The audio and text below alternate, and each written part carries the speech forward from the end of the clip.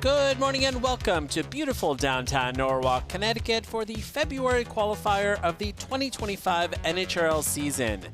This is the start of a very long 7-season arc of qualifiers with everyone trying to get an invitation to the championship. Chris, I will tell you, the energy upstairs in the pits is electric. This is it. This is the kickoff for the 2025 season. We got some new faces, some new bots, and then some bots that are returning that have a huge history and clout underneath them. This is going to be a wild day. I was walking around upstairs in the pits here today, and it was like the most excited science fair I've ever seen. People were so excited about some of these new robots that are coming. I am absolutely convinced that this year we are going to be minting new champions and new icons in the sport. Now, up here you can see there's several hundred builders here upstairs in the pits, and they are working frantically to get into the box for their first qualifying fight of the day. Right now, we are in the open qualifying rounds. Now, you have to win 2 fights to get into the bracket, so you can go 2-0.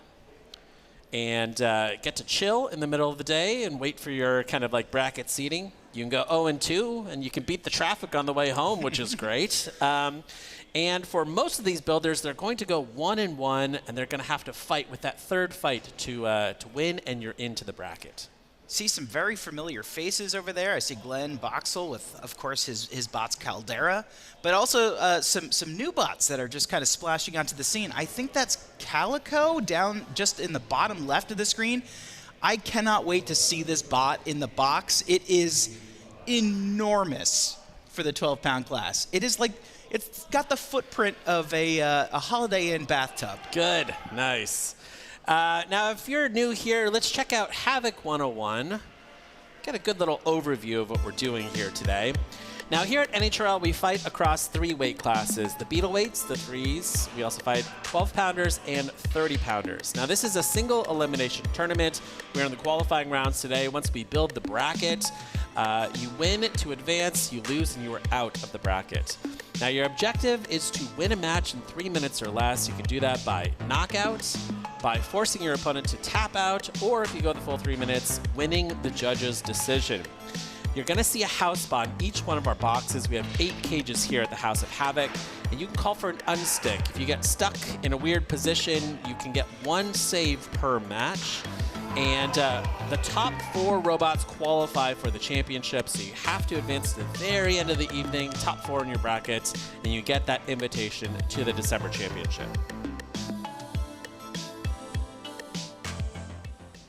And everybody here wants to finish in the top 4.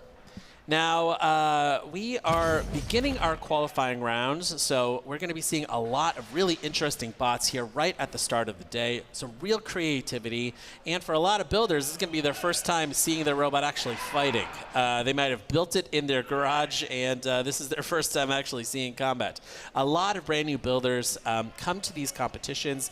Anywhere from 20 to 30% of the builders upstairs, this is their first competition ever, which is so cool. Now, I know that we're loading up a fight here right now. A lot of builders are coming down for this first qualifying fight of the day. I do have to ask, Chris, are there new bots, robots that you haven't seen last year, that you're excited because you saw them upstairs in the pit last night? Yeah, absolutely. So, like I just mentioned, Calico, that all-TPU 12-pounder, but I saw that... Tabby. Tabby. Is it Tabby? Okay. It's a different cat. It's a different kind of cat. Different kind of cat. Listen, I'm going to say Calico is a great name, you know, if you want to change. Keziah Sky has a new bot here, Luke. Now, Yes. Did you get a chance to look at that last night? It is incredible. I will tell you, people are really chatting. There's a lot of chatter about Keziah's new robot. This is a It is a like Steel Mountain-esque, like bristle drive, double disc, horizontal. It is running a weapon motor that typically powers 12-pounders, right. but she's running like a 3-pounder. Yes. And it has breached a cage already in one of 2. its earlier competitions. It breached a cage. It breached, was it the floor last night? Is that right? In testing? No, it was the Lexan wall. Oh, good. Yeah. In testing. Yeah. So it's 2 for 2. Every time it gets into a cage, it seems to break one. So that's going to be really exciting. Now, we're not going to prevent you from the action any further. Let's go to cage 2 right now. We've got a fight that's loading in. Ratfish facing off against Blackbird. Now, Ratfish, you can see here to the right, this is a control robot, and it looks like they have a multi-bot configuration facing off against Blackbird here to the left. Now, Tony D'Ambrosio here is the original builder of Blackbird, and in the 2025 season, he is handing it off to his daughter, Aria.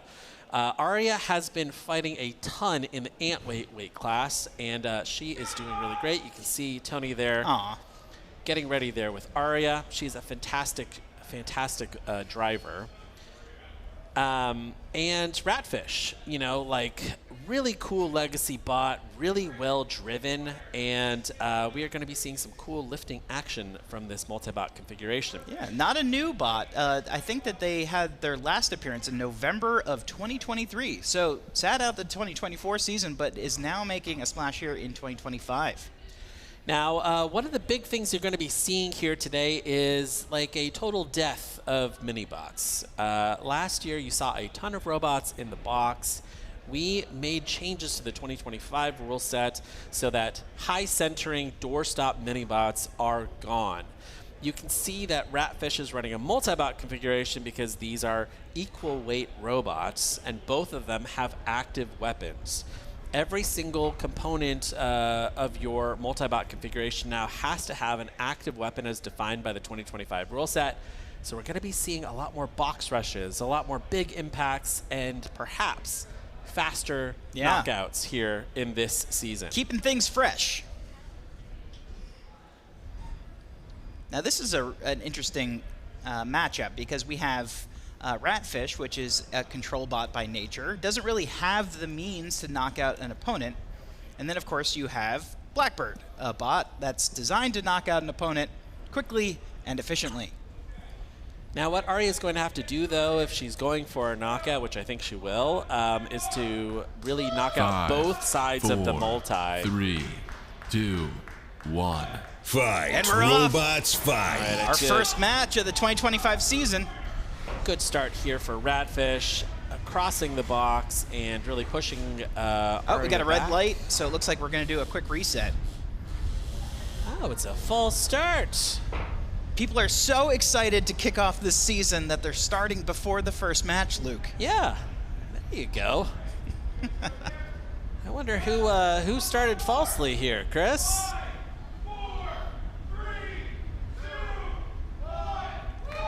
And now we're All off. right, here we go. Aria D'Ambrosio immediately spinning up that weapon. Now, if she's smart, she's going to pick one of these multi-bots and start eating away at those wheels and trying to kill one of them. Oh my God, what happened? Ratfish is already on its side, Chris. Now, Aria's still getting oriented here. Oh, wow. Doing the pirouette. One of the disorienting things about Blackbird is that that weapon spins so fast that there is so much gyro. If you spin it all the way up and you try and turn, you're going to get it onto your side. And what Mark Harrison here with Ratfish really needs to do is try and figure out a way to stop that egg beater. And that is a challenge with half of the bot. Now here comes the unstick. The second half of this multi-bot from Ratfish is now back in this fight, but Mark has burned up his one save. If Aria can get them back into a compromising position, they're going to be stuck doing the thing, Chris. Yeah. Now, Good Aria lift there. D'Ambrosio is one of our youngest drivers here in the competition, but there are a lot of kids up there today. There are a lot of family teams here at NHRL. This is really cool because Aria is just a huge combat robotics super fan, wearing Ratfish as a hat. Fantastic. There you go. A good shove and a lift there from Ratfish. Interestingly, I'm not seeing that much traction in the box from Blackbird. Typically, you see this very, very zippy, grippy drive. I know that Tony had tried cleats in the past. I don't see cleats in this configuration. And you can almost feel like it's vibrating its way across the box. That is a good pin here. Now you can hold a pin for 10 seconds and then you have to release.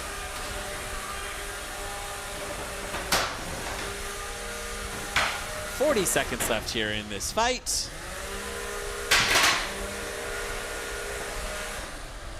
Blackberg is really going to need to take some of that weapon engagement to Ratfish here in the last 20 seconds, because I'm not seeing any visible damage at this point, but Ratfish has displayed some control so far in this match. Yeah, that's another good pin here. Let's see if they can release the pin here as we enter the last 10 seconds of this fight. First fight of the 2025 NHRL season, and it is going to the judges. Right. Great showing from builders on both sides of this box.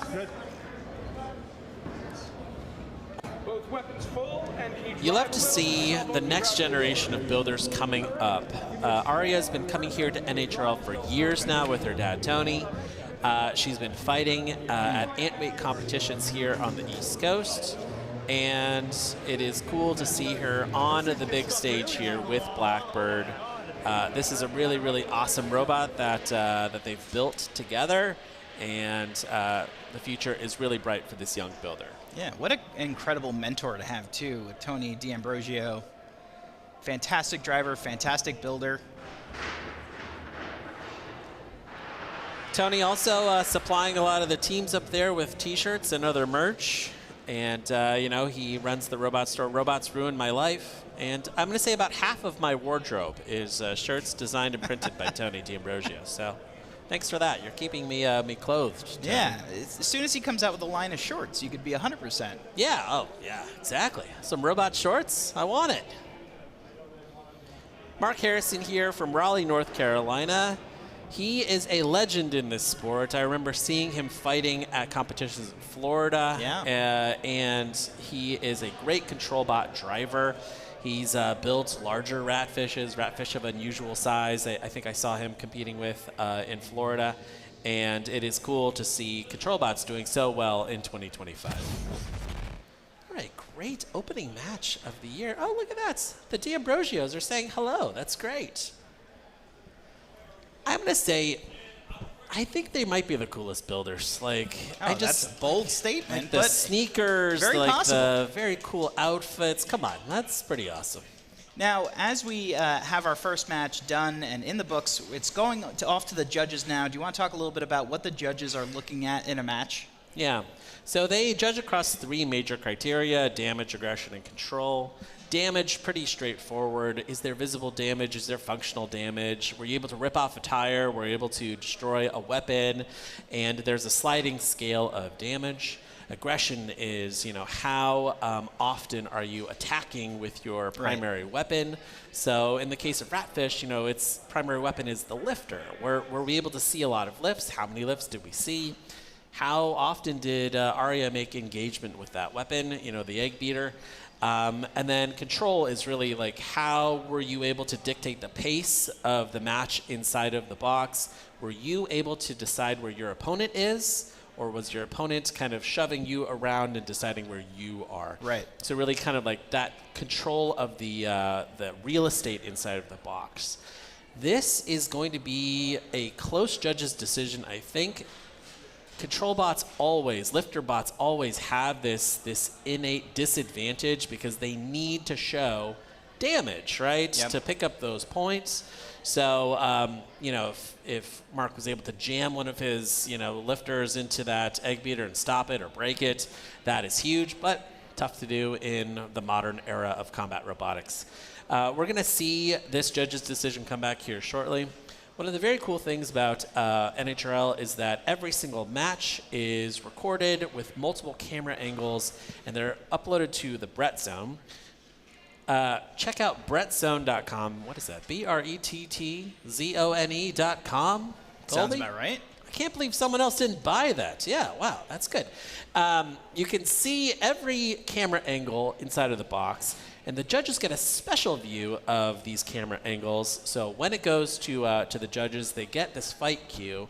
They're able to watch these matches and go back and replay them, score them, all completely digitally. So our judges are out there floating around in the worlds. They're all combat robotics competitors and veterans, and they're going to be judging this first fight of the day. All right, we're going to go to our next fight. And for this, we're going to go to our friends Kyle and Lindsay in the play-by-play booth.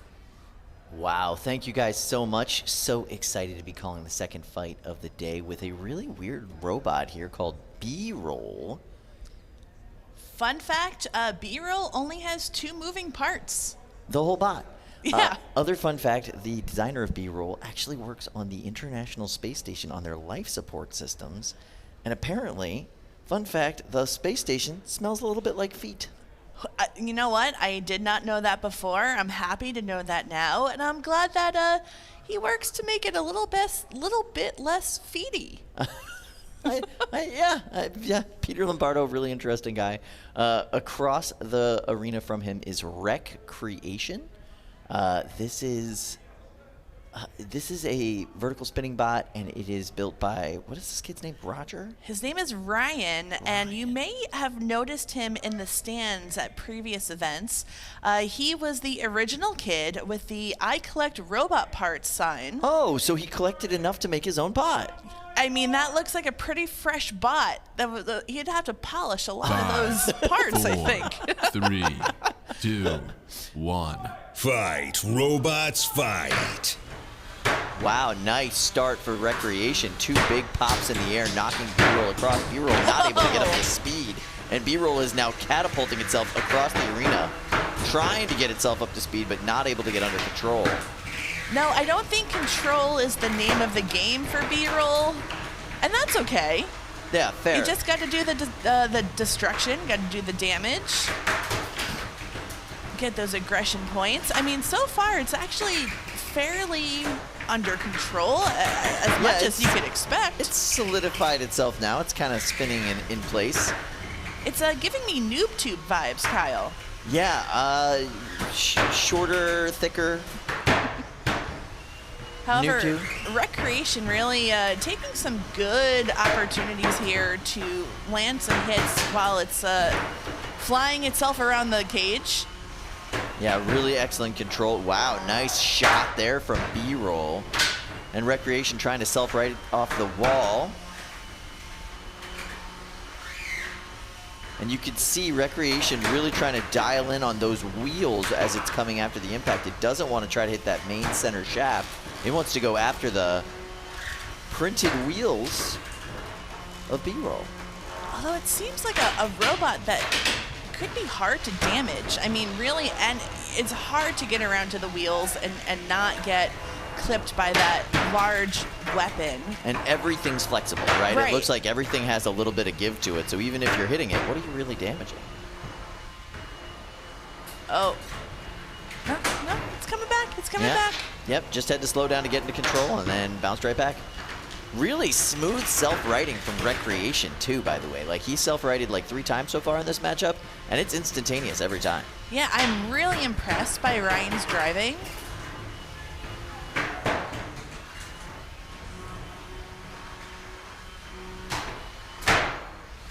Nice pop. Recreation is just slowly picking its shots as it careens around the arena after B-Roll, which is much less in control. Whoa, that was a huge hit from B-Roll. Yeah, when it's these head-to-head impacts, B-Roll seems to be getting the better of most of them. Wow! Nice. That was giant. Nobody even flinched on the other end of that glass. No, the physics at 3 pounds is just so, like, video game glitch. Everything just flies. Sometimes it just disappears off your screen.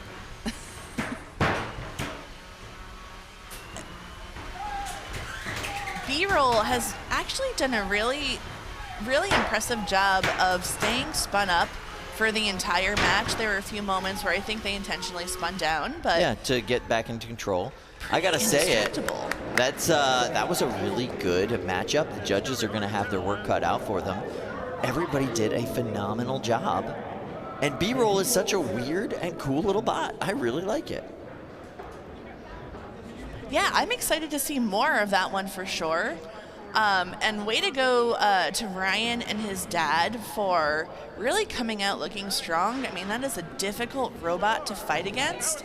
And he really held his own there the entire time, fighting a legend in the sport, by the way. In Peter Lombardo? Yeah. Yeah, absolutely. So, no small feat there.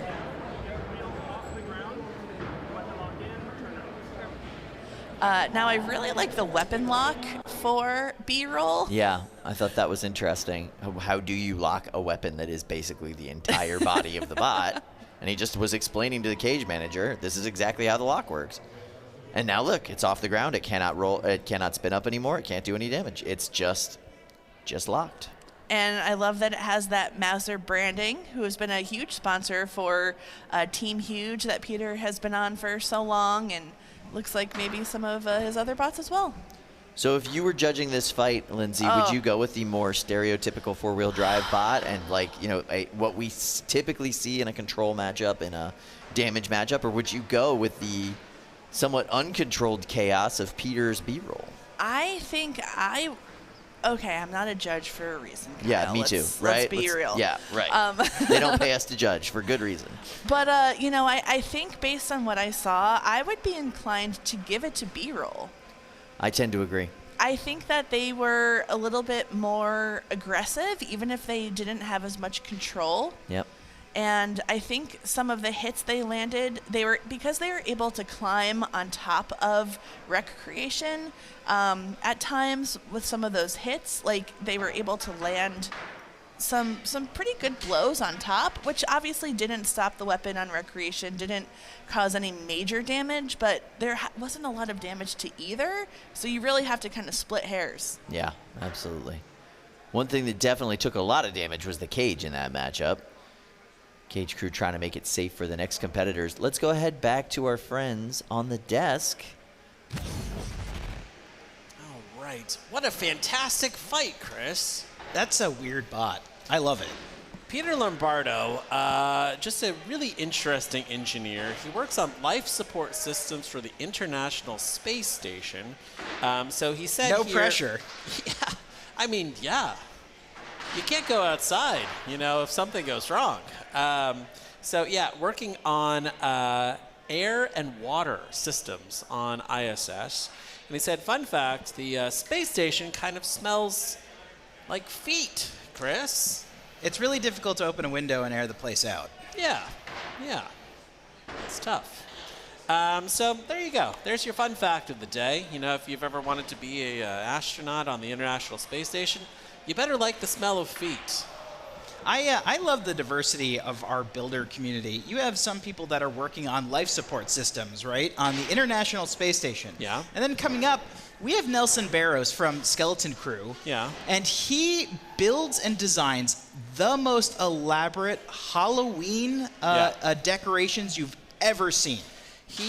His little side hustle is that he helps improve those 12-foot tall skeletons you can get from Home Depot. So, you buy one of these, and you're like, the LEDs, they're too small, right? You know, he can sell you better eyes for these giant skeletons. Yeah, I mean, normally they just kind of pop out and scare you. He can modify it so it chases you down the street all the way home. Yeah, full Terrifying. animatronic, just exoskeleton. Yeah, it's fantastic. So he's going to be loading up here shortly. He's going to be facing off against a brand new Hammerbot here called Usagi. Now, Usagi here is to the right. This is this absolutely gorgeous white and mint and pink robot here. And that hammer saw is so powerful that it was able to puncture the floor in another competition that it ran at earlier. So the builder here has a lot of high hopes for their run here today. This is a brand new robot to watch. I will tell you, I love a pastel robot. I love a teal and pink robot. That color scheme is gorgeous. The robot is gorgeous. I cannot wait to see Usagi's run here today. Grim Ripper is also looking pristine. I got a close look at that bot last night. These are all new hand-routed UHMW armor rails around the side in this kind of circular armor configuration. It's they're pristine. They are surprisingly rigid and hopefully can hold up to some punishment. But in this particular case, it's up against a bot with an articulating overhead saw. So Nelson also made some custom modified UHMW top armor plates as well, because he knew that this was going to be a potential matchup. Now let's see if Usagi can puncture the top plate here, which would be absolutely fantastic. You can see this huge anti-horizontal plow on the front of Usagi. Let's see if it works. 4, 3, 2, 1. Fight, robots, A fight. good start here for Usagi. Grim Ripper immediately meeting that plow. Now what Usagi wants to do is slow down that weapon, push Grim Ripper up against the rail, and attack with this huge hammer saw here on the top. This is a relatively heavy blade for this weight class, and there is a ton of power in this hammer swing. Now this is one of those situations where it's like the new motors and everything that people are using, their spin-up time is so fast that it's going to hold that weapon at 0% right until it locks in that pin and then fires up the weapon. They essentially have that full 10 seconds to figure out the perfect opportunity to deliver the hit. And Nelson is just desperately trying to escape these pins. I'm going to tell you, it's difficult to pin something that's shaped like a circle, Chris. I've seen you pin a couple of donuts, Luke. I will tell you, I mean, I think that what Nelson... Oh, no! Here we go! Oh, no! And somehow he's able to get mobility even while he's on his head. Wow. Grim Ripper does have a pretty substantial top armor package, but I don't think that it has anything in the undercarriage. I am so impressed. Wow, full invertibility on Grim Ripper. But I will tell you, there is a lot of juicy bits that are now exposed. You can see that weapon is not running on Grim Ripper. Did he turn it down? Is he trying to get better mobility without the gyro? And I am waiting. I'm waiting for the hammer. It's spinning up. Oh, the Grim Ripper escapes and reinverts itself back on its feet. Wow. 60 seconds left here in this fight. These builders have to turn on the gas here. Here we go.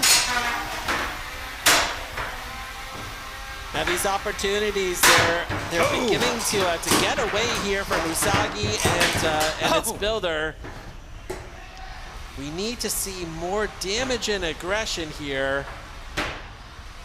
It's not enough to simply win on control.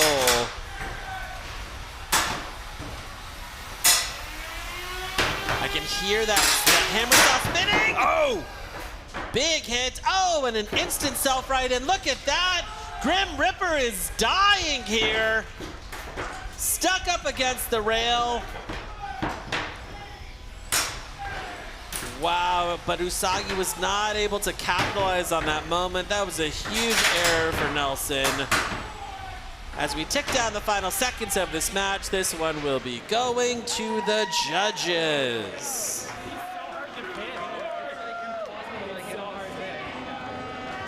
You can hear the builder Mint here saying it was so hard to pin a circular robot, and I can only imagine. Nelson here is going to sweat his way through this judge's decision.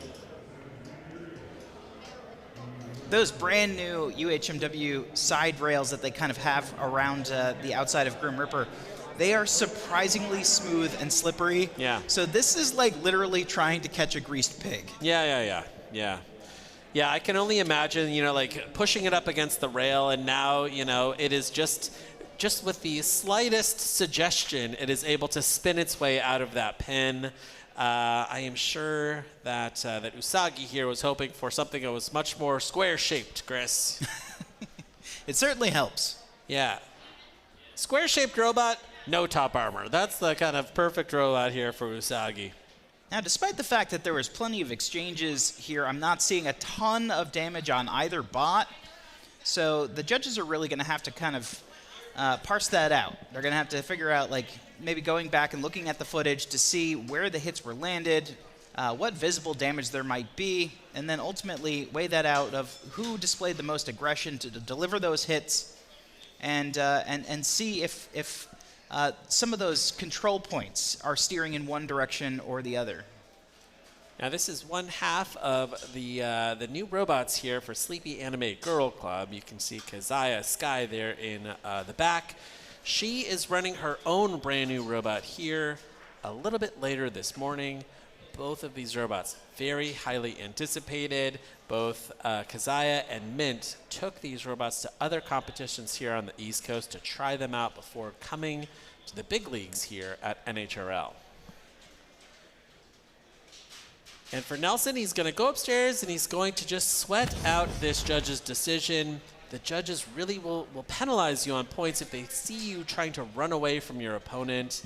But really, you know, for a horizontal spinner, they really have to spin up. They've got to kind of get a little bit of space, spin up, and try and attack.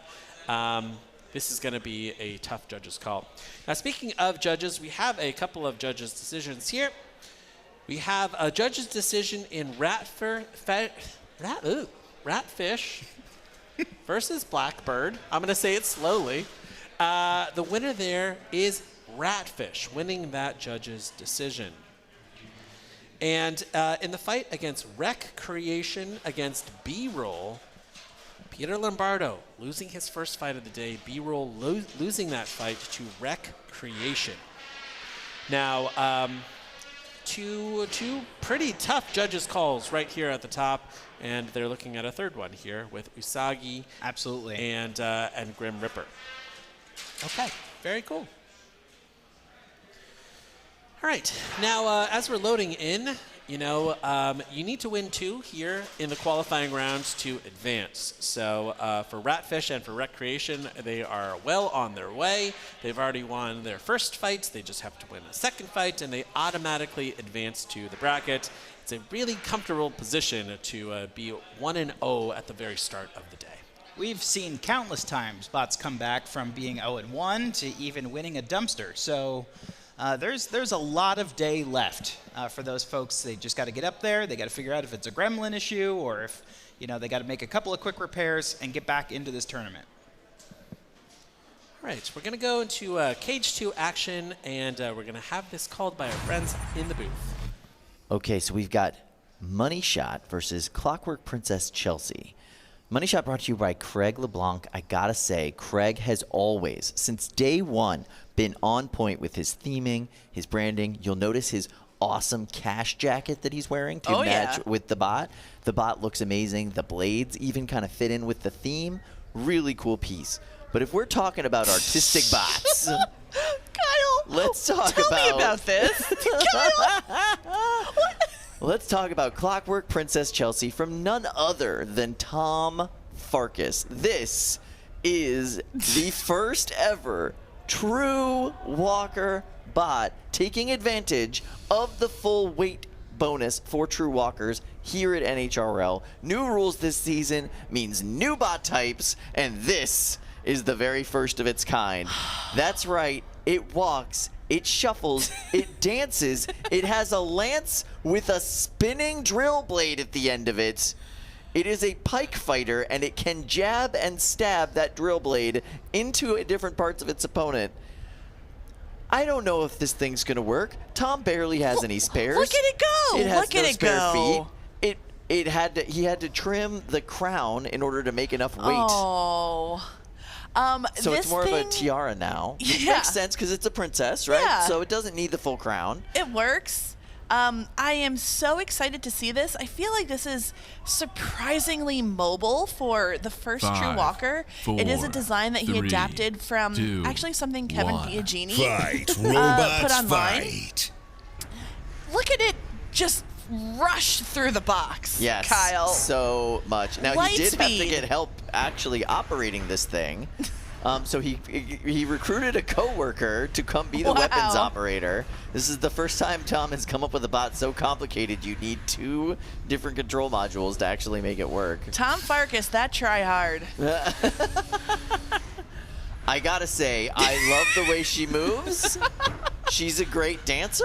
I don't know how good of a fighter she is, but she's a wonderful dancer. Oh, I feel like it's a little weird seeing Money Shot get up under the undercarriage of that robot. That's graphic to me, Kyle. Yeah, I see what you mean. Listen, Money Shot's got to do what it's got to do to win the fight. And there you see head referee Jim trying to discern whether or not this is still movement. Unsure? I feel like Clockwork Princess Chelsea is still making movement across the box in some way. I feel like this counts. Yes, it's absolutely. not ideal. No, when I spoke with Tom last night, he was really worried about this fight because Money Shot is a hard-hitting robot. I told him, Craig's a cool guy. Yeah. Just go talk to him, let him know that you want a fair fight, but could you please not break your robot, and he'll probably be fine with that. And you know what? So far, Craig's just been controlling this fight, not damaging him, but... A minute and a half in, that weapon is finally on Money Shot. I know Craig was most likely giving him a little bit of a leeway. Oh no, the crowd!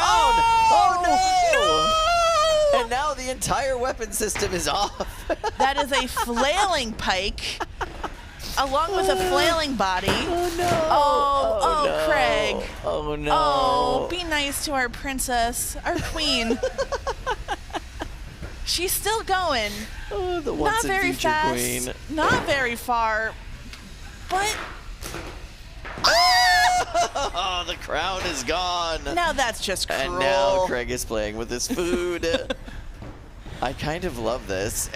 Amazing bot. I love that it exists. Flopping in the corner like a Magikarp. Like. Ooh, I like the reference. Oh, but the feet, they're still going. They're still attached, although with me saying that, I dare not jinx it. And she's self-righted. That was not a self-right. That was a helped right, okay? Okay, we're talking technicalities here. She's moving and she's grooving and she's feeling the beat. Yes, that is all true. She is definitely feeling the beat. Ooh. Oh, that's a bunch of wire in that weapon there. Am I seeing smoke? No. No, I don't think so. Kyle, that was the fight. That was the entire fight. And there you see the real winner, Tom Farkas and Pure Joy. And there you see Craig, Pure Joy. Kyle, I would not want to be a judge for this one. I definitely would not mind being a judge for this one. I'd already be done. All my stuff would be entered, and I'd be giggling But you're going to be breaking the hearts of so many. Going to get a snack, you know?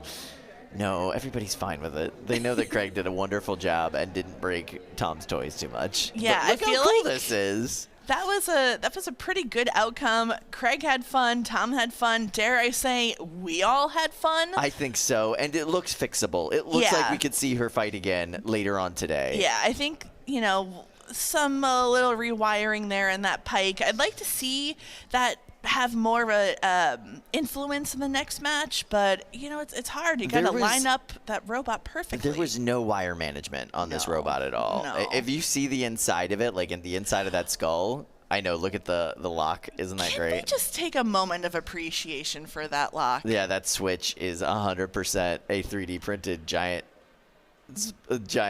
turnkey, and I love it. It's so cute. Nobody builds robots like Tom Farkas. I don't positively hysterical. Frank in the past, he's an icon, he's a legend, and he has put forward a new princess. I love it. All right, let's throw to our friends at the desk. Luke, Chris, what did you think about that delightful combat competition? It's the best robot I've ever seen. That is gorgeous. It is absolutely gorgeous. It's amazing that in 2025 we see a true walker, Chris. I mean, it has everything. It walks. It probably talks. It's got a lance. What else do you need? Now, Chris, maybe you can define what is a true walker. How is that different than a shuffler? Ah. I feel like the true walker has been like promised for combat robotics fans for a very long time.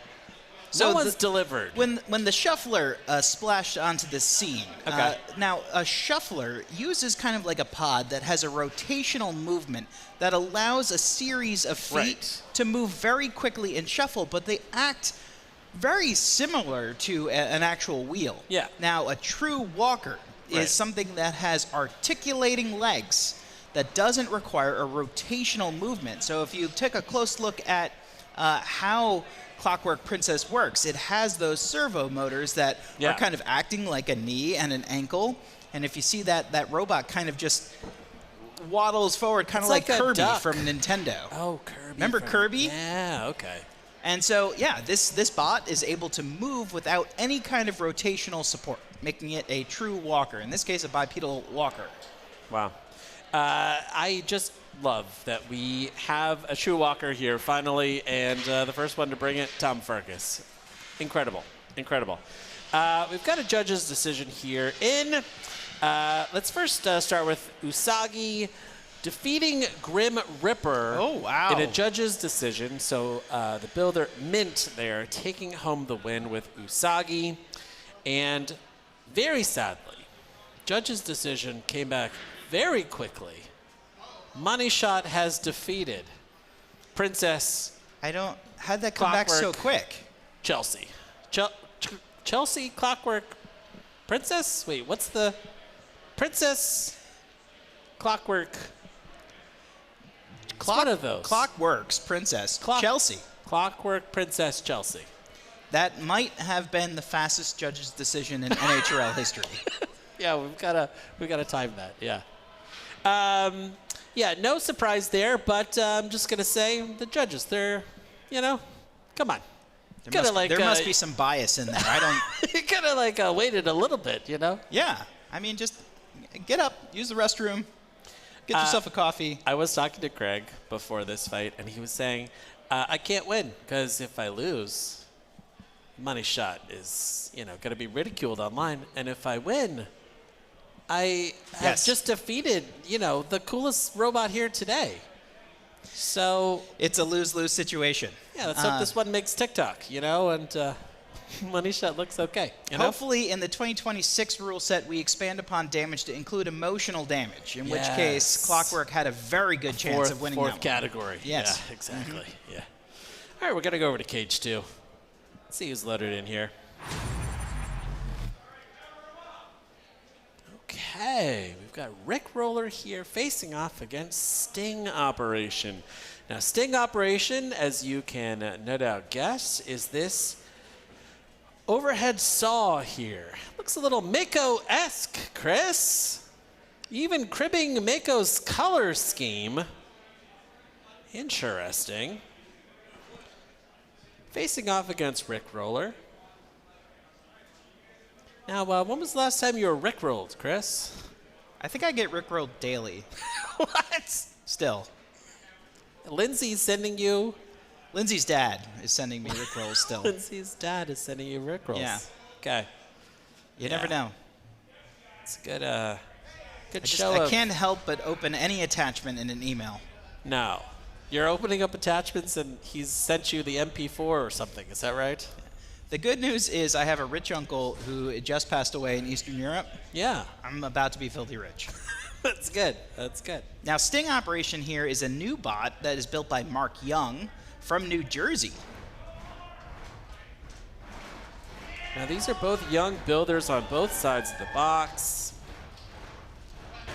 In Rick Roller's intake form, this is truly delightful, and it's going to make us feel very old. The builder Jonah said, kids think that Rickrolling is funny at school, and I think it's ironically come back around. It was like an Internet 1.0 meme when they were legitimately toddlers, and now that they're school-aged, they keeping the flame alive. Could be pre-toddler. Yeah. Could be pre-birth. 5, 4, 3, 2, 1. Fight, robots, fight. Now, this is the exact type of matchup why these bots like Sting Operation were built. Those long forks are designed to get under another opponent that might have a vertical or horizontal on the front. Go! And then perfectly sets you up to deliver those big... Whoa! Wow! Oh, man!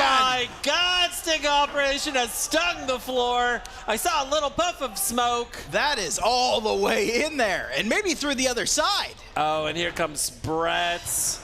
Don't Wow. damage that arm, Bretts. Wow. Did that motor explode? That's the question. Sting Operation back on its feet, popping off one of But those, lost a those wheel. wheels. Wow. Rick Roller losing one of those wheels, losing its mobility, in theory. But these ground-shaving long forks are getting stuck on that seam in the floor. That'll happen. That's the risk of running forks. Wow, Sting Operation successfully landing a 10-second pin here.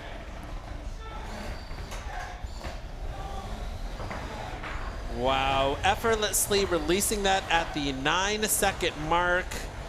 If you hold a pin for more than 10 seconds, you lose the points there for control. They don't count toward you. A minute and a half here left in this fight. And that weapon on the hammer is not coming back. I think he may have burned out the motor here in that big impact with the floor. These some of these weapons are designed to spin up very quickly, not necessarily designed to stop in an instant through 3/4 of an inch of cabinet-grade plywood. Yeah, Sting Operation here way ahead on the points. 60 seconds left here in this fight. And it looks like Rick Roller is dying on the rail. Never gonna let you up, never gonna let you down. That's not how it What are the lyrics? Never gonna give you up. Yeah. Never gonna let you down. Never going to, they know the, thank you, Knockout. Colby. Colby's coming in clutch with the lyrics. They know the rules, and so do I. That is the perfect combat robotics song. That's perfect. One of the rules is don't lose your wheel, Chris. That's a big, probably rule number 1. I've got to download the lyrics before the next time Rick Roller's in the box. This is great. I'm going to say if this counts, you know, if you're watching on the YouTube live stream right now, we've all been Rickrolled, all right? I'm no Rick Astley, but I will start singing if I have to, all right? You'd look good in a trench coat. Yeah. All right, that was a good match. Yeah, so, I mean, we opened up the match with one huge hit delivered by Sting, and I'm curious to see how that translates. Obviously, going down a wheel, you know, the judges are kind of breaking down all of these different elements. But, you know, for the second half of this match, with that weapon out, I'm curious to see, you know, how this play. Oh, that was a knockout. Yeah. So, I saw it went down to like 3 seconds, though. Yeah, right in the last few seconds of that match, winning the knockout. Although I think it was a foregone conclusion. I think that would have been another fast judge's decision. Yeah. A lot of damage on the part of Sting Operation. Fantastic. All right, we are just flying through these early matches. Ooh, so our next match that's coming up is going to be our first fire match of the day. Oh, and it's titanium white. Yes. Titanium white. Yeah, now, wait. Now, you're a big Bob Ross fan, right? Oh, yeah. Huge Bob Ross. Uh-huh. Do you still fall asleep to Bob Ross? I know that was a thing. Yeah, it's generally, Bob Ross is now the buffer to sleep. Right. And then it's like either space. The second he starts like or doing waves. that little, you know, he's Yeah. mixing the colors, you're just Oh, that drifting. little pitter patter. Happy little trees. Oh, my you know? goodness. Oh, yeah. Titanium white is a Bob Ross reference because he's always talking about, oh, we got to just mix in some titanium white, right? A lot of yellow ochres in there, too. Now, if you zoom in on this robot, the side of the robot, there's a Bob Ross 3D printed head. You got to see it. Really? Colby, if we can get the side shot, all right? A happy little head. So do you see the back tires? There's 2 Bob Ross's faces on the side rails here. And you've got a couple of happy little trees. Yeah, okay. Do you see? There's Bob Ross's face. Do you see it, Chris? Oh, my goodness. There you go. It's hard to see because it's titanium white on titanium white. Now, titanium white is a flamethrower, Chris. Yes, it is. Now, the builder here, Brian Mancino, was telling me that he was able to find this fire starter torch on Amazon, and it fit directly into his robot. Isn't that perfect? It was almost like a perfect little cutout for this thing. He originally wasn't going to build a flamethrower at all. It was going to be a vert or horizontal or something like that. But there you go. Look at that. Look at the happy little trees. Oh, my goodness. What? Happy little armor. Yes! Now, standing in the way of titanium white right now is Michael Cross from Team Pandemonium and Stag Beetlebot. This is a builder and a bot that has been on the scene now for about 2 years, and he is one of those builders that just always hustles, is always grinding, always improving, and he also happens to be on my fantasy league roster. So I might be a little biased here, but I hope that Michael's able to pull off some great hits in this match. This fight's going to be hot, hot, hot, and called by our friends in the play-by-play booth. All right, I am so excited for this matchup. Michael Cross, I would call him one of the most improved builders over his time here. Oh, yeah. Started with a modified D2 kit. Now he is out there building custom things, working with Team Pandemonium, making amazing bots, and doing it really thriftily, really smartly. I think he's just a really cool guy. But he's going up against probably the coolest new bot we've seen yet today. Yeah. Bob Ross inspired flamethrower. 5, 4, 3, Wow, look at that. 2, 1. Fight, You know what robots, makes fight. trees happy? Setting them on fire. That was a great box rush from Titanium White. This would be a good opportunity to set out some flames. Let's see if we can do it. I see the blue. I don't know if it's like a big flame or if it's just a very concentrated Little blue. flame. Yeah. Yeah, it does look like a little like cigar torch type Wow. flame. See, like a highly concentrated, small hot flame. Now we do see Stag Beetlebot has that fire tape on it to try and protect as best it can. It buys you a little time. Yeah. Nice. Just the slowest pin and grind in the world. I think I would be physically incapable of attacking Titanium White because I could not hurt that sweet face of Bob Ross. Oh man, I want to rip it off. My God, Kyle. I want to see what happens when I grind it into a spinner. Make Bob Ross Parmesan cheese. That's a great pin right there to the backside of Stag.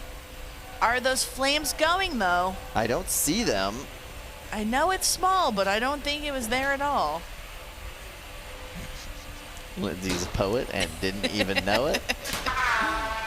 I got rhymes. Yeah, I could hear it. I could hear the bars. These robots are like very perfectly sized to just kind of fit in each other. Give little robot hugs. Yeah. Yeah, But I see not what you really do a lot else to each other. Right.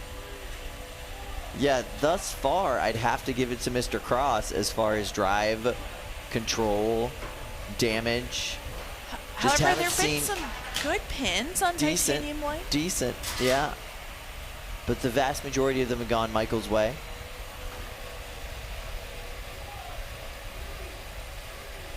Titanium White is got a nice little pin going on here.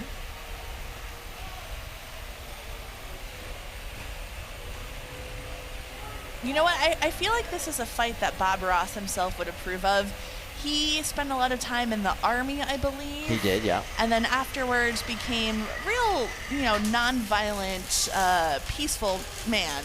And I feel like this has been a pretty peaceful match. I disagree. Even pacifists like fire. True. Everybody likes fire. And we're just missing a little bit of the fire. But in this case, the fire, that'll have to be our little secret. Just be right there behind those happy little trees, and no one has to know about it except us. Perfect. Perfect. And that is the fight, Kyle. Okay. Very typical Michael Cross fight, right? Good control, good driving. No giant hits, like grinding hits where he's just ripping material off of the opponent, scoring those points, racking them up. Yeah, very reliable. He has iterated on his robot for years and years at this point and has improved, like you said, so much. And yeah, he was spinning 100% the whole time. Drive was looking really good the entire time. Really nothing discernible in terms of damage on him. No. I think that, especially with presumably the weapon going down on Titanium White, that's going to look good in his favor, although it's always a little tricky with flamethrowers because I don't believe running out of gas counts as points for your opponent. No, it does not. Yeah. So I don't know if they are able to check, was it a gas issue or, a fuel issue? There's always reliability issues we find with these kind of off-the-shelf flamethrower modules. It's really difficult to make that work in a negative pressure environment where there's a spinning weapon flying at it. You really have to kind of master that mix yourself and figure that out in order to get a reliable flamethrower. All of the best flamethrowers we see are custom built, right? It just is how it is. All right, so back to our friends at the desk. All right, Stag Beetlebot bringing the odorless paint thinner to Titanium White. Now, what Brian was telling me was that he needs to get a servo to pull the trigger on this conventional flame starter, and it seemed like the servo maybe got knocked out of alignment. He was saying before that fight this morning that he was worried that server might do that. He was saying, if you see me violently backing up into the rail, I'm trying to push that servo back into place. It is like a creme brulee torch. So when we do see it working, hopefully later today, it is going to be a really concentrated blue flame that's coming out. It's not a giant billowing flame like Clyde or Kazaa Light. But yeah, really cool. Love the theming. You gotta love a Bob Ross themed robot.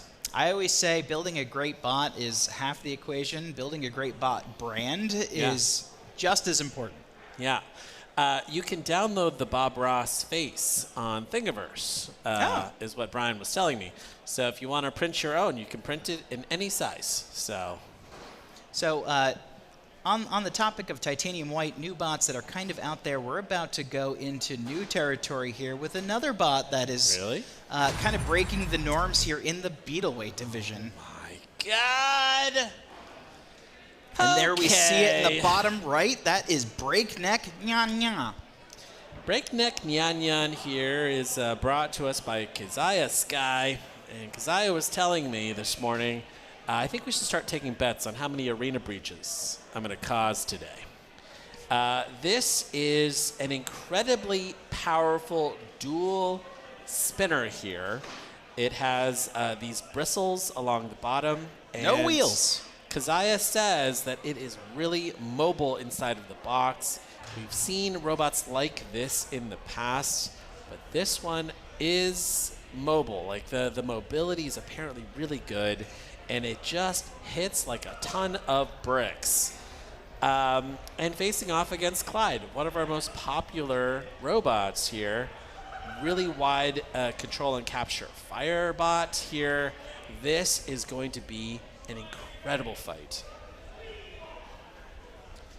And interestingly, Keziah is starting doing the thing. You've got to wonder why. I'm going to guess that she's going to just spin this thing up, Yeah. and it's going to go immediately crashing down upon her opponent. I am so stoked for this fight. Kazaya is inviting Clyde to come in for the initial attack and then hopefully dropping on top of it like an axe. 5, 4, Wow, look at 3, this. 2, 1. Fight, robots, fight. Oh, wow. Oh my goodness! Look at this. She's got to cut her way outside of the box, Chris. Wow! So That much is so power here crazy. from Breakneck Nyan Nyan. Oh no! Oh And no! Clyde. Tap Whoa! Oh wow! Oh, and there's our thermal cam already seeing all of the Wow. area around Breakneck was scorching hot. Now, Kazaya had told us up in the pits last night that there's only about 2 chassis kind of on standby for this bot, and of course being paired against a flamethrower in your first match is not ideally suited for a titanium armor configuration, or a TPU armor configuration, which Yeah. can get very melty very quick. Yeah, she told me this morning, I'm going to tap within the first 10 seconds. Either I achieve a knockout immediately or I'm going to tap because I need to win the next 2 fights. This was not a great matchup for her. She didn't want to melt that body because she just doesn't have a lot of spares up there. And Clyde, one of the most feared flamethrowers here in the competition. It eats 3D printed robots for breakfast. Now look at Clyde. It does look like one of those forks had really sustained quite a bit of damage. I'm curious, did they make contact with the weapon? I think it's possible. I think that Clyde pretty wisely tried to stay away, but yeah, that fork is askew, Chris.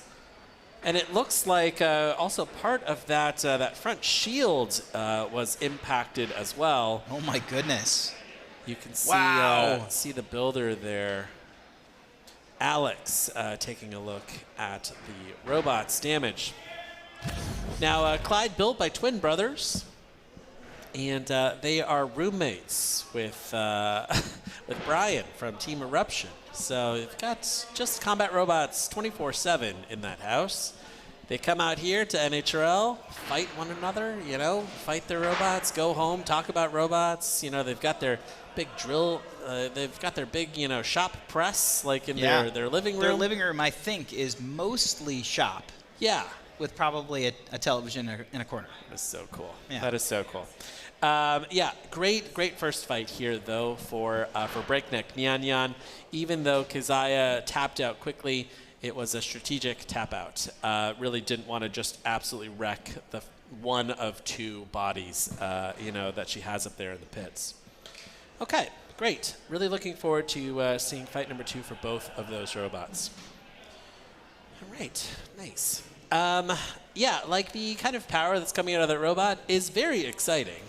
I didn't see it breach the test box last night. I heard about it, though. Yeah. It's funny, like, when you get here and you walk up in the pits, you can hear that there is, like, chatter. And people will say, like, oh, did you hear about Kazaya's new robot? And then I'll walk around and someone else will be like, oh, did you hear about Kazaya's new robot?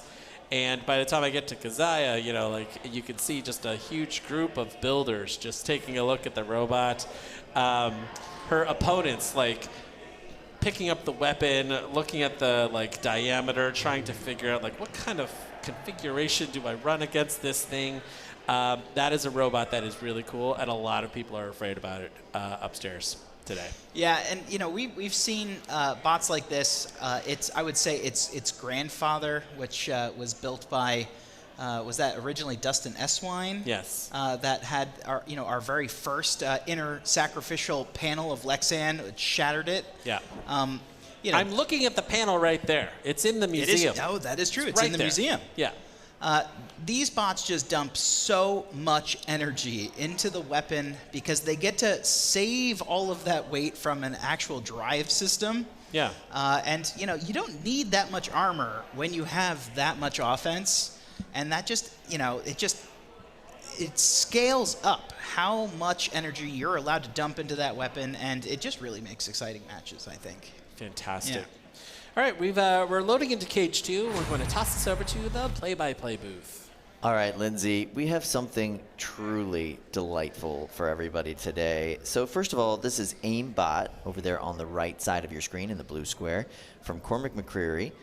It's just, it's a nice little two-wheel drive vertical lifter. It's going to be fun. It's going to be a nice spot. With eyes, yeah. Looks like they're going to have a good time. But over on the other side of the box is two of the best friends you will ever see in your entire life. That is Kokoto Mane and Brian Boxall. And this is the power of friendship. New and improved, actually competitive, and meant to actually do damage. Unlike the last versions of Power of Friendship, which were like, let's have some fun. Yeah. This is a serious take on the Power of Friendship because Brian and Kokoto have moved up in their relationship and they're taking their friendship more seriously. This robot is actually ranked 41 in this event, which, not 1 or 2, but 41 for a robot that is drill-based? Yes. Unheard of. That is a huge accomplishment. For context, drill bots were considered the funniest joke, right? Like, literally last year, people would be like, I'm going to put a drill on it, right? Because there's no way to successfully deliver the drill to do damage to the opponent. Or so we thought. Then Kokoto actually punctured a battery last year, setting another bot on fire with this bot, and everybody was like, "Oh, that's pretty legit. That's kind of a good idea." And now Kokoto has improved on that design, improved on that technique. And once again recruited one of his best friends and one of the best drivers here, Brian Boxall, to drive the other half of the bot for him. So let's get it going. A lot of surface area for Power of Friendship to take advantage of. Now, what I love about these bots is they really do have these beautiful forks. They can get under the opponent and kind of hold them in place. And when you get both of those, one of the forks is stuck under the side rail. Yeah, a little liability there. It has been freed, I think, by its opponent, but yes. Now immediately went to go say hello to Brett. Aimbot doing a great job kind of staying away and getting some space. Now, you'll notice in this competition today, whoa! Oh, no, Aimbot! Double poke! We got to come up with a good name for that. Oh, right in the eyeball. That is gnarly. Yeah, really taking advantage of all of that nice, sweet, supple surface area. It's just a clear polycarbonate top on top of Aimbot. They obviously are not taking these weapons very seriously. And that may be their demise. You could see the drill bit going kind of in between the wedge and the bot body there. So yeah, there you go. Trying to go in from behind, not able to get a good pin. See, that clear top armor lets them know exactly where the battery is. It's like, here, you want to go for it? You can see right where it is. Yeah, interesting strategy from Aimbot. Just not taking this opponent seriously to their own detriment, in my opinion. I mean, it's clear that the control points at this point are kind of going the way of the friendship. Yeah, and when you're fighting another control bot, like as an aimbot, that is really kind of their bread and butter. So if they're losing on the control, it's not looking good for them. All right, so it looks like Peck is stuck and Poke is going to try to get them off of the wall. They have still not used a self-right. And you'll notice, you haven't seen a lot of, or any mini-bots in the competition today, but you can still have multi-bots when they are of equal weight. And that is what the Power of Friendship is taking advantage of right here. It is an incredibly effective strategy, having a multi-bot configuration of 2 equal weight robots. Something that also was considered a bit of a joke in the sport, but we've now found many strategies that work well for it here at NHRL, including the Power of Friendship. As someone who has a fear of needles, this is a little triggering. If you had a fear of birds and needles, this would be like the worst fight to watch ever. I think we need a trigger warning before these matches. Peck is really struggling over there in the corner, but Poke is still trying to do damage while being pinned. And leaving that fight on some aggressive tapping from Aimbot is about the best they could have hoped that could end. But I think that was a strong showing for the power of friendship. That was a very strong showing for the power of friendship. Perhaps the true friends were the pokes and pecks we made along the way. I like that wig. That's a wig? Yeah. You didn't know? I thought maybe that's just his, personal fashion. Daily fashion. That would be a bold move. Kokoto has come so far in this sport. You've seen him before with Serial Killer, with a number of other robots that have kind of been here, for fun. Kill It With Fire. Kill It With Fire, Love of course. Kill It With Fire.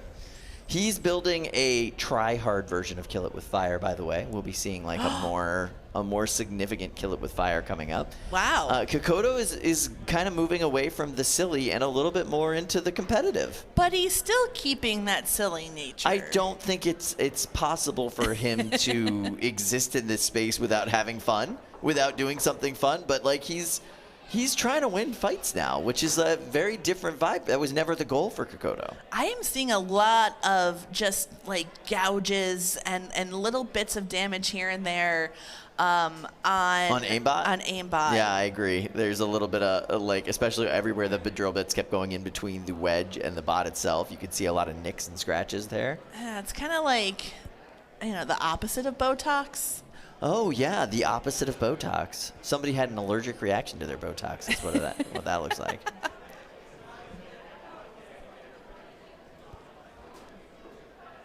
I just love the power of friendship. I love aimbot. This was a great fight. Speaking of friendship, let's toss it back to our friends. Aw. They're at the desk.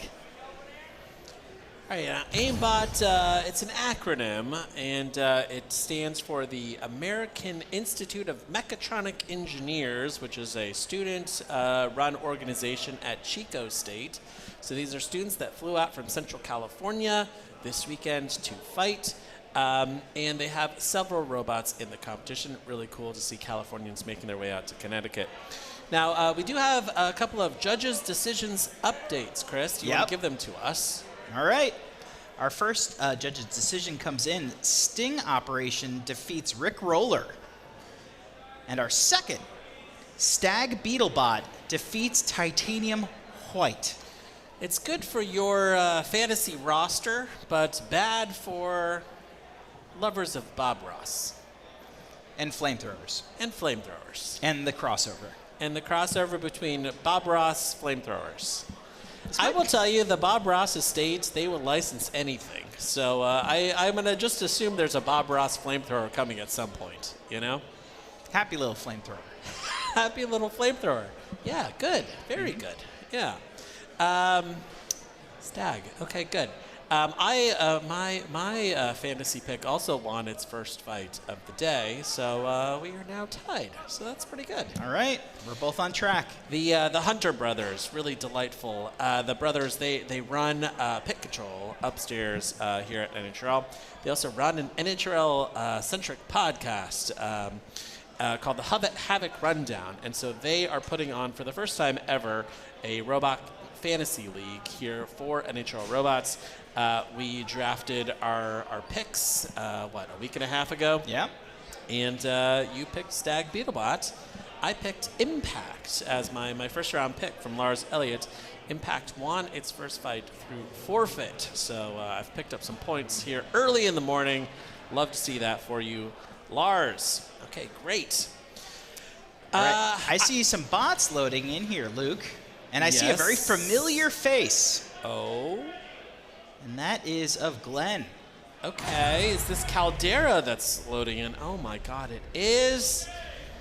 Now watch this red robot because this is something I've never seen before. This is a Drisk, but the blades are at an angle, Chris. I have never seen a Drisk with blades at the angle, and it is roofing Caldera Sir Slicey. My goodness. Came out of that corner to start the match with some fury. Incredible. Now these are just huge concussive hits, able to get under the blade on Caldera. Oh, Sir boy. Slicey, brand new robot here to NHRL, stuck up underneath the rail. Glenn's got to take advantage of this to get caught up. Now what Glenn likes to do is eat a wheel here if he can. Sir Slicey able to get out of that in the last second before disaster. 2 minutes and 15 left here in this fight. Now, if we could see a close-up here of this blade, it's really interesting. These Drisks are at probably a 45 degree angle, so the part of the time they're popping you really wide, and the other part of the time they're popping you really, really close. And this geometry was great early in this match. Oh my God! There losing goes a one of wheel. those wheels. Yeah, Glenn Sir is Slicey, I'm such- seeing a twitch in the weapon. I'm sure that there's an issue in there after one of those initial Tap out. huge exchanges.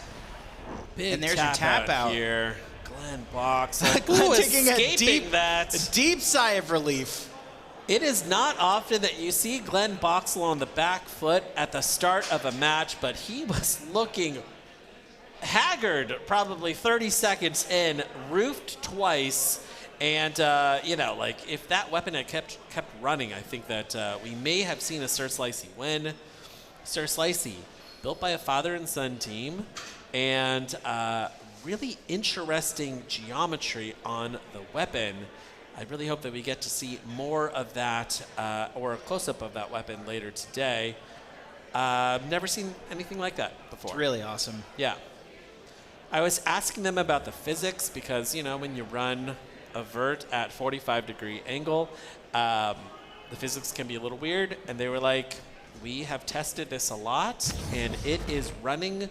It has the weight advantage of a Drisk, but it has the capabilities of a full drum because you're able to pop your opponent in this really wide position, like here, and then it's coming right back around and then hitting the opponent with really precise strike in a different spot on the robot when it comes back. It's a really smart design, and it's really cool to see it working well. So Sir Slicey, great first fight of 2025.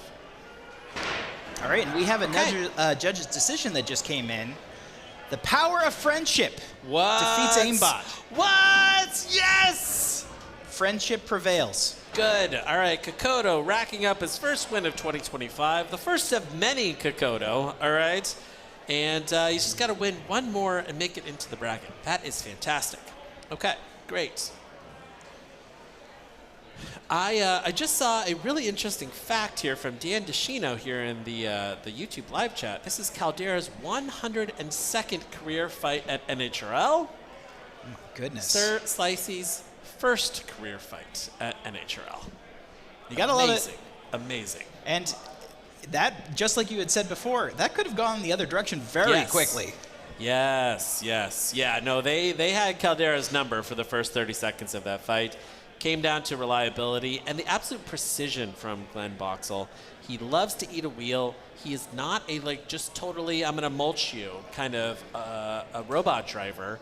He doesn't like leaving his opponents as a big smoldering wreck.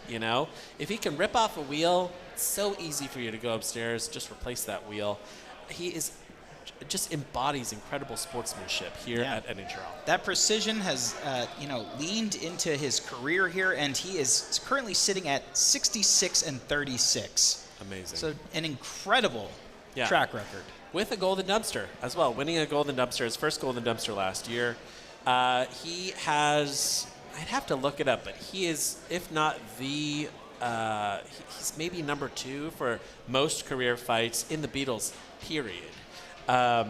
So yeah, very long-running competitor, has been competing here a ton, an amazing member of the sport. Now, speaking of golden dumpsters, we have perhaps one of the most winningest golden dumpster winners ever loading into Cage 2. Here we see Silent Spring. Yes. In the bottom left, now making his way over to the pink corner, versus Bean Supreme, refried.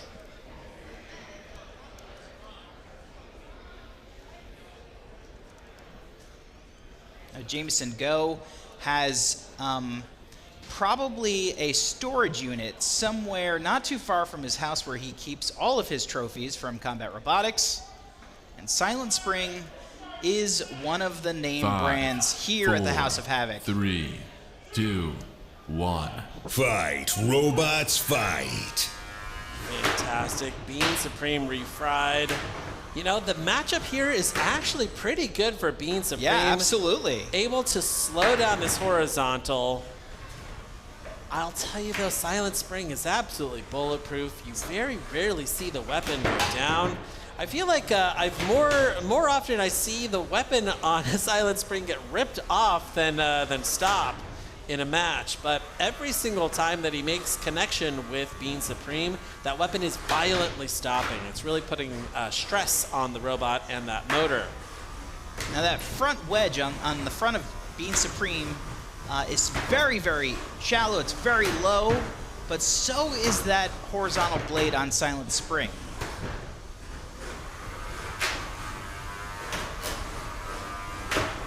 Bean Supreme here run by Razzie Strano from Southbury, Connecticut. Razzie is 10. And, you know, getting started in the sport around the same time, same age that Jameson was when he started in the sport. More than a decade ago, down in Florida.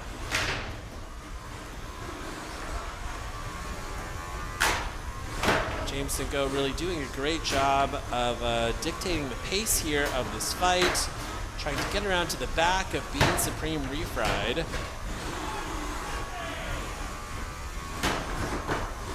Love the custom design here on Bean Supreme. Really starting to see the slices and dices on that TPU body on refried here. It's death by 1,000 cuts, Luke. Yeah, but with protected wheels, I mean, the best chance that he's got, you know, for Jameson here to score a knockout is to eat away one of these wheels on the back of the robot. But I'll tell you, Razzie's doing pretty good here. 55 seconds left in this fight, continuing to run. They've got full mobility. Yeah, I mean, making it 3 minutes against Silent Spring is it's a feather in your cap for sure. Silent Spring is a shuffler, and so it is able to weigh 4.5 pounds here because it gets the shuffle bonus. Oh, wow! Oh my God! Bean Supreme's done it! Silent Spring up against the rail, able to get itself off the rail. Fantastic work there, boy. Jameson. Like the flip of a light switch, Silent Spring's back on its feet. 15 seconds left here in this fight. This one will go to the judges. The judges are going to be deciding this fight. I think that Jameson has picked up enough points here for his first win of the day with Silent Spring.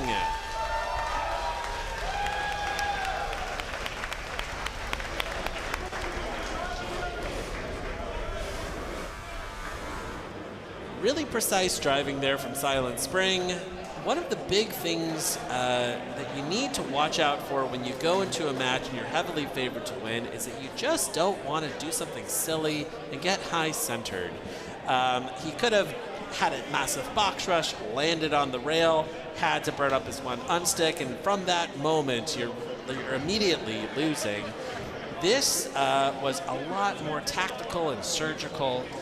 Jameson knows when he really needs to turn it on and when he can instead drive more tactically. See Razzie there with Bean Supreme refried. Love a bean-themed robots. I want to see more beans on the robot itself, though, don't you think? No. I want to see like some 3D printed beans, Chris. Or just real beans. Yeah. Maybe like, I don't know, like shouldn't it be more kind of can-shaped, or maybe there's flames coming out of the back or something, Chris? Come on. Now we actually have some Cage 1 action coming up. Our first big matches of 2025. Hey. Wow. Look at that pristine floor. Look at this bot that is eerily similar to one that we saw fight earlier today, however, in the Beetleweight division. This is a scaled up Grim Ripper. a.k.a. Grim Ripper 12. Yes, this is a 12-pound fight. Facing off against Gamma Ray, which is in bright green over there. And looks like they've got kind of the radioactive theme here, which is pretty cool. Gamma Ray is an all-new bot here at NHRL. Made by Charlie Mignon from Mount Kisco, New York.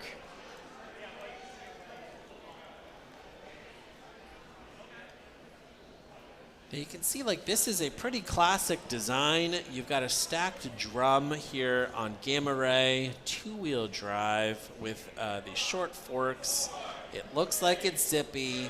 Let's see how it does in its first fight here at NHRL.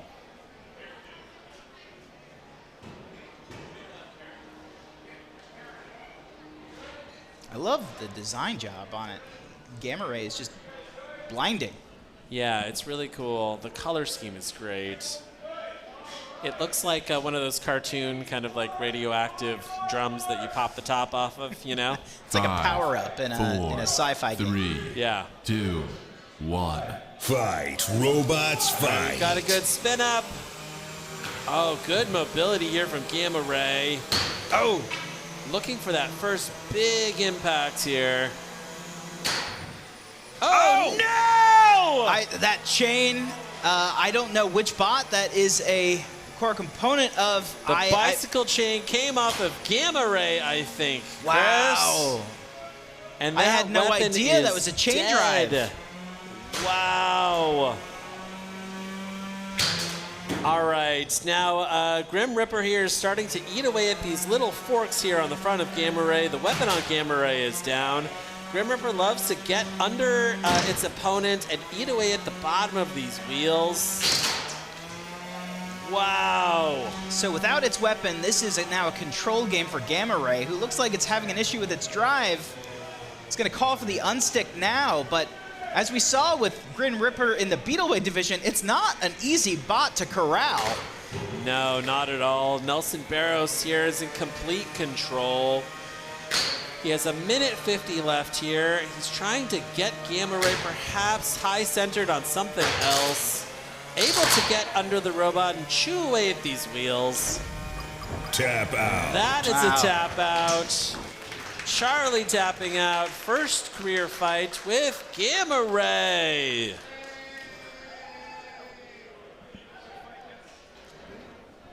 That is so cool. I love to see young builders and young drivers in the box, and especially tackling a design challenge like a 12-pounder. That is a really, really big deal.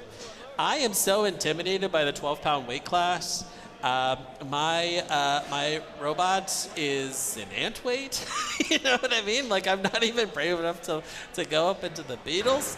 And to tackle a 12-pounder is a really big deal. And it's just awesome to see. I love this conversation about what might be the best weight class to enter with, and I guess it really depends on like your skill set and how comfortable you are with different things. Like Also your style. Yeah, your style. Yeah. Now I started in the 30-pound division and have exclusively remained in that division because like I'm not good with the gram by gram You have large like breakdown. hands. Yeah, I got these big banana hands, and like I like to just take a component and be like, yeah, that'll fit. Right. But right. when it comes to the beetle weights and even more, more so in that 12 weight division where weighing things by grams. you're getting down to the Yeah. nitty gritty. Yeah, and yeah, I just like to sometimes gorilla tape something onto my bot. No, I know. Yeah. Yeah. Chris, you are bringing a monstrosity, a 30-pound monstrosity to the 2025 Combat Robotics season. Huge wheels, the biggest wheels I've ever seen in my entire life. Takes you, 5 days to 3D print one of those wheels? Is that right? I got it down to just over 3. 3? Yeah. My God. Somebody will start cranking out spares. 3 days, Chris. Yeah, that's not a lot of time left to Your print. electrical bill must be through the roof. Is it running 24 hours a day? Oh, yeah. Yeah, it keeps the basement warm. So it's like 70 hours on the print or something like that? Like, what is it? Yeah, I think like something around 74, 75 hours. Yeah.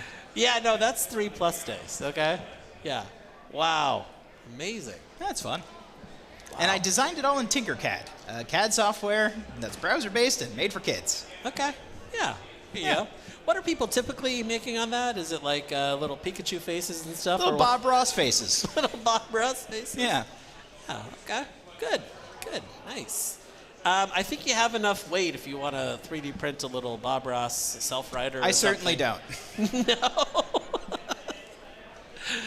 Yeah, no. I'll tell you the thing I really love about your design ethos is that you are always swinging for the fences. You are going to go 7-0 or you're going to go 0-2. There is no middle ground at all.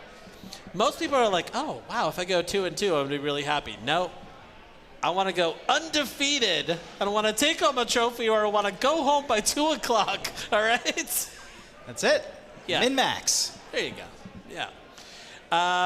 Yeah, I saw a photo of the big robot. What's it being? What's it called, Chris? Wayside. Wayside. Part of the side family. Wayside. Good. Nice. Okay. Yeah. So watch for Wayside later this year.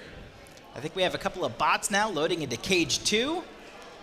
Wait, I heard we're gonna go to Cage 4. Oh, we're going to Cage 4. We've got another big box fight here. Oh my God. Okay. We've got Liam King and Buzzkill loading in here in red. Oh, they're both red. Well, that's terrible. Facing off against Threat Level Midnight. Threat Level Midnight, great reference to The Office, Chris. That is the name This is of Michael Scott's movie. feature film. film. Yeah.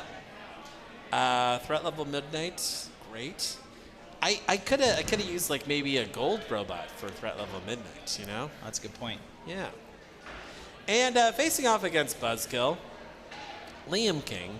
Now, Liam is in a race with Jake Hoffman from Maximizer today because they are both tied for the record of the most wins in the 12-pound horizontal class. That is a record that is currently held by Lucy D and Hot Leaf Juice, but they will both surpass that record here today. Fight, robots, fight. Liam King successfully exiting the pink square and waiting for Threat Level Midnight.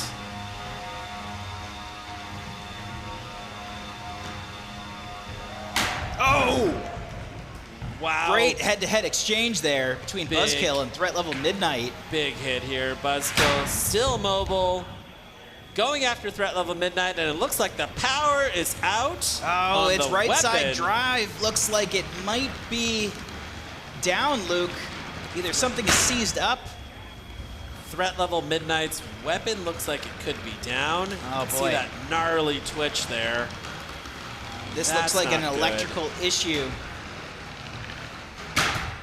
Liam King, one of the most decorated builders in the 12-pound weight class.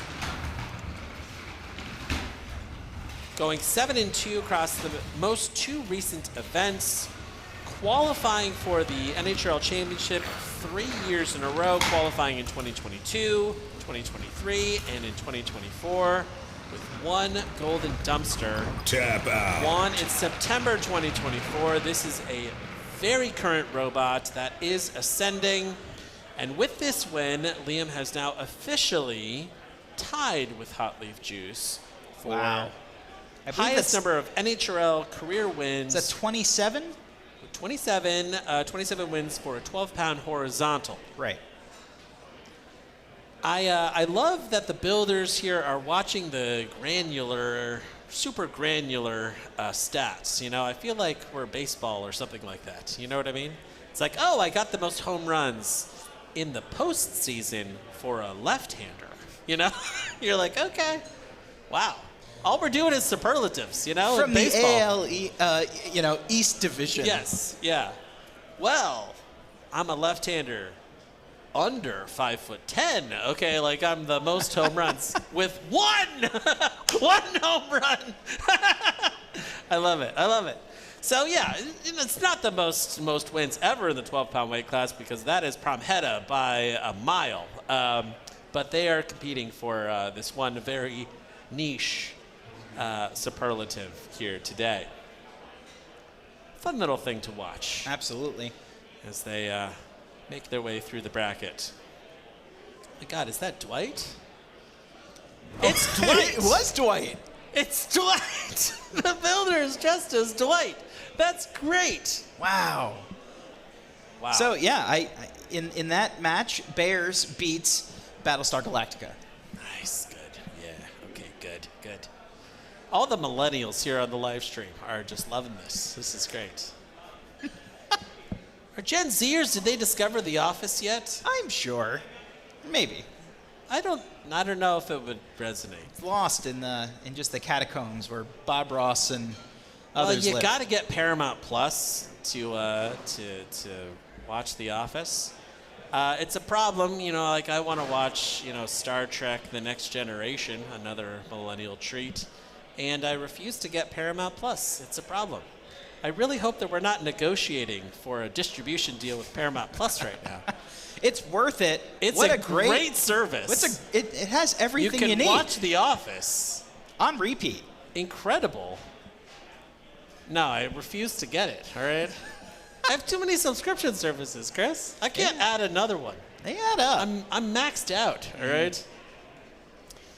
But, but all my favorite shows are on it. So that's the problem. It's the paradox of subscription services, Like, I want to have all the rewatchability of the Paramount Plus catalog, but... You can borrow Lindsay and I. Really? Our login. You have Paramount Plus? Yeah, of course. Nice. Okay, good. I just love that you're like my most financially irresponsible friend. It's great.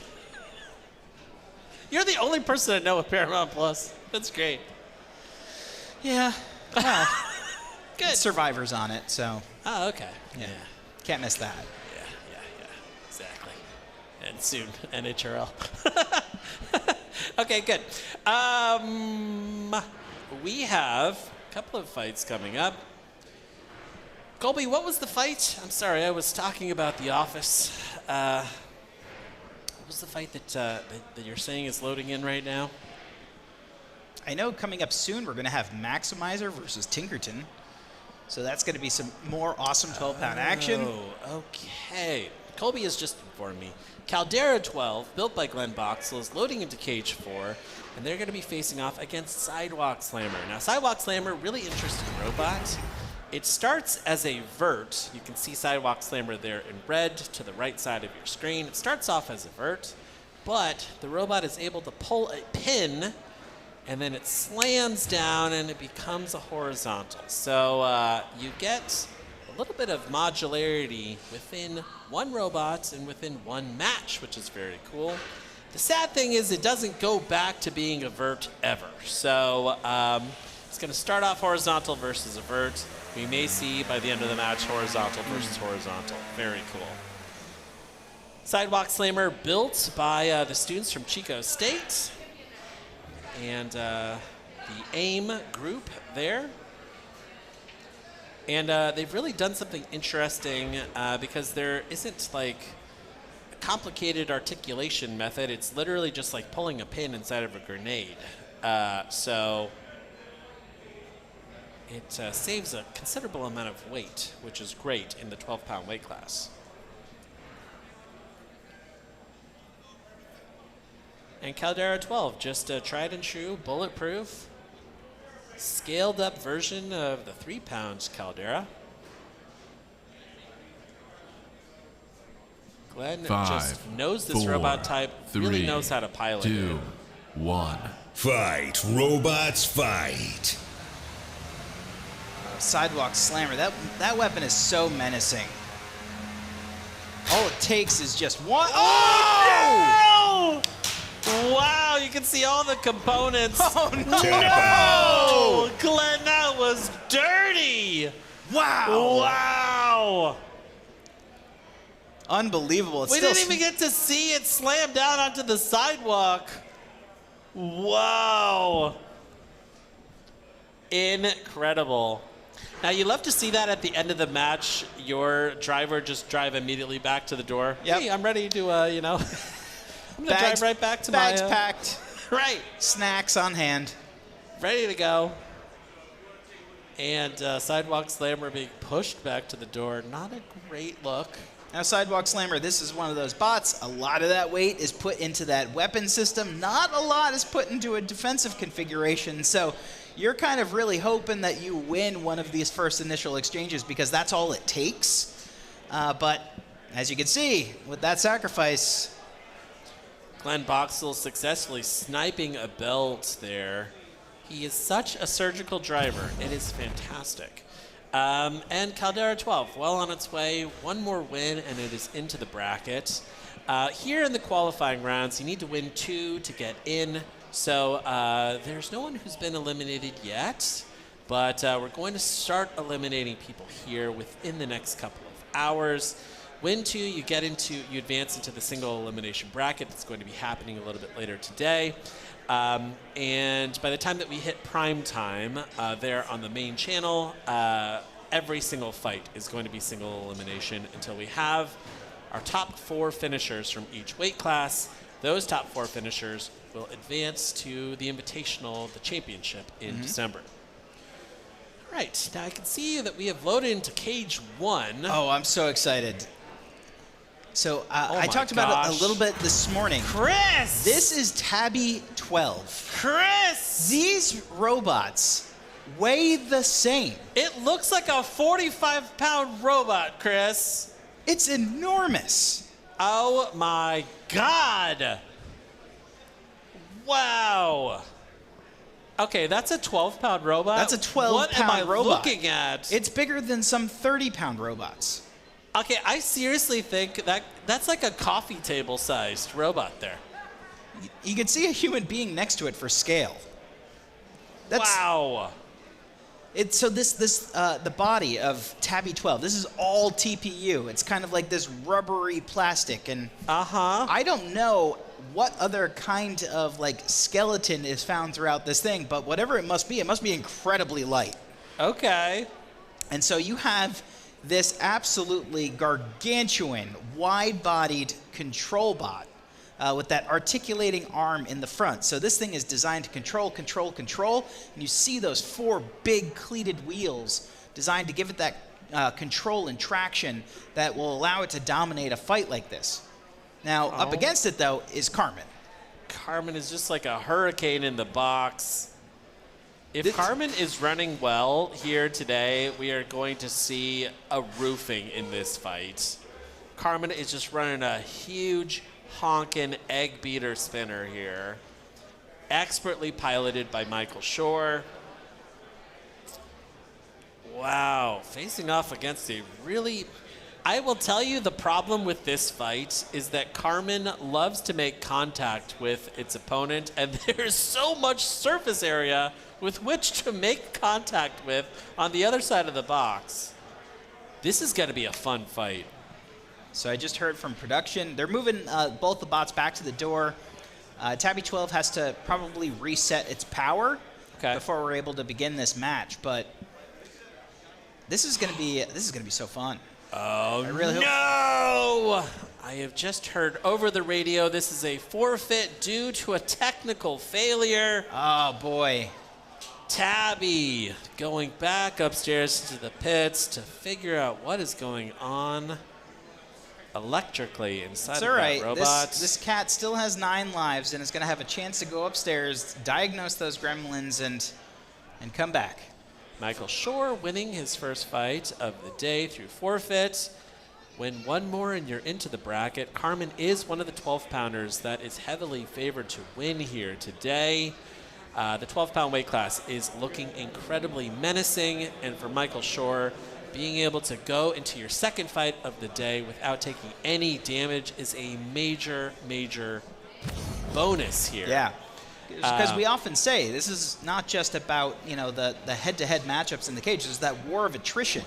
If you have 7 matches in a day, right, and you have enough components for maybe 3 bots, you're taking a risk every time you lose a drive motor, every time you lose a gearbox, a belt, a piece of armor of your armor configuration.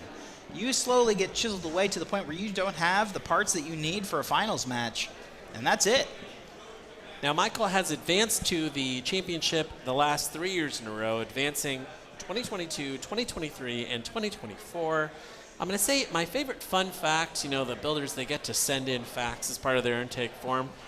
Michael was once lost on a school field trip inside of a submarine when he was in first grade. So wandered off inside of a submarine, sparked a panic, I'm going to assume underwater, Chris. They do these while the submarine is docked, I'm going to guess, right? I'd hope so. Probably hidden somewhere deep within the belly of some military submarine I don't or think something, that Chris. the children took over piloting it, I don't know. He's like smart Lord of the enough. He probably Flies could. in the deep sea. Yeah, it's possible. All right, we're back up in the pits now, and here we see Tabby 12 at its pit station. That thing is like almost the size of the whole table. Everybody gets one table for their, look how big it is. I think that's got to be 4 feet across, Chris. That is huge. Wow. I love that the design is just informed by large. I want it large. Just, you see the most incredibly compact 12-pounders? Like, you take a look at Psycho versus this thing, you could probably put 3 Psychos across the top, all right? We're going to jump now into cage 1 for some more 12-pounder action. We have Psycho Oh, yes. versus Look how small it is, Energizer. Chris. These were the same weight Weight class, class, as Tabby 12. But anyway, we have, of course, Psycho with builder and driver Jameson Go. Yeah. An incredible robot. Up against, I believe this is Liam's bot, an Energizer, right? Energizer is run today by Cody Graham. Oh, Cody. Yeah, so part of the same team, Team Honeycracked. And Energizer has done really well. It went 3-2 across its most recent event. Cody, fun fact, is a flight simulator engineer. Awesome. Yeah. Now, the interesting thing about Energizer, it runs on 3 AA's. 5, 4, 3, 2, Just keeps on going. 1. Fight, robots, Ooh, a fight. zippy start for Energizer here. Oh, no! Huge hit delivered here by Psycho. Psycho staying absolutely planted to the floor on that wow. hit. You see the dents in that top armor. And Energizer tapping. Out. Fast tap out here from Cody. Strategic tap out. Yeah. You see a lot of that in these early matches. You really want to survive. If you know that the tide has turned, you don't want to lose your robot in your first fight of the day. Cody is really banking on his ability to win the next 2 and get into the bracket. Jameson Go just looking absolutely comfortable in that fight. Psycho, interestingly, coming in as ranked number 26 overall. Probably, the 5th or 6th seed here in the competition.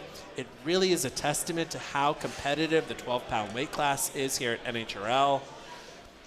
And, Psycho, it's very consistent. It has won 2 golden dumpsters, but none of those golden dumpsters have come within the last 15, 16 months. Like, they happened in 2022 and 2023. He was a runner-up in the championship in 2023, but in 2024, you can see Psycho is sitting at the middle of the pack. Jameson wants to qualify and ideally take home another golden dumpster here today with Psycho. And with performance like that, just keep doing that, JMO. Fantastic. Now we can see the loadout here. We can see head referee Jim And we dragging the carcass here over to Cody so that. And yeah, speaking of JMO, Okay. we just have a judge's decision, Oh, and good. that is Silent Spring, in fact, defeated Being Supreme. Nice. Okay. So Jameson has won both of his first fights of the day. Just win 1 more for those robots, and he's going to make it into the bracket. Fantastic. Okay, Energizer, really cool robot. Maybe put in a 4th AA battery. What do you think, Chris? They don't wait. Yeah. You got to cut back. Maybe just 1 9-volt, and we'll do it. Now, very exciting. We have just heard from production. We have completed the first round of qualifying fights for the 3-pounders. We're entering the second round. Some of these robots are having fantastic days. They're going to go 2-0 and immediately go into the bracket to get seeded. Then they get to have this nice little lunch break there in the middle of the day while they wait for all of the 1-1 robots to fight it out. If you are entering round 2 of the qualifiers with a 1-1 record, you need to win the next fight to advance to the bracket. You know, there are some robots here. Well, I guess they wouldn't have a 1-1 record. It's 1-0 or 0-1. Yep. If you have an 0-1, you know, you're really sitting on the bubble, and you've got to do some work. Yeah. So these next matches then that we're going to see here in the bowl. Yeah. It's do or die. You have to win in order to continue. Correct. Yeah, that's true. That's like where you're going to see, you know, everyone pushing themselves. I'm sure that we're going to see some of the more exciting matches of the first part of the day before we get into the craziness of the bracket. You're really not going to see tap outs. Like, they are going to leave it all out here in this phase, round 2 of the Beetle qualifiers, because they absolutely need to escape this next fight. Okay, good. I can see that we are loading in fairly soon here. We've got B-Drill facing off against Reflex. Now, Reflex here, run by John Goebel from Croton-on-Hudson. That's near us, Chris. Yeah. It's one of the fanciest named Hudson Valley towns, I'll tell you that. If it was just Croton, people would be like, oh, you live in Crouton, but it's Croton-on-Hudson. Yeah. You can, like, kind of put your little pinky finger up when you're drinking tea, you know? It's like when you're hungry and you're driving, or you're up on the train, the MTA from New York City, every single stop sounds like a delicious food item that just makes you hungry. Yeah, Cold Stone. Cold Stone Creamery. New hamburger. New hamburger, yeah. Yeah. Crouton. Yeah. Uh-huh. This is what I do to keep my brain occupied. Yeah, it's good. All right, we're going to go up to the bits. We're going to take another spy shot here of Tabby 12. Bacon. It's just so large, Chris. I have such a caveman brain that I just go, large is good. Large is good. This is great. I love the matching uniforms. Yeah. This bright orange, you can't miss it. You can see it from space. Now, Chris, how long do you think it takes to print? I could probably give you a fairly accurate 74 hours. I'd say by the time you look at those, so the wheel hubs and the side rails, I'm gonna a lot guess of these they things have a can be large printed format. independently, which is nice. Some of the forks and everything. So depends on how many printers you have. But you know, my guess is for all of these different components together, let's say that it is roughly, what's a fair guesstimate? 8 pounds of TPU. I'd say that there's maybe 7 pounds of TPU. So you're looking at, I don't know, maybe 6 or 7 days of total time printing, depending on your setup, now, your nozzle size. It looks like it's just one piece. Like, do you think they have a large format printer? It's definitely not one piece. You see a lot of the bolts. You see that side armor rail right there with those 4 bolts going through it. Okay. Well, I'm talking about the main part of the body, Chris. Like, that thing is like 3.5, 4 feet across. So I think it's 3 feet, maybe even on the nose, because I think that might be the actual size restriction for the 12-pound weight class. Okay. So going right up to the edge. I'm asking if you think they have a large format printer, like with a 3-foot bed or something on the printer. I'm not seeing a single piece on there that would tell me that's the case, because it looks like the side armor package are smaller pieces that could maybe even be printed diagonally. Oh, interesting. The whole front fork configuration is 2 separate pieces. So I would say that something like this could even be printed on just like a Anycubic Cobra 2 Max like I have, which is like about a 300 by 300 millimeter print bed. And it's very affordable. I gotta go up and find out. I've gotta ask these people. This family team, this delightful family team. I love how they even have orange hats, like the knitted caps. That's fantastic. And you can see with the TPU, there's bend. You could probably snap that thing in half, you know? Wow.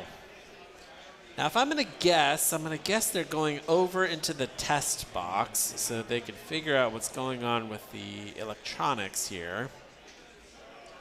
They just had failure to launch in that fight. They really need to get it together to fight their way through the next 2 fights to make it into the bracket.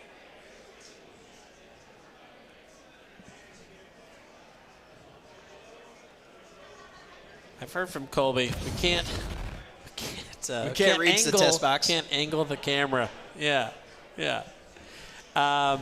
I will tell you, the energy up there is so cool.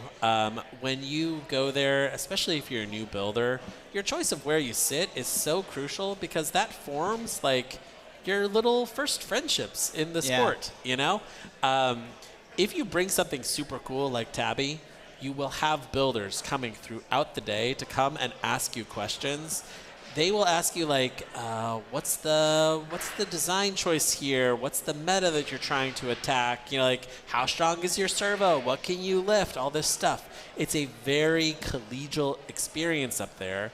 Builders are always looking to one another for design inspiration. They love to get the thinking behind specific robots, especially when you see something that's so off meta. They really want to kind of see if the builder on the other side of the table has thought through something that they hadn't thought of before, you know? Absolutely. You see a lot of inspiration with these robots, especially as they evolve.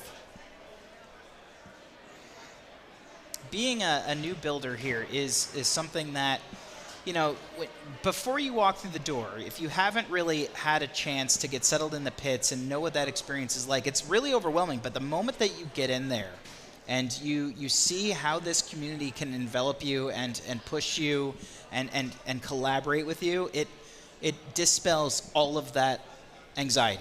Yeah. So like my advice to folks out there is if you're interested in getting started in the sport, you always have a home at NHRL. Yeah. And NHRL also provides a great means to get started in combat robotics, and that is our new crash course that is available, which you can check out on NHRL.io, hosted by our wonderful announcer, Sam.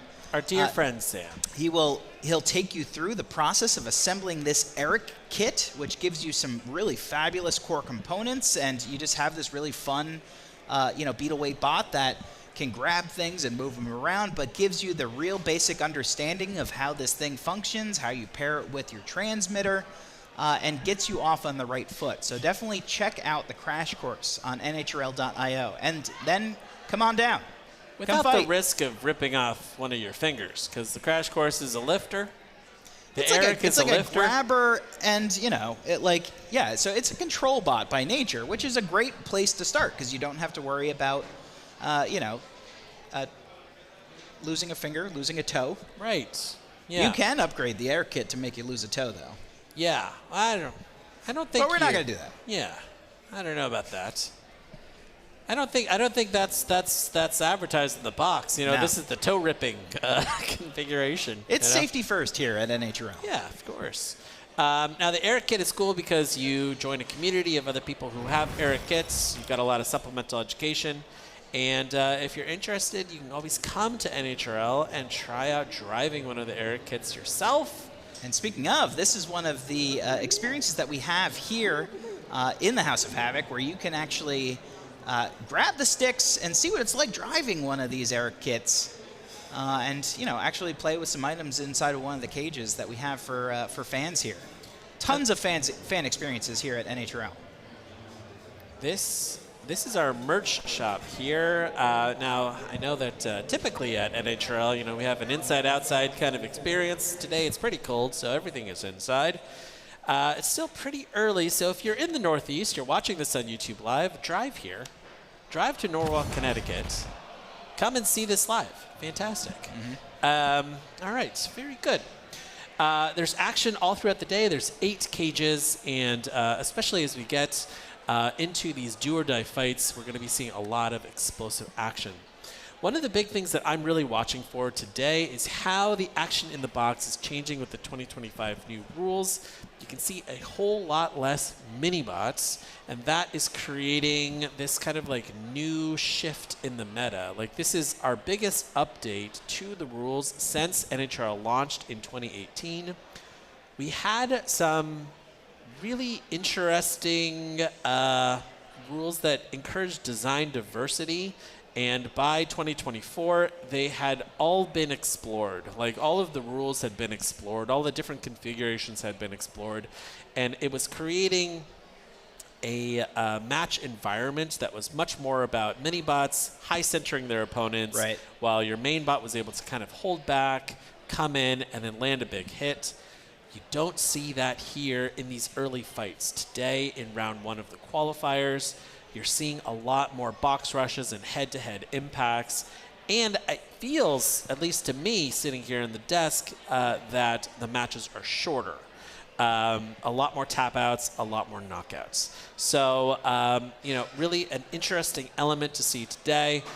We also introduced a ton of new rules, so we might see new rule exploitation later this year.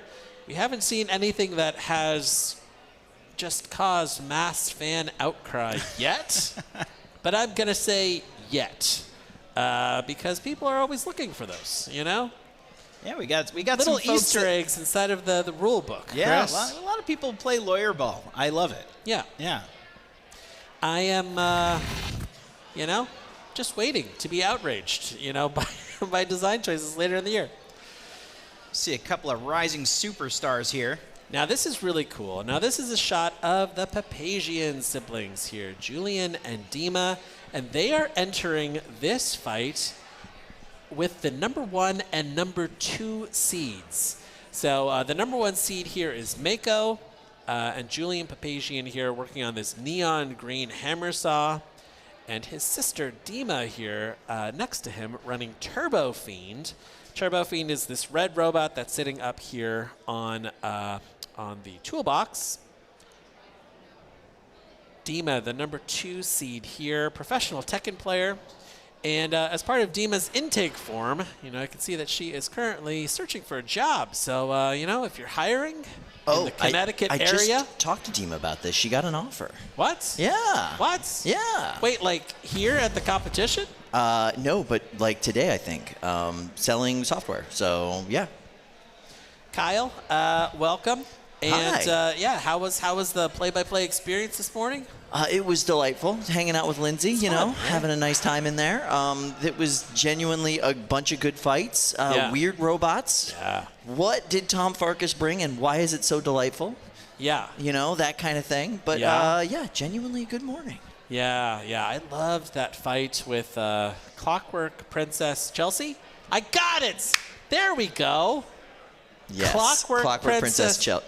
It is Clockwork modifies Princess, which then modifies Chelsea. I have to ask him what the etymology of this name is, because those 3 words don't really fit together. I don't know of another Princess Chelsea. Like, is that a... No. This is I don't know what the maybe kingdom like some is. Estonian princess. Oh, maybe, yeah. Princess of Estonia, of yore. Yeah, I don't know. This is like the princess of the Clockwork world. Clockwork, yeah. Like, I was assuming there was going to be more clocks involved. No clocks, Big no. gear or something like that. No, it was vaguely steampunk with like the LED like circle eyes. And the princess was wearing like a whole armor, like kind of. Well, I mean, it's in a fight. Wouldn't you wear armor to a fight if you were, any sort of station in life? I don't know if the princesses were actually in the fights. in the fights. I don't think so. I think that is a little bit Luddite of you, a little sexist. You know what I mean? Like, why No, wouldn't they listen. be in the fights? Listen, here, the world has never changed, okay? The princes and princesses and kings and queens of the past, they'd be running Facebook here today, while all of us would be out there in the mud killing one another, Oh, okay, is that how for the that works? capitalists. Yeah. It's always been capitalism, Kyle, okay? Fair. Okay, I see where you're coming from. Once we start the corporate wars and I'm fighting on behalf of Google, okay? Sure. Sundar's not going to be down there on the field. Okay, he's going to be on his floating island in the sky. Okay, just like the kings and queens of yore, Kyle. Okay, fair.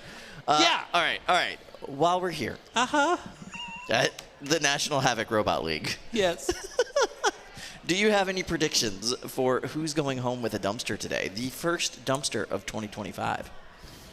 I mean, even money is on Mako going all the way today. Okay. Julian Papazian already winning his first fight of the day because he got a bye. Yeah. All he needs to do is win one more, and then he's seated right there at the top, which means really great opening matches once he makes it into the bracket. Okay. There's a possibility that he faces Turbo Fiend again for a rematch with Dima. But I think that Mako really has a very kind of comfy path into the bracket. In the 12s, I think it's Maximizer today. You think it's Maximizer? I think it's today? Maximizer. Really? Yeah. Jake's vibe is different today than it has been in the past. Relaxed. Very relaxed. I love Jake. Jake is simultaneously the most chill dude up there. Yes. But also the most anxious, typically. On a normal day. Yeah. You go and you talk to him, and I just feel like I'm talking to a rubber band that's been stretched all the way. Do you know what I mean? Absolutely. But it's so incongruous because he's so chill, typically. You know what I mean? Like the vibe is chill, but also he's drowning. Do you know what I mean? Yeah. It's weird. But today I just saw Chill Jake. That's all it was. Yeah. Yeah. Yeah. Chill Jake, who hasn't changed all that much on the bot. And in the 30s, it's got to be Chonky. All right? You think so? Yeah, Chonky. But I'll tell you, listen, I'm not as strong as you are, Kyle, all right? I don't go to the gym.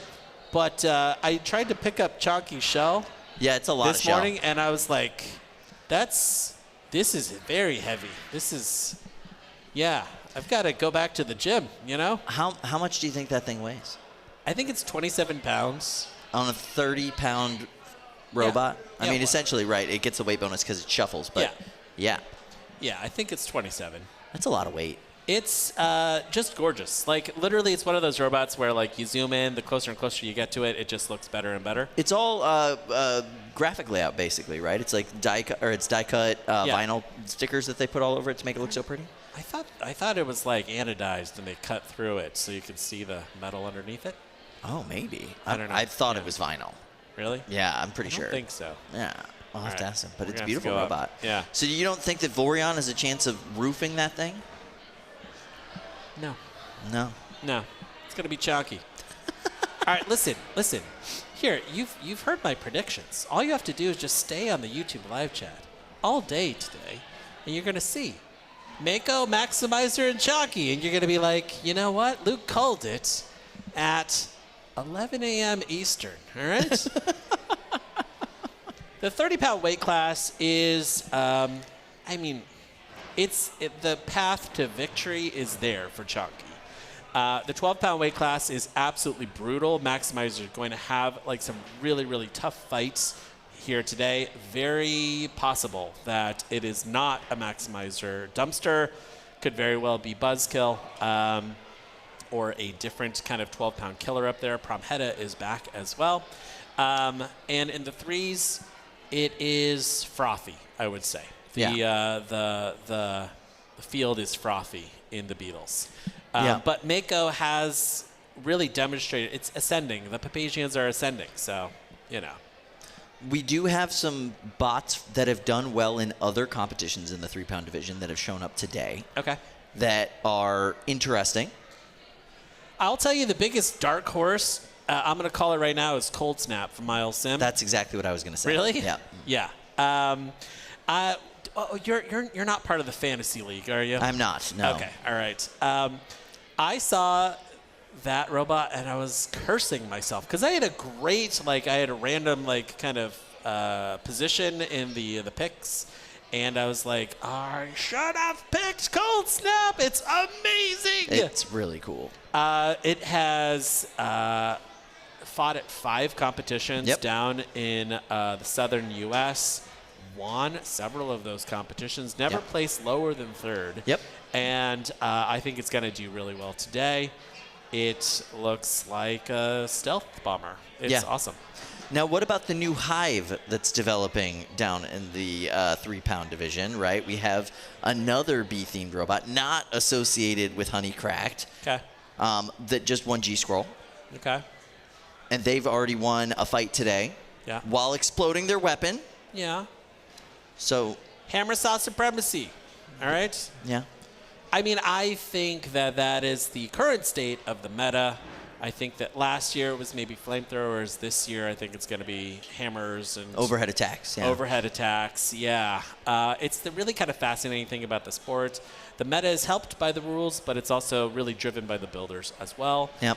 A lot of people are seeing success, that Mako is having, and they are coming back to the overhead attack as, an interesting meta. It's going to shift again. We'll probably go back to verts at some point. I like that we're revisiting ideas that people kind of gave up on. Like the regular old sawbot, everybody gave up on that. Everybody was like, hammer saws are the way to go, obviously. Yeah. And then Mako shows up and everybody's like, oh, that kind of works, right? Yeah. Drill bots, same thing. All right, let's look at something that's always worked, though. These are 2 egg beaters. Two-wheel drive egg beaters, they are the bedrock of the sport. It's Bedrock kind of of NHRL in many ways. It's kind of a real throwback design. It used to be that we saw a ton of two-wheel drive egg beaters. Today, they're pretty rare, so it's kind of cool to see a throwback fight here. Absolutely. So this is Blackbird's second fight of the day. First fight of the day, they lost by judge's decision. This bot is coming in at exactly 3 pounds with those wheel guards on there. It is one of those bots that was designed 5, with mini bots in 4, mind. So they really had to 3, make some changes in 2, order to make it work with this 1. new rule set. Fight, robots, fight. Ooh, a good little zippy start here for Yolk.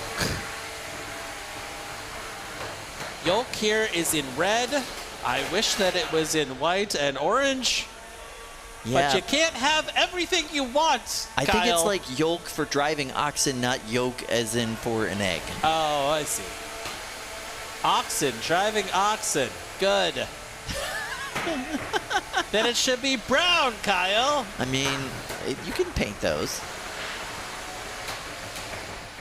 But, you can see that Yolk's weapon is bouncing along the floor. Something is not right on the geometry. And Blackbird continuing to just vibrate across the floor. I think that something is wrong with the drive on Blackbird. Yeah, they're not getting a lot of traction with that right but look wheel. at this. Arya successfully winning that exchange. Ooh, Pushing nice shot Yolk. there, Arya.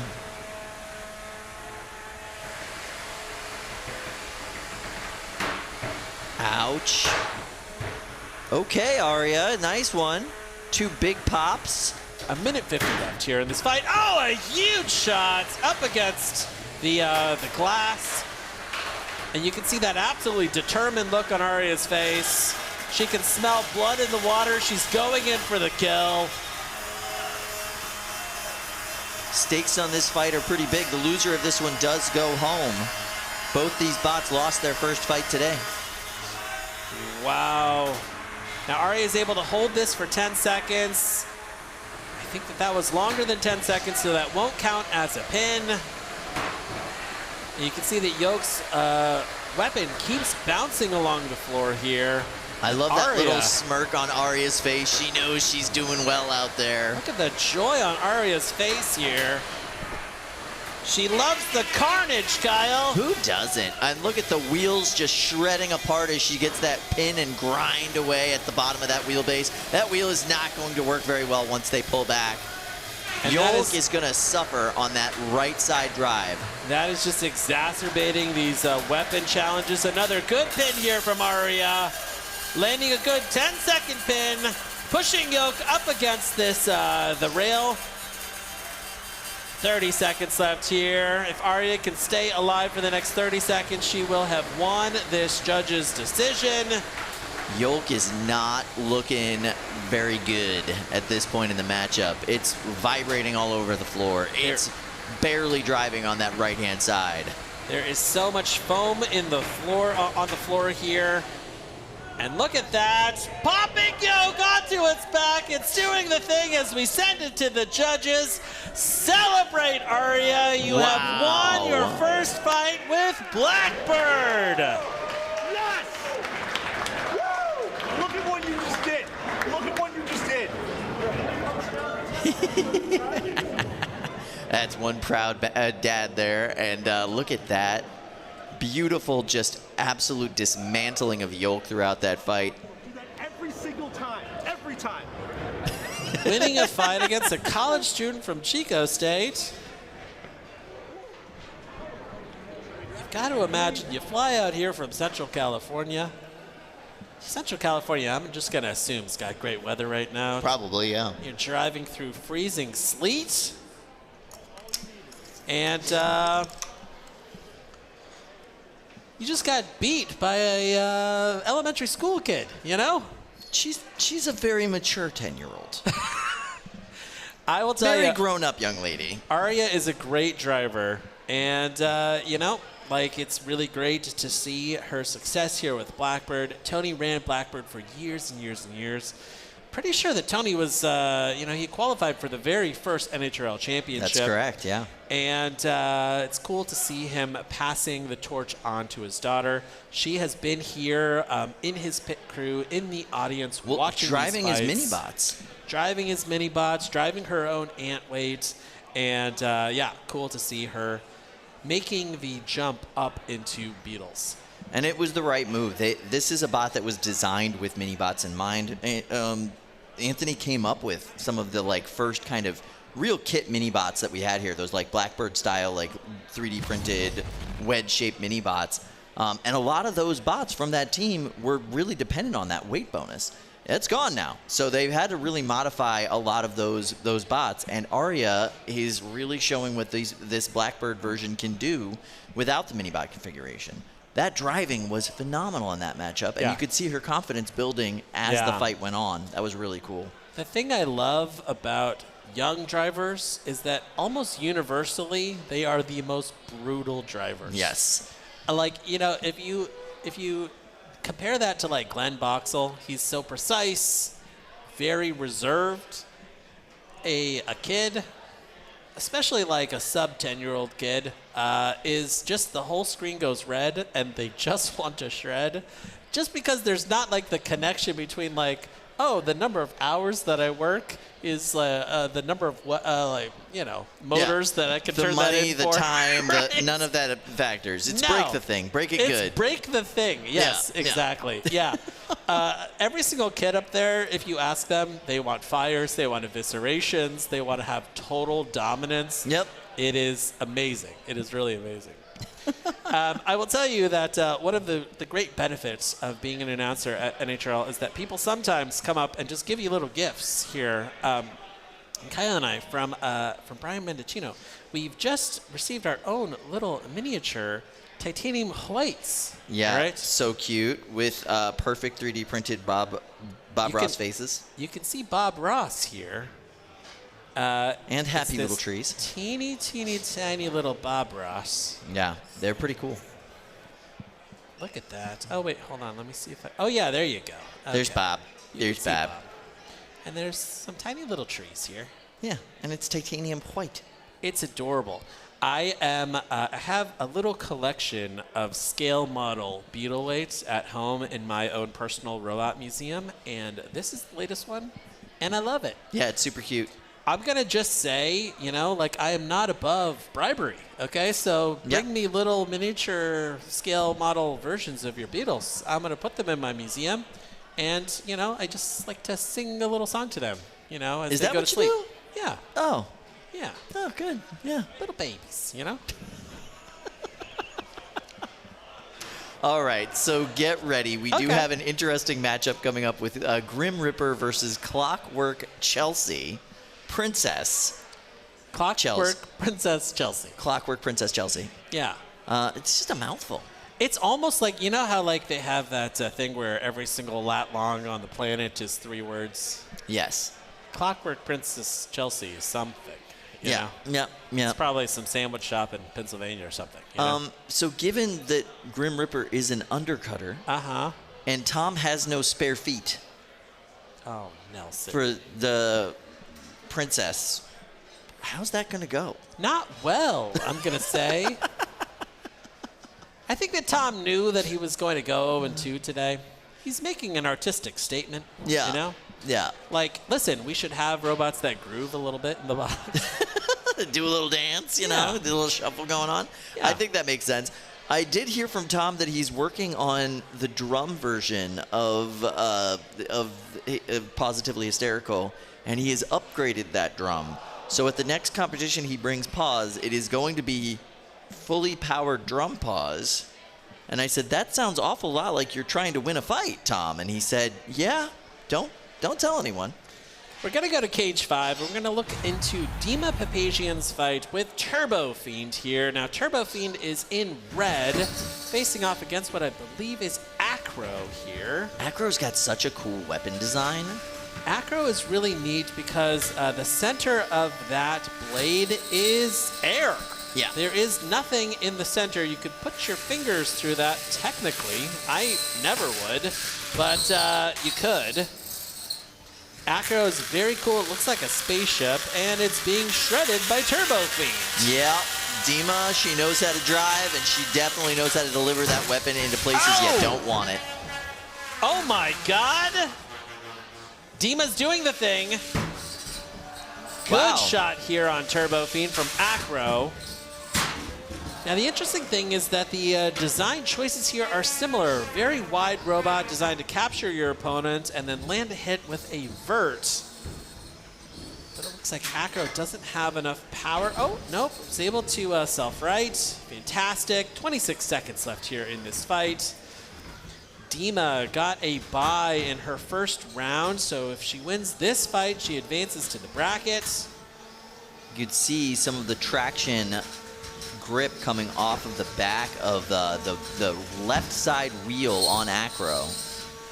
But Acro is taking it the full 3 minutes, surviving with an absolute killer in the box, taking it to the judges, but there's an awful lot of white plastic here inside of the box. Quite a bit. That is not a great show for the judges.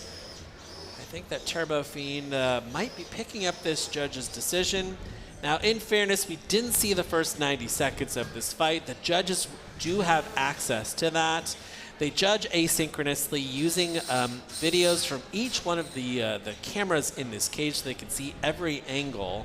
Can you check out the font on Turbo Fiend's new logo across the top? Is that like the Goosebumps font? I think so. Looks sick. Maybe Liquid Death. I like it. Yeah, that's pretty cool.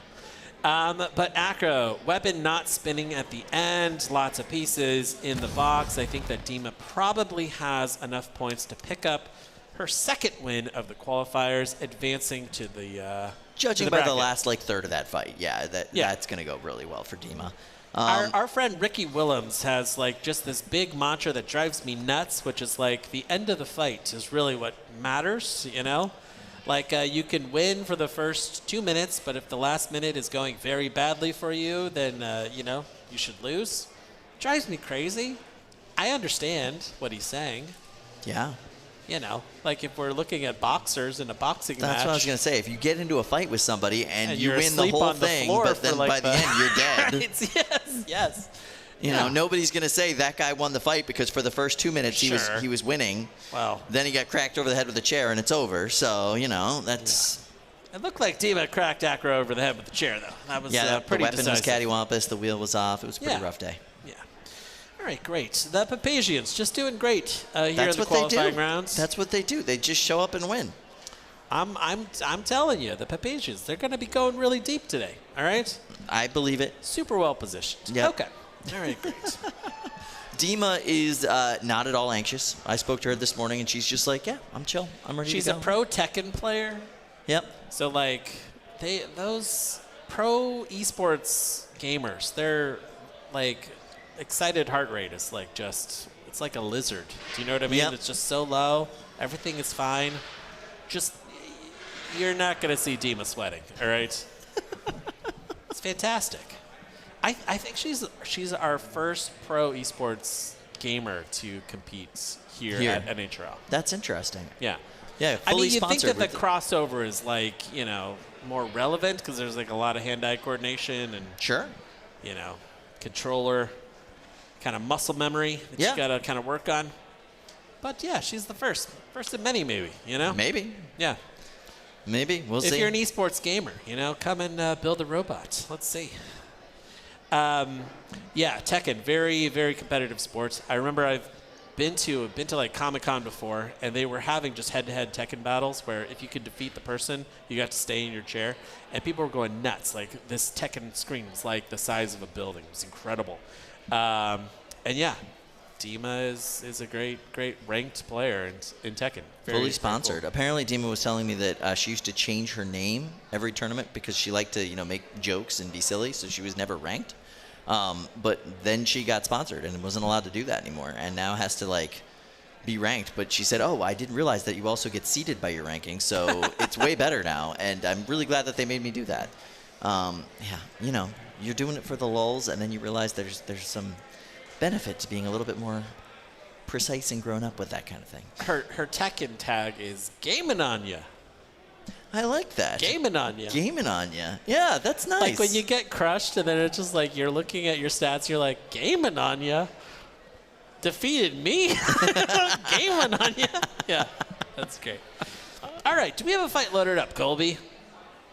All right. Oh, good. Okay, so Cage 2, we're going to have some fire. That's what Cage 2 is for. Just a little bit of fire. Right. Clyde is facing off against Yeetus. So Yeetus here is this horizontal cutter in black and silver. Maybe it's black and red. I bought a new pair of Yeetuses last week. I'm not wearing them today, though. Yeetus is it's a shoe? What is this? Yeezys are a shoe. Yeezys. Yeah. I was thinking maybe you bought like some knockoff Yeezys or something called Yeetus. Do I dare ask? What is a Yeetus? I have no idea. Okay, good. I will say it is weird to see the team behind Clyde without their signature fire hat. Yeah, I got to bring back the fire hat. They left it at home. They straight up forgot it. You can see Yeetus here is covered in silver tape, and that is designed to keep their plastic body from melting immediately. Yeah, it gives them a little bit of leeway. A little bit later, maybe, And Clyde, one of our most popular flamethrowers here in the box. Clyde just needs to win this fight to advance to the bracket. And the geometry really favors Clyde here. And their ability to capture Yeetus, really stop that weapon, push it up against the rail, and cook this beetle weight. Clyde took a bit of damage in its first fight of the day today, taking on Breakneck Nyan Nyan. It ripped into that front plate and kind of sent one of their forks cattywampus. It was a really big hit. Apparently, Breakneck Nyan Nyan was functioning after that because it wasn't really responding to Kazuya's controller. That fight would have continued, and I'm not sure how that would have gone, but she tapped out immediately once the controller stopped working because a lot on Breakneck can melt. Now, Kyle, you can see these two controllers here are connected by wire, and you can see Gabe Brown working on the configuration of the controller. There was something there that he didn't like. You can see they're connected because one of the controllers controls the flamethrower, the other controls the drive. These are twin brothers, Gabe and Alex Brown, on the Clyde side of the box, and they are going to be piloting this flamethrower together. 3, 2, 1. Fight, robots, fight. All right, a good little start here for Yeetus, and a big billowing flame from Clyde. Wow, Yeetus doing a great job avoiding that flame, just being kind of off to the side, Yeah, but they are stuck. Clyde has successfully speared Yeetus here, high centering it. Yeetus run here by Ayush Pulse from Cumming, Georgia. Ayush is a mechanical engineering student at Kennesaw State University and running this really, really beefy horizontal here.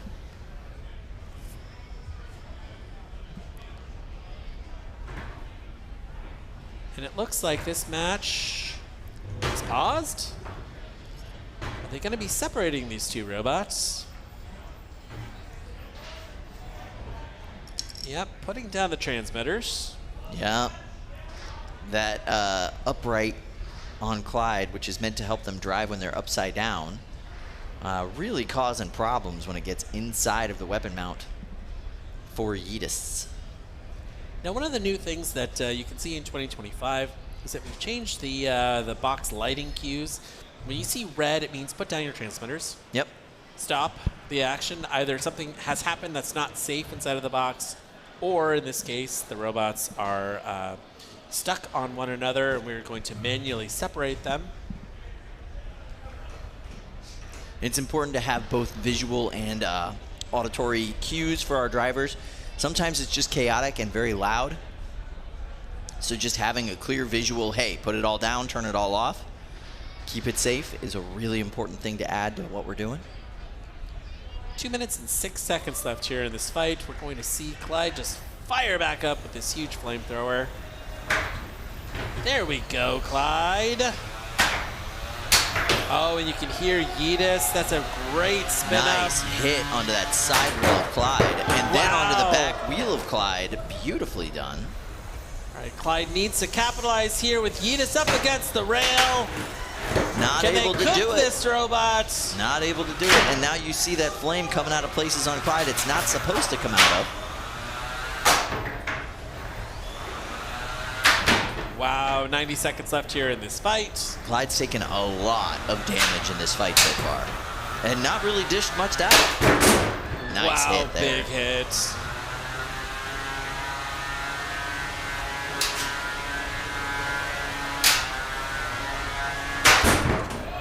Huge hit. Oh my God, stuck up against the rail again. Clyde, you have to come in here and capitalize, but there's flames coming out of the back of Clyde. No! Yeah, this is not what you want to see. The flame is now coming out of the back end of Clyde, which means that that entire flame mount apparatus is somehow askew, putting flame and heat in places you don't want within the body of Clyde. Tap out. Wow.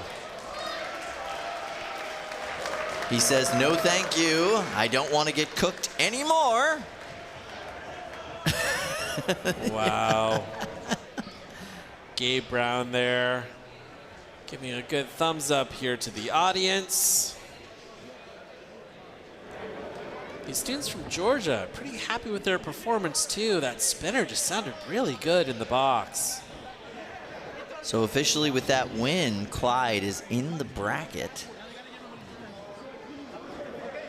And probably going to be seated pretty well. Yeah, really fantastic showing so far today for Clyde. Our bracket fights aren't going to start for several more hours here in the Beatles, so they have an opportunity to go outside, go to the food truck, hang out, work on their robot, figure out why all the flame is coming out of the back. It's not great, all right? That's what I want to see from Being Supreme, okay? Huge billowing flames out of the back of the robot. Yeah. Not the most effective, but more fun. It's a gas joke, Kyle. I understand. Oh, okay, good. All right. I see where you were going with that. I was following along. Good. I want it to be shaped like a can of beans and just huge Flame billowing flame. out the back. Yeah. Yeah. What if we did that thing that JMO does sometimes and made the flame green? Good. Yeah? Yeah, exactly. That's what we need. Then it really has that Taco Bell appeal, you know? Yeah. I'm into it. Good. What did you think about Breakneck Nyan? Breakneck Nyan Nyan. So many bots that are hard to pronounce today. That is not okay. Okay, you can't just. I mean, listen. I'm having enough trouble with Clockwork Princess Chelsea. Yeah. I was gonna say Clockwork Orange. No, that's a totally different vibe. Whole different thing. Yeah. All right. Breakneck Nyan Nyan is awesome. Kind Keziah today told me, like, oh, we should start taking bets on how many times I'm going to breach the cage today. Like, already curled off a piece of multiple- Lexan over in the test box last night. Yeah. It was real fun to watch. I was Yeah. watching that whole spin up. That thing translates really well. She cracked the cage at G-Squirrel, is that right? Sure did. Yeah. Yeah. Yeah. It's a really interesting bot. It's the simplest bot that I think Keziah has ever put together. Yes. Now that I think about it, yeah. Huge, just honking motor, like powerful enough to power a 12-pounder. Yep. And stuffed into a little 3-pound body. Yep. And just all offense, no defense. Yep. If I am spinning, I am winning, kind of thing. Absolutely. Yep. Yeah. Yep. And it is, the top and bottom plate. She doesn't have spares of those. That's why she was worried about that first flamethrower fight, because if they melted, right, Yeah. if the resin melts on that, that's done. Can't do Sure. anything else about it. And then the body, the actual body holding the weapon motor, is 3D printed and just a sandwich stack of that together. So it's just, top bolts and bottom bolts holding everything together. And then you move on with your life. That's it. I also appreciate how aesthetic the robot is. It's got that teal body, the light pink blades, and there's little hearts cut into the blades. And the little cat face in the middle there, too. I like that, little too. cat face. Yep. Yeah, that's what we need. Like, come on. I know we can make black and silver robots all day long. Sure. Let's stop with that. And we got to like the other bot on that team that Mint brought today, because it's also kind of matches with her name, the Mint name, and the whole. Yeah. It's a nice vibe. Now, very exciting. We've got Rampart here in Cage 2. Now, I see this blue bot here, Rampart. This is really interesting because this is a builder who literally has been building for about 3 or 4 weeks, Guile. He got off of the wait list for Mass D, and then he got off the wait list here at NHRL. And when I saw him this morning, it looked like a rat's nest of wires inside of that robot. This Looks is fine a now. very, very new builder. What? Facing off against this overhead monstrosity 4, in Spin 3, Cycle. 2. Are those drill 1. bits? Fight, robots, fight. Oh my God, it's gorgeous, Kyle. Oh, it's so beautiful. I think those are drill bits. I don't understand what's happening on Spin Cycle. Also, I've never really known what a Rampart was. Yeah. I know that, or the Ramparts we watched, Oh no. but I don't know what that is that they were over.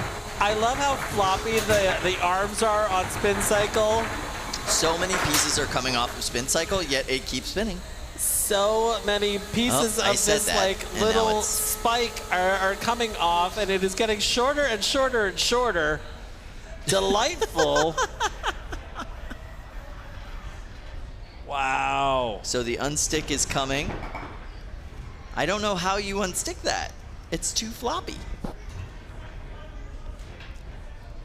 Floppy robots.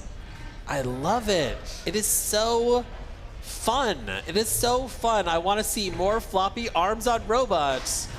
I don't know. I mean, they look like glow plugs, but there's no like heating There's nothing element. there, yeah. So I wonder if they're just static pieces of metal on the ends of these arms. Little flails, yeah. Spin Cycle is like spinning as violently as the washing machine at home. I really have got to get that checked out, Kyle. You know, you just got to lower one of those feet and make it all level, right? Like it's not that hard. Wow. Knockout. All right. And look at this, Rampart winning a fight here by knockout.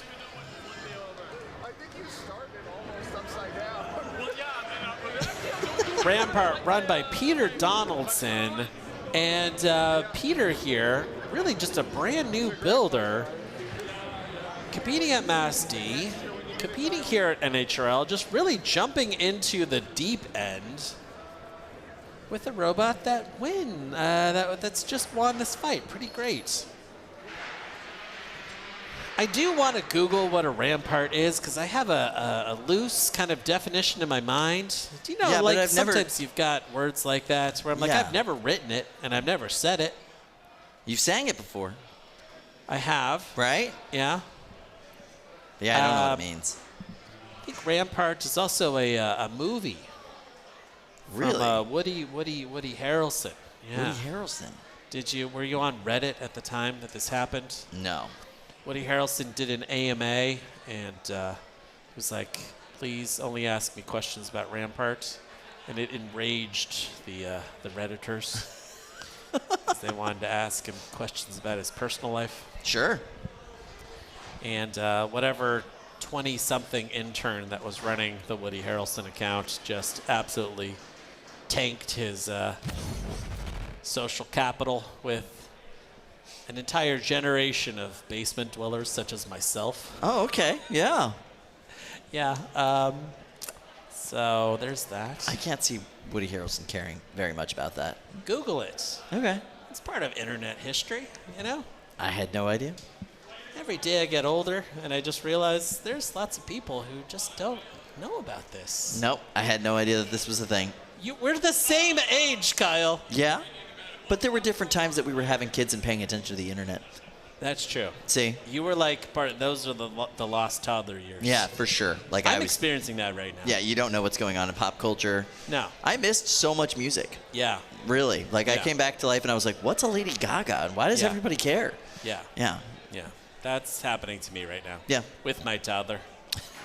I'm like the last person to discover Dochi. Do you know what I mean? Oh, yeah. Yeah. You're missing out, man. Dochi's cool. No, I'm not missing out. I'm just saying I was the last person to discover, you know? Just like, wow, this is a really great artist. Yeah, she's pretty amazing. Yeah, she's #1. I didn't see the rise at all. Just saw #1, you know?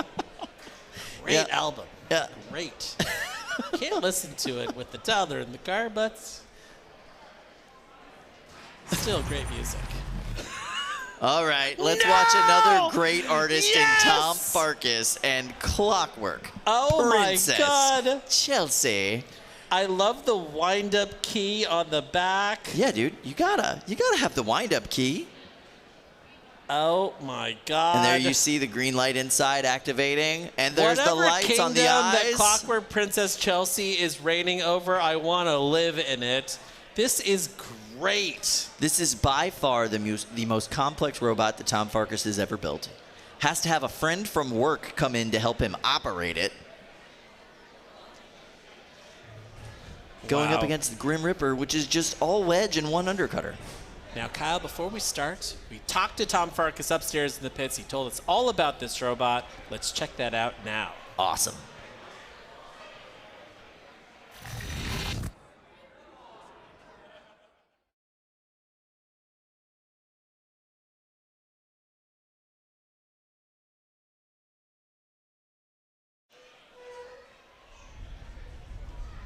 Oh, wait. Oh, we didn't load it in.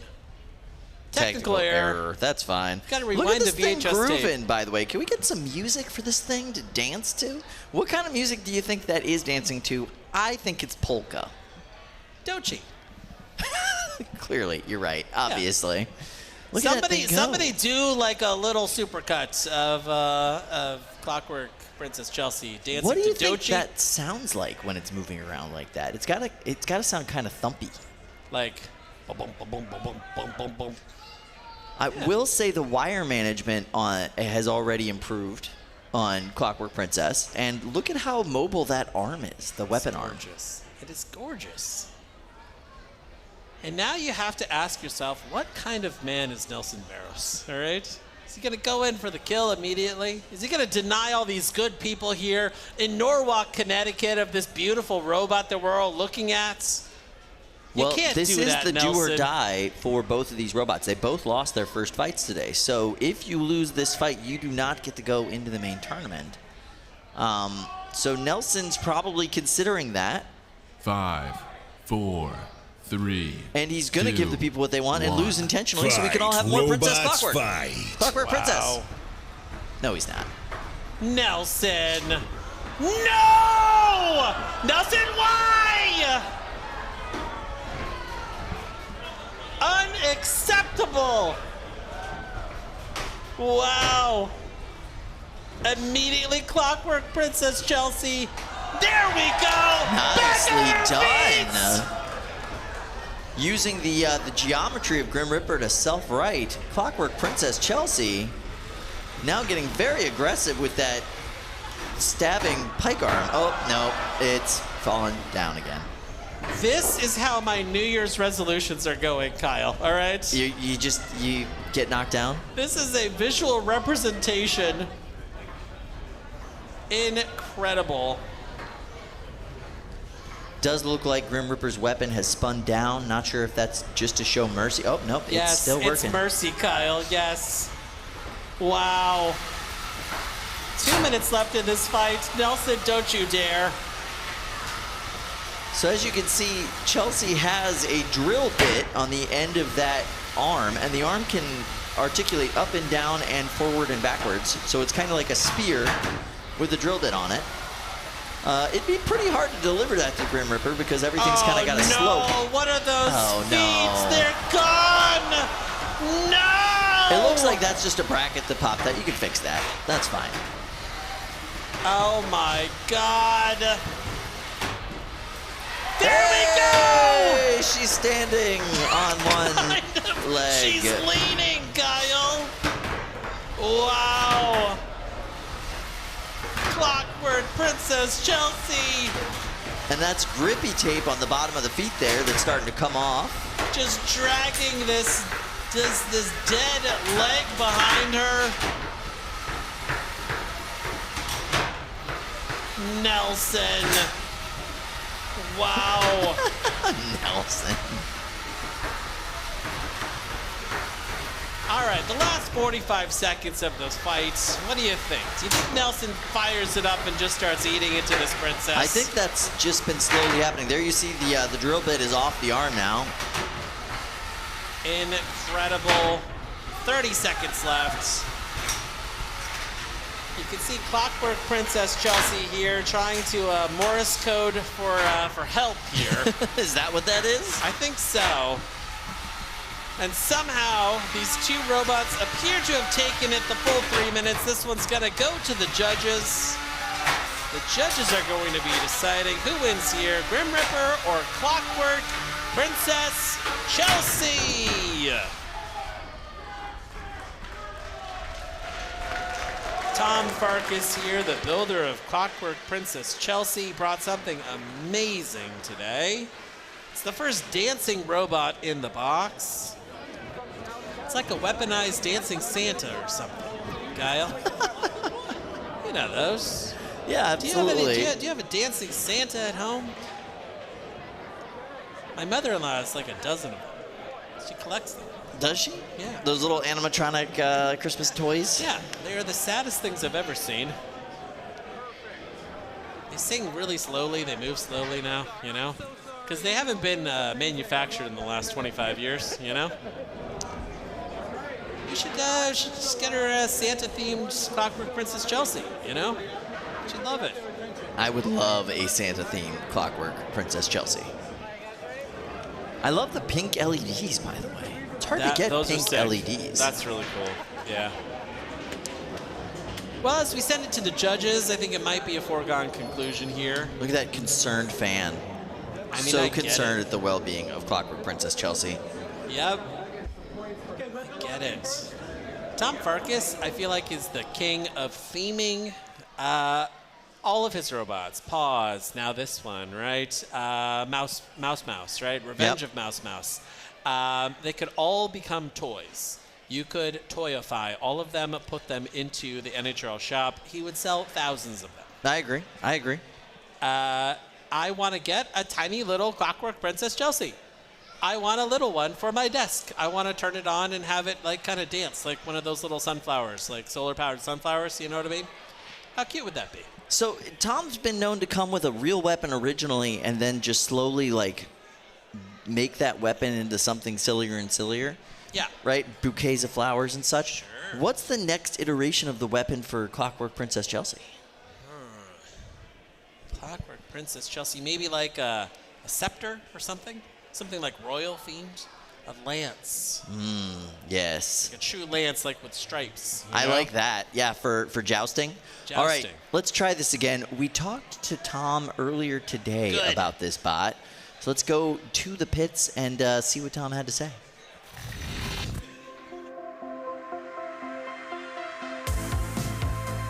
All right, I am here with Tom Farkas, and Tom, you are the first person at NHRL to take advantage of our new true walker rule. Can you tell me why? Because walkers are cool. I got the extra weight. I was inspired to try something different. It was very ambitious design, and I just had to go for it. I just wanted to be the first bipedal walker. Well, you succeeded, but why did you do it like this? There was an Instructable uploaded about 10 years ago by Kevin from Team Pandemonium that used only 4 servos to walk. And I was like, I think I could actually pull this off. And I started with his design, modified it, changed it, and eventually just looked like this. It just kind of all came together. Well, it's super cute. How did it do in the ring? About as well as expected. I got tipped over. The weapon got broke almost immediately. I floundered around on my back for a little while. I finally got self-righted and waddled around a little bit more. Okay, well, Tom, thank you so much for building Clockwork Princess Chelsea. I'm excited to see the new evolution of true walkers at NHRL, and I'm so happy that you were the first. Great, thank you so much.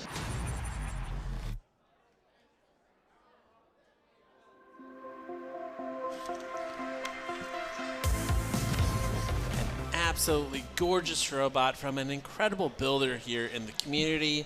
Love to see that spirit of innovation, that spirit of fun, you know, like keeping NHRL weird. That's great. Yeah, absolutely. And I love that vest, too. Can we just talk about how stylish Tom is, just as a person in general? Yeah. He looks like a Parisian clock mechanic or something from like the 1800s. Yeah. Like kind of like, you know, he's in his little, you know, he's got all the clocks going, you know, like behind him.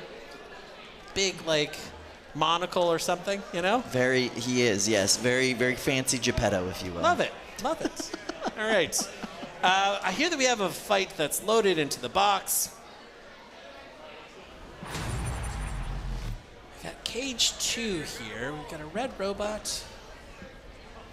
Now, this is Thimbleberry in red facing off against Bagheera here in purple. Fun fact about Bagheera.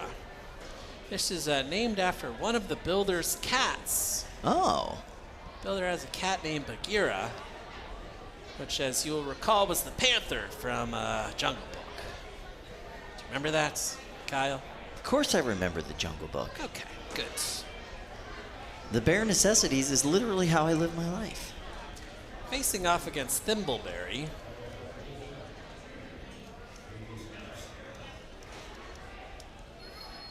Which is a plant.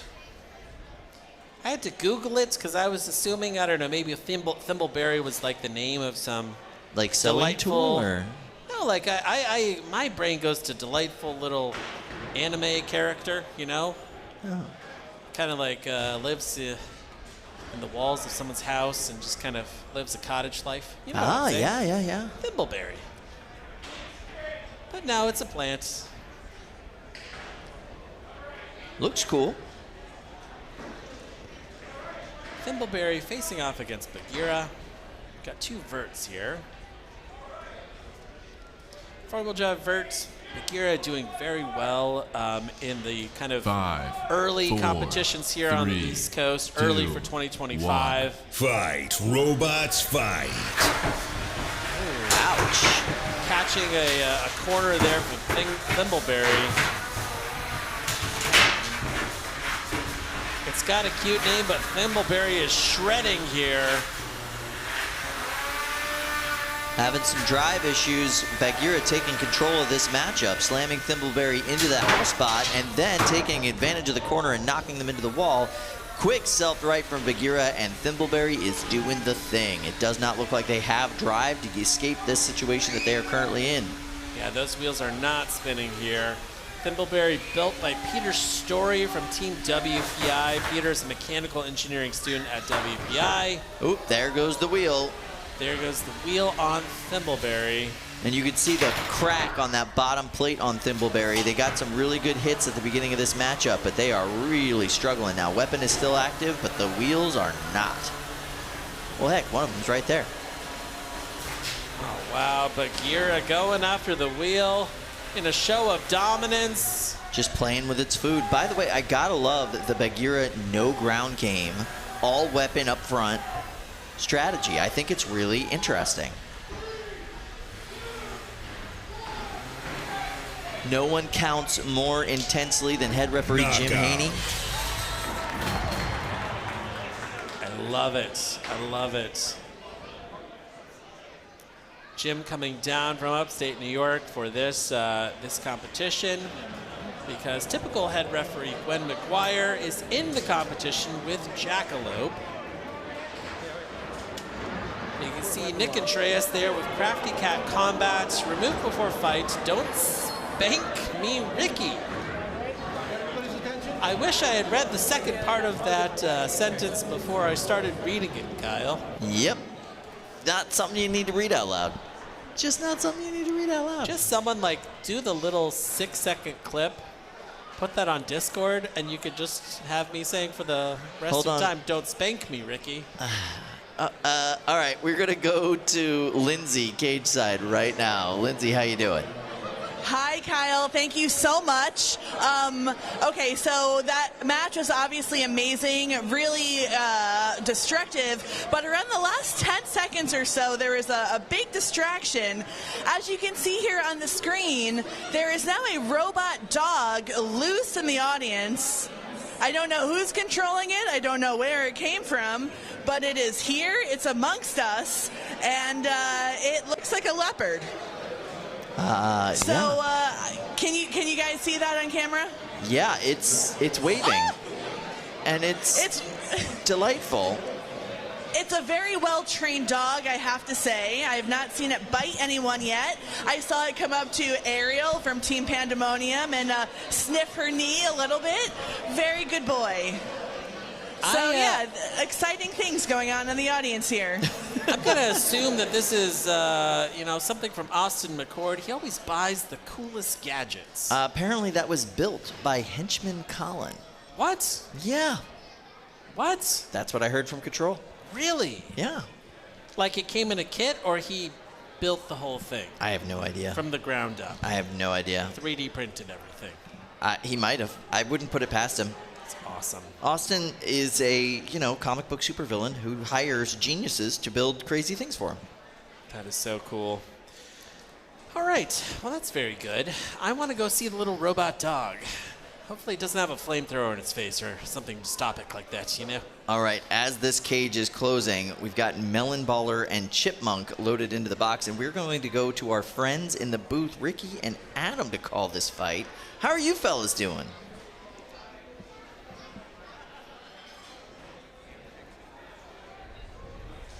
We're having a lot of fun over here in the booth. Got all our screens up. How many angles we got up here? We got 1, 2, 3, 4, 5, 6, 7, 8 different angles we can see. We're all seeing, all knowing, having a great time watching the fights so far. Eager to start calling them. I think there's been a lot of excitement for some of these fights so far. Yeah, I mean, first event of the season is always exciting. What are you going to bring with the new rules? Who's going to find the new loopholes and figure something out? A lot fewer mini-bots today. Yeah, it has been almost barren in terms of small robotic henchmen for the main robots. That's a consequence of a lot of our new changes here at NHRL this year. You can still bring mini-bots, but it's 5, really disadvantageous 4, in most cases. 3, Anyhow, 2, we're going to hop into this fight. Fight. Melon Robots Baller going up fight. against Chipmunk. Chipmunk up to a slow start, still in the corner. Melon Baller spins up quick. Melon Baller is one that looks like a melon. Observant. Yeah, I love the bright lights on the back of Melon Baller. Really pretty. No weapon movement at all from Chipmunk yet. Something is clearly wrong right off the bat. You can see it looks like Chipmunk lost the right side of drive as well. So, and Melon Baller moving a little odd. Yeah, their drive is a little wonky on Melon Baller, but still a fair bit better than Chipmunk is doing. Oh, that was a dramatic end to the noise in the arena. That could be the end of the fight as well, as it looks like Chipmunk is not moving. Yeah, that does seem to be the case. Chipmunk is getting counted out now. We're in the last few seconds. Under a minute-long match. Fast knockout by yeah, very Melon fast Baller. knockout. I think they're going to be happy with that. I would think so, although it did seem pretty conclusive. That weapon was down on Melon Baller, so they're going to have some work to do before the next fight comes around. Definitely some repair work there. And I do wonder, was it getting used to driving, a new robot, a new arena, and all this, and you're getting a little twitchy on the sticks, or was there something up with the drive? We'll have to see in the next fight and see how they managed to come back, because it wasn't just one problem. You're right. They had drive, at least slow down, maybe not a failure, and a weapon failure. It's great to win a fight, but that's not a great way to be leaving when you know you got a fight coming up real soon. Yeah, dominant victory, but some repairs to make in the pits. Chipmunk, they have a lot to figure out, because it didn't look like they actually sustained a lot of visible damage, but the entire robot stopped working, and that is definitely not what you want. You notice in the middle of Chipmunk, that black big plastic piece, that's what seemed to take all the damage. Huge piece missing there. And that's a sandwich of a robot. They're going to have to take literally everything apart to replace that one piece that got damaged. Meanwhile, Chipmunk just still looking classy and pastel. I'm sorry, Melon Baller still looking classy and pastel as ever. Yeah, so design for assembly is sort of the engineering term for, how do you put your robot together? How do you take it apart? And as you work on a robot for a long time, you'll start to notice, hey, maybe I shouldn't make the armor part of the sandwich if I'm going to need to replace it after every fight. Those are the things that you dial in over time. Of course, everything is a trade-off. Generally, you can save a lot of weight by doing something like the sandwich construction. But you'll always see robots evolve as you figure out what's taking damage, what takes time to repair, because you're not just designing your robot for the arena, you're designing it for the pits. Yep. That's absolutely true. And sometimes you're right, that design trade-off, 100% worth it. Other times you're like, I just spent 2 hours taking apart my robot for no reason. I'm never doing this again. We've all been there where you throw something in CAD, it looks great, you put it together and you realize, wow, this only goes in very precisely after I take most of the robot apart. And very precisely tends not to happen after you've been through a few fights. Yeah. That said, let's head back. We've got Kyle and I think Sam on the desk now. Take it away, guys. That is true. We have Sam Hansen joining me at the desk. Sam, how you doing today? I'm doing pretty good, Kyle. It's been feeling good today. I unfortunately haven't been able to catch many fights, but I've been up in the pits with the builders, and I've been seeing these robots as they go down to the cages, and they've just been looking amazing. Now, Sam, I wanted to compliment you. You've done quite a bit of work on a new section of the audience experience here. Oh, yeah. And it has been a big hit with the kids today. Yeah, that's so satisfying to see. I don't personally own any children, and so I don't have a lot of direct experience with what kids like. So you don't own children. That's not a thing. They can be your kids, but you don't own them. They're just in your family. What's the difference? Ownership of human beings is illegal in the United States of America. That's the big difference. Understood. There's that weird dog thing again. But you built cool magnet walls. Yes. Giant foam play pit areas where you can build and do cool stuff. It's really cool to have a build section specifically for younger kids at this event. That's been something I think we've been lacking. We have stuff for kind of kids in the 8 to 10 range. We've always had that, but now we have stuff for younger kids to even enjoy this. The whole family can come, have a great time. From 2 to 92, it's all good. Exactly, and it seems to be working. People are having fun, and it's really awesome to see. But do you want to hop to cage 2, Kyle? Oh, I don't. It's scary in there. All right, well, let's do it regardless. Let's send it to the play-by-play booth to call this fight. Thank you, guys. And I just had to say, I want everyone to take a little bit of a chill pill, because yes, we do have Tricker Beater V2, and that's a fearsome robot, but we also have Titanium White, which is a Bob Ross themed robot, and we're just gonna understand that there are no mistakes in this cage today. It's just a beautiful, happy place where we can feel at peace and just take this match any way we want to go. Now, Did Titanium White have some little sculptural elements around the side back there? Right on the face. Yeah. Right. Yeah, on either side there are small busts of Bob Ross himself. Now that's impressive. You don't see a lot of busts in combat robotics. No, I thought that they were little clouds of like hot glue or something Happy like little that. clouds. I thought they were happy little clouds. It's only when I saw, you zoom in there, that really it's Bob Ross and some happy little trees. Yes, they do So- look quite happy. Yeah, for a robot that is instilled with the serenity of Bob Ross, it's pretty fearsome. This is a robot that shows up with a flamethrower, and that's always fun. But this is a fun flamethrower. The flame isn't that big, but it is searing hot. It is a flame that can burn through plastic much faster and with much less of a fireball than some of our more typical flame robots here. So you got to look closely in some cases, but when this robot pins someone up against a wall, there's a pretty good chance it's going to melt a hole right in the armor on the side of its opponent. Yeah, these flamethrowers at NHRL are no joke. You know, as the technology shifts in the design of robots, more and more 5, plastic is getting 4, used, and the 3, flames are 2, very effective 1. against Fight, plastic. robots, Away fight. we go. Very quick start from Titanium White. Now that is a great control bot. That is a great pin. Look at that flame coming in, just torching the back of that robot. Now you can take a pin for 10 seconds, but it seems There's- like Trick or Beater got out of it before the full length Look of at time. that! Look at that control, Adam. That is excellent.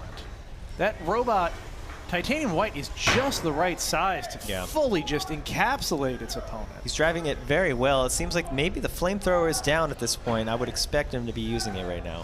Yeah, the flamethrower is a relatively off-the-shelf system. Ooh, those are big hits. It takes a little while to relight is what I was going to get at. So hopefully it can do it.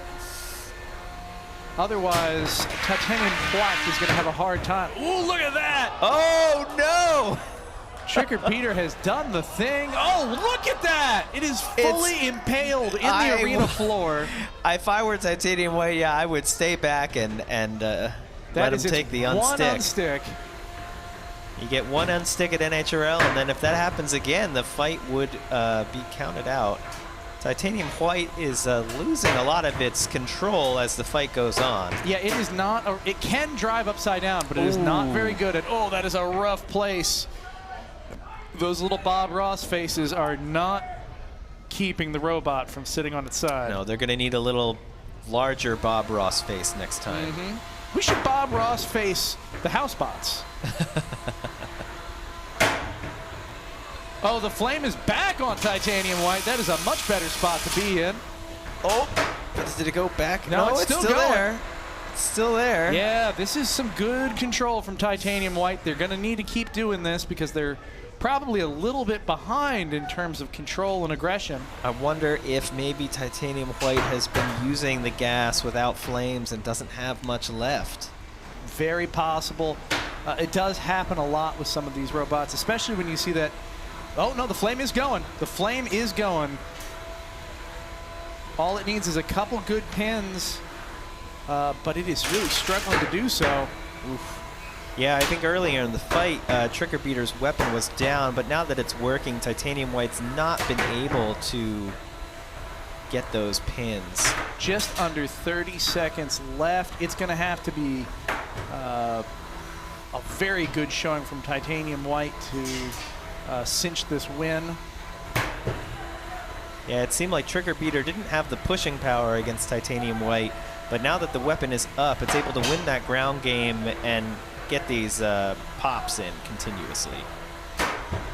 Titanium White really doesn't have much of a defense. No, it's really its only defense is to be in control the whole time, and it was not able to do that the second half of the fight. A good showing from both robots. It's nice to see them both get to the end with a pretty high level of functionality. Yeah, We're tale gonna of go to two the fights. You know, Titanium White came out very strong, and it looked like, you know, what is Trick or Beater going to do? But once they got their weapon up to speed, it completely changed the game, and Titanium White was lucky to make it to the end. It was a excellent showing, honestly, from Trick or Beater once they got their mojo together. Yeah. This is maybe not as polished of a robot as we often see, but we can see that weapon really does pack a punch, and it seems like it's able to chain together hits, which is a really valuable thing, especially in the beat-weight class. Yeah. As the day goes on, we'll see, you know, does Trick or Beater have the reliability to keep this going? Because if it can keep up the hits and have its weapon working from the go, you know, that can be a scary robot. Yeah, suddenly they become a real contender. You can see our competitors making their robots safe, turning them off, getting them ready to go. I think both of these are going to be in good shape to fight again in terms of repairs. It's just going to be a question of which one moves on and which one's headed home. Yeah.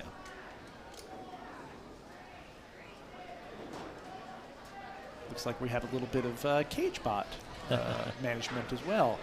Maybe they're adding those Bob Ross faces. I like it when they're snappy. You know, they're right on top of it with these suggestions. No, the batteries do get tired.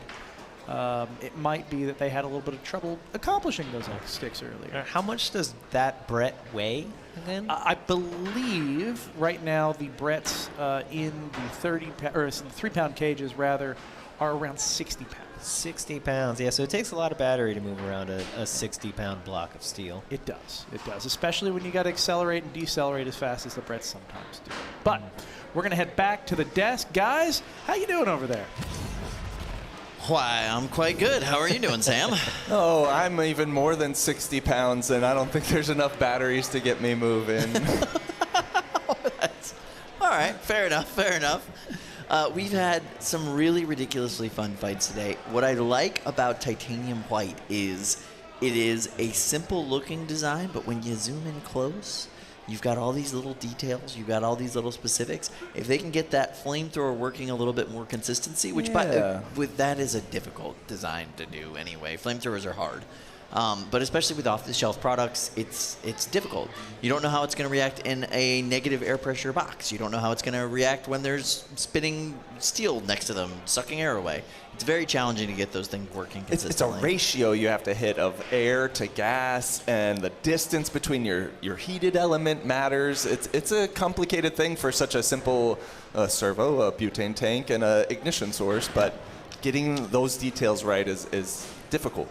All right, so speaking of delicate balances, we are going to go to Cage 2 for a fight with one of the weirdest looking bots that is here today. Ricky and Adam, why don't you take it away? All right, yeah, this is exciting for me. Both of these are pretty neat looking robots, so I'm not 100% sure which one you thought was weirder. But we've got Breakneck Nya in one corner going up against Kitty Cat. Kitty Cat is in the blue corner right now.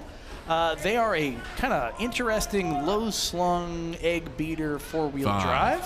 4, going up against Breakneck Nya, which is a shuffle bot with a giant spinning disc. And I see this time they've chosen to start flat on the floor. Woo! Big hits right. Was a very interesting start to the fight. Wow! Massive hit! That Breakneck slamming into the side of Kitty Cat, taking off a wheel, immediately throwing that robot into the arena with a ton of force. It looked like it came down at a slight angle like the world's most powerful hammer robot. Another huge hit. That's another wheel gone. Wow. That hit so hard we're having our monitors go in and out here. Now, Kitty Cat does need those wheels to move, unlike Breakneck Neon, which does not have any wheels. Breakneck Neon is wheelless. It's a shuffle robot. Right now, it's also weaponless, which is not a good thing. Because it needs the weapon to move. Yeah, it may have counted itself out here. This is a very powerful robot, but this is what we like to call a glass cannon, right? As much as you possibly can be. It's going to work until it breaks, and when it breaks, it's done. I am stunned Kitty Cat was able to withstand that first hit when Breakneck came in over the top and just parts flew everywhere. The weapon is down, but it's still moving, and all you need is movement to win the fight. If Breakneck can't get spinning again, this is going to be over soon. And I don't think it's coming back. I wouldn't be surprised. I can't see right now, Adam, but I wouldn't be surprised if there's a chunk of something stuck in that robot. If I was Keziah, I would be trying to maybe see if it can run in reverse a little bit, something like that. But I'm sure they were frantically pushing the controls every which way. That is a tough way to lose a fight. But an amazing way to win. I was going to say, still, those are amazing hits.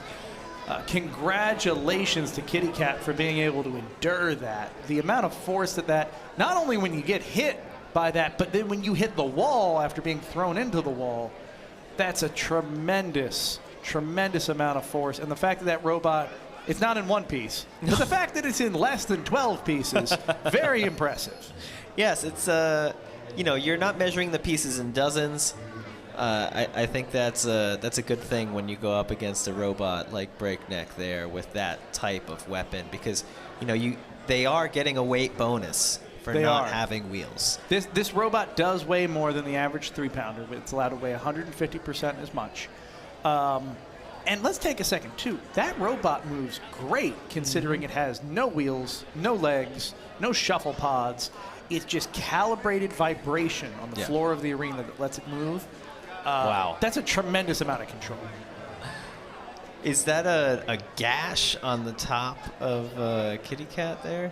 That's a good question. I don't think I can zoom in quite enough for that. That is a gash on our arena wall, though. Arena wall gasher. Breakneck is being known as an arena breaker. It's only shown up a little bit to events, and it's done some serious damage. But cool. Let's see who we got coming up next. I think the folks at the desk will fill us in. Wow, congratulations to Jonathan Wong with Kitty Cat. That is a big win for them, moving actually up and having a chance to get into the bracket in the tournament. That does mean the end of the day for Breakneck Nyan Nyan, which is unfortunate, but really good for our cage crew. Really I'm good impressed for our with cage Breakneck. As a bristlebot, which has no drive system and just uses the vibration of an unbalanced weapon to drive around the arena, they were pretty mobile. Extremely mobile. Yeah, watched the test spin up for that bot yesterday. One of the things that we test now is, can you get off of your square and then back to your square to make sure your bot is actually translational. Had absolutely no problem doing it and managed to break the test arena while doing that test. Very impressive robot. I think that once that thing is dialed in, it will be an absolute world beater, because having a mobile bristlebot, an actually controllable mobile bristlebot, that's the end of the game for a lot of competitors. Yeah, I don't think we've quite seen that yet. No, we've seen attempts at making bristlebots more mobile. We've seen, Master Blaster, that whole thought of maybe this one can push that one around. Yeah. But this is truly, it can turn left, it can turn right, it can move around, it can warp itself completely out of the way of arm if it needs to. Just ended up basically breaking itself, I think, in that one. That's probably what we'll ultimately find out. But, Kyle, I saw a cracked beater on Kitty Cat, so they did not come out of that one unscathed. Yep. They cracked definitely beater, took top some bait, damage. top plate took a huge gash out of it. 2 wheels were missing. Yeah, Kitty Cat's not doing well. It might qualify for the actual tournament. It's not doing well. But, hey, congratulations to Jonathan Wong. Did not win a single fight in their first competition here at NHRL. And actually winning a fight up against a really, really powerful competitor here in their second tournament. So congratulations to him, and I'm excited to see what that bot can do. And that's kind of a classic story, Kyle. You head out to your first tournament, and you come away with a lot of lessons that you learned through losing. For sure. You apply them in between the tournaments, and you see some success. Absolutely. It might not be a ton of success, and it might come with a fair bit of damage, but that's the progression. That's how you get better. You learn from losing, and you apply what you've learned to making your bot better so it loses a different way the next time. All right. Speaking of progression, let's go to Cage 2. We'll see who we have loaded up there, and then we'll go to our friends in the booth, Adam and Ricky. If you don't mind calling this fight for us, we'd really appreciate it. I think we can do you a solid on that one. 1. Fight. Away Robots we fight. Go. Wow, huge hit there. Power On throwing Rick Roller up in the air. Nice series of hits from Power On, immediately putting Rick Roller up against the wall. They are stuck. I think they're going to need an unstick to get out of this. Oh. No, they have a friendly neighborhood. Looked like maybe they waited for the unstick call and then came in, so that might count. It may well, yeah. I saw the lights change, and that's usually the signal. That said, Power On's having left side drive issues already. It looked like they came in for that hit, and they're having issues immediately after. You've got no weapon on Rick Roller right now, and drive only working on the left-hand side. So it's still Power On's fight to win here, or fight to lose. Yeah, Power On definitely in an advantageous position with the weapon working, but it is always difficult to drive with one side down. Oh, and Rick Roller seems to be stuck. Yeah, that's not a good place for Rick Roller to be, especially with limited mobility. You can see that weapon belt is off. They are not able to spin up just about anything. Knockout. That is a knockout, folks. Your winner, Power On. Yeah, it was maybe a bit of luck there to get him stuck, but you know, that's the difference between 2 wheels and 4 wheels. 4 wheels are going to be a little bit heavier, a little bit more exposed, but you're going to get better traction on the floor, less likely to get stuck, and maybe that was the difference in that one when they're both down to one side of drive. Yeah, remember, any 2-wheel drive robot, almost any 2-wheel drive robot, is going to have stuff dragging on the ground, and that's always a chance to get stuck. It's just the roll of the dice you play when you pick a design like that. So today it happened to take Rick Roller out and push Power On to victory. Another difference in that fight, you saw Rick Roller's weapon go out. Power On's weapon was still working. You know, keeping your weapon working is one of the hardest things to do in this sport, and you know, I think everyone knows that, but it's not just the shape of the weapon, the motor, the battery, the ESC, all these things that you're thinking of. You know, the belt design, the belt tension, what size of belt, what size of tooth, what type of belt, is it a timing belt, is it a V-belt? All of this is very tricky, very intricate design that makes the difference between your weapon working and your weapon not. And so every detail of a weapon needs to be thought about. You know, it's not just, oh, bearings, bushings. Look at your belts. Look at your belt tensioner. Don't leave that stuff till the last minute, because that can really make a difference. That's absolutely true. And in a lot of cases, you know, your best teacher is going to be experience. It's going to take some trial and error in the cage to see what works and what doesn't. So with that, we're going to head back to the host desk. Guys, take it away for us. All right, congratulations to Max Renas with Power On. He's a physicist from New York. Love that bot. Really big win for him going up against the Rick Roller.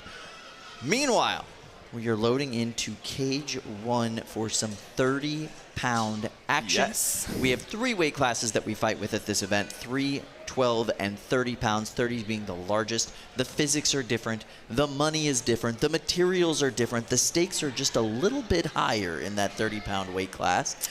Yeah, and you feel the hits. And that is my favorite part about 30-pounders is you don't just see it. You don't just hear it.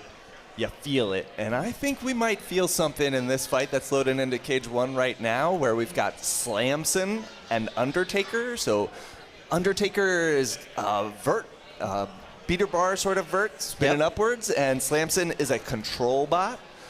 So we're excited to see a classic matchup between maybe the top of the meta versus an underdog of sorts? An underdog of sorts. The preeminent underdog in many ways. This is a Craig Danby robot. Craig Danby builds really awesome control bots that are very durable, but tend to be played with some weird issues. So what is the lore here? Why? So Craig is always pushing the limits of what his components can do, right? He wants to get it to the very edge. He wants to overvolt it. He wants to see just how much he can squeeze out of these motors, out of these speed controllers, out of all these different components. And that very often leads to weird issues that pop up and weird things burning out that shouldn't. And so that is like kind of the Danby curse, some people called it. Say no more. It's a curse. It's so simple. So simple, but it's not. Craig is an incredibly intelligent guy, really good designer, really good builder, and when his bots are functioning, they are bulletproof. This is a really cool robot, and he builds these really amazing kind of control style lifters and grabbers, and so it's going to be interesting to see how this works out for him in this matchup with something that hits just that hard. And it looks like Undertaker has foot-long forks. Well, you know, that's kind of what you need to put people in the ground. I get it. I get it. What I'm wondering is, does it come with its own gong? I guess we'll just have to find out, and it looks like the doors are closed, so let's send it on over to the play-by-play. All right, guys, good luck. Call this fight for us. Oh, we will. Thank you very much. I'm excited. I love a good 30-pound fight, and Slamson and Undertaker in Cage 1. What a great way to kick that off.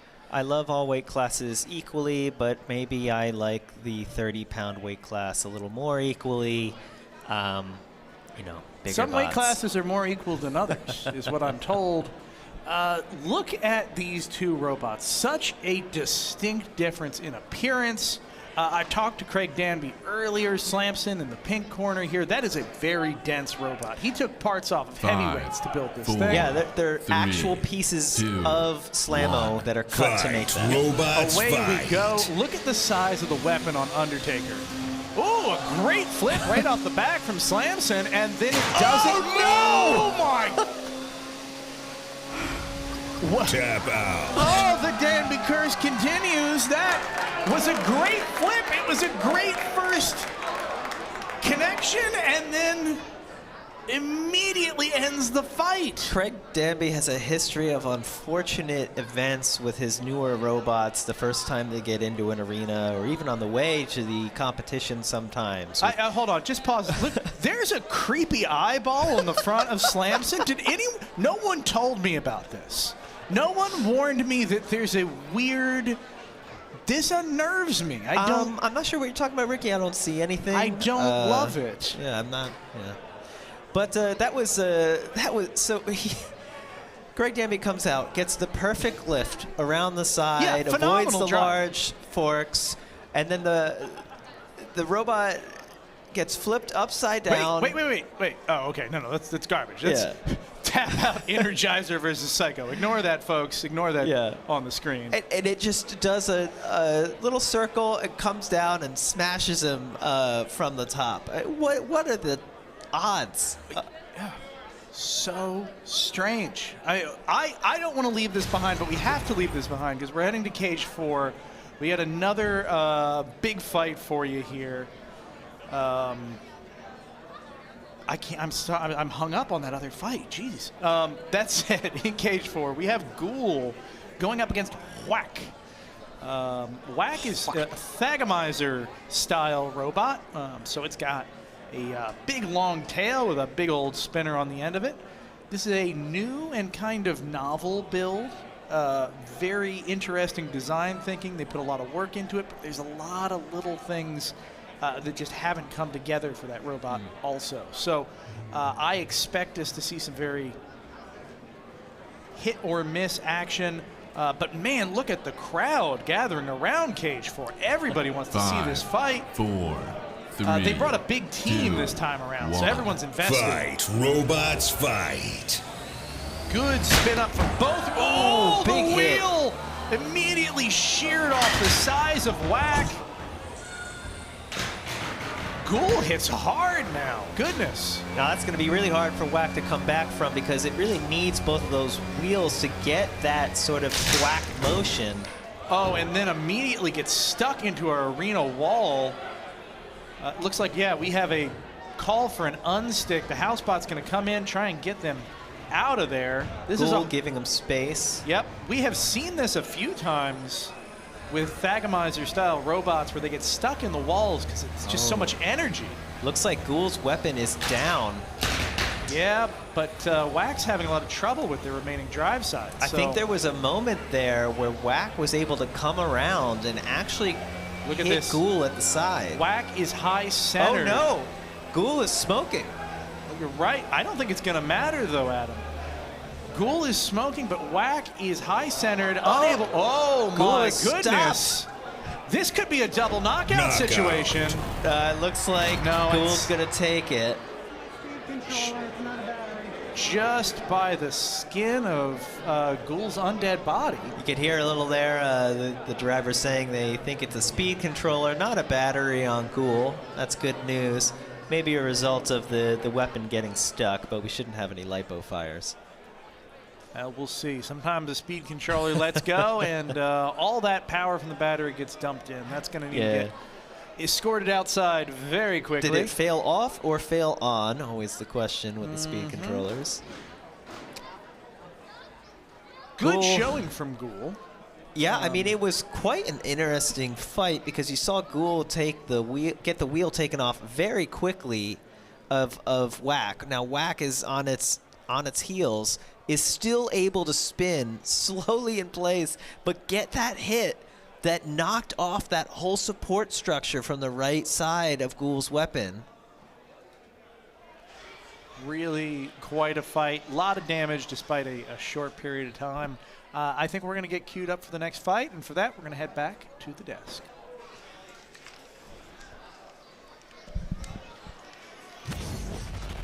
Well, Whack got a little bit disemboweled there, but Ghoul Not smoking. unscathed. Not unscathed. Yeah, that initial impact really did a number on both the bots. Yeah, yeah. I will say, so I had the chance to look at Whack in the pits yesterday. It's kind of beautiful. Beautiful robot.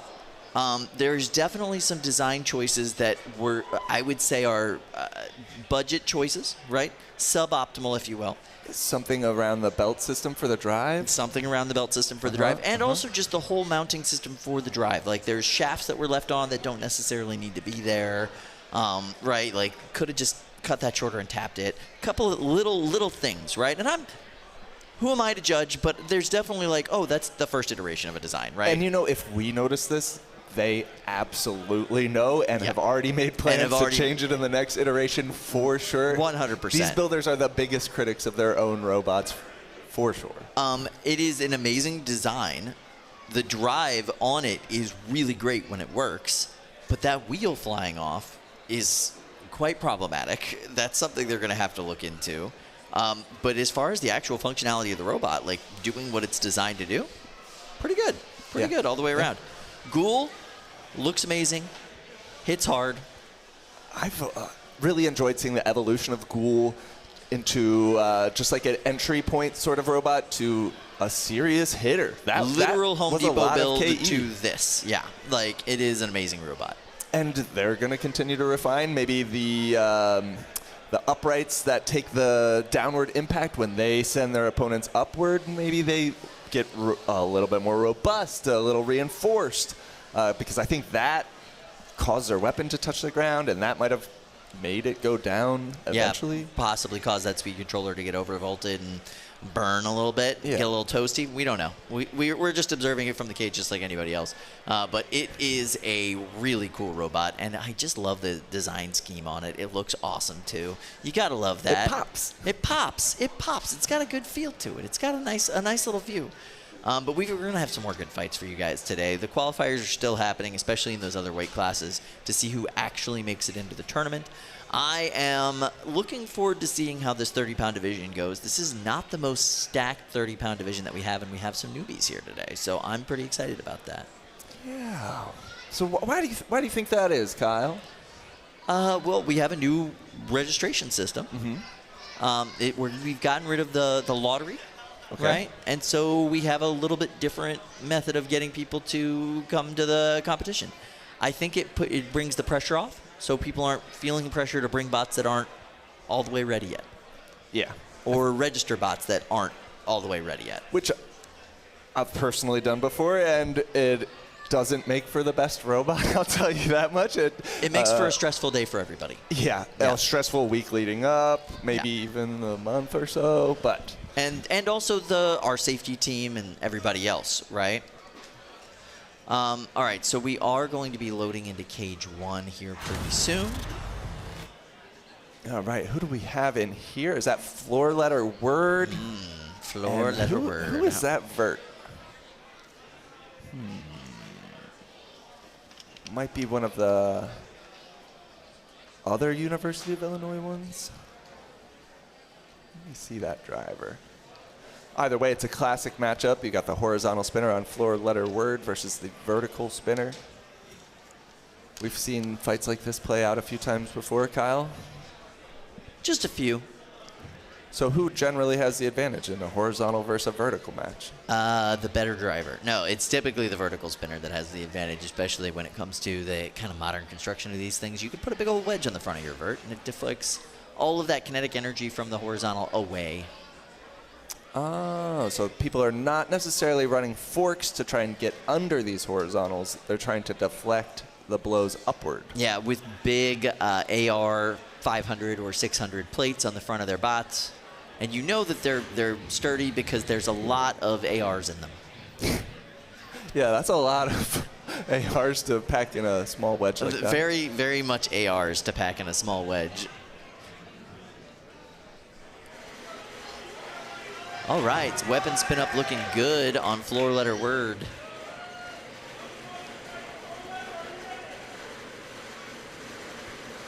Can it spin down though? Can you guys turn it off? What's going on? There it is. No? Maybe? Is this just a display of dominance before the fight, do you think? I wouldn't consider this displaying dominance. I feel like this might be a mistake. But let's see what the folks in the play-by-play booth have to say about what's going on in this cage. Yeah, I mean, this is going to be an interesting fight here. We were just talking about how the weapon on floor letter word is actually so high off the ground, it might be able to get above the wedge of Bunny Holly and directly hit those bulkheads supporting the weapon. Yeah, even if it doesn't directly hit, it's only maybe ½ inch off from doing it. So even just a little bit of deflection could shear right through those aluminum uprights. Yeah. Very interesting weapon placement here. I think floor letter word actually seems to be maybe running upside down or the weapon upside down. I don't think it's usually quite so high. So this will be interesting. I do wonder why they were spinning for so long there. Maybe they didn't like that sound and were trying to figure out what it was. Yeah, I'm 5, quite nervous for them. That's an angry sounding motor. 2, 1. Fight. Away we Robots go. fight. Slow spin up on floor letter word, but they are working on it. Ooh, immediately taking a few good hits. Bunny Holly also having a slow weapon spin up. Now they've got a slow weapon in general. It's interesting because floor letter word was spinning much faster before the fight began. Yeah, I think that's a very unhappy motor. Maybe just too tight a belt tension on floor letter word. It's hard to say for sure. Belt tension, very important. I don't know what is happening here, but you did notice when floor letter word had spun up early on that when they turned off the motor, it stopped really fast. And that's generally not good. No, and it made terrible grinding noises. So something is wrong in floor letter word. Bunny Holly not taking full advantage of it. You really want to see bigger hits with they're getting free runs at floor letter word's frame here, and they're unable to connect. Yeah, you can hear those like little high-pitched tinking noises. Those are glancing blows. They're not doing big structural damage. And now it almost seems like Bunny Holly is stuck, maybe on some debris from the tires of floor letter word. Man, the weapon on floor letter word, it's so close to spinning up. You can see they're trying to use the body to get a little starting spin, which can help the motor engage. Yeah.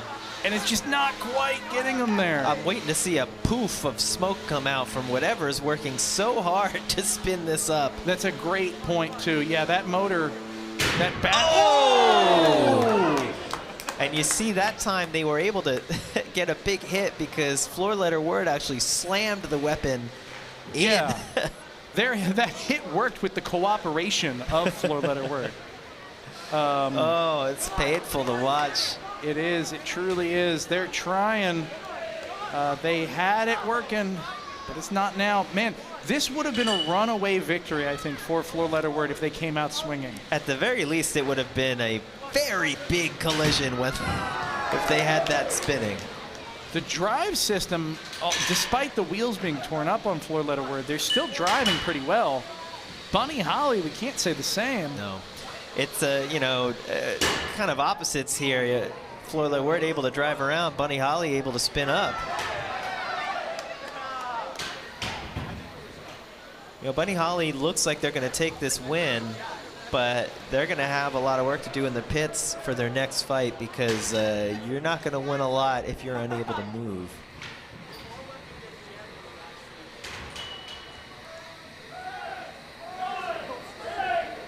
I wonder if it's as simple as a ground clearance issue on Bunny Holly. It very well could be. I do see both sets of wheels trying to spin. Yeah, you have to imagine Bunny Holly's going to come out with the victory there. You never know. There was a lot of aggression from Floor Letter Word throughout the fight, trying to get that to work, trying to connect, and there wasn't a lot of motion out of Bunny Holly.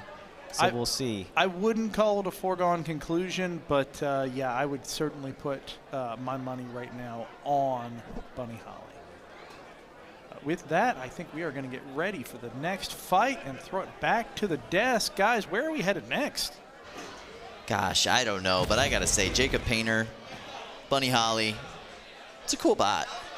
Yeah, it's got some floor clearance issues. They'll fix that. It's a cool bot. I like it a lot. Floor Letter Word, Alex Curtis, always does a good job, but man, took a lot of damage there. That bot's been around a long time. I wonder if it's still got some original components on it. Maybe a crunchy weapon motor or toasty ESC of some sort. I've never really heard weapon motors being described as crunchy before. What do you mean by crunchy? Oh, crunchy. So weapon motors have magnets in them. Yeah. Magnets are brittle. Yeah. Brittle things break. And when you've got little crumbs of magnet in your motor, that's crunchy. It makes it a little crunchy. You can also suck up debris into your brushless motor. That can make it crunchy. Ah, nice. And there's probably a third thing, but let's hop to a fight. We're going to go to Cage 4 where we've got some more big robot action. Let's head over there right now. Oh, wait. All right, Lindsay, I hear you've got something for us cage side. Yeah, so I'm over here talking to Alex Curtis and his team, and they were saying basically we don't know what happened, and while we're talking about it, the weapon starts spinning up. So who knows what happened? They're going to take it back up to the pits. Thankfully, it stopped spinning now, so it's all safe to bring up. But it's working now. Wasn't in the match. Hopefully, we'll figure out what happened. Okay, well, that's interesting. The judges will definitely have something to chew on there. In the meantime, we're going to go to Cage 4. All right, so we're going to have the folks in play-by-play call this one. Ricky, Adam? Thank you, Sam. I'm excited about this one. Adamant Barrage is such a fierce-looking robot. I mean, that just looks intimidating. I've been looking forward to this fight, and not just because this robot has my name in it. I also think it is just straight up cool. You don't see a shape like this very often, and anytime someone can come out with a robot with a unique shape, I'm very excited. This is a 12-pound fight, and that robot is quite large for a 12-pounder. I think it'll be fun to see what happens. Yeah, we've had some robots like this on smaller scales in the past, but it's so rare to see this in the 12-pound division. These things tend to hit just incredibly, incredibly hard. Sometimes they're a little delicate, and talking to the builders, I think we're going to either going to see some really big hits and they win, or some really big hits and they lose. It's a new bot. Some of the parts I heard were last-minute Lowe's additions, so we'll see if it holds up. Ooh, that is some rough movement off the start. They are just sitting ducks. Yeah, it does not seem like you can see the wheels spinning. No, not getting traction. That is bad weight distribution, folks. Not enough of the weight is over the wheels in the robot, and that means that they can't get the traction they need, and so the robot does not move the way it's supposed to. Promheda, a very successful robot here, can move quite well, and it will... Excellent hit from Adamant Barrage on Promheda. That's exactly what they want to do. Wow. Promheda is down, folks. They're going to have to get an unstick. Adamant Barrage still moving. Yeah, they have called for an unstick, but I don't see even a twitch of movement from Prom Hedda right now. Prom Hedda can generally operate upside down and self-right off the wall. I think this is kind of a last-ditch effort to see if whatever is inside of Prom Hedda will reset. Maybe it can get knocked back in position because they are completely dead right now. Yeah, they are hoping for a little bit of successful percussive maintenance from our housebot Flo. Doesn't seem like it's happening. It can't hurt. You know, you can't save this on stick for another fight, so you might as well use it and see if it helps. Doesn't seem like it did much. You can hear that count out is going. This is going to be effectively a one-hit KO from Adamant Barrage. What an upset. Knockout. Prom Hedda is such a fierce and experienced competitor here at NHRL. To do that in a single hit. I am stunned because coming out of the gate with no movement, I thought there's no way Adamant Barrage is going to be able to win this fight. Prom Hedda is going to come around the side, take out the wheels, and that's going to be it. It really is incredible. Adamant Barrage has just punched their ticket to the bracket. They are now in the running to win the entire event, at least in their class. I don't know the fate of Prom Hedda. I assume that they already had a win earlier in the day, but it's hard to say for sure. What an upset. Yeah, I don't know if they're going to have to come back and get another win, maybe another sudden death type of fight, or if they're out. But wow, you've got to think that coming into the next fight, people are going to be scared of Adamant Barrage. What a weapon on that thing. If they can get the traction dialed in properly, I don't know if they can add some Teflon tape under those forks out front. If they can get the wheels to be a little bit stickier somehow, maybe someone has some sort of rubber. But wow, it would be amazing to see that with a more appropriate drive system. But let's swing it over to Cage 1. Oh, it's a weird-looking robot. Well, we've got Grim Ripper and Maximizer who will be loading in soon. But let's hand it over to the desk and hear about the judges' decisions coming in. All right, so that last fight was quite an upset, and I'll say that because Prom Hedda is normally a just guaranteed for the tournament robot. A beast. Ready to go no matter what. I will say, Zach just moved to a new place, hasn't been sleeping a whole lot, and yesterday was the first time I saw him at a tournament without a finished robot. Oh, yeah. He seemed like he was a little stressed in the pits. So it's interesting. It's interesting to see how that worked out. Good for William. Really impressive showing for his bot. Let's do some judges' decisions now. First of all, Blackbird defeated Yolk. No surprise there. We pretty much called that one as the fight was going on. So congratulations to Blackbird and the D'Ambrosio family. Really cool fight. Really cool bot. And Grim Ripper defeated Clockwork Princess Chelsea. Can't say I'm surprised. No, but we've got the big version of Grim Ripper now loading into Cage 1, so that's exciting. Right. And then Trick or Beater defeated Titanium White. Also, not a surprise there. Trick or Beater had a really good showing in that one. So congratulations to Trick or Beater. And in that weird 30-pound fight with the weapon spinning before the match started, but not during the match, that one goes to, not Floor Letter Word, but Buddy Holly. Bunny Holly winning the fight. All right, so let's go back to Cage 1, and our friends in the booth will call that fight for us. Fellas, how you doing in there? Well, this is an exciting fight.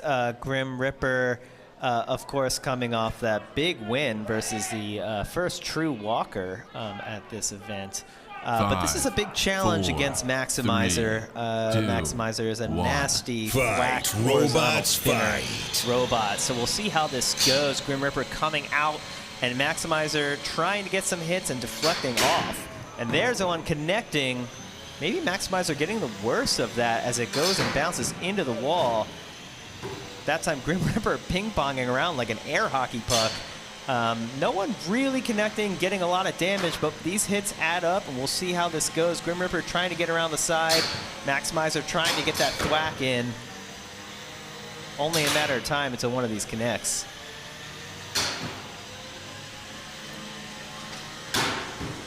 Grim Reaper upside down. That is not where they want to be. Maximizer taking advantage and going in hard.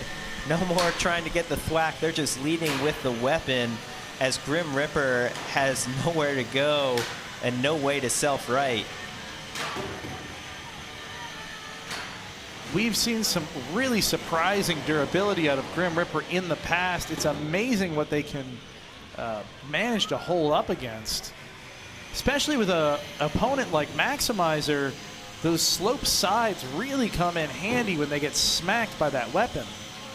That said, the wheels are still exposed. They can only take so many hits before they are toast. Yeah, Grim Reaper here still looking to be fully functional, all of one piece, but upside down, there's just not a lot they can do, and that's going to hurt them in aggression, in control. You know, there is an interesting aspect here where it does seem like their weapon might be skimming the top of Maximizer. Just barely. I do think they could probably get some wheel contact if they drove with just a ton of luck or precision. But it seems like Maximizer may be getting a bit too much wheel contact on Grim Reaper themselves. You can see those wheels chunking over time here, pieces of them littering the box. Yeah, it is definitely a case of attrition here with those wheels. You can hear that pin countdown. They can only pin for 10 seconds. Ooh, the wheels on Grim Reaper are nearly completely destroyed, almost tangling themselves in the frame as they try to spin. This is great control work by Jake. Really careful with these pins, not getting greedy with the hits, but still doling out enough damage that it's adding up. Yeah, Grim Reaper is going to be really hoping for a big hit here to take out something on Maximizer at the end of this fight.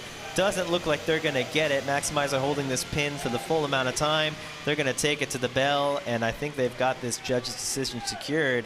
Sure does seem like they think so, pinning it for the time to expire.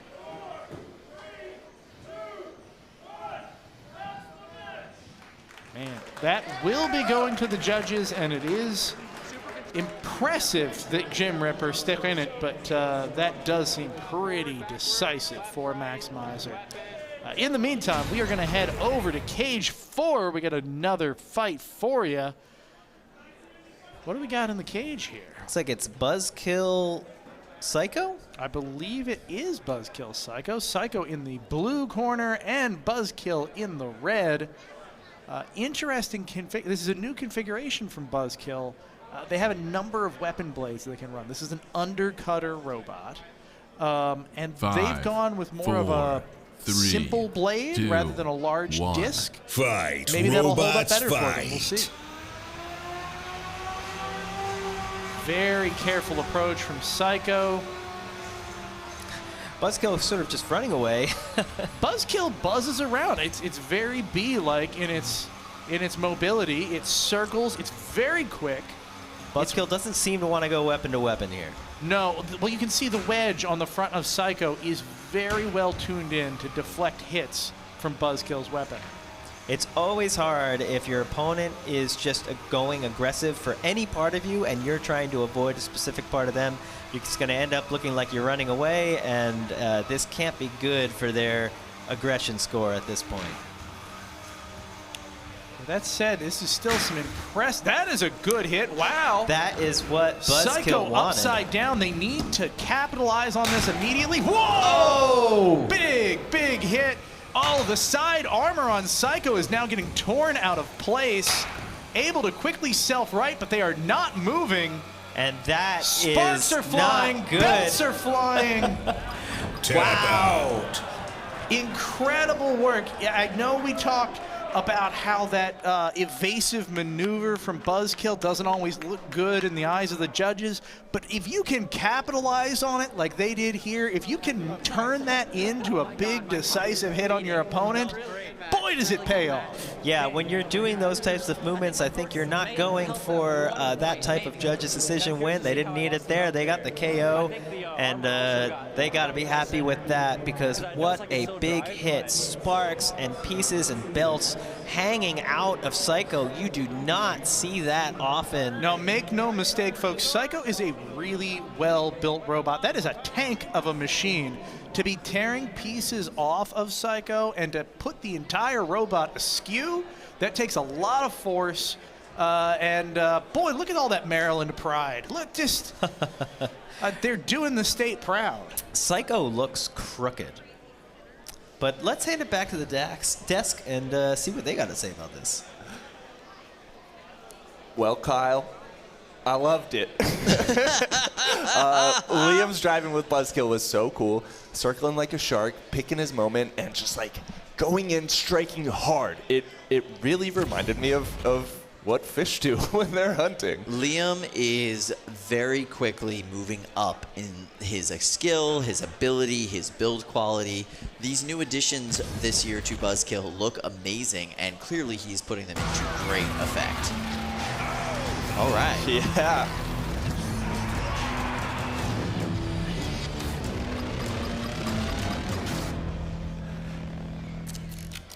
Wow, I can't believe Buzzkill did that.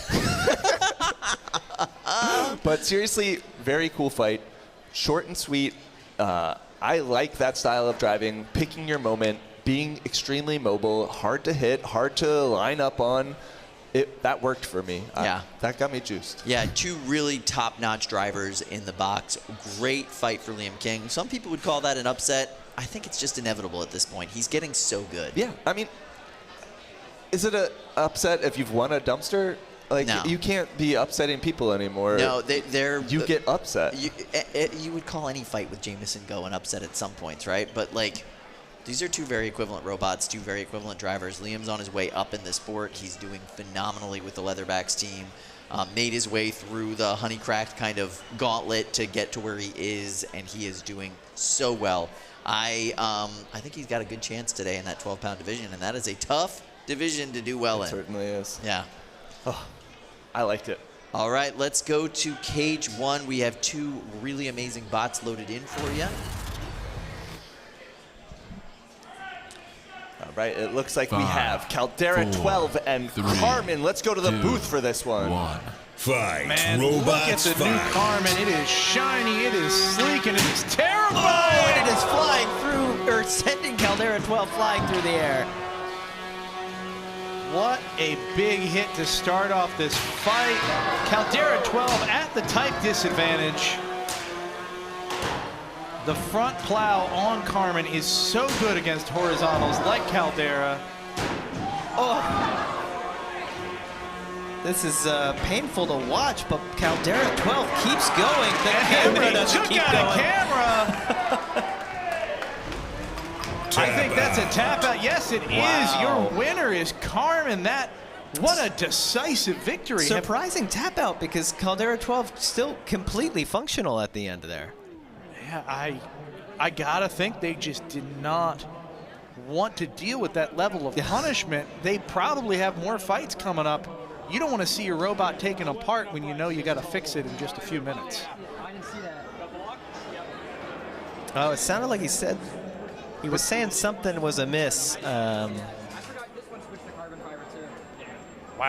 We're going to go to the replay here. Maybe take a piece look. of carbon fiber. Oh, yeah, you can see the frame of Caldera 12 there has delaminated. Yeah, before we lost the camera, there's just that moment. For those folks at home, delamination, think about it like, cardboard's a couple layers, and there's that corrugation in between it. You pull those apart, and suddenly it's just paper.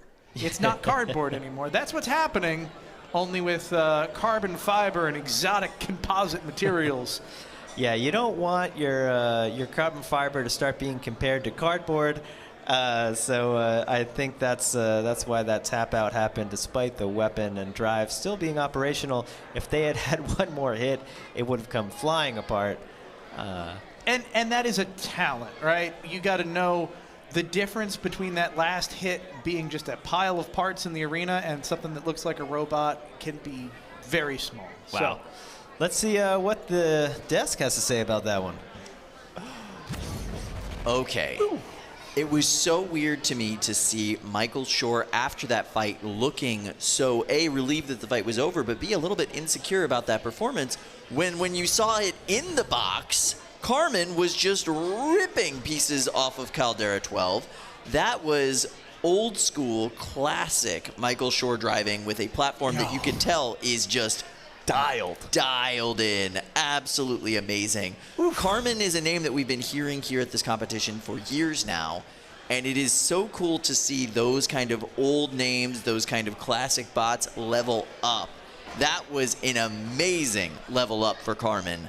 Michael Shore bringing it with that, and that was so much damage. Just unzipping that carbon fiber. He won every single exchange. Every time they came together weapon to weapon, Caldera 12 was up in the air, and Carmen was locked and stable and lined up for the next hit.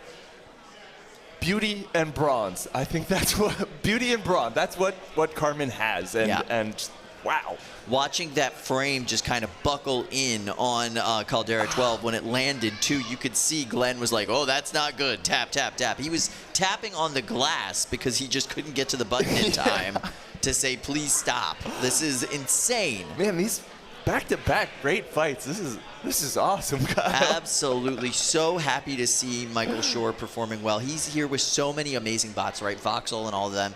It's cool to see him just like taking a really powerful competitor like Carmen to task right off the bat, making a statement. First competition of the year.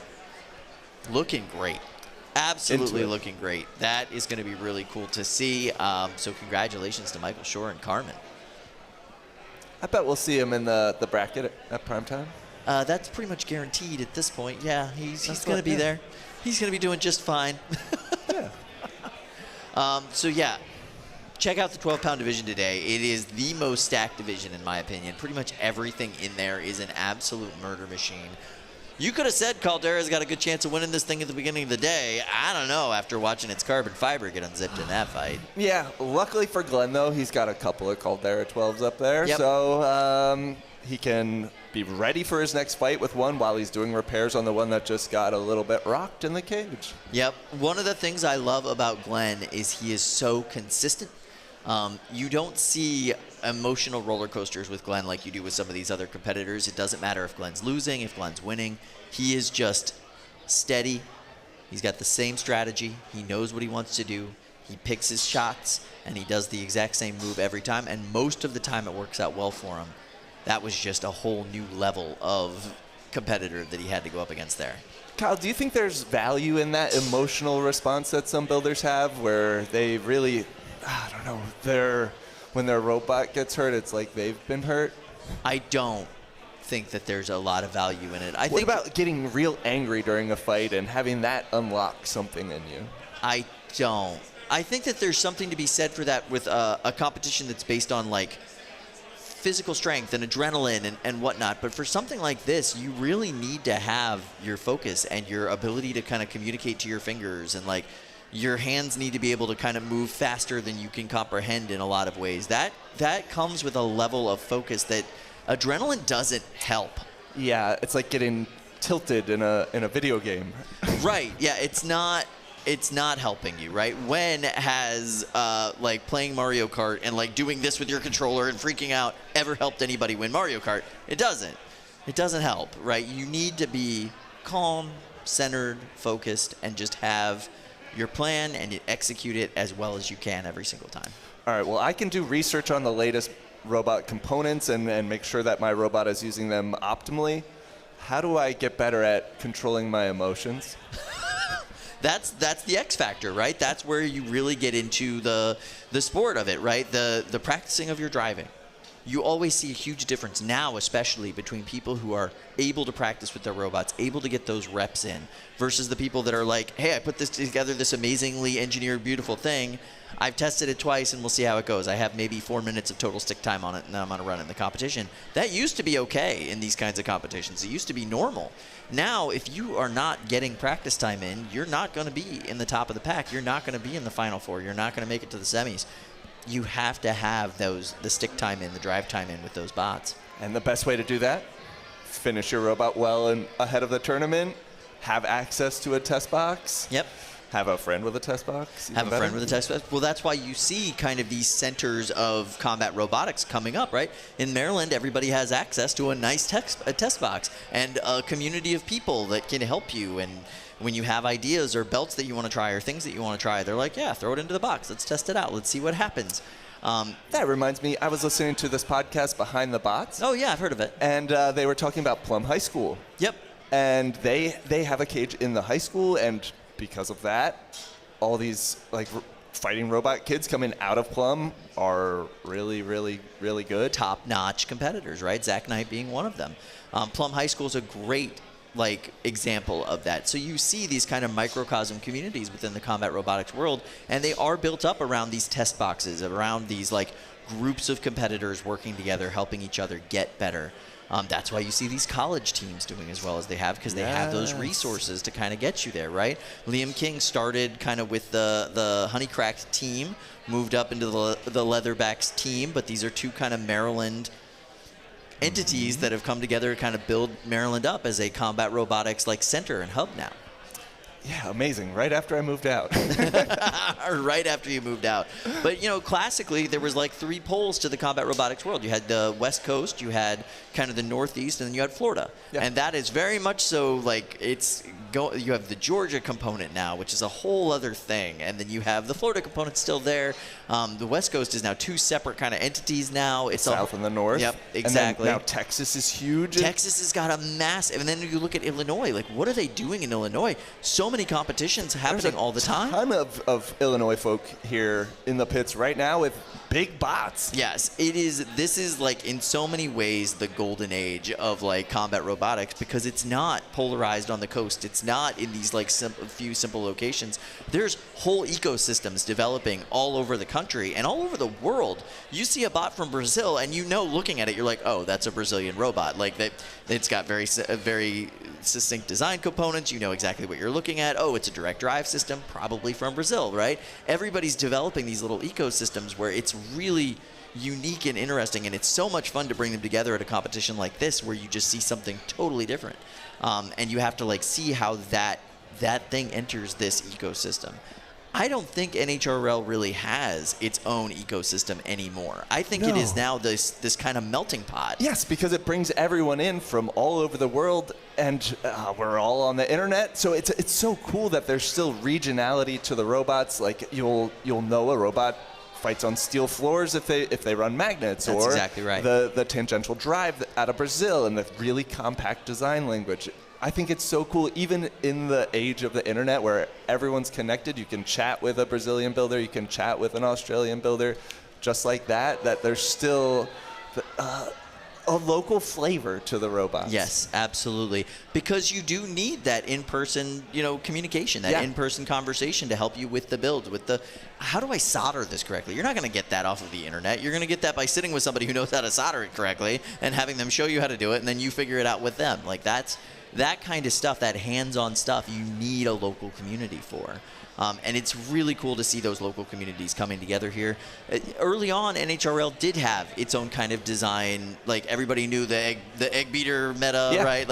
It was very much so an NHRL thing. And that's gone now. That's not really ours anymore. It is, we bring everybody together. We bring together all these different little communities to show their stuff. And you see them all coming here and kind of sharing, and everybody leaves with something a little better and a little different. It's amazing. Very cool. All right, let's go into Cage 1. We've got Threat Level Midnight, what a cool name, and Energizer. I've seen that movie, Threat Level Midnight. Really? Is it good? It's pretty good. Good bad guy, golden face. All right, are we going to send this one to the booth? Let's do it. All right. Yeah, I'll take it. I'll take it in the booth. Let's do this, Adam. Yeah. I mean, I like any bot with an office related name, so this should be fun. And I like Threat Level Midnight. So let's do it. No, this should be a fun matchup. We've got Oh no. Oh, that was way too easy of a doing the thing. Yeah, I don't know how to respond to this, Adam. I want to be kind, but that's not a good start to not even the start of the match. Yeah, we talk a lot about weight balance. You know, it looks like they got a lot of weight in that wedge. They got a lot of weight in that weapon. They did a quick little nollie there and got stuck on their nose. Now, this is not an unstick, of course. The match hasn't started, but if I was their opponent, if I'm threat level Midnight, I'm going to sit back and be like, you know, maybe I'll just nudge it on the butt just a little, and maybe it'll do this again. That could be my path to victory. What's interesting, you know, is a lot of these robots run a lot of configurations, and sometimes a configuration might have an unintended effect here. But you know, Energizer looks to be running mostly just sort of a wedge, which I would think would be maybe an anti-horizontal configuration. But thread level Midnight's not a horizontal, so it makes me think maybe they don't have that many configurations. So it is unfortunate that they wouldn't have realized they had this kind of weight issue earlier. I think... Oh, interesting. There may be something wrong with Energizer in addition to just getting it right side up. You can see they're power cycling the robot, that you are allowed to do this. And hey, a lot of times this is the difference between a robot working and not, is you get in the box, you turn it off, you turn it on again, and suddenly it springs back to life. Sounds like Lindsay is sidelined. Maybe she can give us some insight. Yeah, so I'm here, cage side. I just saw Cody give the thumbs up, and I see the weapon lock being removed by Zoe, so I think the robot is okay. They're closing up the door now, and I think we're going to be good to start this match. So no harm, no foul. All right, we'll keep fingers crossed. It does look like the right-hand side of Energizer is moving, but the left still not so much. Yeah, that's odd because I thought both sides of the drive were working before that. I wonder if they're having sort of, ESC arming issues where maybe it's not getting a perfectly neutral signal, not turning on. Who knows? An unfortunate way to start the fight. Hopefully they'll be able to overcome that. Earlier today, I believe Energizer had some power switch issues. That could be part of it. Robots, fight. The weapon is spinning, and the one drive side is going. That's enough. Cody is a good driver, so this might be enough. That's some good damage on the underside of threat level Midnight. This robot is hobbling quite well. They've got that one side drive down. And now threat level Midnight also has a drive side down. These robots are on equal footing. And now the weapon's down on threat level Midnight. Threat level Midnight is a bit crooked right now as well. All right, Energizer might be able to squeech out a... Squeech? I don't think that's a word. they're going to just barely ink out a competitive fight here. Now you can see Energizer using that gyro effect to be able to have a different turning radius when they go forward or backward, and that's able to give them some control as they move around. We're going to consider this a pin, I think, from threat level Midnight on Energizer. Is it stuck in the tread? We're going to find out in just a minute. Yeah, apparently it was a pin because they tried to release. You can see the fork was inside of the tread mechanism of Energizer. That's going to count for control points in the favor of threat level Midnight. Well, were they able to successfully release at the count? Because if not, then that wouldn't count. That's a good point. They might have waited too long. That is a big hit from Energizer. Yeah, there's a lot of minutia to the rules here, and while a pin is very helpful for your control score, we have a time limit on pins of 10 seconds. If you go beyond the 10-second count, that pin will not count towards your control score at all. It's like it didn't happen. Energizer having intermittent drive here. Yeah, it doesn't. At first I thought it was intentional, but it doesn't. No, I see it's high centered. Oh, no. You can see the wheel is spinning, but they'll call for an unstick here. Yeah, I shouldn't say the wheel is spinning, but the track was spinning, but it wasn't enough. So maybe a little bit tight on the ground clearance here. They got to be careful because if that happens again, they're going to be done. They've got to last another 40, well, not another 40 30 seconds. 30 seconds they'll be able to make it to the bell. Now they're just spinning in place trying not to get stuck. And it works for them. Every time they stop, I hold my breath. Yeah, I'm sure Leah and Cody and all are doing the same. All the honey crackers. 15 seconds. Threat level Midnight coming in, trying to make something happen here. Of course, threat level Midnight hoping that Energizer gets stuck. And they can take home the knockout. But it looks like Energizer and threat level Midnight both going to make it to the bell. And this is going to be a judge's decision. It's going to be very close in terms of damage. No, it's not. We have a weapon and a drive side down on threat level Midnight. And we have only a drive side down on Energizer. So Energizer, you know, yeah, it did seem like they had the weapon and the drive the entire time. Threat level Midnight, no weapon. So I think you're going to give damage to. You can hear cage side. It sounds like that frame is suspect. Maybe that's part of why it was getting hung up on the floor. Maybe some of those big hits affecting it. Quite an interesting fight.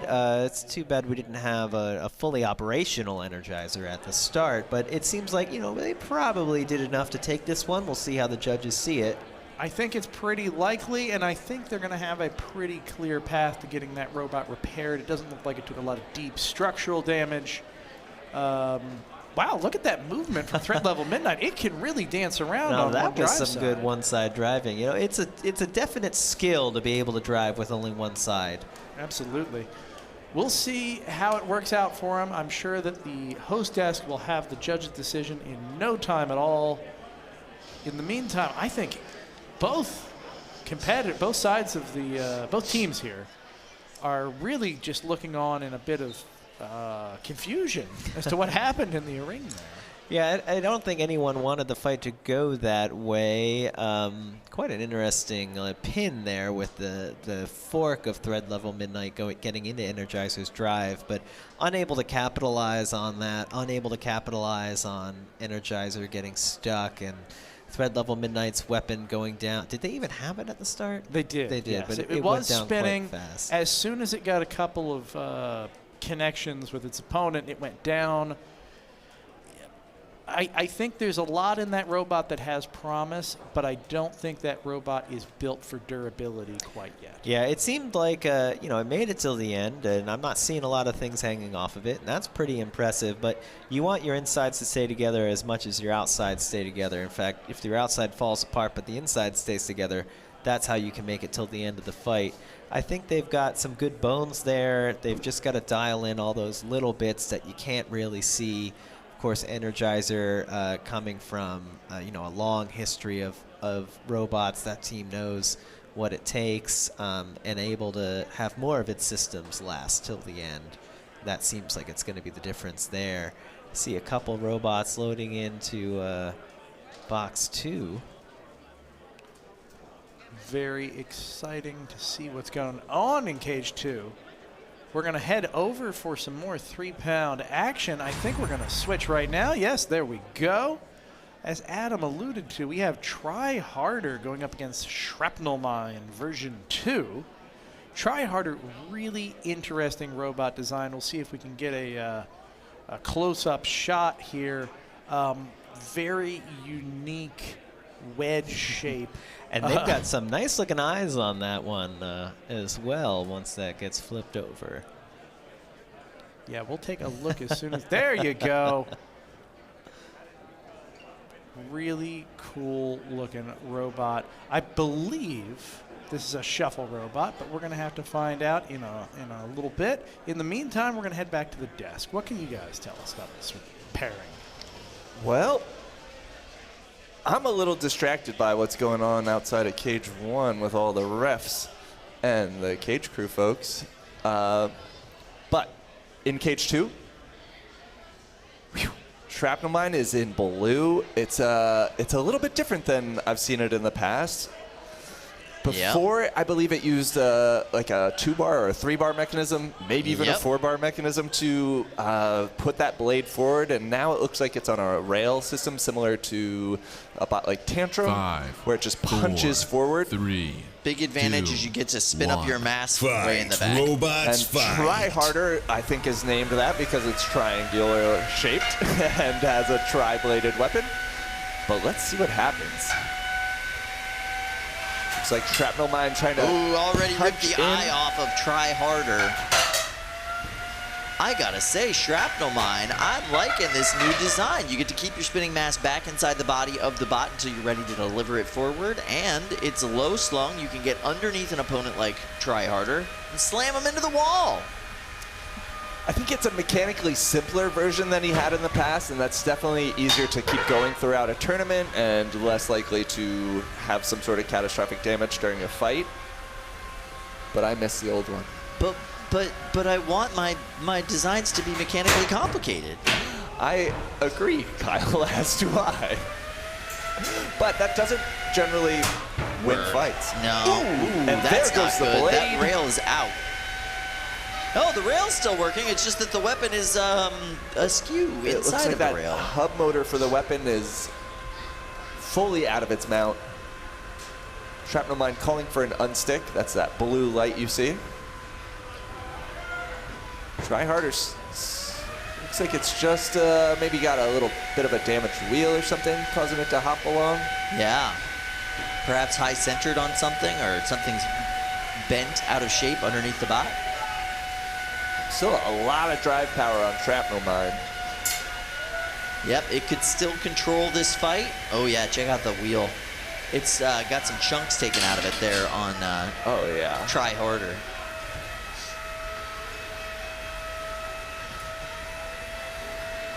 Shrapnel Mine doing a good job keeping Try Harder up against the wall and keeping their drive side facing the wall. Doing what he can with what he has. And yeah, getting some punches in there. Just little love taps.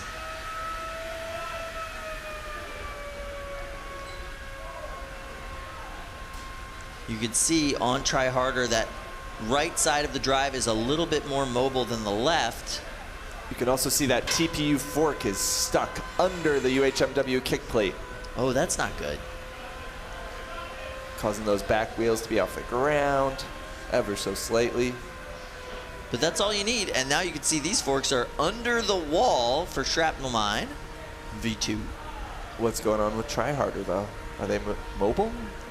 Maybe they're just letting them get counted out. I don't know.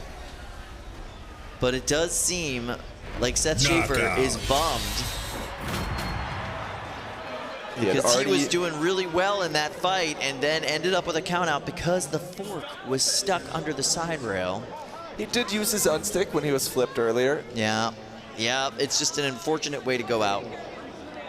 We'll get it for you if you can get it up, okay? Are you collecting bot parts? Brett would have been able to do that unstick if he had one remaining. Oh, their little jerseys are color coordinated with their robot. I like that. I know. I just grabbed one thing my way over. And the googly eyes right there, I think, underneath the bread. Yeah, I can see it. You can hear the builder calling out to the cage manager where the googly eye is that needs to be retrieved. Yes, please bring back that googly eye. It's probably a custom googly eye, the most expensive component on the robot. I don't know, the one that's remaining seems to have lost its pupil. Yeah. How expensive could they be if you lose a pupil from one? Unfortunately, expensive doesn't mean durable.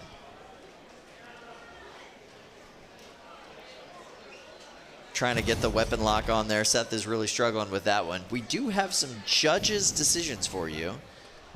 Turns out, Threat Level Midnight defeated by Energizer. Can't say I'm too surprised about that one. That's what I said. Okay. All right.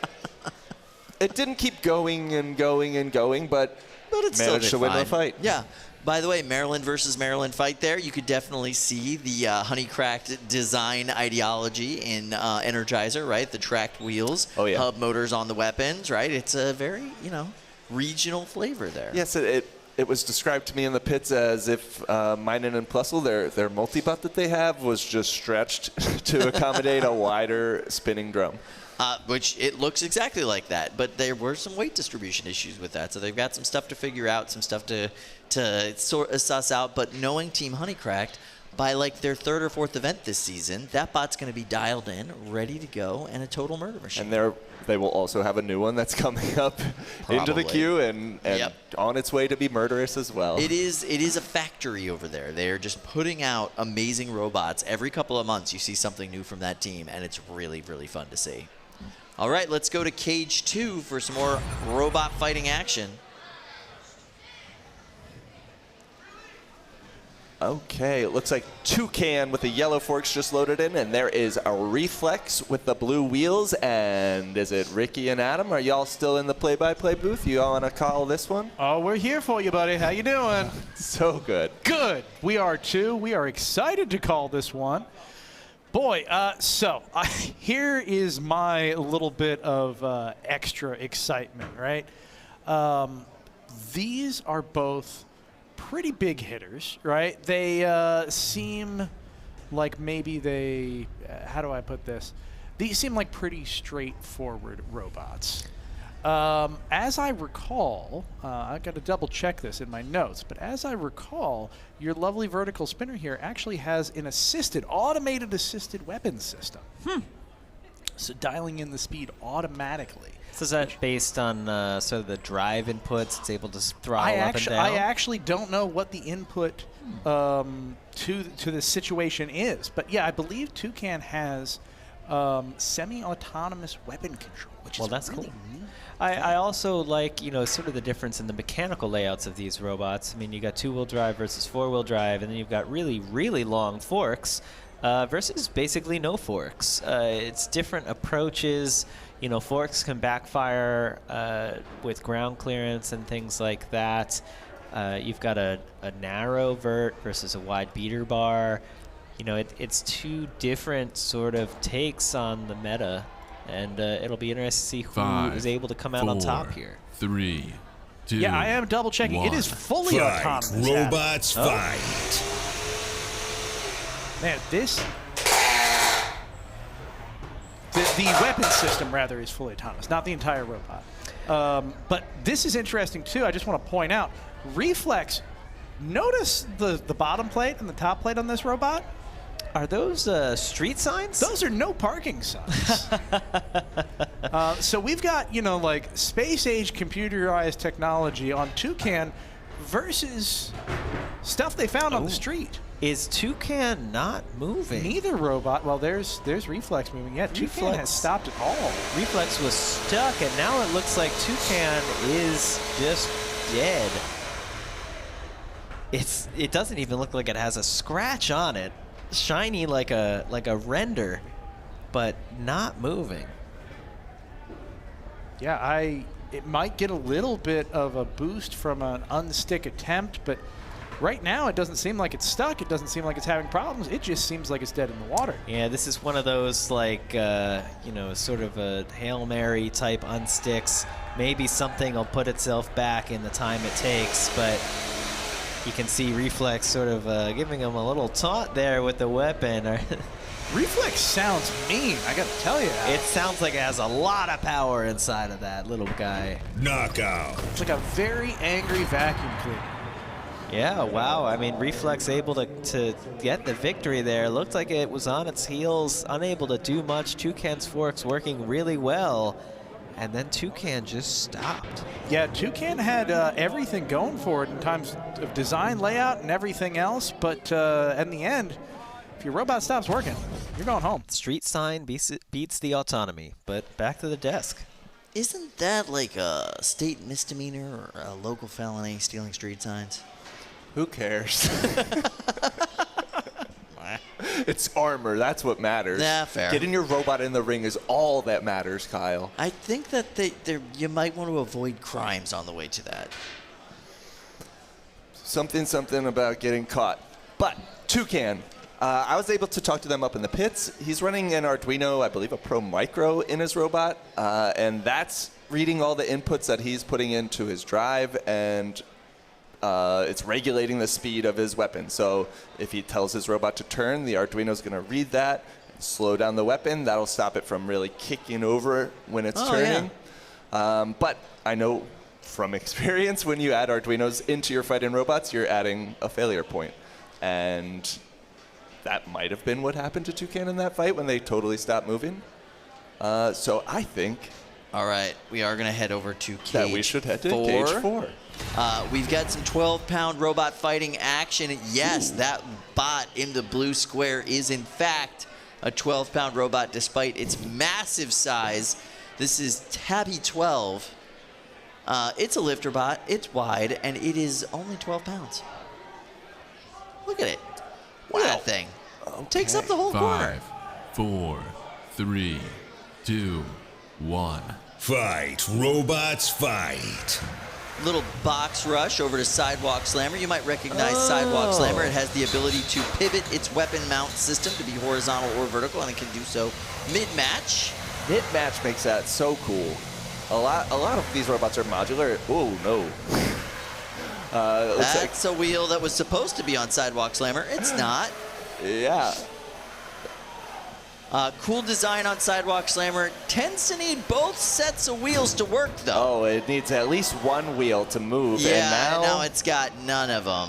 It's boxed. Yeah. No, there's still one wheel. One wheel on one side. All right, so 75% off wheels at Sidewalk Looks Slammer. Looks like the unstick has been called, and the tap out has been called, as Sidewalk Slammer runs itself into the side rail and dies. Well, there you go. First of all, love the branding on the Tabby team. Cool, cool jersey. And all of their fans have these knitted hats that they've been wearing today. It's too cute. It is too cute. Great robot, really good driving, and defeated Sidewalk Slammer. Not a bad way to get into the arena and do some fighting today. Pretty nice. Cage 4's kind of popping. I'm liking how close the builders are to the fans. Getting high fives, that's cool.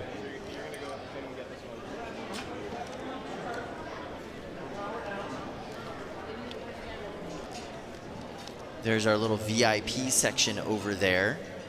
If you buy a VIP ticket, you get snacks. You get some really nice cage side seating and free tours and some other perky stuff, right? Yeah, good stuff. I think the exclusive angles to Cage 4 and now Cage 5 and 6 as well, that's what it's all about. Absolutely. You can get really up close to those cages and just snack away on some food in there. Mm-hmm. Good deal. You can smell the burning ESCs as they come out of the box. It's awesome. Really makes the chips and sodas more appetizing. Yeah, definitely. Definitely. I love a burning ESC. It's all peanutty, you know what I mean? It gives it that like kind of nutty flavor. It's nice. It's nice. Yeah, it doesn't linger and like hit you in the back of the throat in a disgusting way. So Tabby 12, it's 2 parts, and it's got a center or a bottom aluminum plate holding the whole thing together. How long do you think it took to print Tabby 12? So it's TPU, so it's one of the slower things to print. Yeah. I would say a total for the entire frame and fork system, probably 56 hours. That's my guess. And they have 2 of them. Okay, so times 2. That's a lot of hours of printing. That's a fair amount. It doesn't fit on one build plate, so you have to switch plates over. I'm sure it's more than a single roll of filament, so they're doing filament swaps as well. You can't as easily do TPU in a multi-spool system that can auto switch. So my guess is over 50 hours. That's a lot. Over 2 days of printing solid. That's a lot. It's a great looking bot. Obviously performed beautifully there against a pretty seasoned robot. So congratulations to that team. Really cool machine. Very cool. Very orange. Very orange. And control bot in the 12-pound division. Gotta love it. And that wide stance, I think, is going to do them a lot of favors in that class. Yeah, absolutely. Yeah, it's got like Turbo Friend-esque design style, right? That big dustpan thing going on. able to get under those bots really well, and yeah, controlled that whole match. How do you think the wheels came off a Sidewalk Slammer? I think they were held on with hopes and dreams. And once one came off, the hope and dream started to leak out. Of the other side, and that's how the other one came off. Oh. So that's a lesson to everybody at home. If you're going to build a robot, hold your wheels on with things like nuts or bolts or threaded inserts, not hopes and dreams. Yeah, that's a good idea. Good advice. Let's go to cage 2. No, let's go to cage 5, which is the same size as cage 2, and it has Recreation and Blackbird in this one. Blackbird is in the blue corner, Recreation in the pink. And let's send this one to the play-by-play booth. Okay. Oh, there's no one there. You can't send Kyle, it there because there's no one there. We're the play-by-play booth. I am the play-by-play booth. So this is a end-of-the-road match for one of these teams, right? They both have losses under their belt, so the loser will go home and not compete in the tournament. 5, 4, 3, right. 2, Aria D'Ambrosia on the 1. blue corner Fight, with Blackbird. robots, Let's see what she's fight. got.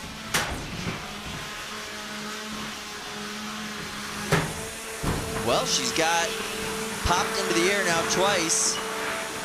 This is almost a mirror match, Kyle. Kind of hard to distinguish these two bots, but if you see red on it around the bottom, you know that that is Blackbird. Yeah, Blackbird's got the wider drum setup and Recreation as the dual Drisk setup. Blackbird's a 2-wheel drive, egg beater style spinner.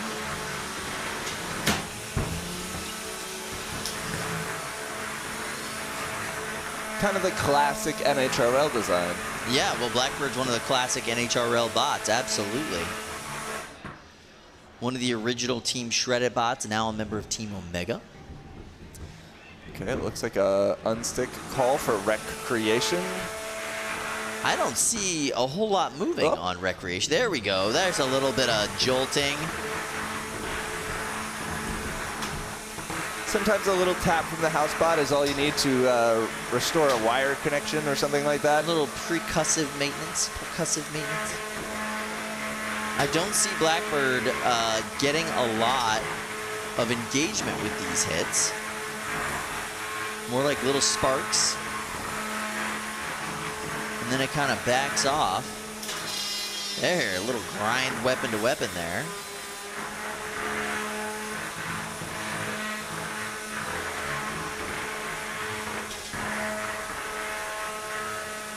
Aria's been on the team with her dad for quite some time, driving the mini-bots and working in the pits for him. This is her first time captaining the bot herself for a full tournament. Nice hit there. And she has a lot of experience. She does, yeah. For a 10-year-old, she's got a ton of experience in this sport. Tap out. Wow, all Took right. this one. And gave us a great camera angle there at the end of her opponent. Nicely done, Aria. So that means Aria moving on to the bracket, moving on to the tournament. And, well, that's disturbing.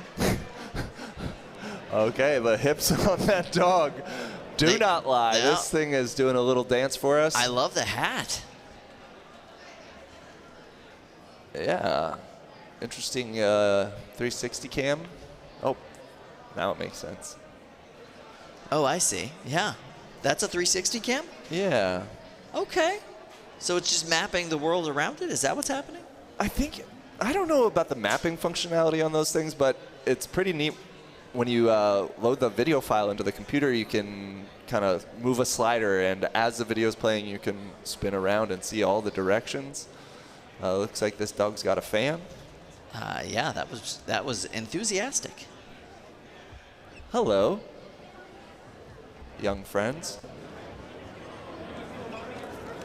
Now, what's amazing is no one is driving this. This is an alive dog. That's definitely not true. All right, we are going to go to cage 2. We have Drum Defender and Rainix.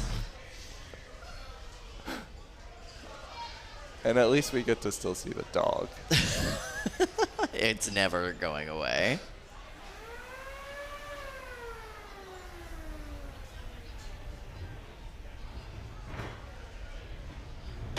All right. Housebot Brett getting into position out of everybody's way. Making sure that door is securely closed. Drum Defender, I'm going to guess, is in the pink corner. With the drum? Yeah. 4, I hope so. 3, 2, 1. It'd be pretty funny to name your bot Drum Defender and put a giant blade on it. Rain-X. It's not going to keep your windshield clean, but it will destroy other robots. Rain-X is like the Monarch you used to have or something.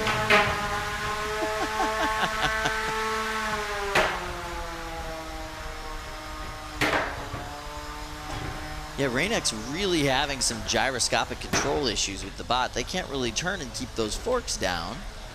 Yeah, That's looks definitely something Drum Defender could take advantage of if they had a drum that worked.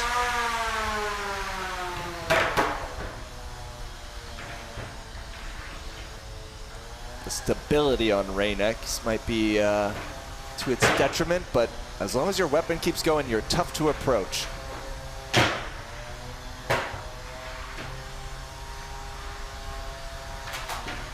And that's definitely something Drum Defender didn't do very well, defending its drum, keeping it functioning throughout this fight. Can Rain-X take advantage of those giant forks and actually get under them to get a hit? At this point, they're just kind of acting like keep-away sticks, preventing the weapon from getting any kind of engagement. Wow. Looks like Rain-X has a touch of division in it, with that big, massive blade and the tilt back when it accelerates forward. Yep, just like that.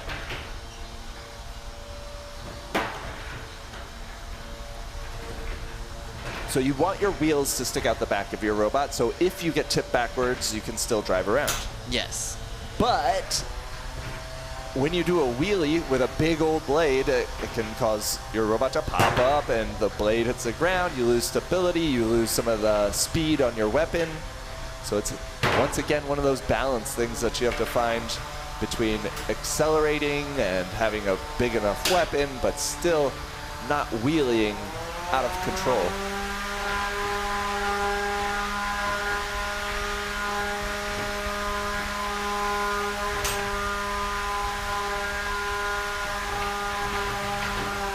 Some people put what's called an expo on their drive settings, and what that does is it slowly ramps up your speed.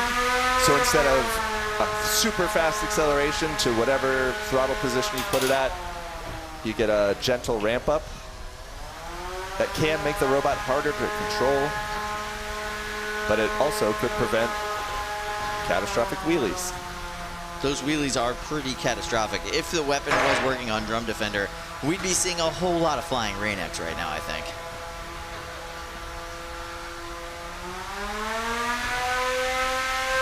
Oh, great sound and rev up on Rain-X. Just can't deliver it to the opponent very often with those forks. Frustrating matchup, I'm sure, for the Rain-X team.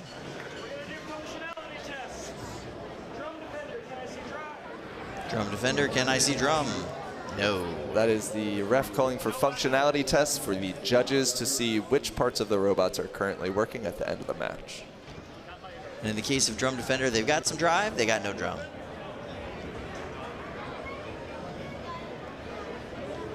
Hard to win a fight without the drum. It really is. Weapons are super important for winning fights at NHRL. Yeah.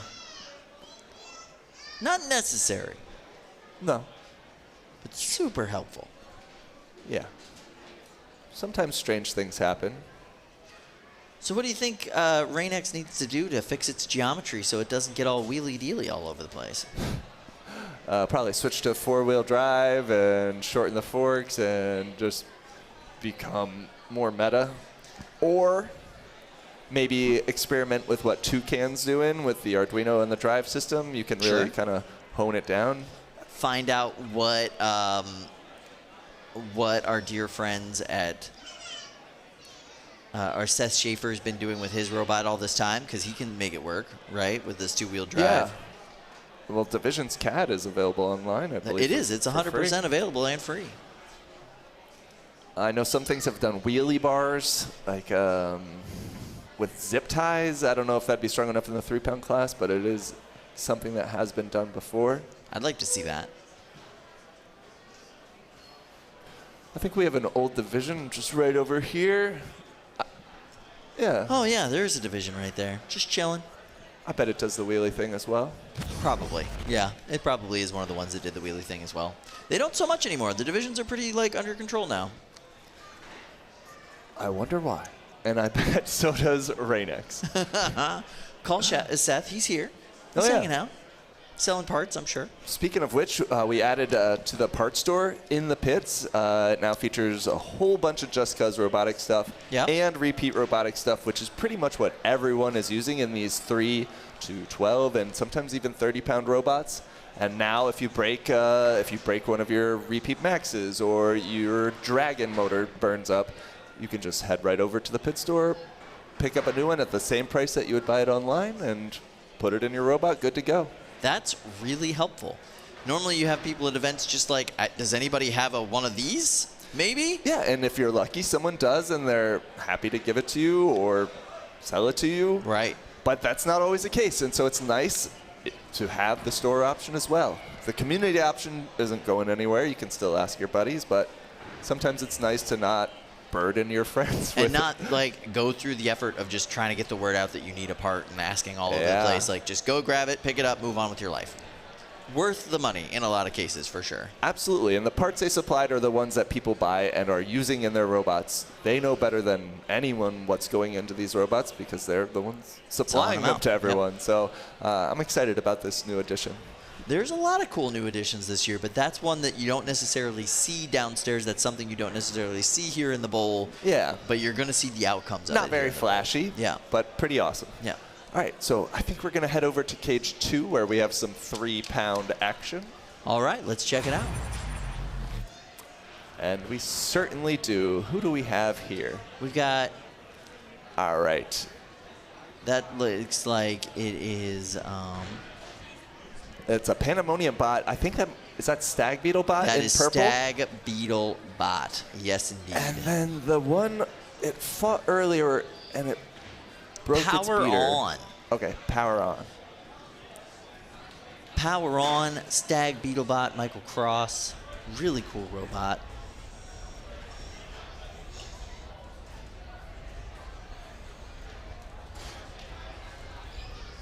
All right, Stag Beetle bot in purple.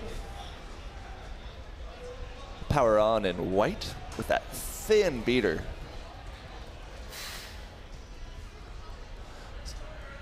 So with this match, if you lose, you're done for the day. If you win, you advance to the bracket. We do qualifying rounds at the start of the day. If you win 2 matches, you go to the single elimination tournament. That's where you do well there, you make it to top 8, and you're in prime time. 5, 4, 3, 2, 1. Fight, robots, fight. Power on with that first exchange, sending Stag Beetlebot upward.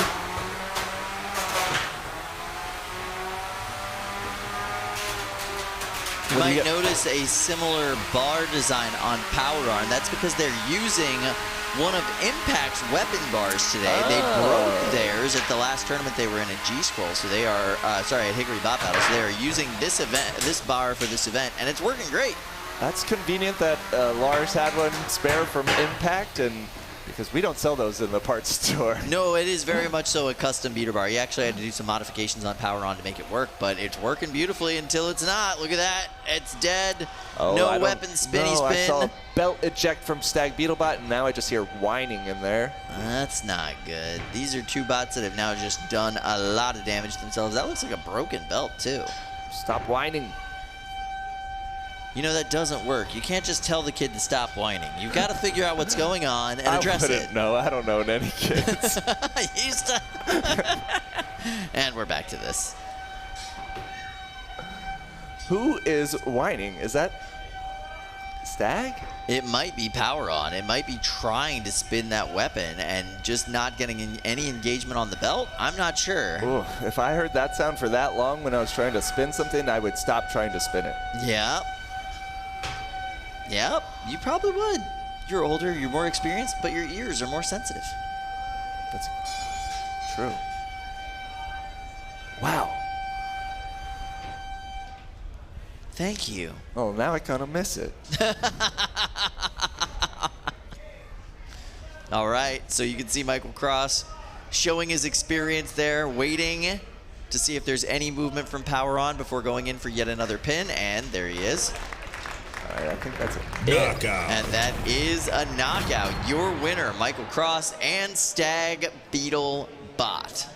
That's a big KO for him. You know, he's just consistently good now. Like, Michael's just like, he shows up, he does a very good job in every matchup. His bots do really well. You know, I think last year he ran as a mini bot for a bunch of bigger robots. He did, yes. And that's like training with heavy gravity, you know? Yes, training underwater, training with heavy gravity. Yeah, just getting your durability way up there, getting your consistency way up there. Absolutely.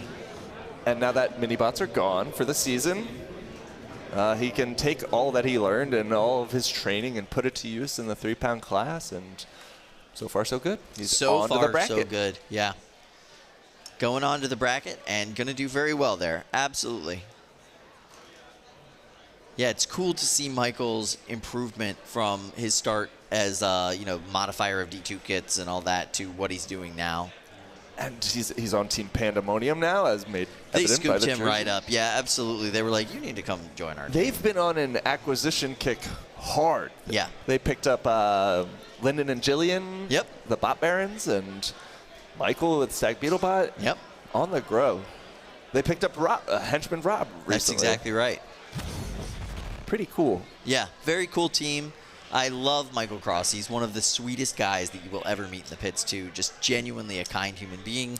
And So he is excited about his bot. Yeah, he's so excited about the bot. He's so excited about the sport. He wants to talk shop with you like all the time. Just genuinely a great person. Happy to see him coming to these competitions just to help out his friends. Yeah. And also just to, compete and do well. He is like the competitor on Team Pandemonium today. Everybody else is just kind of there supporting him, which is cool. All right, Kyle. So in the Rain-X versus Drum Defender fight, where Drum Defender's drum barely drummed at all. Yeah, no drumming. Rain-X won. No surprise there. Yeah. Yeah. Yeah. That bot's got some improvements it needs to make, but the weapon hits hard. And now Rain-X is on to the bracket. Amazing. So we are now at the point where if you win, you're in. You are in the bracket. If you lose, you're going home. So, yeah, keep that in mind with all these fights that we have coming up. This is when it gets hard. You've already fixed your bot a few times, and you're starting to feel tired. Like, sometimes it kind of feels nice. Oh, I've lost this one, and now I don't have to frantically fix my bot and get into a stressful fight. And but those people are the people that can fight through this, that can power through the exhaustion, the fatigue. Those are the ones that we're going to see at Prime Time. Those are the experience builders that are in it for the long haul, because it is a long day. We are going to go to Cage 2 and see how these competitors are handling the attrition. Okay, looks like we've got Grim Ripper and Jaeger. This is a very tough fight for Jaeger in the sense that Grim Reaper is just one big wedge. He's so well equipped to take on horizontals with that all-around wedge. Jaeger's one shot is to try to send that spinner into those kind of exposed top wheels on Grim Reaper. Many have tried. Very few have successfully chunked those things off, so we'll see how that goes. Brett with the assist into the starting corner. Oh, that's what you want to see. Jaeger's a shuffler. Yeah, Jaeger is a shuffler, yes. So they have a 50% weight advantage over Grim Ripper. Hence that thick bar. I mean, look how dense that thing is. Now, I wonder if they were pushed into the corner just to expedite things, or if they are struggling drive-wise. Maybe they can't shuffle. Maybe they can. Every day I'm shuffling.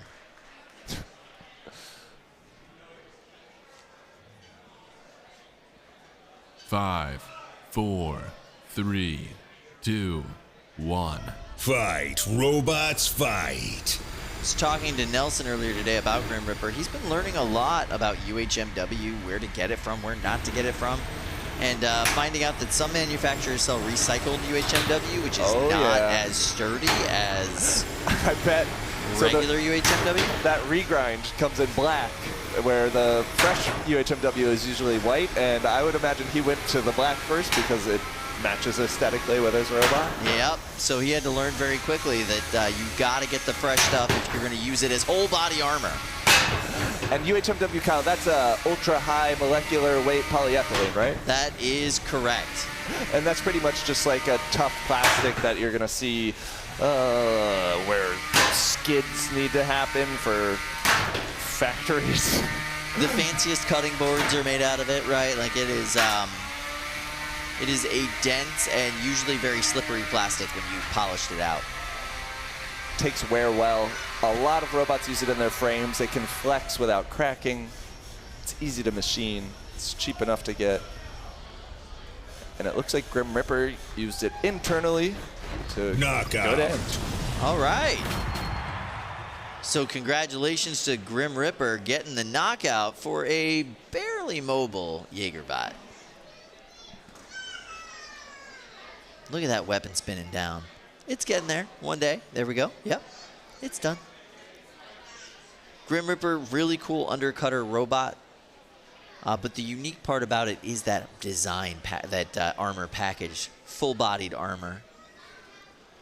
Makes it very hard to just get engagement on to do any real damage to it. Grim Ripper now on to the bracket, into the single elimination portion of the tournament. So any loss he gets from here on out is it. That's it for the tournament. Yeah, high stakes for Grim Ripper. Got to get. He's got two versions of Grim Ripper he's competing with today. He wants to qualify with both of them, if at all possible. Is there a Grim Ripper 30, Kyle? Not yet. Not yet. Do you know something? Don't you want a Grim Ripper 30?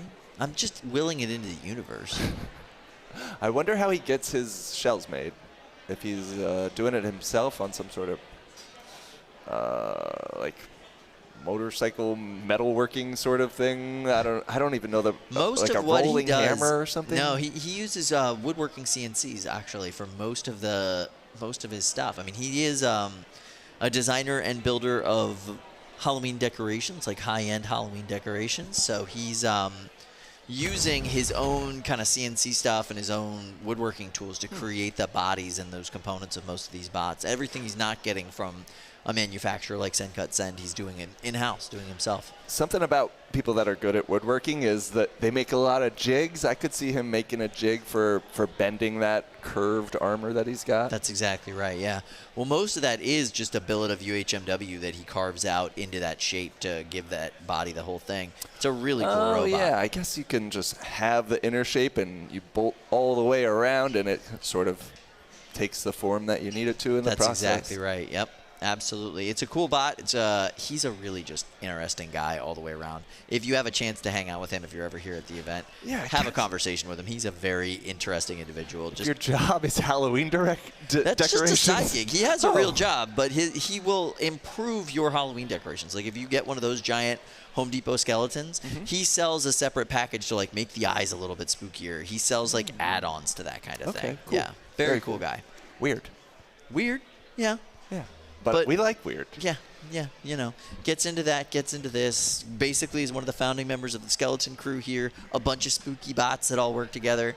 And he's just genuinely a really cool dude. All right, Kyle. Let's head over to Cage 2 where we have Onimusha and Under Destruction. And can you tell the difference? I believe Onimusha is the pink one. That's correct. They started out as a Peter Bar kit from Repeat Robotics and have been evolving since then. They've been at a bunch of tournaments last year. But this is our first one for this year. Can you believe it? Wow, it took them this long to get here. Amazing. I do like Onimusha. It's just a bot that makes Ohio look cool, you know?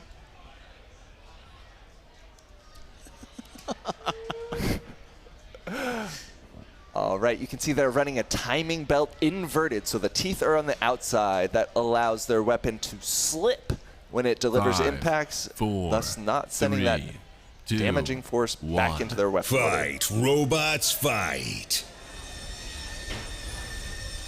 Under destruction. Something sounds wrong.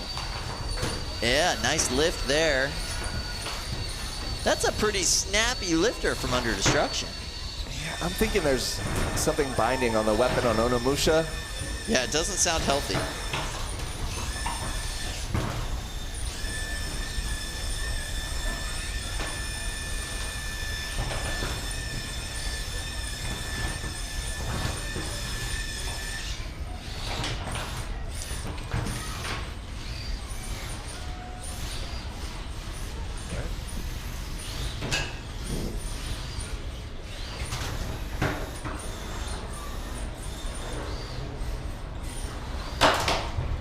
Okay, some great pops from Under Destruction, really living up to its namesake. Onimusha is finding it difficult to stay on their feet, but now the tables have turned.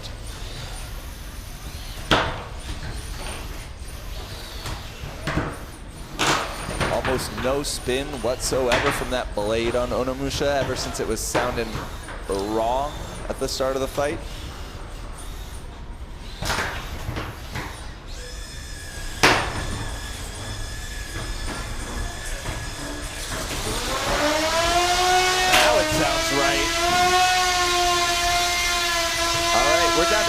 Through this fight, I wonder if they were just holding back on us.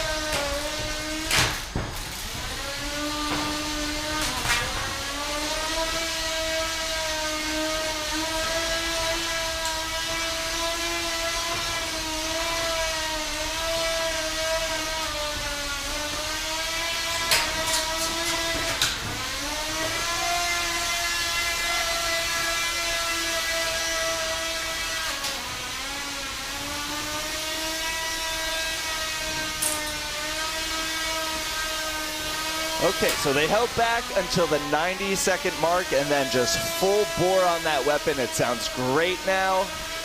Can they get a good enough engagement to turn the tide from the start of this fight?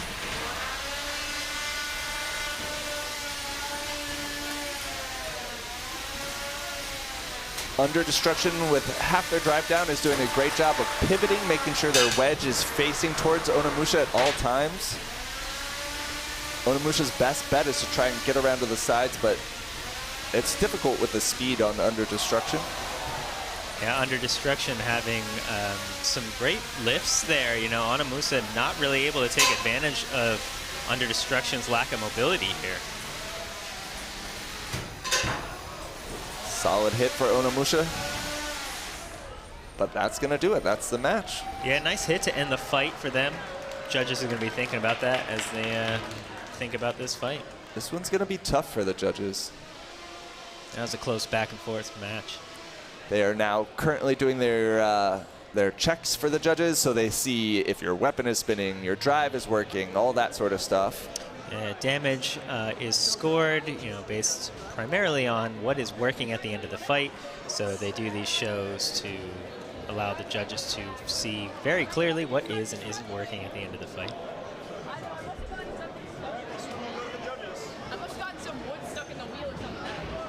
Okay, you can hear one of the builders saying they must have gotten some wood stuck in the wheel or something.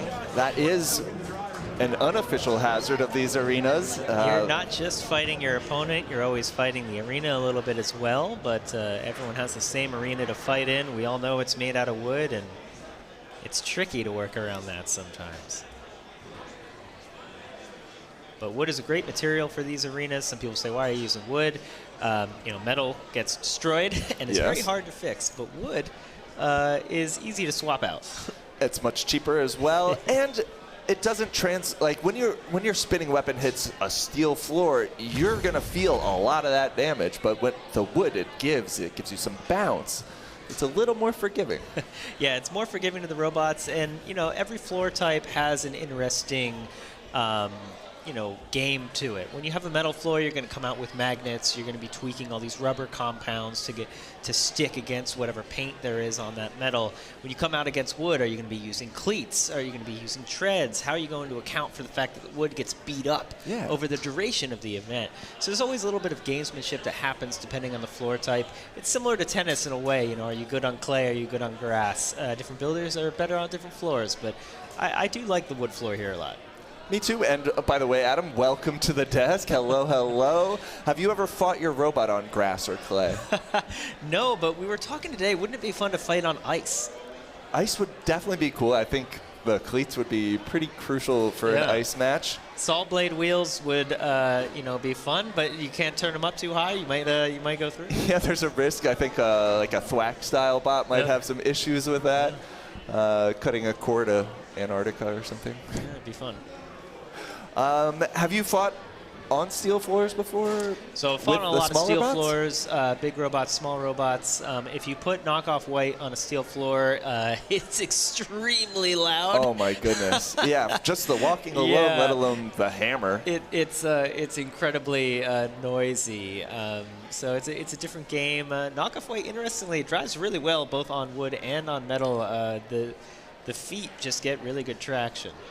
Do you run cleats on the walking mechanism? So we run little sections of tire, bicycle tire with some big chunky tread, and we'll screw those into the bottom of the feet. They'll wear out. We'll replace them a lot. So, we thought about cleats a lot, but it's tricky to get the cleats into the walking mechanism. Some people do it really well, but, you have this stack up of all these plates, and now you're trying to put more plates on it, and you don't want to risk stuff coming off and tangling. When the treads come off, they don't really interfere. If cleats come off in the wrong way, it can kind of tangle up the walking mechanism. That makes sense.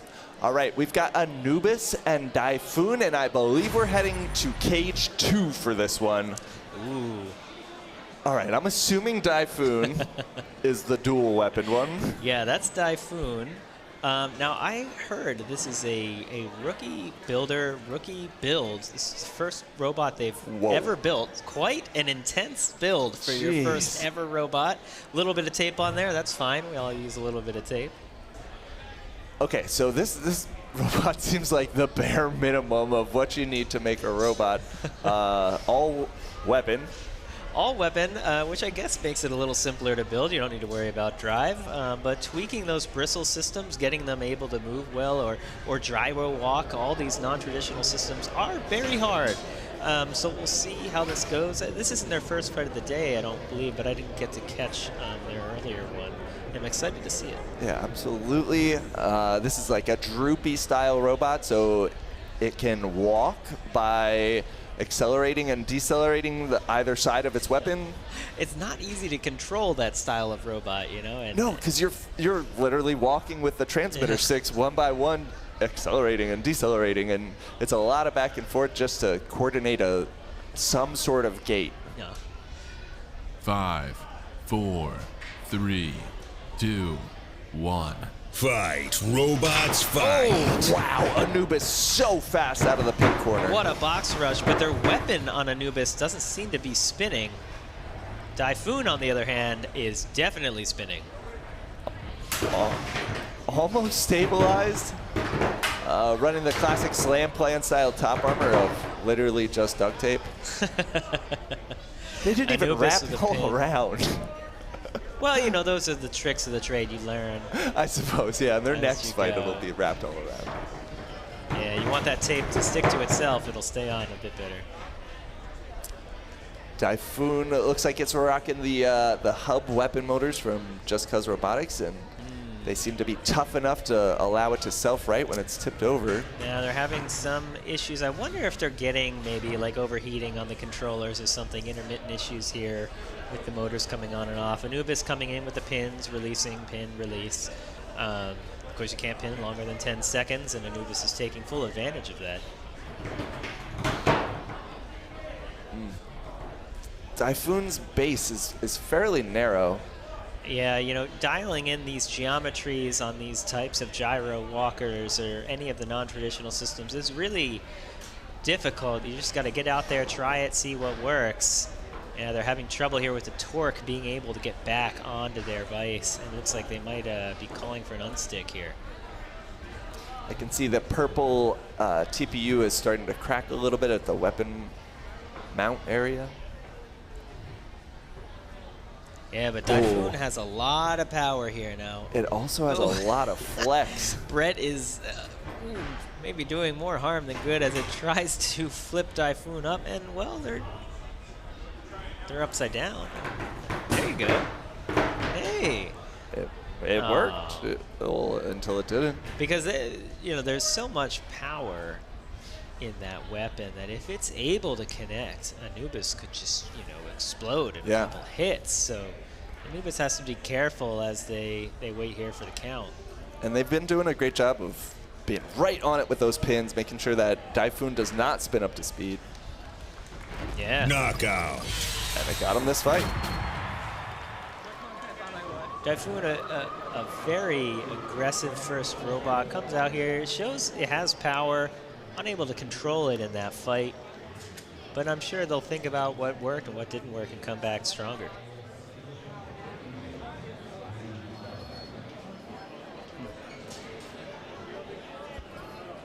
All right, weapon lock going into Anubis. I know he will be thinking about how to get that thing to spin. Yeah.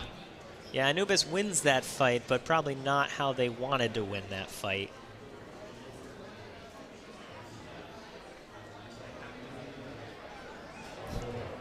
But it's better to have your parts fail in a win than to have them fail in a loss. Now you can go back assured that you're going to move on and figure out what broke. So, from your experience, what is the most likely thing if your weapon is not spinning at all? There's so many things. I didn't see if it maybe spun up a little bit at the start and then died.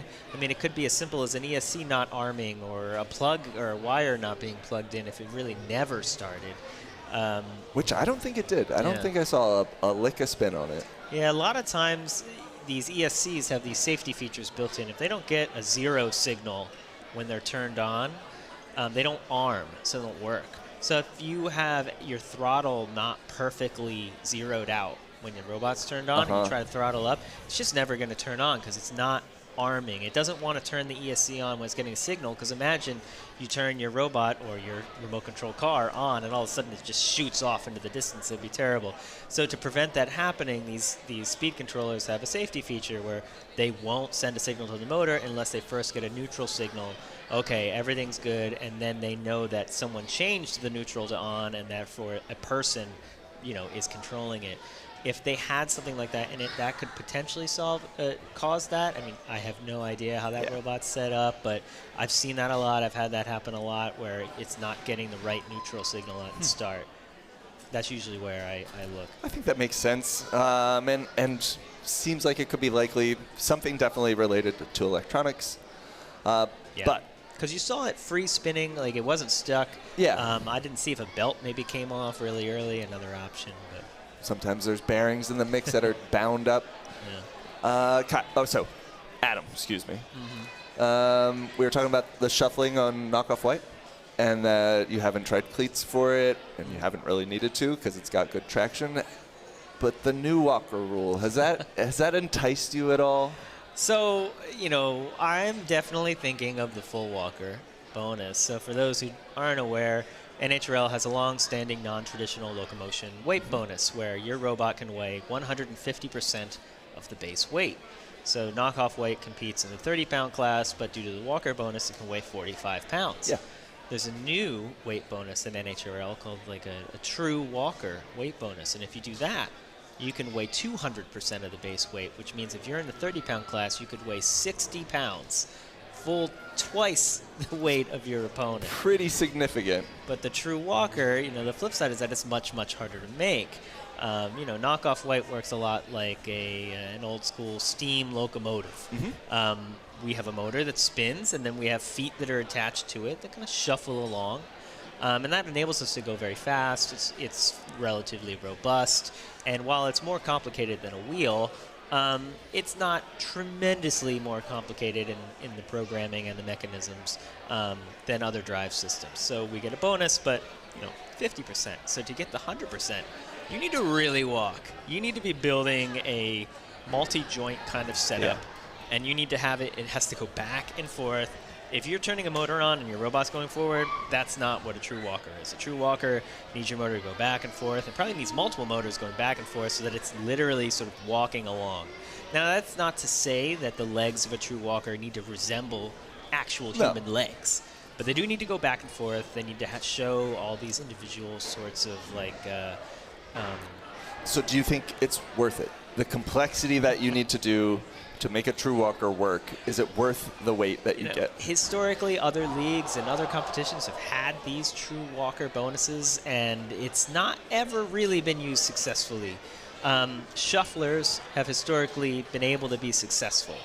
And they were originally entered in true walker classes, and then that's how the rules sort of changed. Say, okay, well, you still get a bonus. You're not going to get as much as we intended for. And we've seen that bonus go down over time as well. Yeah, as we realize that we can build these lighter and lighter.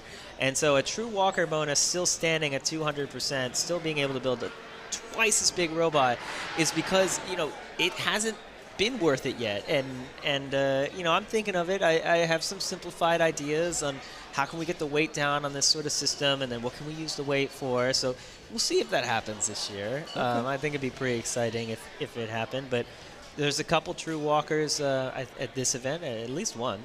They're out of the tournament now. They've lost. Yeah, well, but they tried. They tried. Yeah. And whenever you're going up against a robot that's twice your size, anything can happen because weight is the name of the game here. Absolutely. It's why fights have weight classes, because the bigger robot often wins. And Adam, speaking of bigger robots, we've got a 30-pound match lined up in Cage 1, where we've got Vorion and Goose. Ooh, Vorion, a very successful robot here at NHRL. Won the All-Stars event. And this should be a great fight. Two really good-looking verts here. We've got a beater bar going against a more traditional vertical disc spinner. Both have really nice fork setups in the front here. Both very maneuverable robots. This is going to be, I'm thinking, a very entertaining fight. So do you think that the lifter on Vorion will come into play in this match at all? Well, I think they use that a lot as a self-rider. And the more that comes into the fight, the worse Vorion is doing. Makes sense. But as long as it keeps working, they do tend to do very well, as that enables them to get back on their feet very quickly. Or wheels, rather. Not a walker. Not yet, at least. A lot of UHMW armor, or maybe 3D printed armor around the outside.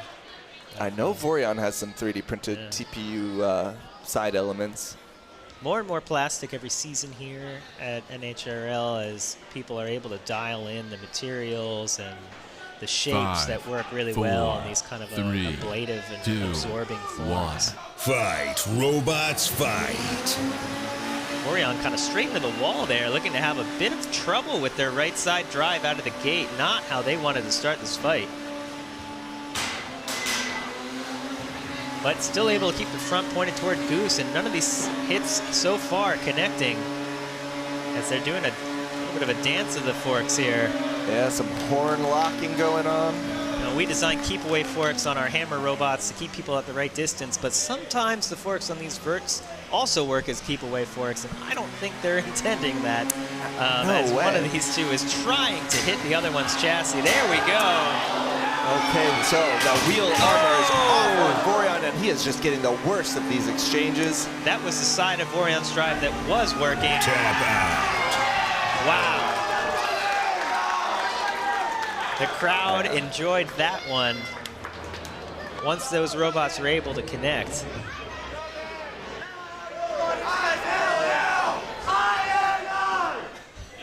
Oof. Everyone in Illinois celebrating that one. I think they're all here. Everyone that builds a fighting robot in Illinois is here. They brought a lot of big bots this tournament. And Goose is looking solid. And with that win, Goose is now in the bracket in the 30-pound class. So Goose coming out and taking on Vorion and coming away with a resounding KO victory. You could see they flipped one of the forks up on Vorion, and once Vorion had sort of lost that ground game, Goose was able to come in, entirely take off one of those 3D printed sides we were talking about, and just disassemble the left side drive of Vorion. Now, Vorion came into this fight, didn't look like they were at 100%. They're stuck pretty deep in the floor right now. And if you come into a fight and you're not at 100% in this weight class with these competitors, it's not going to end well for you most of the time, and it didn't end well there for Vorion. All right, so just by advancing to the bracket for Goose, they are in prime time. The number of 30s are at the point where making it to the single elimination portion of the tournament is making it to prime time. So they're in the top 8.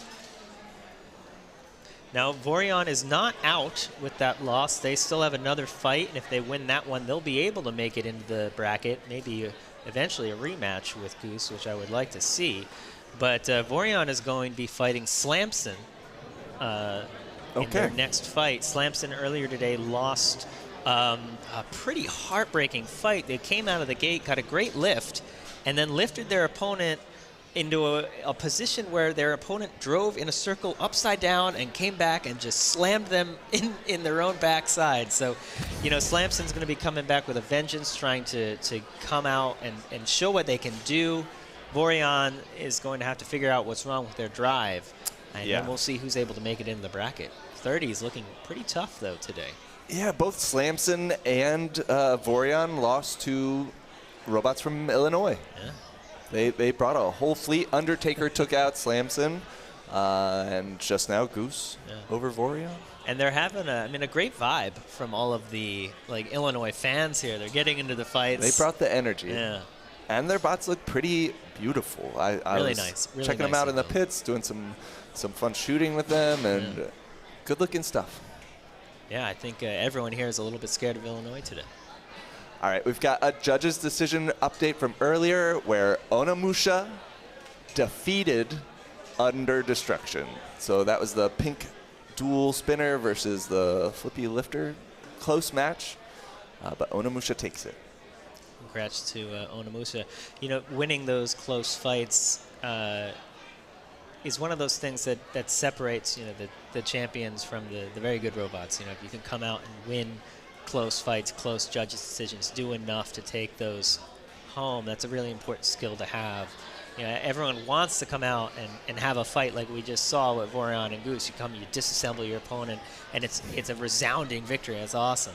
It's not going to happen every time. Can you overcome when things don't go 100% when you have these close fights? So finding those edges when both the robots are damaged, like how do you make that impression on the judges? And it can be very tough because you've might not have practiced driving your robot at all, but you definitely didn't practice driving with 1 out of 4 wheels. Yeah. So that's when you got to dig deep. Yeah, it is a thing, I think, as the sport grows and we get more and more people in here, practicing driving with 1 wheel down will be a thing you'll have to do, right? Because your robot's not always going to have everything working right. So practicing that way will be an important way of improvement. All right, we're going to head over to Cage 5, where we have Axabit and Orcas. Ooh.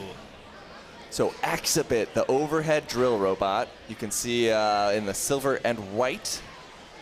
And the Orcas, overhead saw robots. This is an exciting matchup. What the heck? Now this is fun because there are different rules this year for the weight bonuses of multi-bots. You might be wondering why you haven't been seeing many mini-bots this season.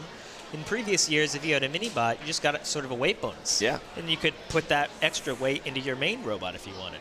This year, you can't do that anymore. Your weight bonus has to be evenly distributed. So if you have a multi-bot, you do get a weight bonus. So in this fight, they're going to weigh 4 pounds because each robot weighs 2 pounds. They can't split that up 3 and 1 or 3 and a half. The robots have to be evenly distributing the weight bonus. So we've got 4 pounds going against 3 pounds here. And now with that change, it seems like our builders feel as if the true multi-bot is going to be the top of the meta this year. It's difficult. Is 2 Fight, 2s better than 1 robots, 3? fight. We'll see. Here comes the drill. Oh!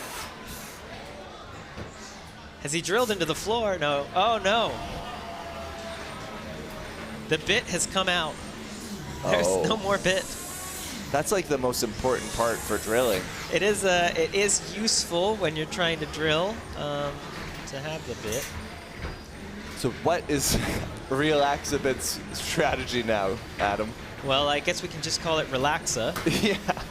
But I think they're going to try and be a control bot here. They can still clamp down with that and drive around. But, you know, as at this point, I think the Orcas are playing that game and playing it well as they're coming in from the front and the back and lifting Relaxabit up.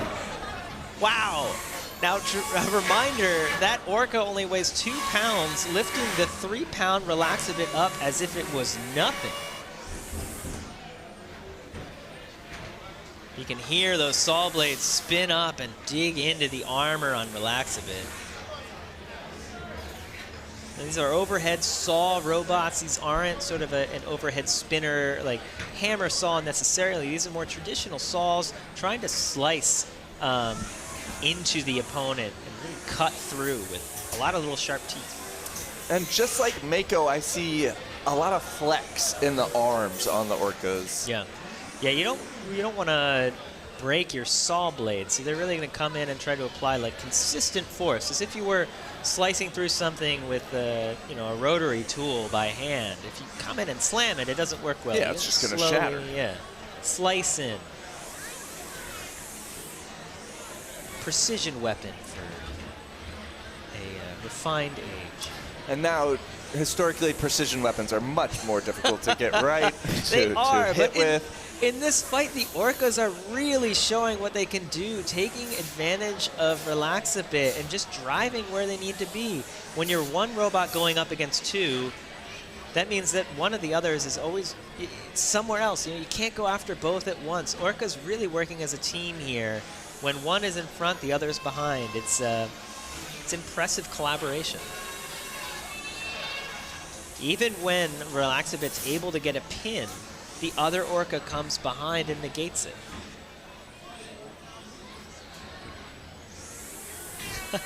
It's really fun to see the Orcas come up with their weapon spun down, spin it up, and bring the arm down. It's just kind of an interesting dance. I think the friction from the output shaft on Relaxabit's like empty weapon motor now slightly melted the TPU on an Orca. That's going to be damage. I mean, not a lot. Whatever the slightly lower than the lowest category is. And that's the match. It's an impressive fight by the Orcas. We're going to hop right over to cage one, where we've got some 30-pound action. Let's see. We've got Synthesis 30 in the pink corner, excuse me, and in the blue corner, 4, 3, it is 2, 1. Bunny Holly. Fight, robots, fight. Ooh. Synth 30. Synthesis 30 getting some big hits, but not really able to get a bite out. Not really sending Bunny Holly flying now. Bunny Holly in its last fight. Oh! There is no more backside of Bunny Holly.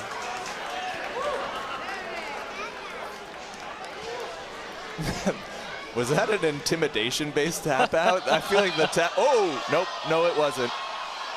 We got a fire. Yeah, I think what happened was the backside got ripped off. They saw that and they said, nope. Now, I can't tell precisely what's sticking out of the back on fire, but never a good sign. Didn't seem like a battery. The smoke doesn't seem like lipo smoke. Something shorted. Could be an ESC. Well, with that win, Synthesis 30 is now into prime time. Yeah, impressive win by Synthesis 30 coming out. You know, a couple hits not really landing, but once they were able to land, they did a quick cartwheel of Bunny Holly, tore off the back, and that was that. Yeah. Brutal and intimidating. That's the vibe I get from Synthesis 30. And yet it's driven by a sweetheart. Team Pandemonium, always having fun. evolving that robot every competition. It changes a little bit. Sometimes it changes a lot, and always getting better. All right, I think we got a replay lined up of that hit. Let's take a look, see.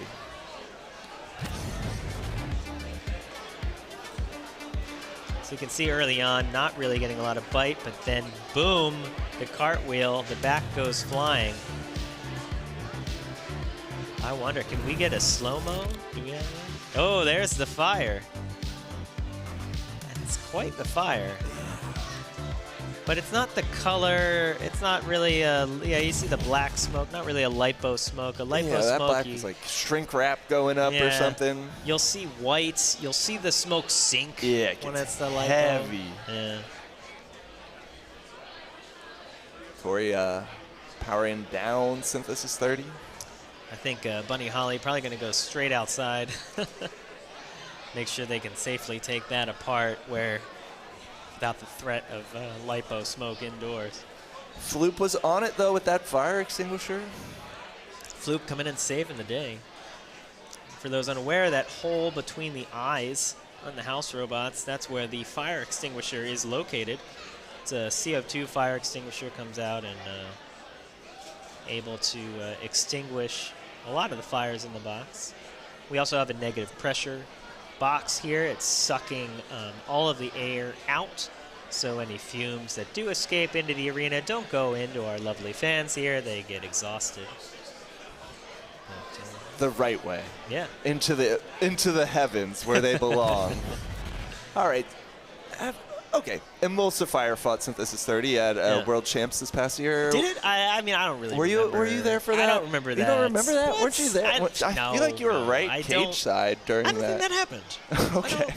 I don't know. But it did, and you were there. So speak to that, please, Adam. How was that for you? What is Synthesis as intimidating as it looks? I mean, Synthesis 30 is a very intimidating robot, very powerful robot, and obviously we got the worst end of that fight. So, you know, you come out against a kinetic energy weapon like that, and anything can happen, right? One hit can change the fight. We watched that fight in slow motion many, many times from the championship to figure out, you know, what did we do wrong, what happened. One of the things that lost Emulsifier drive in that fight was just Synthesis 30 nicking one of the cleats on our wheels, and then the cleat bent in such a way that the wheel then got stuck. This is something you had mentioned about cleats on shufflers. Yeah, and you know, it's one of the hazards of cleats is they can bend, and then they tend to be very strong, and once they bend, they jam. And so while we still had the tread on Emulsifier, the cleat broke. Of course, we added the cleats in case the tread fell off, so it was one of those like sort of design trade-offs, and we hadn't really thought that would happen. But it wasn't a big hit. It wasn't like something crazy that lost us that fight. It was a little nick on the wheel in just the right place. So you come in against these big KE spinners, you never know what's going to happen. There's so much energy in there, and it can be kind of hectic. And sometimes it's just a little thing can come in and completely change the tide of the fight. That time, a little bit more came off of the robots, and because there is a lot of power in Synthesis 30. It's so wild that... I can smell a little bit of those electronics. Oh, yeah. I like electronic smell. It's lipo smell that gets me. Yeah, but that's definitely like an Electron, an ESC. Like the amount of power that these robots have, and the fact that the slightest little nick that just barely bent a tiny piece of metal had such an effect on that fight when they're dealing with so much force. Like, It's a lot of multitasking when you're in the arena and you're thinking about stuff, because you know, you never know what's going to happen. You have your plan that you come in with, but there's something about plans and getting punched in the face. Yeah, was it Mike Tyson? Right?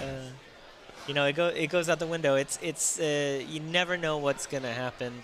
I think in the beginning of that fight, you know, you're Bunny Holly, you're coming out, you're going face to face with Synthesis 30, a well-respected, very successful robot, and you're seeing the weapon kind of like not fully engaged. You're saying, oh, my armor is kind of working here. I'm doing well. I can go head-to-head with this robot. And then all of a sudden you can't. And your plans and your hopes can change just that quickly. Yeah. Well, I believe Bunny Holly's plans and hopes have changed pretty quickly in that match. I do not think they're making it into the bracket or to prime time, unfortunately.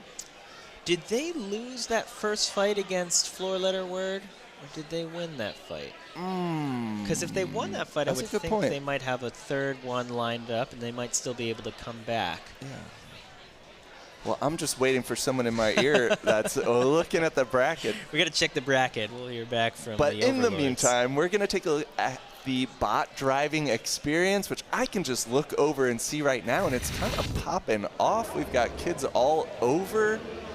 We've got 2 cages running now, one of our traditional 8x8 2-layer polycarbonate cages that you're going to see at cage 2, 5, and 6, and an additional open air cage. What do you think about this, Adam? I mean, this is a lot of fun here. You know, we've had this closed box for a while for the driving experience. You can play around with robots in there and toss some things around. But we've got the new open air one where you can fight each other with little lifters and things. And it's a great little experience there to see what's it like to drive one of these robots. What's it like to lay some hits on an opponent and really get a taste for it. And the people who come out and do this driving experience, that's their first taste of the sport, and then they go and they build a robot and they bring it and they compete in the other big arenas we got over here. So it's a great thing to see us be able to bring this to the kids and even the adults who want to come out and drive some of these. Oh, hey, Adam. Oh, hey, Lindsay. How are you? Welcome. I'm doing great. How are you doing? Good, good. I am excited to be at the desk with you in this very dapper suit. You always bring Thank you. the best. Go Birds. Go Birds. T-minus 1 week. My best friend is from Kansas City, so I feel a little sorry. traitorous saying that, but I also don't like football, so I'm going to say go Birds. Woo! Go Birds. Go Birds. Yeah. I have not been current this last hour or so. Have I missed anything big, exciting? Yeah. You've missed a lot of actually 30-pound big exciting fights. So some of the best stuff. Yeah, so Synthesis 30 just came out and laid some huge hits on Bunny Holly. Oh, man. A little bit of a fire out of that, but luckily not a lipo fire, just some electronics. Just but, a little fun. A little bit of magic smoke. Friendly fire. Yeah, it was fine. Cool. Anything else? What I've seen like a lot of cool, exciting things so far. Some things that I don't think are any longer in the competition, but I feel like they deserve their time and place to be memorialized. Breakneck Nyan. Did you see that one? Yeah, that was a fun one. It looks like we're going to hop over to cage 2. All right.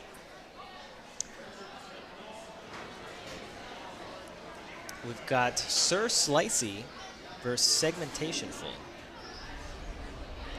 So we've got red versus green, single disc versus dual disc. Oh, and I was looking at this robot earlier. Those discs are actually sort of like angled on the dual disc spinner so that they can like point inward on one side and outward on the other side, kind of giving them almost a drum-like shape. You see the Brazilians kind of do that with their drums a lot, where they'll have like offset teeth on either end. They're sort of doing that with a 3D printed hub and these dual kind of bar discs. It's a pretty interesting shape. We'll Fight, robots, fight. I love the take on that. Now, this is the first fight of the bracket, so everything at this point is do or die. Back and forth action here as Sir Slicey went flying early and then is able to send Segmentation Fall flying. Whew. It looks like some of the forks on Segmentation Fall are getting a little bent. Wow, in the and so holes one in of the them just went floor. flying. Oh! Whoa! Sir Slicey going flying. This is a action-packed back and forth fight as Sir Slicey is getting bites on everything. Whoa! Something went flying there. Tap out. Leading to a tap out. Wow, and a tap out in the bracket means they're sending themselves home. Yeah, I mean, that's an interesting decision. You know, a lot of times people will do that when they know that they have another competition coming up, and they want to save their parts for that. But yeah, tapping out at this point, you're sending yourself home. Yeah, you never know what's going to happen in a fight, but sometimes you look at your robot and you think, no, it's not today. And in that one, they were getting the short end of the stick that time as Sir Slicey was just coming in and slicing everything. Yeah, and Sir Slicey is now, of course, moving on to the next round, where they will be fighting Mako. So not a great prize for them continuing on, but it does give them a chance to kind of, take down one of the top contenders here. Mako, tremendous robots. I'm always rooting for them, but I do think Sir Slicey has a good chance. It's a good matchup. I think that'll be a great fight. Yeah. Now, something really interesting that's been happening, I feel like over the last couple of months, but coming to a head today, is just this proliferation of overhead attack saw robots. They have positively multiplied. Yeah. And, I think if I'm not being, going out on a limb here, I think Mako has inspired a lot of people to do that. And Mako, the #1 ranked 3-pounder with that overhead saw. And I agree. I like seeing saw robots, real saw robots that are slicing through. Like the power of the motor is cutting slices in opponents. It's not kinetic energy going bang. It's like just cutting. That's fun to watch. You see the sparks and the dust going all over the place. And it's a real great, kind of harkening back to the olden days of combat robotics, because we've seen this kind of full circle evolution of materials. Earlier robots, a lot of them used to be made out of softer materials that you could cut through, and then it changed because they said, oh, we got to defend against this, so we'll use harder materials. Saws didn't work anymore, and then it kind of turned out that maybe softer materials work well against kinetic energy weapons. Well, now saws work well against that, so we're seeing this kind of fun circular evolution. It's so interesting to see how metas shift over time, and you have to wonder, because of the change in materials that people are using, like you said, softer materials, could the meta now be changing in favor of saw robots? Like, it's almost insane to say, but it might be true. Overhead saws and drills, are they the new meta? And flames. What year is it? Is it the 90s? It's the 90s. It's like, it's so crazy to track all of the different trends over time, and what is at the top one year, people figure out the next year, and now you're at the bottom, and it's a constant, you're always on your toes in this sport, figuring out like how to be most competitive. So while we wait for Cage 2, we're going to hop over to Cage 5, where we've got Reflex and Bagheera about to tee it off. It's actually mid-fight. 2 minutes left in the fight. We can see an active pin here as Reflex, the one made out of the street signs, is stuck on the wall trying to get themselves off, and Bagheera seems to not be moving. So as Reflex gets down, that could win them the fight here. Yeah, despite what seemed like coming in at an unstick, I don't see any signs of life there in Bagheera. So Bagheera now asking for an unstick. Oh, this is the official unstick. Maybe it was Reflex who had asked for the previous one, or maybe that was a separation attempt, actually.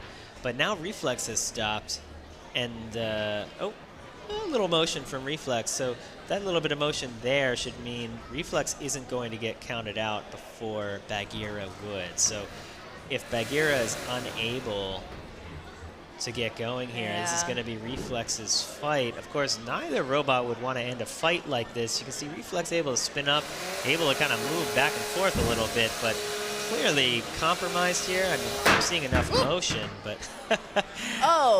could that have maybe knocked something loose? Because now I'm not seeing anything at all. I don't think it matters. Tap out. There's a tap out. I don't know who tapped out. I'm going to assume it was Bagheera. I would have to think so. Would be a weird time to tap out if you're Reflex, but we're talking about it being the 90s. We've got overhead saws doing really well, flamethrowers doing really well. Now we've got robots made out of street signs winning fights. I feel like that is the fun thing about NHRL and some of these weight classes is you can really get crafty with what you use in your robots. And, you know, if you have some access to road signs, don't steal any. We Well, don't condone that. The MTA regularly has sales of old Yeah. street signs and such.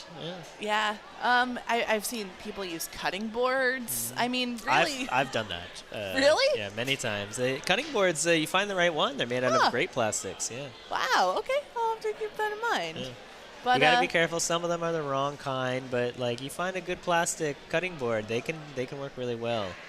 It's a great UHMW replacement. Sometimes they literally are UHMW, but wow, secret supply of UHMW at I don't know, is Bed Bath & Beyond around anymore? I think they're gone, but you can hit up Marshalls, TJ Maxx, Yeah. Home Goods. Yeah, find some of those. Love it. I love it.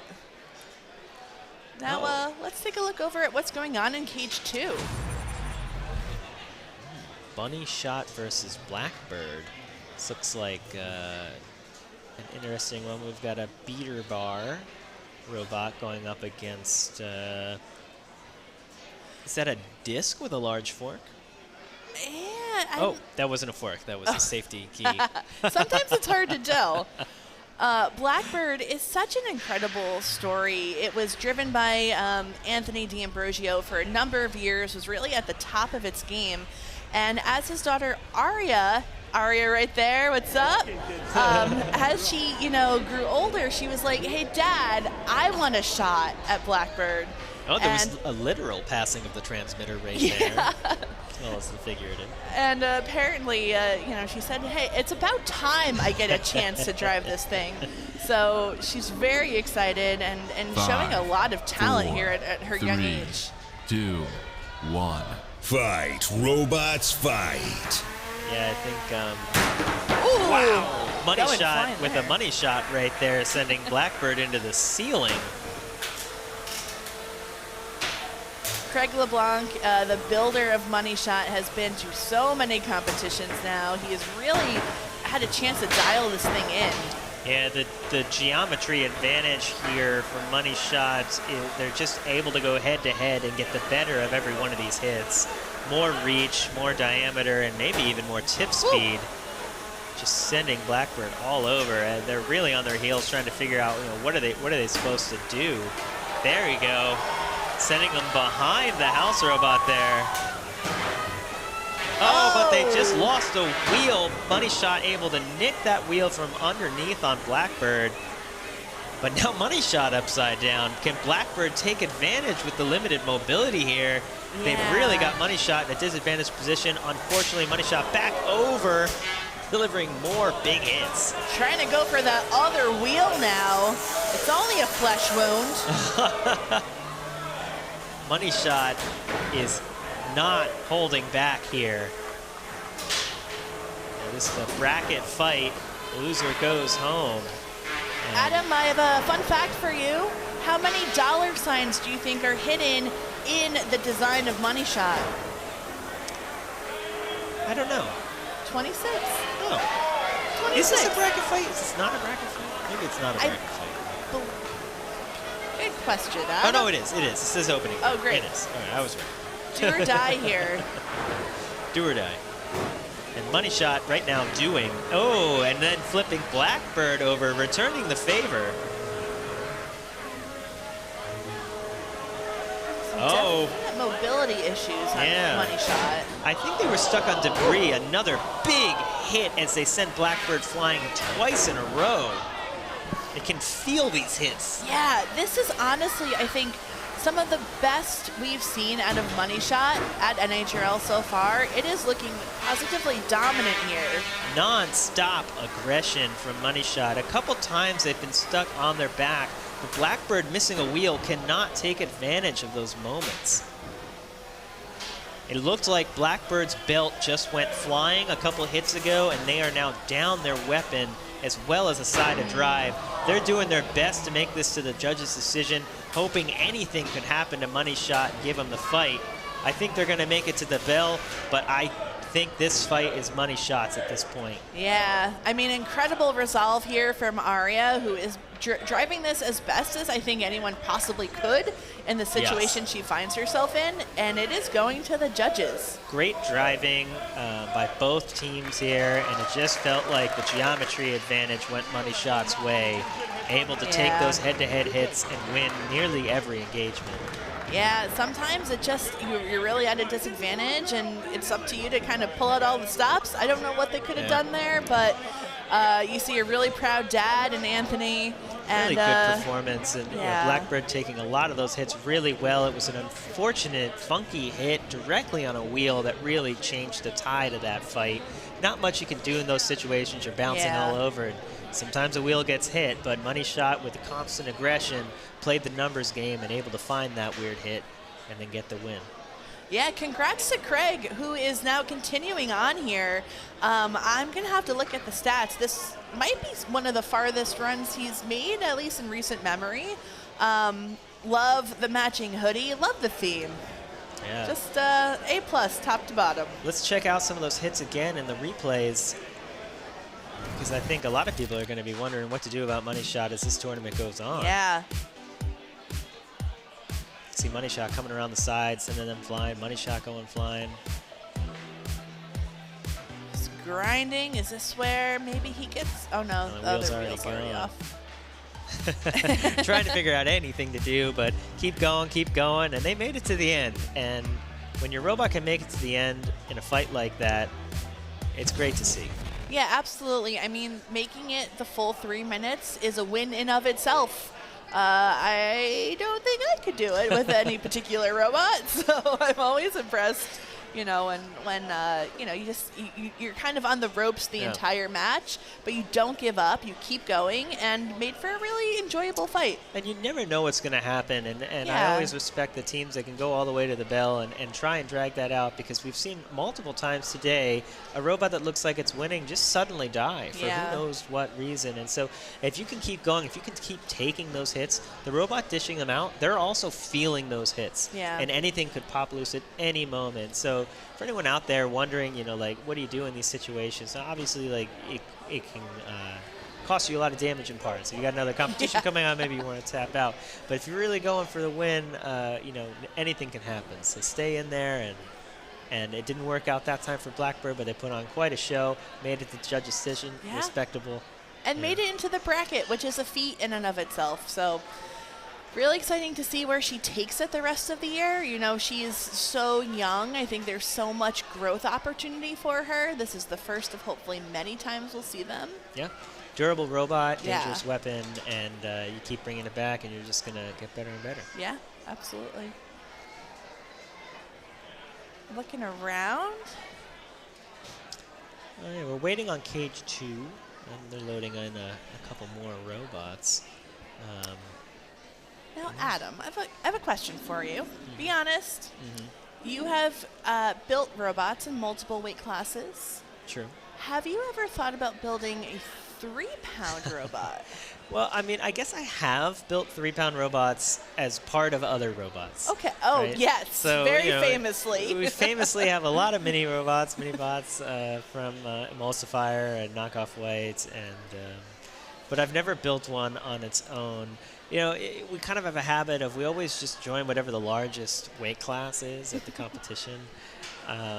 And I'm not very great at building 3-pound robots. It's a special kind of talent. Everything is so small, and I have big fat fingers, and so like I can't like get in there. So when I build 3-pounders, they're normally like it's a very tank wedge or something like that, and it's able to take hits, it's able to move around and be very reliable and durable. But to build a robot that's all of those things and it has a deadly weapon on it is very tricky. The parts are very small and intricate, and you know, the super respect to the builders able to put together those 3-pounders, because it's not easy to get everything working at that scale.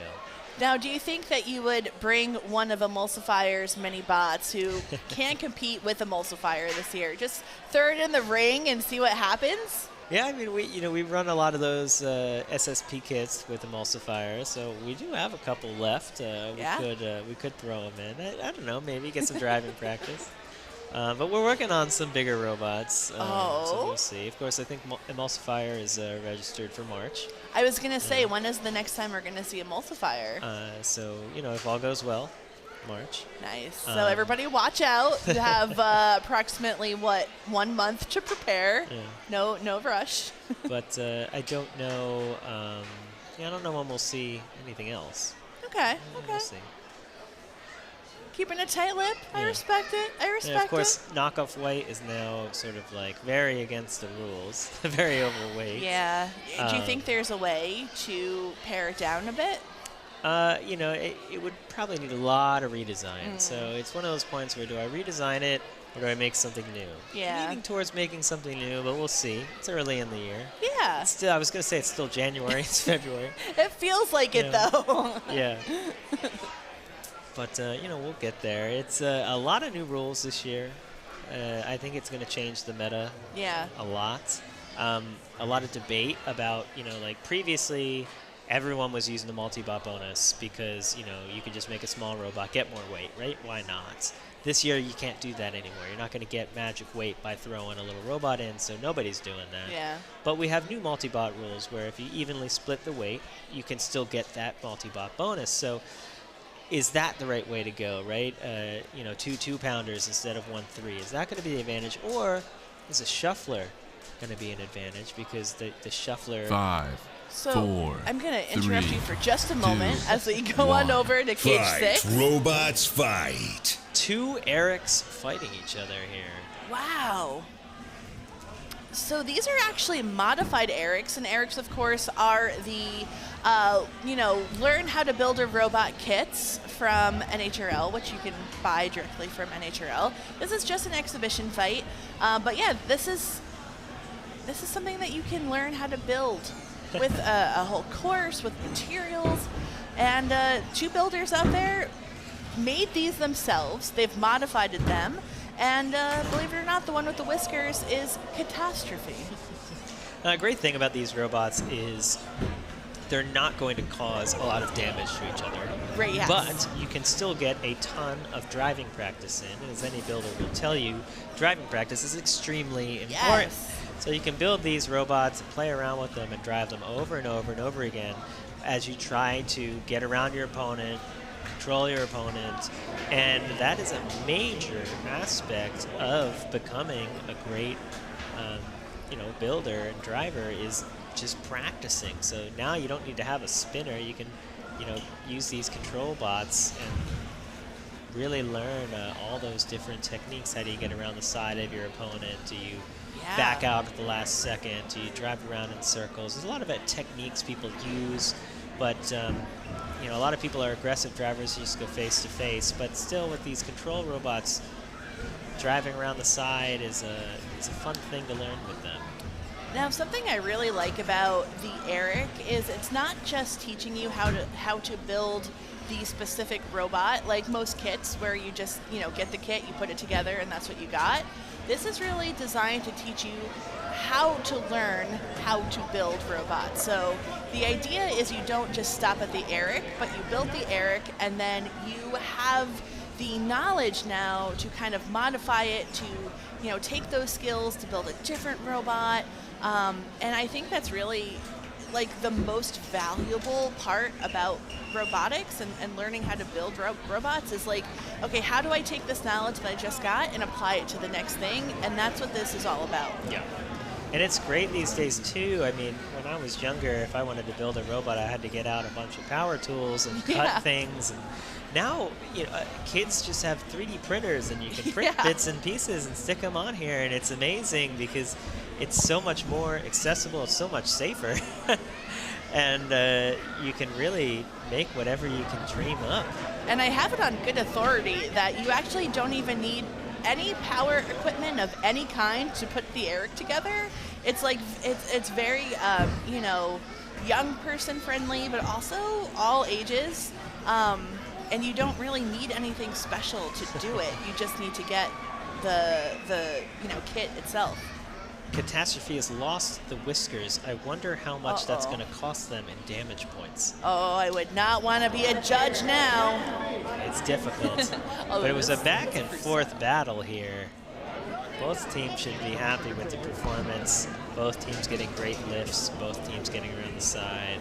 And, you know, this is such a great introduction into the sport. These are kids who this might be their first time ever building a robot, and now they get to fight here at NHRL. They have the whole crowd behind them.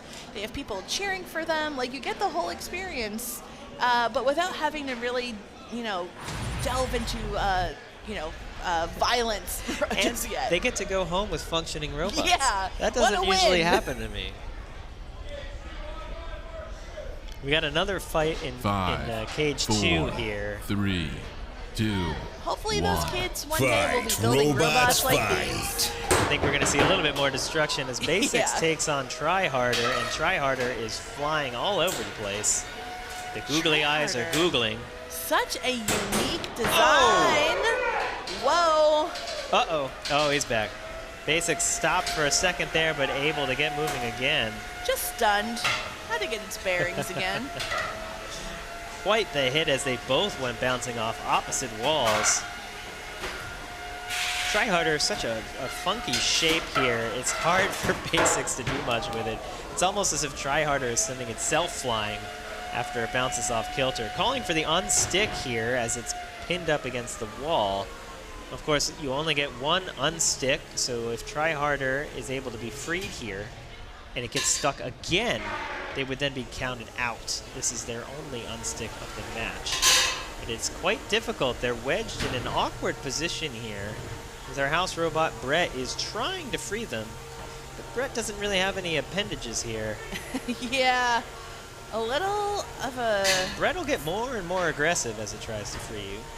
Hey, yeah, there we go. Whoop. Oh, right Like into a the ramp. weapon of Basics, flying into the air. Tryharder now has to be careful. They can't get stuck again. Basics, of course, hasn't used their unstick. They're going to be a bit more aggressive here as they drive around. Will that cost Tryhard? Now, here's something I just learned about Tryharder, which looks to be a very 3D printed robot, very custom. Uh-oh, and there's that stick we talked about. Tryharder's going to try and spin up that weapon. They're going to try and vibrate off. But if they can't get off in 7 seconds, they're going to be stuck. This is when you're wiggling the stick. You're going back and forth. Oh, but has Basics come in? Are they going to free them here? No, it doesn't work. Close. There it is. Little late. Great job to Martin, who really has such a very interesting robot that I like the hope we matching see more of. jerseys, too. Yeah.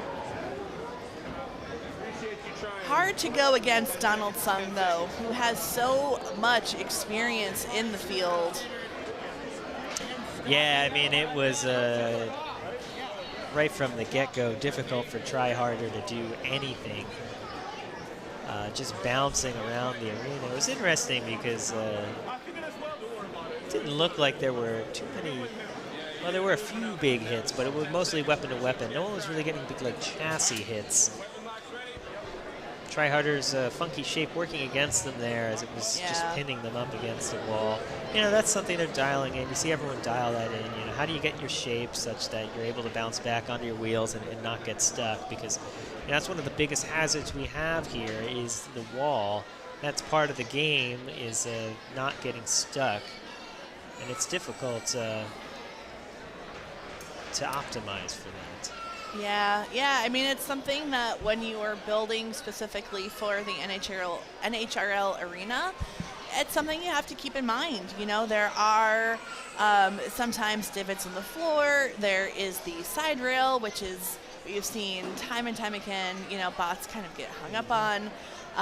So if you really want a plan to be competitive deep in the field, you have to figure out, you know, how do you plan for that? How do you get around? Because it's almost going to be inevitable at some point you will be stuck, maybe more than once. So how do you handle that? I think what's interesting is sometimes you'll say, like, oh, well, why don't you change it so they don't get stuck? Why don't you change the floor doesn't get dinged up?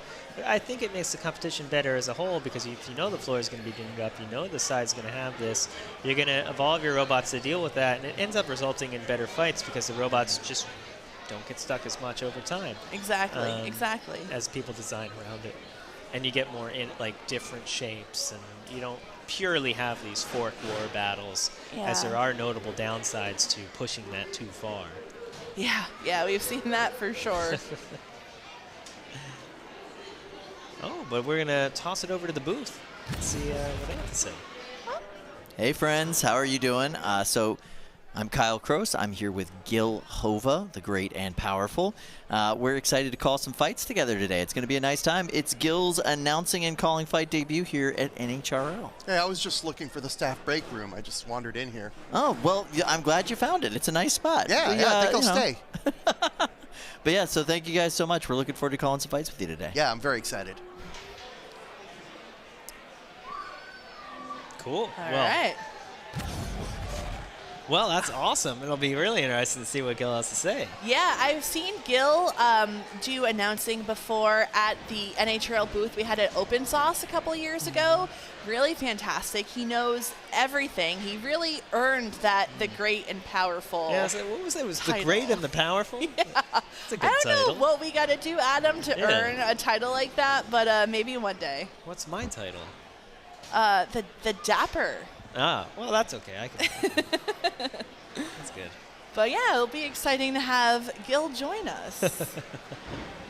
That'll be fun.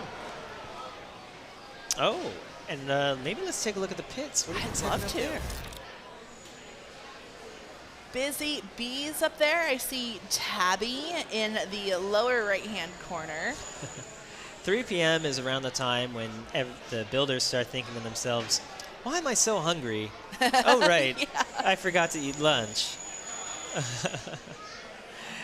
So at the bottom of your screen there, you see a lot of orange. That's actually just 2 robots. That's just 2 gigantic Surely that must be a robots. 30-pound robot, Adam, right? One would think. But it's a 12. Yeah. Yeah, that's a lot of what I imagine is TPU.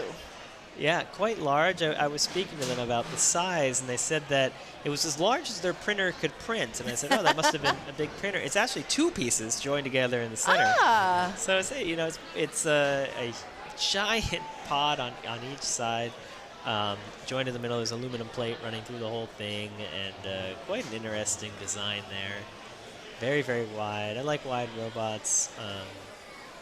Not the easiest to drive, but it's an No. interesting way to kind of solve that equation of, like, I don't want anyone to get around my side. Well, if you just make it really wide, you don't really have a side. Statistically, they're going to keep hitting you in the front. And I think that is what Peter Lombardo, who we see working on B-roll right up above, that's also, I think, maybe part of his strategy. He has one very wide spinning weapon and then 2 wheels on either side. But, I mean, it's hard to get to the side and hit those wheels and miss the huge weapon. Like, it's almost impossible, and that's a different take on what Tabby is doing, but a similar approach in heart, I think. Of course, we're looking at the the general section of the pits, but what everyone is going for here is to make it to prime time, and they'll be able to move over to the prime time section of the pits.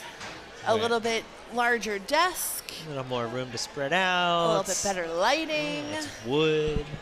Very nice. But we start off in the communal area with lots and lots of people as we whittle down to prime time. And prime time is slated to begin in under 4 hours, which is very exciting. We will have prime time at 7 p.m. That will be on the main NHRL channel, so you can find the link at the NHRL YouTube page.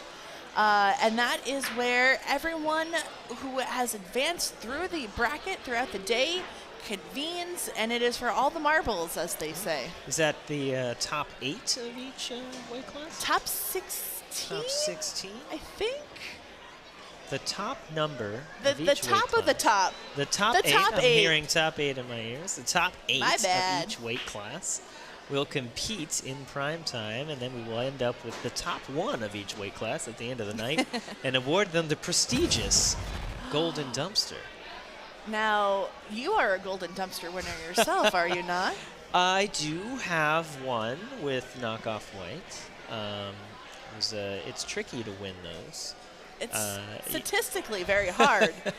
Statistically difficult and actually difficult. Yes. You have to go through everyone in the tournaments. You never know what's going to happen. It takes a lot of hard work and a little bit of luck as we go over to Cage 2 and see which way the luck and work go.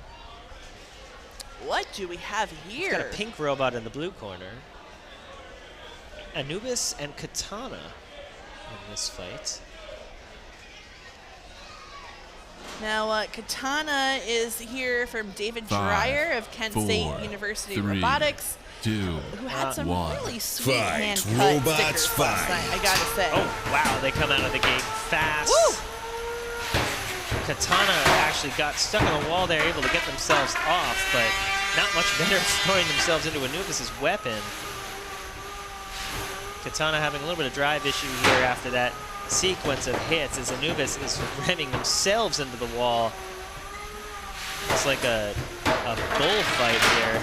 It's Katana trying to slither out of the way of Anubis' charges. I have a fun fact here.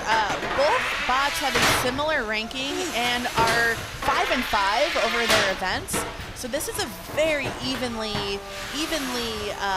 matched fight here. Katana definitely hampered on drive here as it looks like their front left maybe wheel is jammed, but they're holding their own, able to keep the front pointing at Anubis most of the time, sending them flying there. Anubis has to be careful. Yeah, they have an advantage here in the drive, but they are running directly into the weapon of Katana, and they can't do that all day.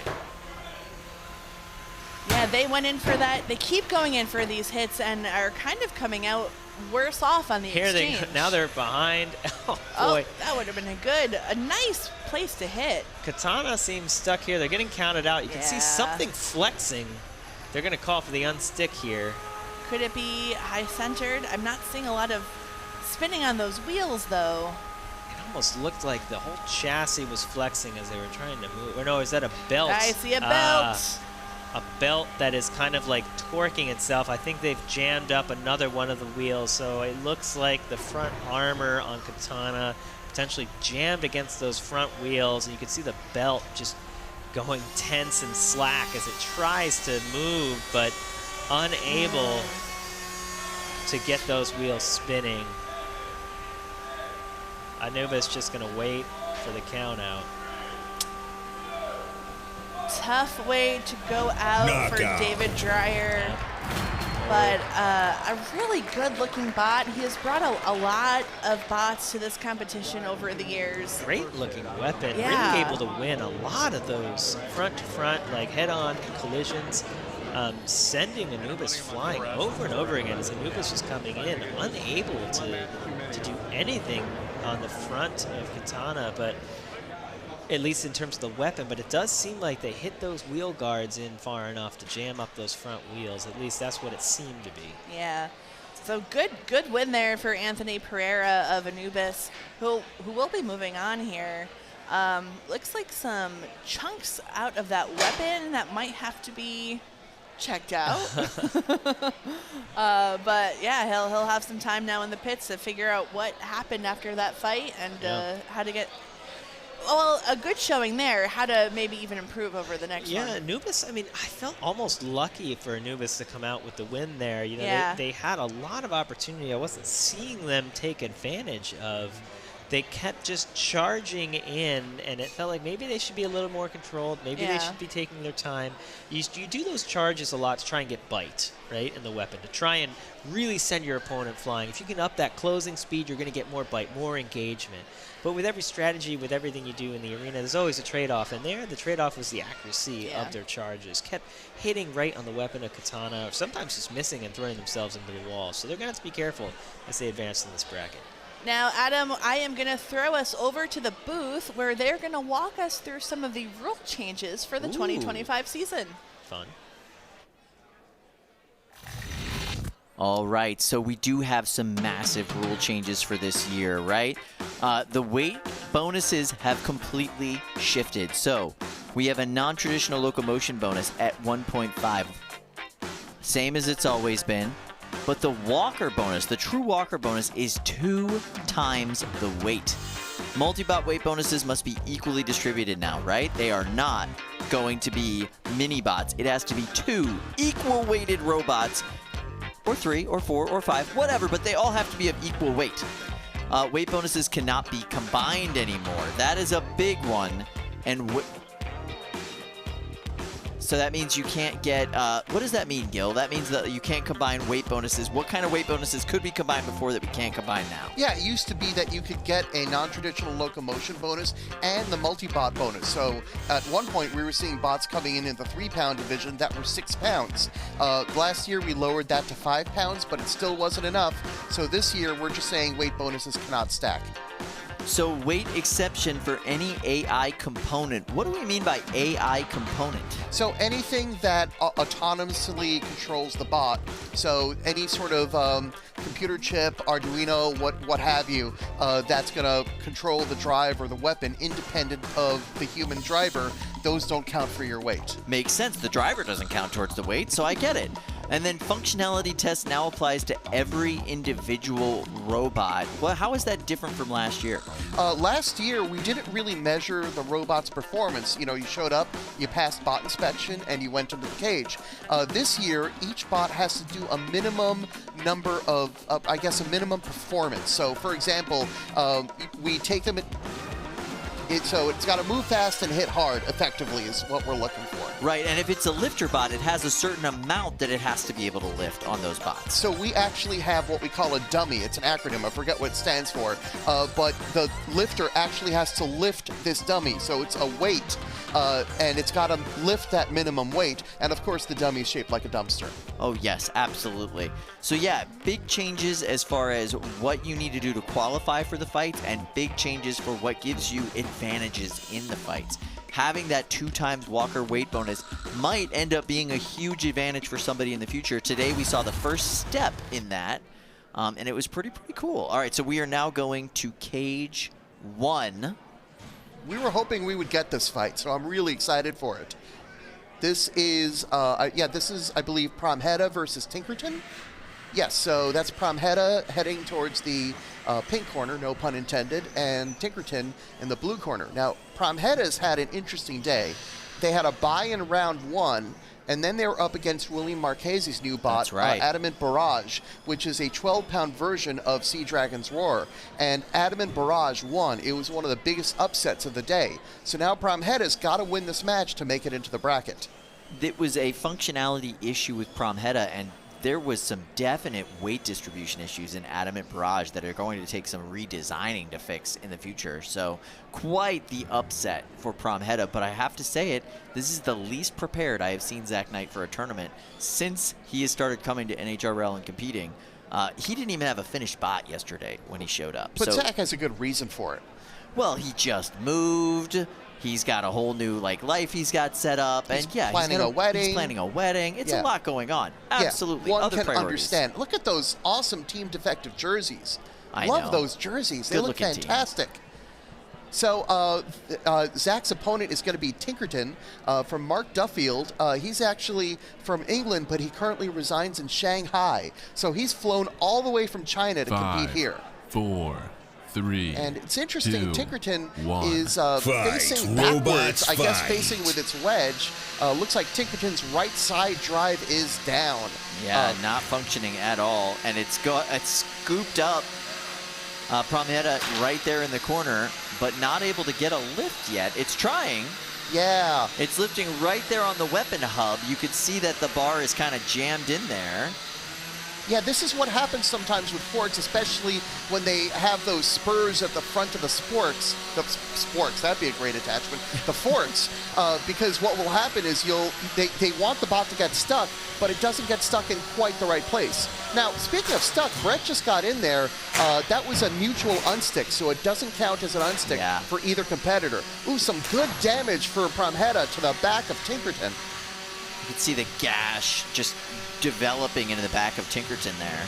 Yeah, this is a 3rd round qualifier fight. So the winner of this fight makes the bracket, and the loser is done for the day. As far as the tournament is concerned, what's up with Tinkerton? Tinkerton's not moving. No, and it is completely warped. Look at the body on that. It is potato chipped. Yeah, that is some tackling. So Tinkerton can ask for an unstick, but I don't know how much that's going to help. There is the unstick. You see the lights turning blue.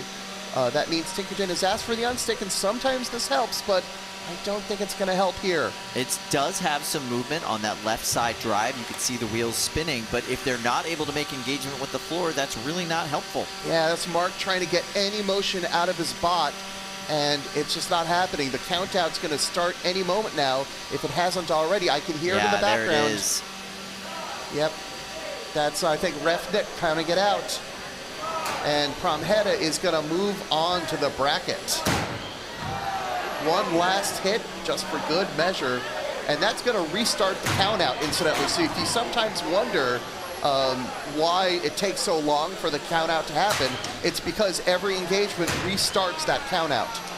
And by the way, this might seem cruel, but it also might be that the Tinkerton team is asking for these hits to help them shake things loose. Sometimes a sportsmanly thing to do is to hit them. You see what he's saying, hit me, hit me. And I think some of it also is sometimes a builder just wants to, they do not want to leave with a functioning bot. Yeah, they want to see the damage, they want to see the destruction. They're fans of the sport just like all of us. Yeah. They want to see the destruction.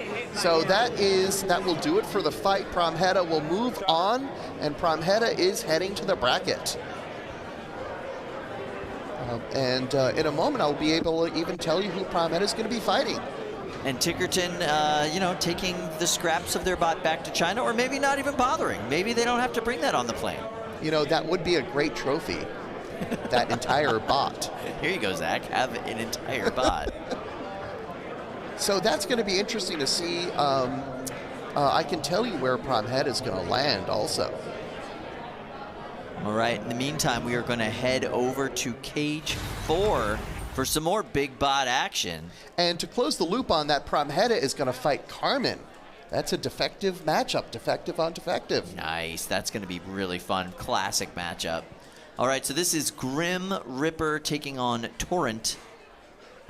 Really, really awesome bots here. Yeah. Torrent brought to us by Donald Sung. It is, I always equate this to like just a classic old school fighting robot. Big, long body, weapon in the front, 4-wheel drive, massive armor plate on the back. Really well driven by just a genuinely good guy in Donald Sung. Yeah, and remember, Donald Sung was Jameson Go's roommate back in Georgia Tech. How funny is that? So, and he didn't fight for a long time, and he only recently got back into it a couple of years ago, and now he's on Team Pandemonium doing some amazing stuff. Pandemonium has been on a recruitment tear over the past 2 years, scooping up talent as it comes in. They scooped up Donald real quick. Yeah, as they should. In the meantime, we have Grim Ripper in the blue corner, and in the pink corner, and Grim Ripper's been, that 12-pound version of Grim Ripper has looked fantastic in the past couple of years. It is a UHMW wedge configuration, full wedge all the way around the body, and it is created actually with woodworking tools. It is an awesome machine. It is a really, really powerful design in the sense that it deflects almost every hit coming at it upwards and away from the main body. So it's very durable. The undercutter bar on it looks beautiful. You almost never see it, though. It's just kind of masked in the whole body of the bot. Kind of a blur. People think that it's a full body spinner or a shell spinner, and it's not. Robots fight. So the geometry here is going to be really interesting because Grim Ripper doesn't run with forks. So to see it go up against a vert might be tricky. So let's see what that first exchange does over here. Grim Ripper turning around, exposing its back. Its back is pretty much a giant wedge. Torrent is trying to get underneath. It's trying to get its bar underneath Grim Ripper and send Grim Ripper in the air just like that. Yeah, that's beautiful. exactly the kind of hit John wants.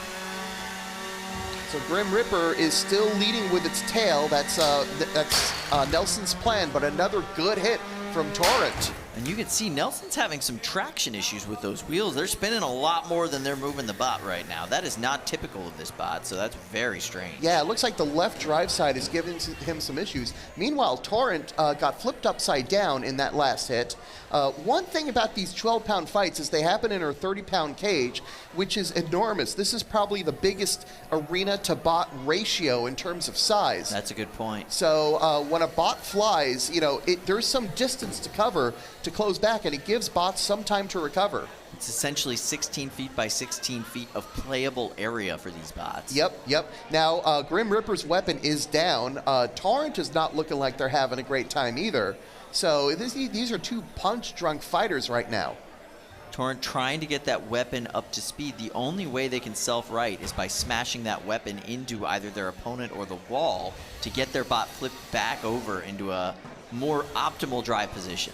Cage 4 is very quiet. We do not have the death hums that you usually hear with these two robots. Yeah, that weapon seems all the way down on Grim Reaper and barely functional on Torrent. So Kyle, in terms of a control fight, which this is effectively now, which bot do you think has the advantage? 1000% Torrent if they can get back on their wheels, just because they have the ability to push. Grim Reaper has the ability to kind of glide past or deflect away, but not so much to pin and push up against the wall, just by the geometry of the bot, the shape of the bot. So as long as Torrent is upside down, I think Grim Reaper has a shot at getting that control category. But they have to get aggression in as well, and that's what the judges are looking for. If you hit a bot with an inactive weapon, that does count for aggression. Yep. Not as much as if your weapon was working, but still, it's a positive thing. So, you know, Nelson still wants to send it. It's just that that drive isn't cooperating. So much struggle on the left side of that drive, and it looks like they're now getting intermittent control on that right side of drive as well. There it is, yeah. A little bit of movement still. So 15 seconds left in this matchup. Donald came so close to self-righting. He's using those gyro forces, but that weapon just isn't spinning fast enough to really be effective. Nope, can't self-right off of the wall. Body of the bot's a little bit too long to self-right off of its opponent. He's just stuck. That's the fight. Yep. Well, this one's going to go to the judges, and they're going to have an interesting fight, interesting decision, just because these bots were hitting hard so early on, and then they both lost their functionality just about simultaneously. So this is going to be super interesting. All right, we are now going to pop over to Cage 2 with bots already loaded into the cage, and boy, do we have some interesting bots. Oh, this is in the pink corner, we have B-roll, and in the blue corner, we have orcas. 4, 3, so orcas 2, is, we just talked 1. about that weight bonus. This is a multi-bot. This is 4 pounds of robot because they get that weight bonus. In the meantime, B-roll, it does not have a weight bonus, even though it is very non-conventional. Those are still wheels, but it's going to hit pretty hard, and I think it's going to have a little bit of an advantage going against a bot like orcas because it's going to be hitting those delicate weapon assemblies. And Orcas has the weapons driving down into the body of a bot. If that body is consistently in motion, that's a lot of chances of damaging those saws, breaking those arms, snapping all of those, as you said, delicate mechanisms. That's the thing about saws, is they're delicate, and you get like one good hit on a saw, you bend it, and then it can't saw anymore.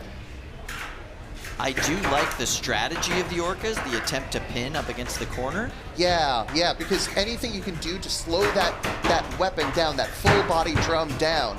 And they're doing good teamwork. Also, oh, that was a good double hit from B-roll.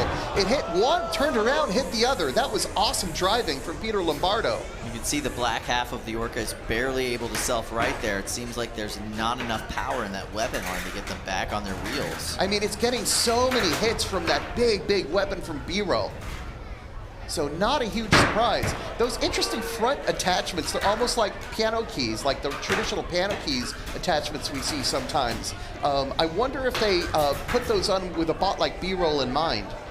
Try to absorb as much of that rotational force as possible. Yeah, absolutely. Yeah, you see how it's shaped like a plow, and I think those look like TPU. Makes sense to have a material like that. I think Orcas just called for their unstick, so Orcas are done with their unstick now. which is not great because the black Orca is now on its back doing the thing. There, it's self-righted Yeah, now. it keeps getting stuck in that position. It's barely able to get back out of it. This is the first event for Orcas, so they're like a debut bot. For them to make the bracket on their debut, like that is an accomplishment. It is not easy to make the bracket here at NHRL, especially in the 3-pound class. So the black Orca still on its back. B-roll looking really impressive with this. Fighting a multi-bot. It's a cool bot. Yeah, especially like a well-driven, well-designed multi-bot like Orcas. That's not easy. Like, he's constantly has to deal with one, then turn around and deal with the other. It's almost like, you know, an action movie over here, like one of those fighting movies, one of those martial arts movies. But B-roll doing a great job of staying alive, you know, pushing the Orcas around. Even though they're outweighed, even though he's outnumbered, he's still doing a great job with that. Does look like the green side of the drive. You can't really say left or right on Orcas, but the green side of the drive is really struggling with some intermittent control there. Sometimes it's completely stopped and you see them pivoting on that green wheel. Yeah, they have taken a little bit of damage. It's going to be interesting to see how the judges are going to score this one as well.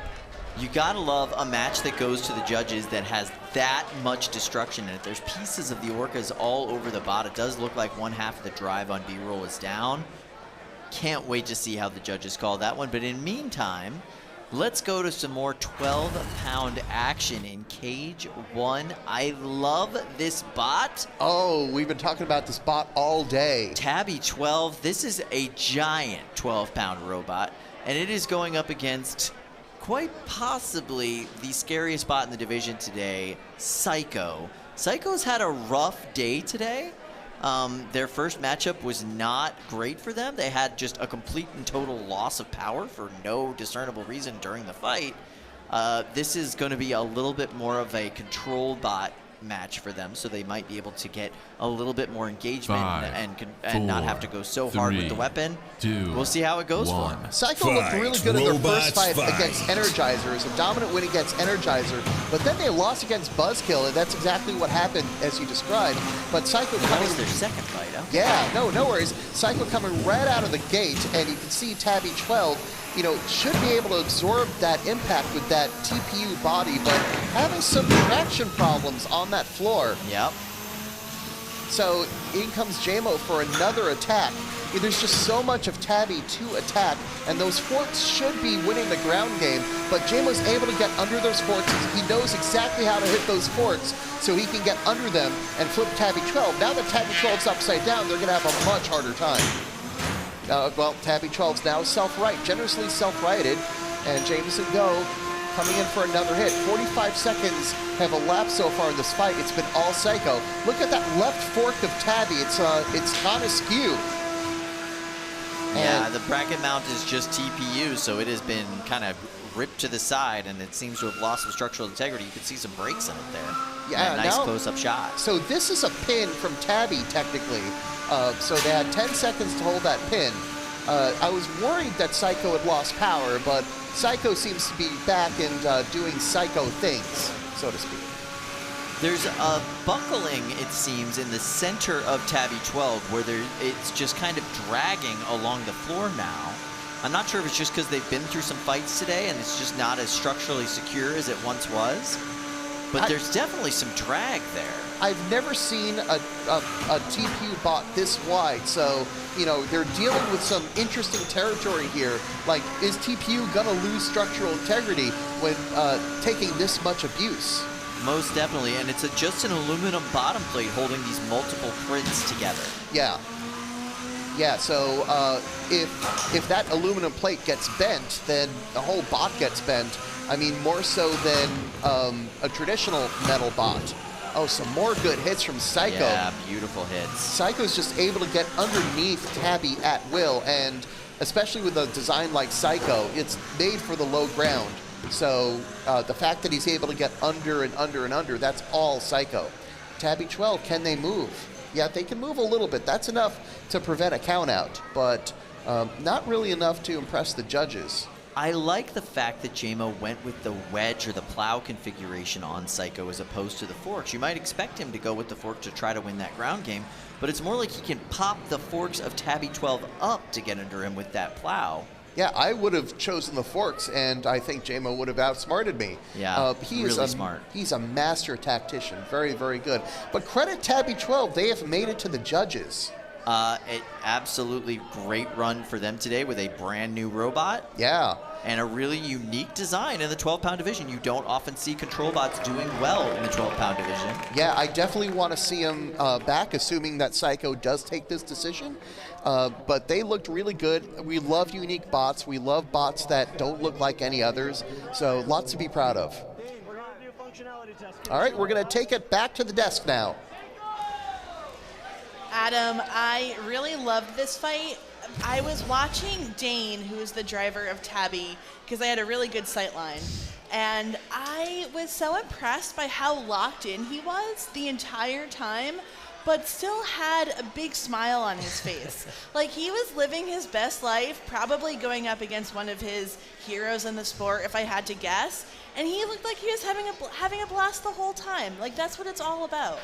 Yeah, I think we're going to head over to Cage 4 soon, but it is so great to come here. You know, you're coming with a robot and you're fighting against, you know, people you've seen on TV and the best of the best. It's wild to have those opportunities.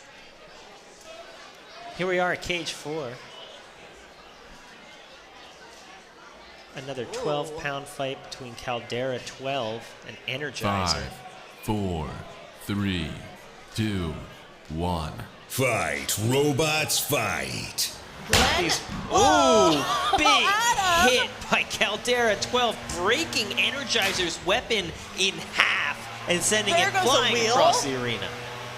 Okay, so this is so far turning out a lot better than Glenn's earlier outing against a vertical spinner. Really dominating the first 20 seconds. It is completely shattered Energizer.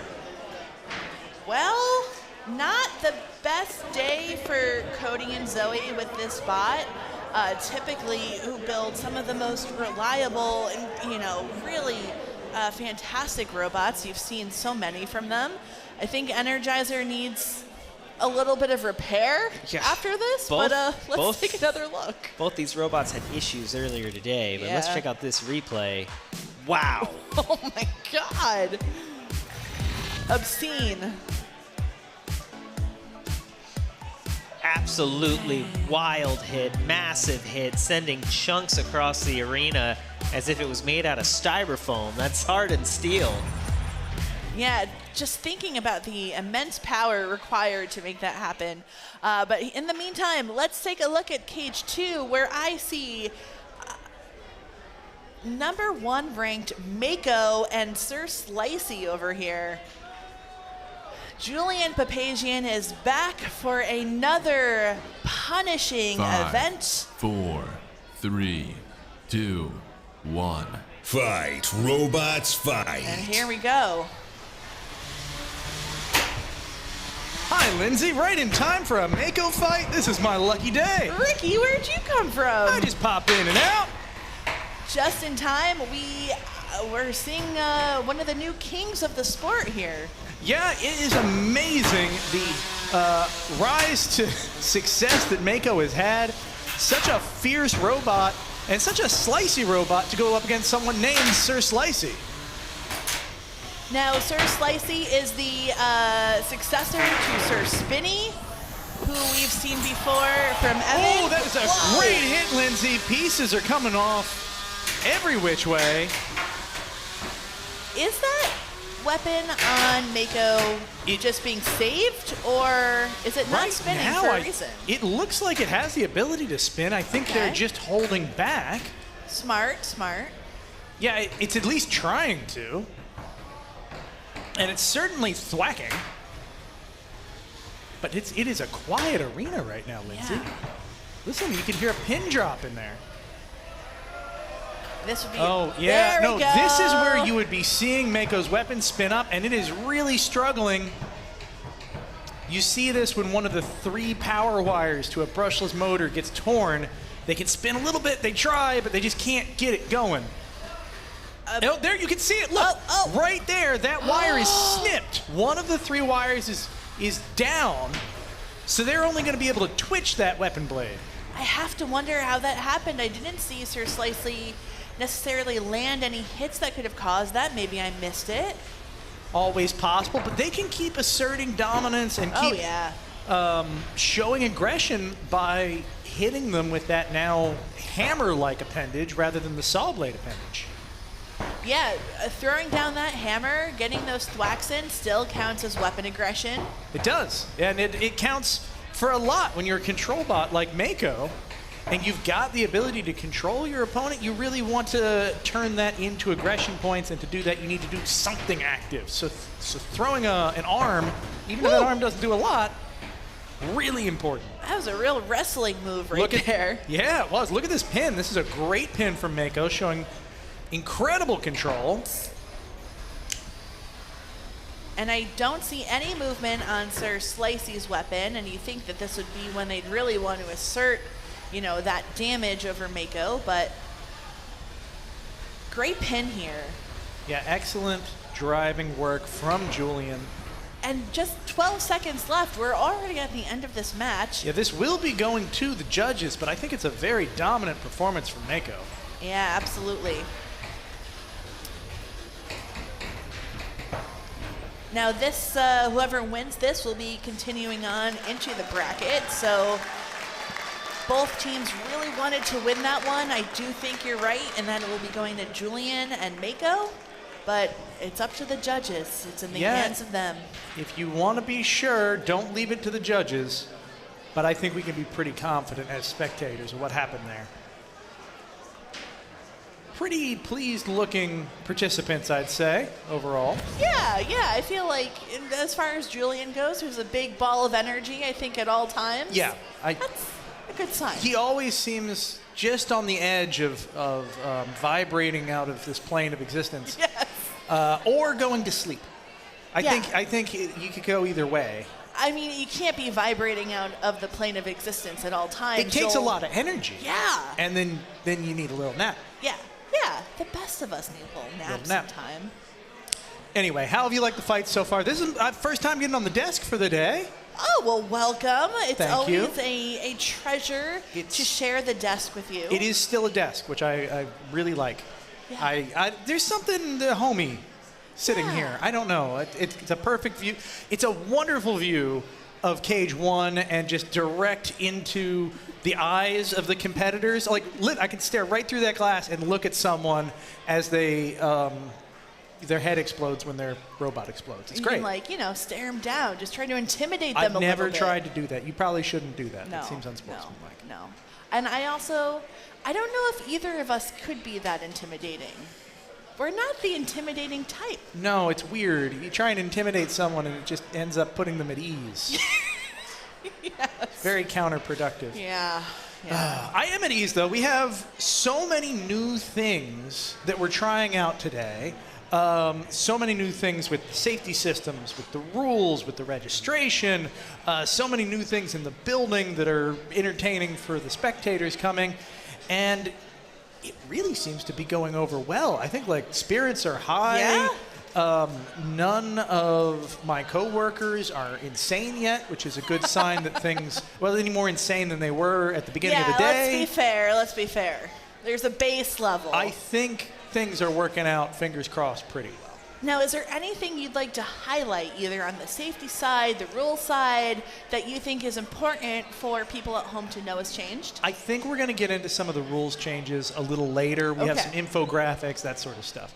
But I'm going to just say more generally, we've gotten, how shall I say, we've raised the bar for competitors if they want to come and compete. We've said, listen, at this point, this is a packed venue. People want to compete. It's only fair if you sign up if you're 100% sure that you're going to be able to get in the ring and fight. So we've seen better prepared robots. We've seen some robots that maybe weren't as well prepared. So, I'm going to fight in the freestyle events. Those are our, for fun fights that happen throughout the day that aren't part of the main event. And just that alone has risen the bar for the quality of the robots, the quality of the fights, and yeah, I'm really pleased with how all the competitors have upped their game to meet our challenge. Yeah, it's been just a fantastic day. If it's any sign of what's to come, I think 2025 is going to be an incredible year. However, I do have a judge's decision. Oh, okay. Fill me in. One is in. Okay, so I'm getting the official word. Grim Reaper 12 versus Torrent. Mm-hmm. Torrent has taken the judge's decision and will be moving on. Ah. Grim Reaper, I believe that is the end of the line for them today, and they'll be going home. But Nelson and the whole team that he has really upped the level of the competition that they've been bringing, and I can't wait to see what they bring in 2025 over the year. No, I'm really impressed, especially with an archetype that you just don't see all that often. I think we've got a couple of archetypes loaded and ready to go. We're going to go to the booth for some play-by-play commentary. Here we go. We have something interesting over here. This is Root Locust in the pink corner, and pink corner, and Buffalo Wings in the blue corner. And Kyle, does anything look different to you? Yeah, I was just asking you, Gil, why are 5, those glow 4, plugs so long? And you 3, told me it's because 2, they're not glow 1. plugs? This is, I believe, if I'm seeing things correctly, this is Buffalo Wings' secret backup configuration, which they are unveiling now.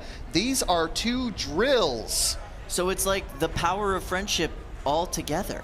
Yes, yeah, it's like 2 power of friendships in what? Nope, you know what? No, nope. that's a glow those plug. Those are fire. absolute glow plugs. That's a very long heating element on that. And look at that melted section right there in the bottom of Root Locust. Just instantaneous hole. Oh, you see the glow plugs lit up right now. And that's a tap out. Tap out, yeah, no, you don't want any part of that on a 3D printed bot. It is donezo. Goodbye. This is why we love Buffalo Wings. It can deliver near instant kills with the most unconventional weapon. Look at the goopy blue plastic. That is amazing. Now, but let's spare a moment for Root Locust. This was their fourth NHRL event. Up until this event, they were 0-6, and they have had their first wins at NHRL at this event. Leveling up. Yeah, big congrats to the Root Locust team for getting their first wins, making their bracket. That is just awesome stuff to see, and I hope they keep on with these winning ways. Yeah, and no shame in tapping out to a tap-out machine, a submission machine in Buffalo Wings. This bot is absolutely incredible. Yeah, that's a scary looking bot right there. Let's go back to the desk. It is good to see Buffalo Wings back. It is. It really is. And doing what they do best. Yeah. Also, I think it's really good to hear Gil in the announcer's desk or the play-by-play. It's great. Yeah. I knew it was going to happen. I was warned that this time was coming. I knew that we were going to be out of a job relatively soon. And now it's here, so, you know, thanks for all the fish. Gil is kind of like a human AI. Yeah. You know? And I feel like with AI taking jobs. Hey, Hova, give me some good recipes for whatever it is, and then spits them out. He knows a lot. That's rude. he. The great Gil. and the powerful. Yeah. We have a judge's decision coming in for you. I'm sure Gil already knows it. We're still waiting on some other ones, but when we're talking about Psycho versus, Tabby 12, Psycho takes it home. So I don't think that was any big surprise. No. I only caught the tail end of that fight. But, yeah. You know what? Tabby put up a really, really good fight the entire time. Went 3 minutes against Jameson Go and Psycho, who is what an esteemed robot Psycho is. So I would call that a good day. Yeah, I think it kind of speaks for itself. You get a judge's decision against Psycho, you're having a pretty good day. Yeah. So. And I'm on pins and needles waiting for these other judges' decisions to come in. We'll get them as they come. They've got some deliberation to do. That's another interesting thing. It's not new for this event, but it's new in the last few events. We've changed some of how the judging process works. Oh. So it's a different review process. It's easier for them to go back and highlight certain things and rewatch videos. They can put a lot more attention to it when it's really important and it becomes a split decision. Yeah. It seems to be paying off in both the judges' decisions seem pretty good, but also the judges seem much more happy about it. And let me tell you, it's a grueling game. Ricky, we have some of those judges' decisions in now. Well, bring them in. We are waiting on 2. The first one, B-roll and orcas. Oh, that's right. I watched that fight. Yeah. B-roll is the winner of that one. All right. Well, congratulations to them. That was like a John Wick fight. Like, it was just nonstop. Congrats to Peter and B-roll on that one. All right. Oh, and the Mako and Sir Slicey fight I hear is coming in as well. As we expected, Mako is taking that home. There we go. So, okay. Congrats to Julian. I think that was to be expected with that fight. So. Still a pretty good fight, and we'll see them progressing in the tournament throughout the rest of the day. Yeah, and you know what? Judges doing what they are doing best. So I'm sure we're going to keep them busy the rest of the night. But yeah, some really great decisions and calls coming in. Cool. Well, we got a lot more robot fighting. I can see Cage 1 is getting spiffied up, little spit shine going on. Cage 2, nothing quite yet. Wow, this is actually it's a relative period of quiet here in what we call the bowl. Nice crowd today. A lot of new faces. I feel like we've pulled in a lot of folks who maybe this is their first robot event, or it's at least their first NHRL. I've heard some folks traveling from the Midwest. Wow. We've got a couple of people here from China today. Yes, I've heard. Yeah, so it's pulling in from all over. We're trying to up our game, and apparently people seem to like it. Yeah, it's always so exciting when we have competitors, from different states all over the U.S., but also countries all over the world. And I think more and more, that's expanding beyond just competitors and to our audience, people who have traveled by plane, by boat, maybe, sure. A lot of by rail, yeah. 2 if by horse and 1 if by sea, I don't know. We're going to head up for another look to the booth. All right. How are you guys doing in the booth? We are now in Cage 2. We're going to have some really fun action with Turbo Fiend taking on Anubis. That is Turbo Fiend in the pink square and Anubis, a pink corner, I should say, and Anubis in the blue corner. Both these bots having good days, but of course only one can advance. I gotta say, the new graphics on the back of Turbo Fiend looking sick. You got that Are You Afraid of the Dark font or Goosebumps font on there with the name. I love it. But similarly, Anubis, that skeletal armor on top looks awesome. Both of these bots just have gotten such glow-ups. And Turbo Fiend has, for the past few events, been an absolute terror, but Anubis is making a really nice run right now. Yeah, great event for them today. Great event for both of these bots today. Yeah, Anubis has actually fought itself to a winning record. Anubis is now 6-5 as of this fight. Wow. And if they can upset Turbo Fiend, that would go a long way. Certainly in their rankings. Anubis currently ranked 178, but I think they're going to shoot way up after this event. And Dima and Turbo Fiend currently ranked 2, right? Number 2, yes. That's awesome. Only second only to her brother Julian with Mako. So that's a heck of a fighting robot family. And they just started doing this. Yeah. They're like brand new. It's wild how little time it took from them starting to them being dominant. It was just amazing. Straight up favorites in this weight class today, both of them. Absolutely insane. Going 1 and 2 is something. So they're taking a little while getting ready. I wonder what's going on over there.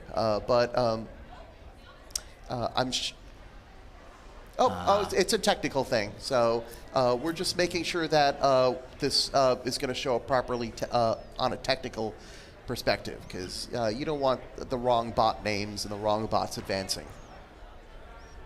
Yeah, all of our cage software is kind of linked into all of our tournament software. It's all joined at the hip at this point. Yeah, it's It's a lot. This, as you can imagine, a tournament like this is very, very technically intense because a lot of, like, running a robot tournament is a lot of effort. We're effectively running several robot tournaments 5, at once. 4, There's 3, our 2, beloved countdown. Fight, robots, fight. And that's a good box rush from Anubis, except they just missed, and Turbo Fiend was able to get a good hit on Anubis's back. But Anubis able to recover, and a massive hit in the middle of the cage. Both bots seem to still be functional, but that was a massive hit. I wonder if that's going to show up a little bit later. Weapon speed advantage going to Turbo Fiend for the first few engagements of this fight for sure. She is winning these exchanges, these weapon-to-weapon exchanges, but now she's upside down. Great pop from Anubis. Opportunistic. You've got to take advantage of moments like this. Turbo Fiend still upside down. Anubis still with the advantage, but now Anubis is upside down. Turbo Fiend is right side up. You see how quick Dima came in and went to reverse that momentum that Anubis was building. But once again, Turbo Fiend upside down. She's able to self-fight. Big hit. Anubis won that exchange. And now Turbo Fiend punching right back. This is a heck of a fight. Anubis is certainly taking it to the number 2 ranked bot. But the number 2 ranked bot, showing why she's number 2 ranked. She is really getting her hits in too. And we've only had just about a minute of this fight. Dima temporarily getting stuck under the kick plate. She's able to free herself with her own power. Some more hits. You see little bits of Anubis flying around. Kyle, is that tire or is that chassis? I think that's chassis. It's it doesn't the right look fork. floppy enough. It's the right fork right. of Anubis. So that's going to affect them trying to get under Turbo Fiend. Turbo Fiend should have a little bit of advantage, except that Turbo Fiend is so wide, Anubis fits between those forks. And so you can see the hit like that.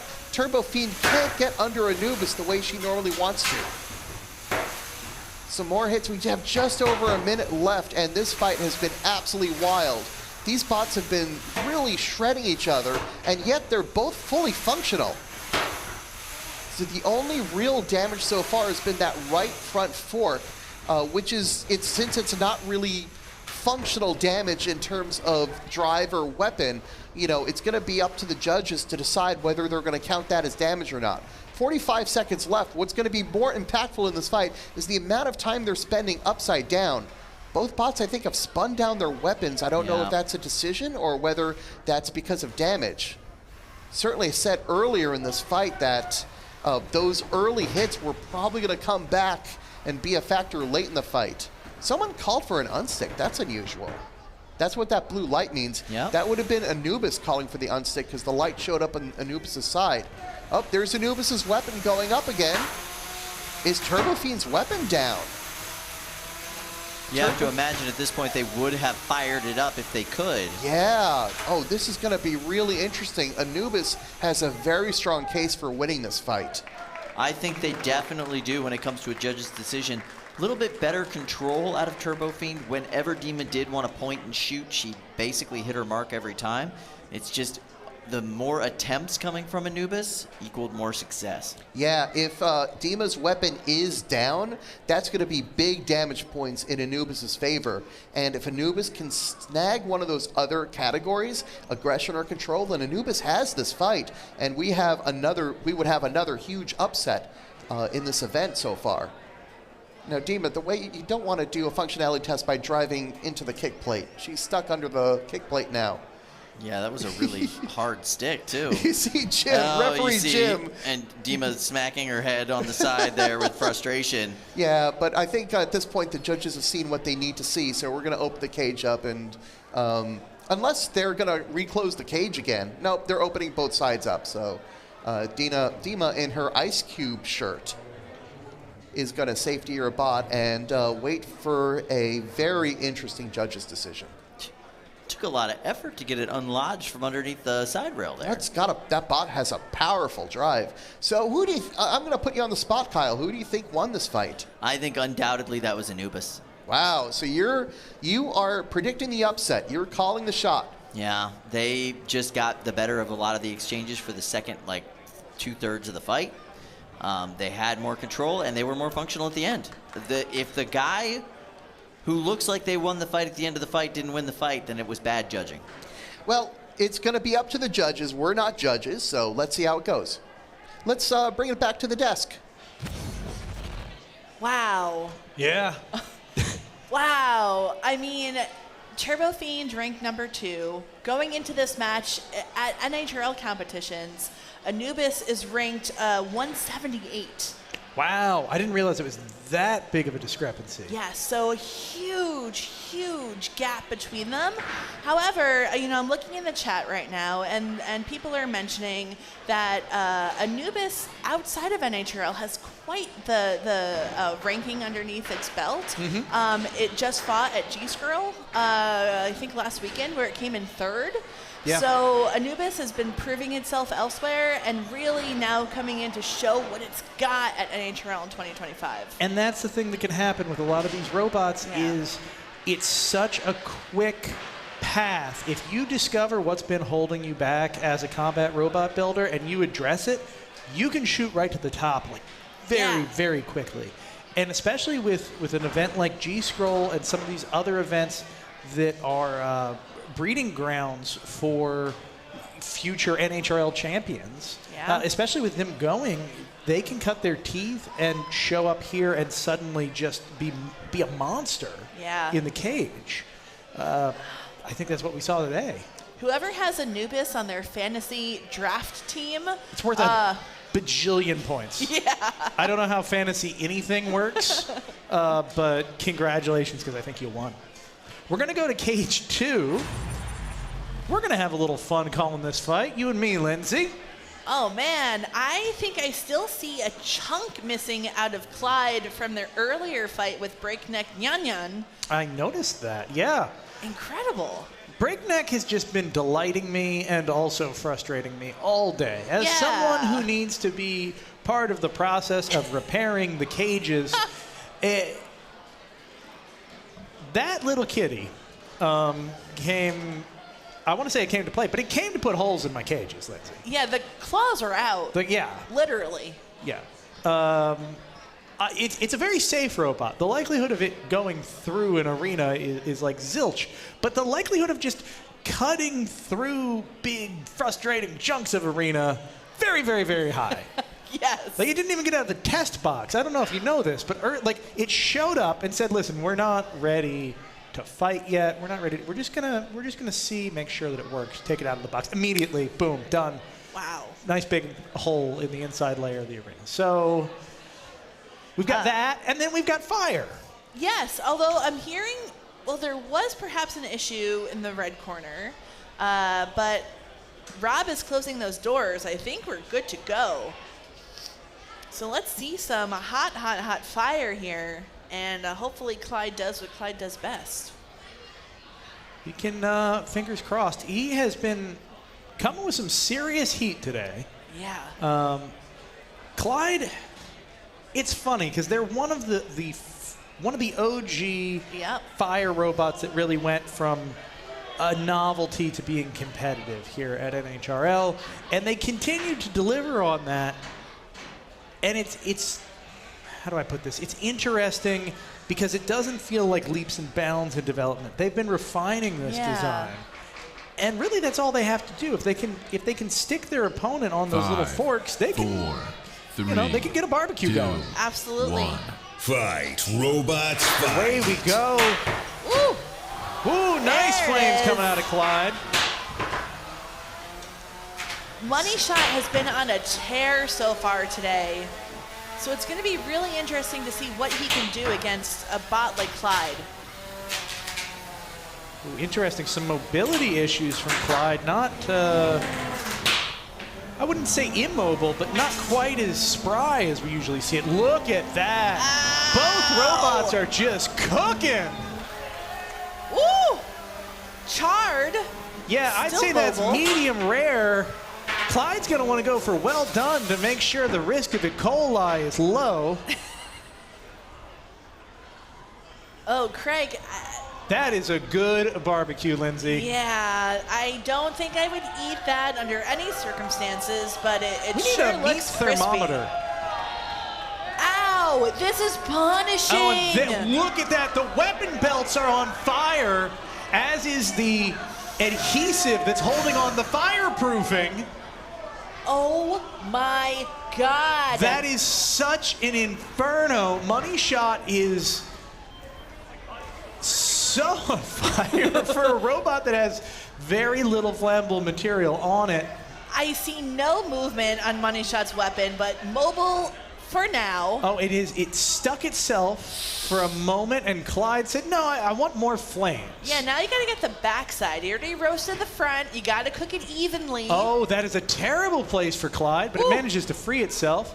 Look at the frame on Clyde. It's drooping now because it's melting its own chassis with its flamethrower's heat. The lower it gets to the ground, the hotter it is. We can see Clyde is either starting to run out of fuel, or what sometimes happens is that the canister will become cold as it shoots out fire and not want to squirt out any more fuel until it warms up again. And that would really open the door for Money Shot in this last 45 seconds here. If he can get unpinned, maybe he has a shot to muscle Clyde around, but Clyde, in addition to being such a hot bot, also an incredible control bot, so it's gonna be an uphill battle, especially without that weapon on Money Shot. Yeah, these are great displays of control in the arena. Remember, too, as a fire robot, because we limit fuel for safety's sake, we don't penalize a competitor when they run out of fuel. So Clyde is being judged as though they are torching their opponent right now. Oh, that is quite a predicament to be stuck in as we come in on the last 10 seconds of the match. We aren't going to have time for a real unstick or a count out. Clyde's going to help him out, mostly so that they can get to the side of the arena, I think, at this point. Wow. Wow. That was some of the just hottest flame engulfing a robot for the most amount of time we've seen. Lindsay, it's really interesting. When you see a robot shooting those like orange-red flames, usually that means it's not that hot of a flame. Right. You want to look for those blues or those whites. Clyde is an exception to this. They have a fan at the back that ducts more air in. So yes, there's a giant big red fireball, but underneath of that, there's that hot blue flame. So they get the best of both worlds. They can lightly melt a large area, or they can completely liquefy a very small area. So how do you plan for a robot like that? The only thing you can do, Lindsay, is hit them so hard and so fast that there just isn't enough time for the flame to do much to you. And unfortunately, that was not how that, well, fortunately for Clyde, that's not how that went, that fight. Yeah, wow. Really, I think that was a masterclass for what Clyde can do and is, capable of. Coming in now, I believe, on a judge's decision. Oh, I'm told we have an upset coming in. What? Oh, it's an upset, but it's an upset that we kind of saw coming. Okay. Anubis has defeated Turbo Fiend. That is, what'd you say, 100 and a bajillion place to 3 or 3. Yeah. Wild. Huge. Really making a name for himself here at NHRL. And it's only going to get tougher. I mean, Turbo Fiend is ranked 2, but the list of robots that have qualified, for the rest of the bracket, it doesn't really get any easier. No. And so it will be really interesting to see what he can do here against a full slate of tough robots. Literally every fight that we have at this point in the competition is out of the frying pan into the fire, and then out of the fire and into a slightly bigger fire, and then out of the fire and into the pool of molten lead at the end of the Terminator movie. And just progressively worse. Yeah. A worse bill waiting for you when you get back to the pits to repair your robot. So it's an uphill battle, but that means the fights get better and better for us. Which is almost hard to believe. Yeah. Considering what we've seen so The far. fights today have been great. I mean, we'll talk more a little later with how the rules have evolved and how things have changed. But I think we've seen a lot fewer mini-bots. We've seen a lot heavier hitting robots. Yeah. We've seen robots that get into the arena and can really move and really hit. And hopefully, and by hopefully I mean we can rest pretty assuredly that this is just the beginning for 2025. This is going to get better event to event because this is just the way we do it now. I am almost too excited to hold in my feelings. We've got a pillow that you can scream into backstage. I need that for many reasons, Yeah, Ricky. well, me too. I get it. Oh, all right. We're going to go to the booth. Take us through the next fight, guys. All right, we are happy to do it with you. We are going to Cage 1, where we have 2 amazing competitors loading in. There on the left-hand side is Brandon Bennett-Young and Vorion. And there you see in pink on the right side, it's Craig Danby and Slamson. Now, Vorion got a bye in the first round and was up against Goose in the second round. And today's been a day of upsets. Goose defeated Vorion very handily. That's a big surprise considering their records. Vorion, just one of the preeminent competitors, always a favorite to win any competition that they are in. And Goose is, you know, a good little middle of the pack kind of bot. So well, I don't think it's middle of the pack anymore. Yeah, it's straight up Gooston. Yeah, I think they're going up a level or two this event. So they're in the bracket. Vorion needs to win this fight to make the bracket, but they got to get past Slamson. Now, Slamson's had a tough day. Very tough, yep. They were up against Undertaker first, and they seemed to just die in that fight. Yep, it was an immediate, just ESC-looking brownout on them. Everything just shut off after that first big hit. They got a great flip in, and you could see the potential of the bot in that great big flip, but it just died right after that. And they tapped out immediately because the weapon of Undertaker was just heading right towards that main gearbox of the lifter mechanism. Now, Slamson did get lucky in that they got a bye in the second round. Yep. So this is their second fight of the day. And let's see Fight, what Craig robots, Danby fight. can do if he was able to fix those gremlins. Let's see if Brandon Bennett-Young is able to fix those gremlins. Vorion immediately flipping Slamson over. They're not a phone manufacturer. They're not, no. Not a purveyor of... Oh, jeez. That's what is that? Is that a wheel cover? No, I that's think a belt. that's some part of Slamson's weapon assembly that just came flying off. Its drive seems to be a little hinky, but it seems to have good enough pushing power to take Vorion into the wall. Vorion might be having some drive problems themselves. Yeah, it looks like it. It looks like their left drive side is unhappy. That gives Slamson an opportunity. Slamson can get around to Vorion's back and get a good flip in. You know, a good Danby-esque, I don't know if this is a suplex-capable bot, but I would love to see a suplex. In the meantime, Vorion trying to use its lifter because it's got that lifter as a backup. Nice. There's a big hit. Vorion sent itself into the air with that hit. But Slamson able to recover from that hit. And you can see now the two lifters are kind of cattywampus askew of each other on Slamson. They are not aligned anymore. And I wonder if Slamson can get even one lift in that way. But Vorion's doing a lot of dancing. Brandon just doesn't have a lot of control over that bot today.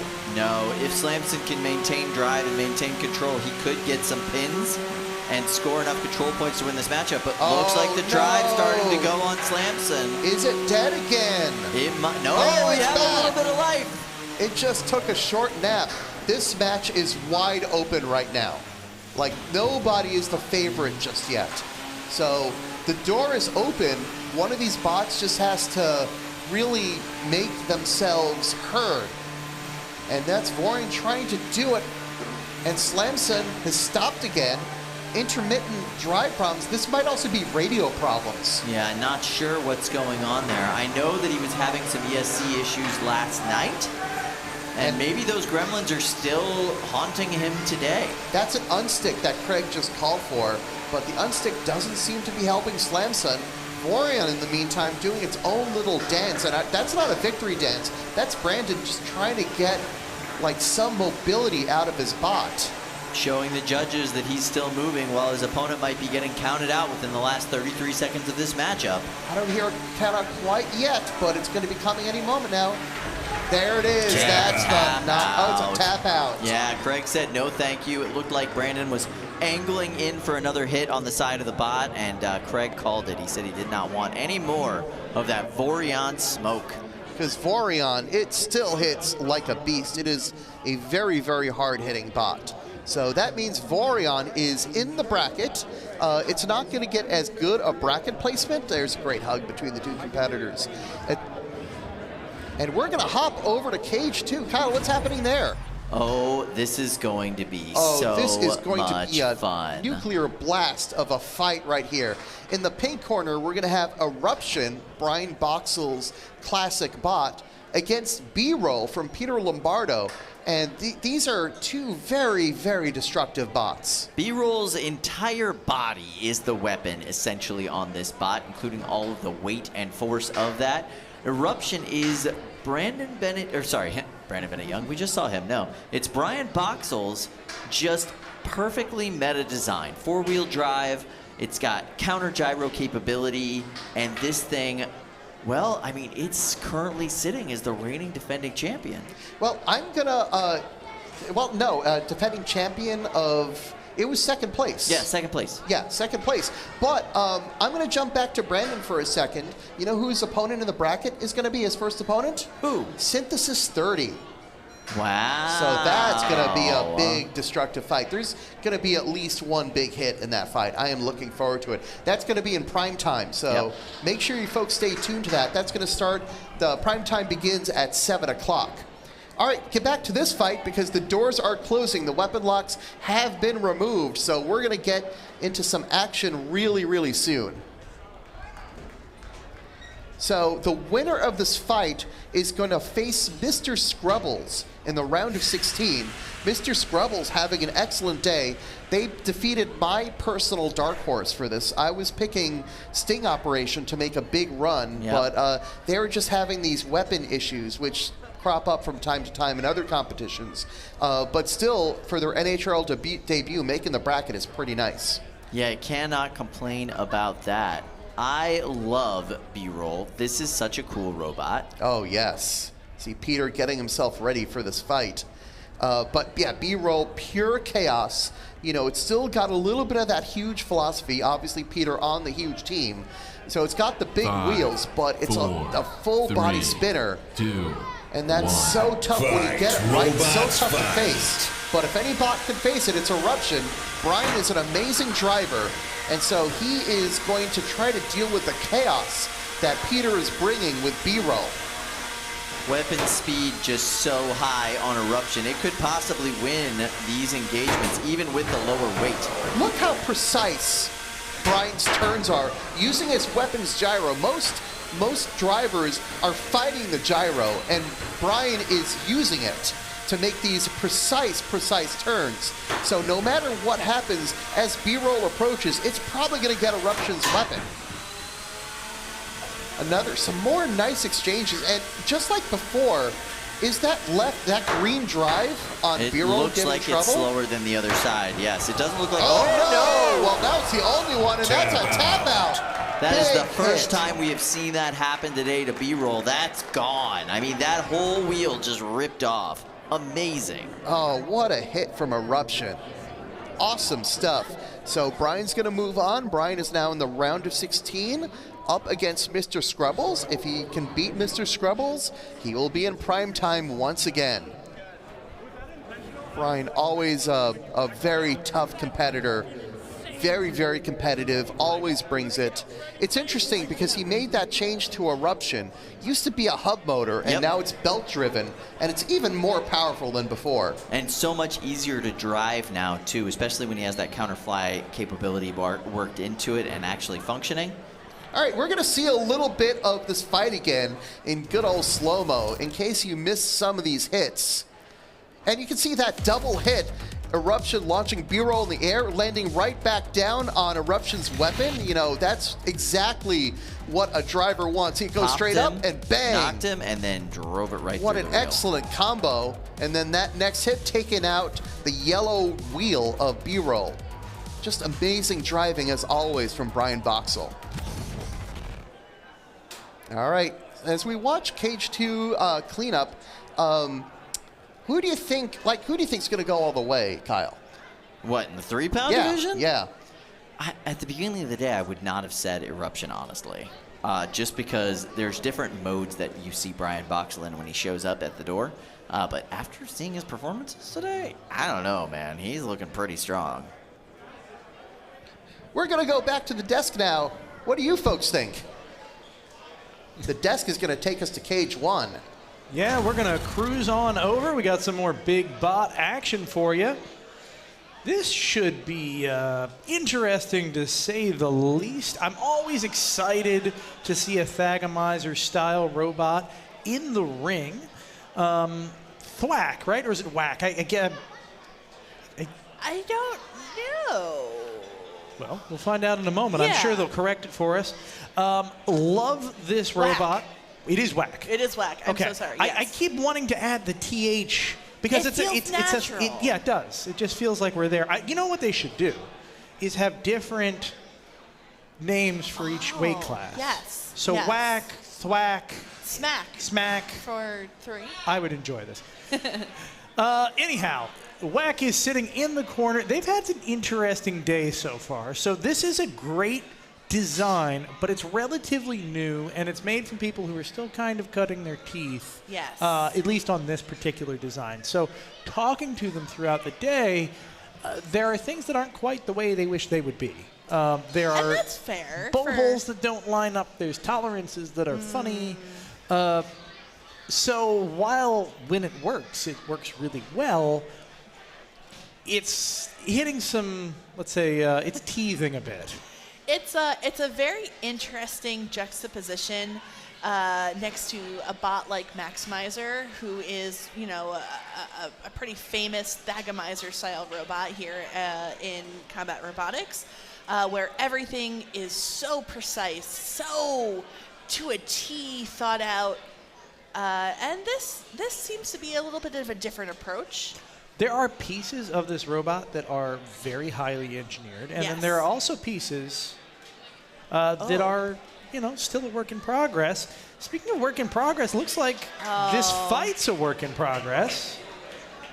Oh, interesting. All that talking up Whack in that fight. Bunny Holly, its opponent, the pink robot that was sitting there, has forfeited. They heard what you were saying, Ricky, and they said, I don't want any part of this. I like to think the robot heard what I was saying. I simply cannot. Oh, the posters that I'm seeing in the crowd for Whack and Bunny Holly. And these are some of the most intricate posters I've ever seen. Yeah, like someone really inscribed these pieces of paper with only the creme de la creme of magic marker. I'm really impressed. I hope we get a shot of that later. I hope they make it back.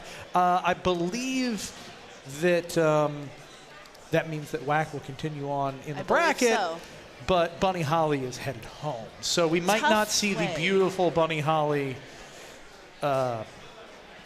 artistry.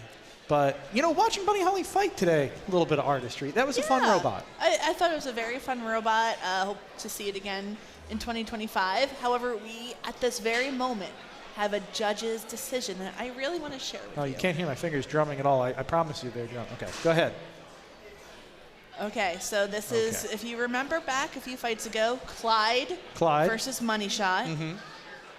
Clyde is the winner. That makes perfect sense. Yes. Yeah. That is but not we had to just, you know, we have to be above board. We have to announce it so everybody knows. And that is what happened. Not a hot take. No, the coldest of takes. The coldest of takes and the most ironic of robots to apply a cold take to. Anyway, we've got a lot more fights coming. Thank you so much for joining us at home and for tuning in. This has been a great day of fighting robots. We have the best fights yet to come. Oh, yeah. We're working our way into the bracket, going for that final spot in each of the top of our 3 weight classes. We've got 3 pounds, we've got 12 pounds, we've got 30 pounds, all fighting for your entertainment here today. And yeah, just a lot of great fights, a lot of great builders, and the energy's good. It's a good day. It is, I think, a great you know, setting the tone for the rest of the year.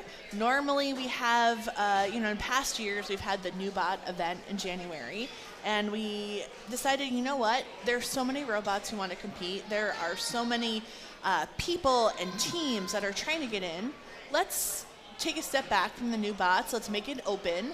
And I think, we're still getting a lot of those like new bot flavors that you're used to in January with bots like B-Roll and Clockwork Princess Chelsea. So we're still getting that like fun, cutting edge stuff, but also the fights have just been bangers the whole time. I agree. We're going to go to a fight right this moment, in fact. We're going to go to Cage 2, right here in the Havoc Bowl. Looks like we've got Mako going up against Pine Victus. I could be wrong, but I feel like it's been a little while since we've seen Pine Victus. It feels like it has been a little while, and yet it feels like we have just seen Mako. Yes.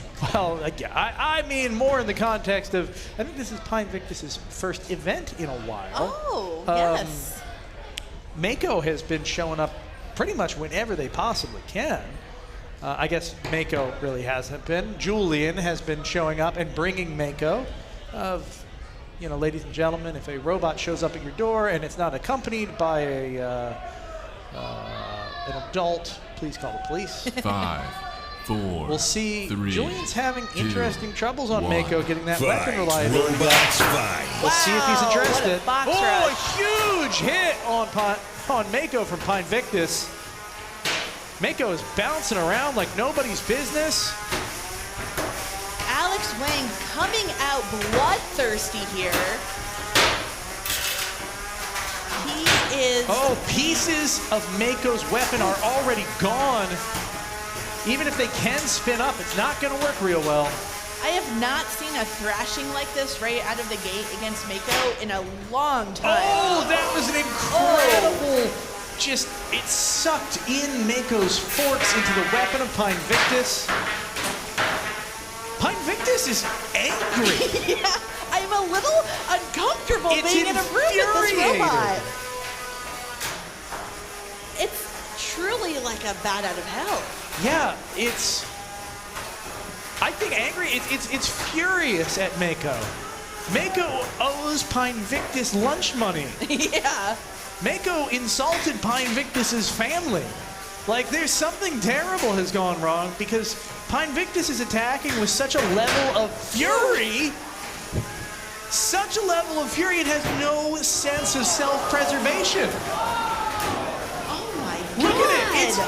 Pieces are flying. Batteries are shattered. Smoke is coming out of Mako. Julian's being utterly going. disassembled. There's no reason for this, folks. This is just anger and violence. It's over, Alex. It's over. Stop it. It's dead. Julian bowing down to Alex, the president of the Leatherbacks Robotics Club. Wow. Look at those forks on Mako. Knockout. Folks, that's armor plating. That is hardened steel forks. You couldn't bend those with a small sledgehammer, and this 3-pound robot mangled them like they were wet spaghetti noodles. Pine Victus came after Mako like Mako had just killed its dog. Yeah. Like, the level of fury and rage, that was almost cathartic. That's a full Baba Yaga moment. Yeah. Also, with this, Lindsay, that's... Just talking about a day full of upsets, 4 of our top 6 seeds are gone. What? What? This might not be a new robot event, but How did that not explode? I don't know. Oh, it was borrowed. Look, it's Turbo Fiend's robot. Aw. Sorry, Dima. You were a nice sister. We're going to go to a led that. replay, and literally any moment they choose from this fight is going to be upsetting if you're... yeah, look at this. Immediate carnage over and over again. There was no relief. No, not a moment of breathing room in that fight. This is one of those times that a combination of geometry and the just driving aggression made it almost impossible for Mako to do anything in reply. Look, there were little flames coming out of the belly of Mako. That's nuts. That's absolutely nuts. I don't think we've ever seen damage like that on Mako ever. Yeah, it's weird enough because we don't see damage like that in general. Right. You might see a robot blown to pieces. Yeah. You might see a robot cut in half. Yeah. But rarely do you see a robot like dismantled where every piece that's removed is also broken. Yes. It's like taking something apart and then smashing every piece in the street with a hammer because you don't trust it because it might go back together again. I don't know what that energy was because Pine Victus, definitely a competent robot, definitely a fierce robot, but we don't see like total rapid unscheduled disassembly of opponents every fight. No. This feels like a first. Yeah, I hope this is the beginning of a trend, but I'm sure Pine Victus's opponents do not hope that. I feel like I need therapy after witnessing I feel like that was therapy. Yeah, true. That was very therapeutic to me. I need Man. a moment to Yeah, find your zen. myself. Yeah, find my zen. Okay. Find your inner peace. I And closed hope my eyes and it was just... It's just Pine Victus looking at you, like really staring you down. Yeah, I can't close my eyes again. No, don't. Uh-oh. Yeah. I need to close my eyes. There we go. We have a lot more fights coming. I imagine we're going to have a lot more absolutely brutal fights like this. The amazing thing about having some of our top-tier robots now out of the match isn't that the top-tier robots are gone. It just speaks to the quality of the up-and-comers that we have. Yeah. So many robots that are just shooting up the ranks today, really setting a tone for the rest of the 2025 season. It's only going to get bigger and better as the year goes on and as the day goes on. I am so excited. That just also means the people who qualify, the top 4 robots at the end of the day, might be complete spoilers. That would be pretty cool. And that's fun. Yeah. Yeah.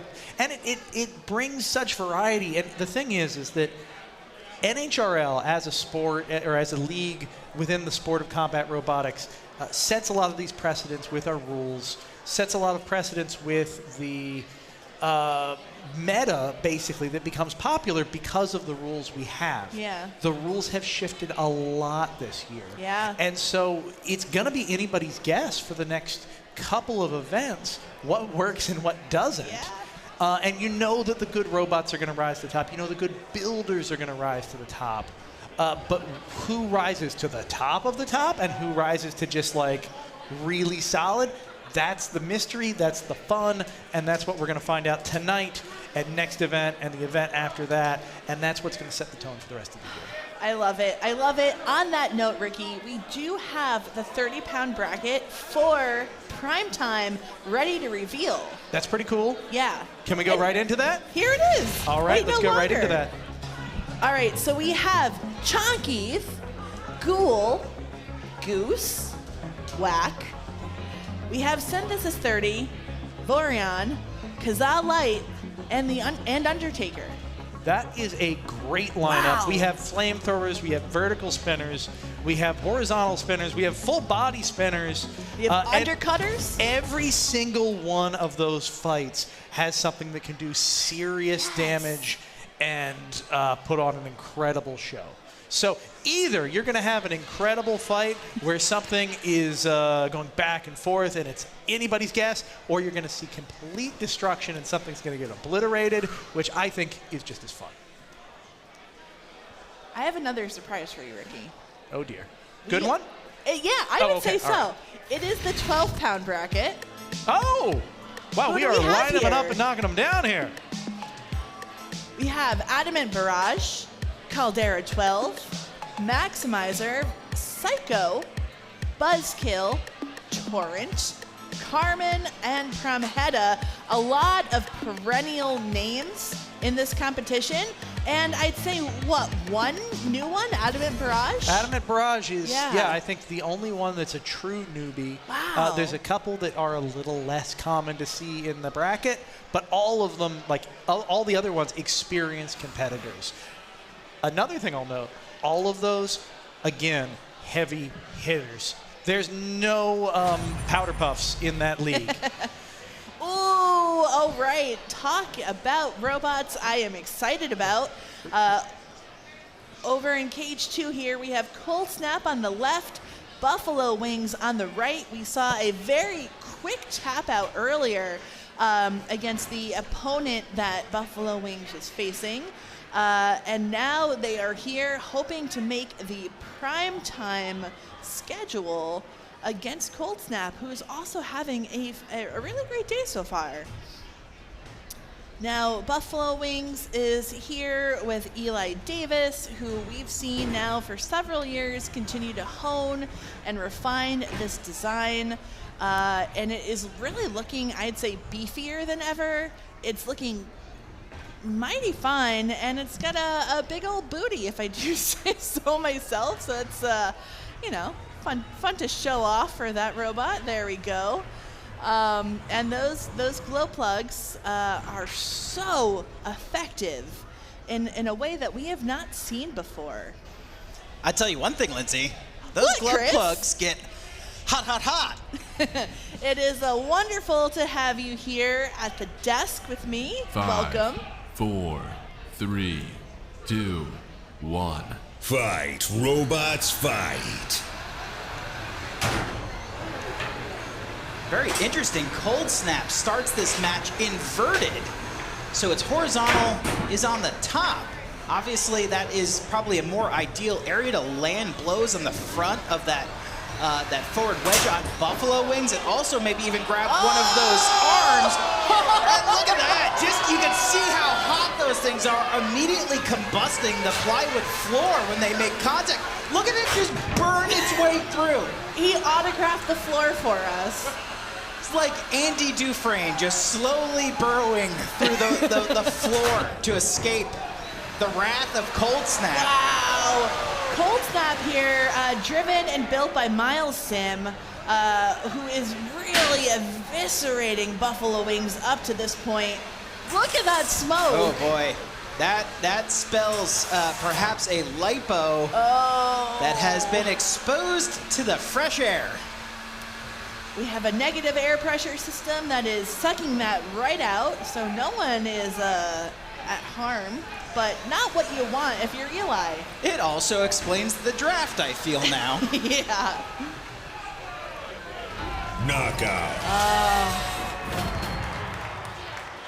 Miles Sim continuing a reign of dominance here at NHRL. You've seen him compete with other robots. Yeah. An incredible builder, incredible driver. I had a close look at Cold Snap up in the pits. It is absolutely gorgeous.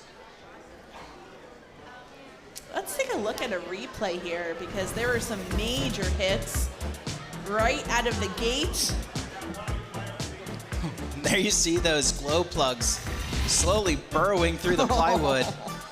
And that was the shot to the undercarriage that I think opened up one of those LiPo batteries. Yeah, that's not gonna buff out. You can melt it back in place. Ah, nice. Well, welcome to the desk, Chris. Hello, Lindsay. It's nice to be here with you. Yeah, I feel like we run into each other from time to time. I see you sometimes. Yeah. I know that you've been really busy in the pits all day. Is there anything that you have seen up there that is interesting that perhaps you'd like to share? Well, I mean, so there is, of course, here we're at the beginning of the year, the beginning of the season. There's some new bots, there's some new faces, and certainly when you look at the 12-pound division, there is a lot of really well-established brands. But in the 30-pound division, there is some other new faces and some new bots. I think that we're going to kind of see some of those new bots kind of start to establish themselves for the year 2025 here, beginning in our first event for NHRL. I've been working up in the prime time zone, like getting people in and getting set up for interviews and getting their hero shots done. Ooh, nice. Some of which it's like their first time doing it. Aww. Some of which they're just like, okay, we're like makeup, let's do this. I got to get ready. Pros. pros, and yeah, that's the most exciting thing about working up there, is like just getting to work with the different type of people and sharing the excitement of someone who's like new and really hyped to be there. I really like what is it? It's Williams' new 12-pounder. Oh, yes. Adamant Barrage? Yes. The thing still looks like it just rolled off a showroom floor. And it is just such a wonky-looking bot. That's going to be something really fun to watch here coming up in prime time. And then, of course, you know, there are some other really fantastic beetles that we'll see coming up, and it's a nail-biter to see who's going to end up making it in. I know, it always is. Like, the round of 32 is also, like, it's so close to the best of the best. There are so many bests in this sport that you don't really have an easy path at any, you know, round. But at the round of 32, everybody is so hungry. They really want to make it in the top 16, and then, you know, from the top 16, make it into the primetime top 8. So everyone's leaving it all on the line. Yeah. So I'm curious, you know, in the last session that you've had up here at the desk, what's like a memorable fight that you've seen? Oh my gosh. Okay, B-roll. I don't know if you've been following B-roll today from Peter Lombardo. It has really had a magical run, I'd say, up to this point. And then it faced Eruption. Okay. And, you know, it's hard to go up against Brian Boxall, and Eruption lost a wheel. And that was kind of a quick tap from there. But there was also, okay, we know and love the Papazian siblings. Julian, who has Mako, and Dima, who has Turbo Fiend, who are both ranked 1 and 2, respectively. The top of the top. The top of the top. Gone. Crazy. Gone. I would have never in a million years assumed that would have been how it could have played out. I could see, like, maybe through just random acts of, you know, violence inside the cage, like one of them might not make it, but both. No. And it almost was like back-to-back. Pine Victus came out gunning for Mako. Like, it had a personal grudge. And it was just a level of violence that was frankly obscene. But now we're going to go to Cage 2, see what obscenities lay before us. And I think I see Blunder and Mint's robot, Usagi. Now, Mint, I believe, is a more or less a rookie in this competition. And the fact that Usagi has gone so far is a true testament. I mean, obviously having Kazaya on your team is going to go a long way. But, you know, with her driving and, you know, behind the wheel, it's a real testament to, you know, what they're able to do. We saw, like, maybe the first half of 2024 seemed to be, like, the rise of the horizontals. But then the story kind of changed throughout the season, and we kind of saw, you know, the surge of the overhead bots just, like, being, like, a force to be reckoned with. And it's true. It's, like, it's such a brilliant design to be able to deliver a very precise, highly damaging weapon to an area that doesn't traditionally have a lot of armor. Robots fight. All right, tough out of the gate here for Usagi. But this is the type of fight that this bot is designed for. Egg beaters, verticals, things like that. You have those long forks to try to keep your opponent at bay. And hopefully, if you're able to corral them, push them into a wall, stop that weapon, you can deliver one of those hits to that top plate. However, Blunder is very mobile. Yeah. It has a great push game. And all it takes is landing that egg beater on some of the more juicy bits. This is a really good opportunity here for Usagi. Oh, and it just missed. Just a swing and a miss, and now that oh wow, that blade is dead. Oh, with the assist, Blunder comes in. Perhaps that was a blunder. Blunder was so happy that went into the floor and not their top armor. Yes. That they said, you know what, let me give you a little help. That was half an inch. Oh. We had already. Wow. Oh, I heard something come off of that robot. Looked like Blunder's egg beater might have lifted one of those forks. curious, is that weapon still mobile? Yeah, it's so hard to know if it's just paused, waiting for action, or if there is a larger issue.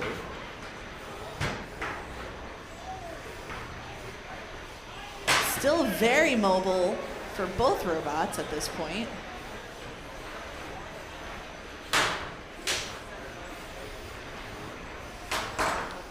There we see, I think I just saw it spin up. So it's just a matter of trying to reestablish that pin to land another blow onto Blunder. Yeah, there have been so many near misses. As a real fan of the hammer saw, I am waiting with bated breath for Mint to land one.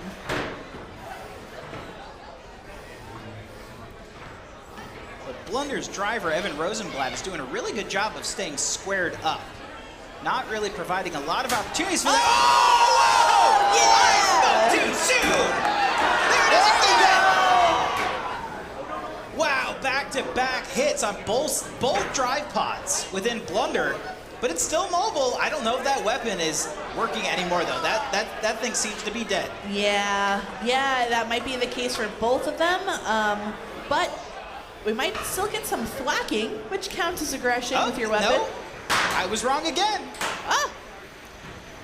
They're really fooling us this match. Yeah. And 12 seconds left here. This is going to be going to the judges. Wow. Wow! Getting those aggression points in at the last second. Aggressive tapping. And there we go. That sends a message.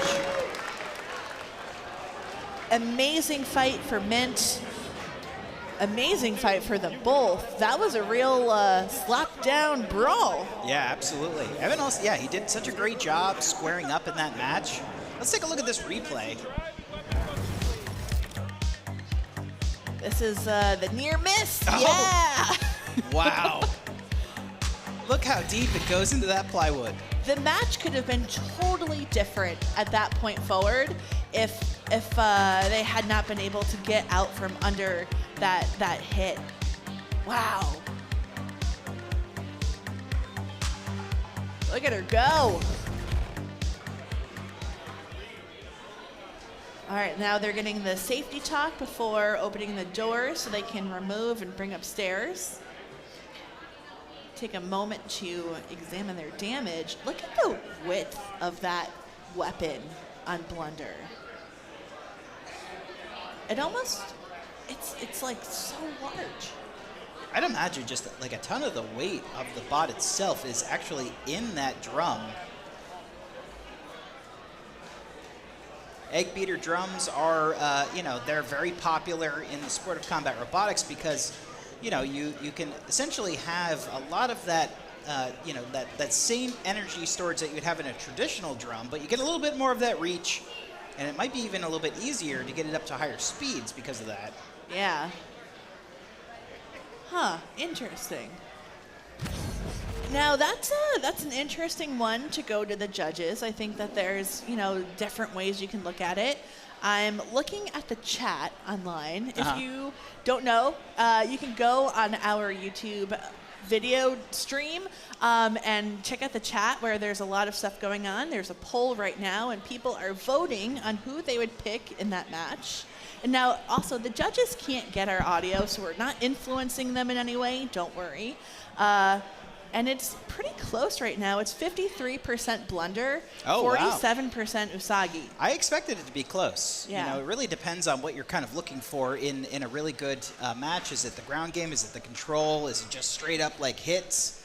And the judges, they have training. They take a course and a test, and they're breaking down the match across those three categories. Yeah. And there was a whole lot of those three categories in that match. Yes. All right, so Chris, you recently joined us here at the desk, and I would like to share with you something I shared with Ricky earlier. Okay. And that is the 30-pound bracket for Prime Time. Mm-hmm. So let's take a look at that. We're going to have Chonky versus Ghoul. We're going to have Goose versus Whack. We'll have Synthesis 30 versus Vorion, which is a kinetic nightmare waiting to happen. And Kazaa Light and Undertaker. So something that I really love about this is how many different weapon styles are being represented here. Yeah. Full body shell spinner, egg beater style drum, flamethrowers. Undercutters, thagamizers, like almost a representation of everything there. Oh my goodness, it's like the bot family tree in one bracket. And not only do we have the 30s, but we also have the 12s. So let's take a look at that. First up is Adamant Barrage, which you were just singing its praises, versus Caldera 12, Maximizer versus Psycho, Buzzkill versus Torrent, and two friends, Carmen versus Promheta. A lot of mainstays. Yes. And William Marchese with Adamant Barrage, who he himself is a mainstay. Yes, I was just going to say that. Oh, wow. A couple of incredible matches in that first round there. I cannot wait. Yeah. Maximizer versus Psycho. Whoa. I mean, just two incredibly well-designed heavy hitters. Yeah. Now, if these are some of the fights that you want to see, and trust me, you do, you're going to want to check out the live time stream. The live stream is going to start at 7 p.m. Eastern. Somewhere down here. Somewhere over there. 7 p.m. Be there or be square. It's like the first event of the year.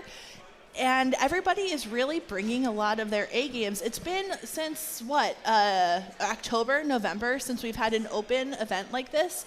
Obviously our last event was invitation only. It was our championship match. So there are a lot of ideas that people have been percolating on, ruminating on, iterating on for a number of months that they're able to bring to this event. And I feel like we are all the better for it because we've seen a lot of fun and different things. Yeah. And as throughout a season, as we qualify bots and, at each individual event, there's going to be 4 bots that kind of carve their way forward to the championships in December. This is the first event of the year. Yeah. We don't have to do any kind of crazy squiggly math. No. In the next round, we're going to have some winners coming in there, making it into a round where they are going to be present at the World Championships. And boom, just right off the bat, you're going to know I'm back here no matter what in December to go for everything. How good must it feel to be a builder and qualify your robot in February? And you can just take the rest of the year and tweak your robot and, kind of not take it easy, but you don't have that pressure anymore of I have to qualify. Yeah. So that I feel like changes your whole mindset going into the rest of the year. All right, we have a match loading into Cage 2, but let's take it over to our friends in the play-by-play booth. Oh, thank you so much, Chris. This is going to be another fun match. I always love it when you throw it to me for a flame match. And heck, if you want to throw a little Jameson Go action in there, all the better, right, Adam? Yeah, I think this should be a good fight. I mean, the fights are getting better and better all night leading up to prime time as we whittle down the field here in this elimination bracket. But this should be a terrific photogenic fight if those flames work. Yeah, Silent Spring, its weapon is really got an interesting aerodynamic profile to it. You can hear the difference, especially when you can feel it, honestly, when you're standing next to the cage. It's always really cool to me to see how a blade like that will suck up flames and turn them into a little tornado in the box. So I'm really interested to see. Man, look at the look that we've got here cage side. Clyde's builder here is looking a little tense. Yeah, it looks like they're doing a little power cycle here on the bot. You never want to have to rely on that, but sometimes it comes back to life. I think if you try to get this deep into the bracket and you end up facing against Jameson, it's a little nerve-wracking. Especially when you're coming in with a non-kinetic energy robot. Now that said, Adam, why don't you take me through what you see here in terms of the strengths or weaknesses that Clyde might have leading up into this fight? Yeah, so we talked a lot about weight bonuses and rule changes. So Silent Spring here has shuffler pods, which we can get a good view of as it sits in the blue corner here. That's going to give them a 50% weight bonus. So they're going to weigh, close to 4.5 pounds, whereas Clyde's only going to weigh 3. Yeah, and for some robots, that's not so bad, but for a robot like Clyde, that is relying on its ability to push its opponent around and get that pin so that it can get a good, good char on your opponent, that weight can make a huge, huge difference. Yeah, it's going to make it easier for Silent Spring to get out of pins just from sheer weight alone. And, that's even before we get to the fact that Silent Spring has that massive spinner, which is going to make it difficult to pin in the first place. So, they're working here to try and get it going, and we do want to see this work. I mean, whenever you have these flame robots, they can just be a little tricky. Yeah. Interesting. You can see even more power cycling going on Clyde. And you'll see people reach these tools into the robot, these Allen keys into the robot a lot. They're actually working on a power switch. That's how you turn the robot on and off. They're not generally using that to actually take on and off the lid of the robot, but they're turning a small switch inside. You can see here they're signaling, I think this might be the end of Clyde. It looks like that power switch is stripped out. So there's a little bolt in there, a little hex head bolt, and you spin it, and it's supposed to stop spinning when it turns on, or when it turns fully off, and you see them pushing harder and harder and spinning more and more. That usually means that bolt has just stripped out. It's not doing its job anymore, and the robot's not turning Sometimes if you tighten these too far in either direction, the switch can just kind of pull itself apart a little bit, and what a shame to lose a fight like that. That is heartbreaking. I've been there. I've had it happen. I don't think it's ever kept me out of a fight entirely, but it's had subsystems that don't work. That is heart-wrenching. We're going to head back to the desk, and maybe they can give us a little more insight on what happened. Take it away, guys. What a bummer. I was looking in the YouTube chat, and Dan DeShino, who is our resident, stat keeper, who comes up with things that we have never even thought of, he mentioned that between Clyde and Silent Spring, they have 133 fights between them. An insane amount of fights, and yet they have never fought each other. Wow. This was going to be the first time. So I know nobody is more disappointed that won't happen than Gabe. JMO's probably a little bit relieved because that's a hot bot. But we'll have to hope that maybe we can see that again in the future. In the meantime, though, we do have a judge's decision. And so this is that really close match between Blunder and Usagi. We have a winner. And the winner of that match is Blunder. Wow. That was a tough one to judge. And I'm sure, the judges right now have a better capacity to judge than ever before. They have more views. They have more ability to look at the footage. And so, they know better than anyone what happened in that match, and hats off to them. I'd love to see that point breakdown. I'm sure that it was razor thin. Yeah. Wow. But what a showing for Mint in her first event here at NHRL with Usagi. Right from the branding of that robot, the look of that robot, the performance of that robot. I really think it's something to look out for in the rest of 2025. So this is just the beginning. I'm excited to see where it goes. All right, we already got another fight lined up in Cage 2. Let's go back to our friends in play-by-play. Away we go. Anubis is going to be facing off against Unga Bunga. This is going to be fun, I think. Anubis has been doing incredibly well today. They've been just soaring to the top of the ranks, completely defying their previous rankings. They've really been working in the off season. This is that kind of scrawny guy who goes away sophomore year of high school and comes back like 6'3" and jacked, that is Anubis. Anubis has looked strong. You know, I've seen them being very aggressive with the drive, and I've been wondering, you know, how long can they keep up this aggression and keep it going through this field? They're still going. Let's see if they can do it again here versus Unga Bunga. So we've got, you know, 2 beater bar robots here, 2-wheel drive versus 4-wheel drive.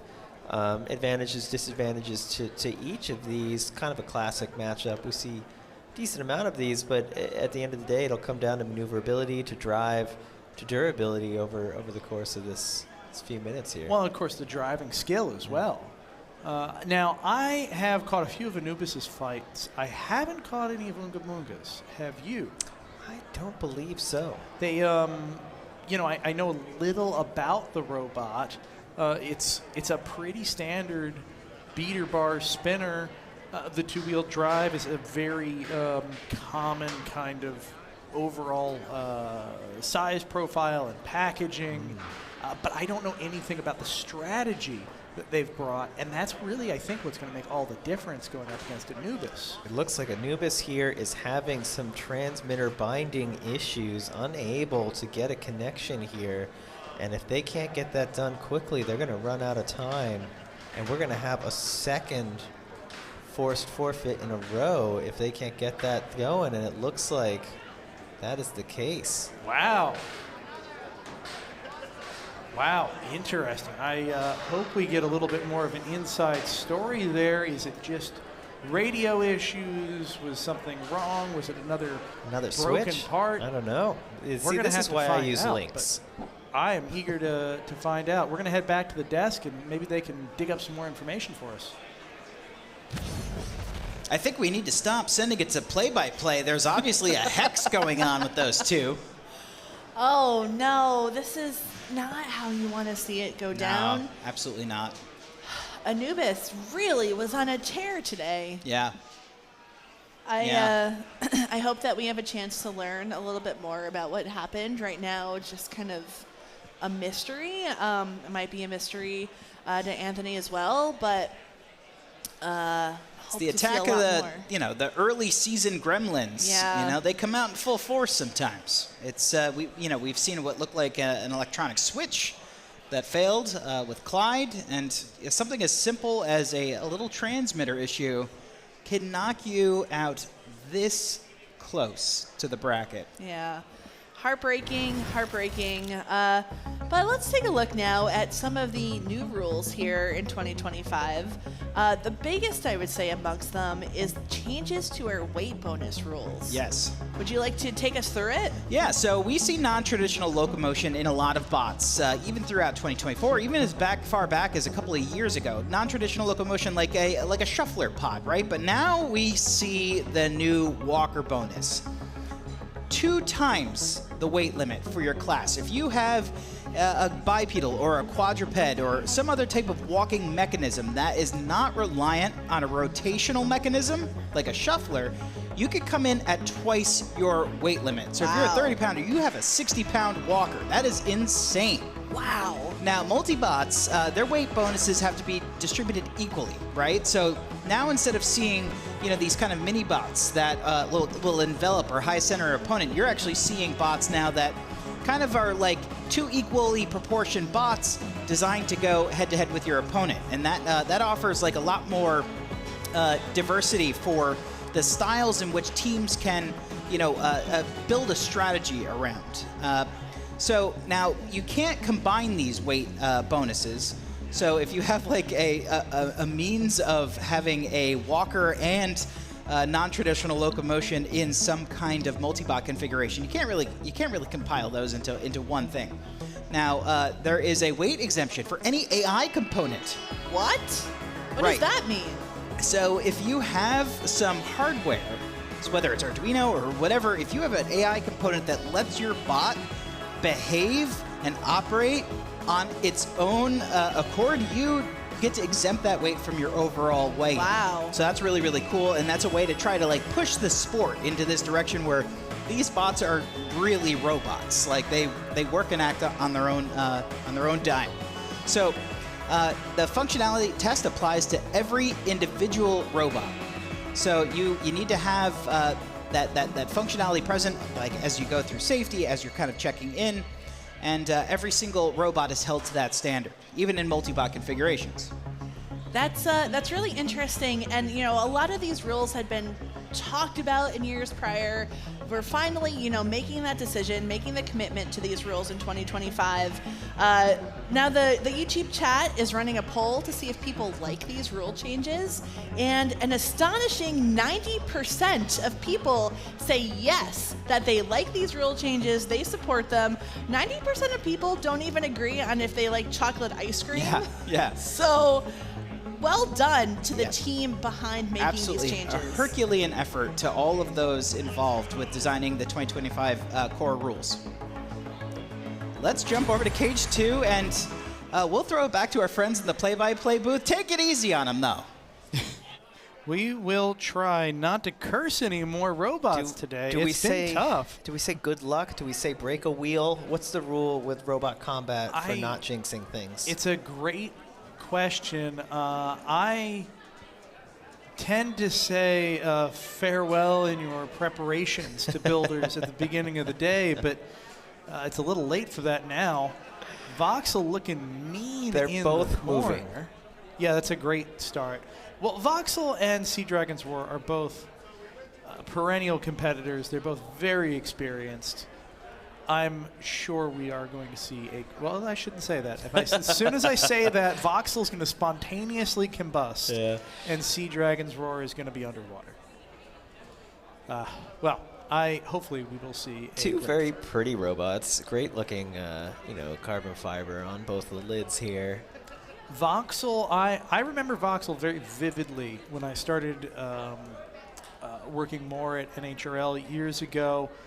Voxel is a robot that showed up, and despite a high tip speed and just incredible power, it's quiet. 2, it's 1. smooth. Fight, robots, and fight. it can do so much damage, and you don't even see it coming. Oh, this is Comet. I thought that was Sea Dragon's Roar. But it's not.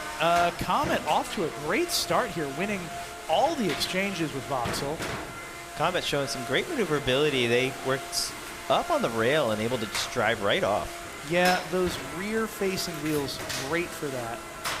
Voxel's starting to catch up a little, but it has lost one of its armor packages from the side of the robot.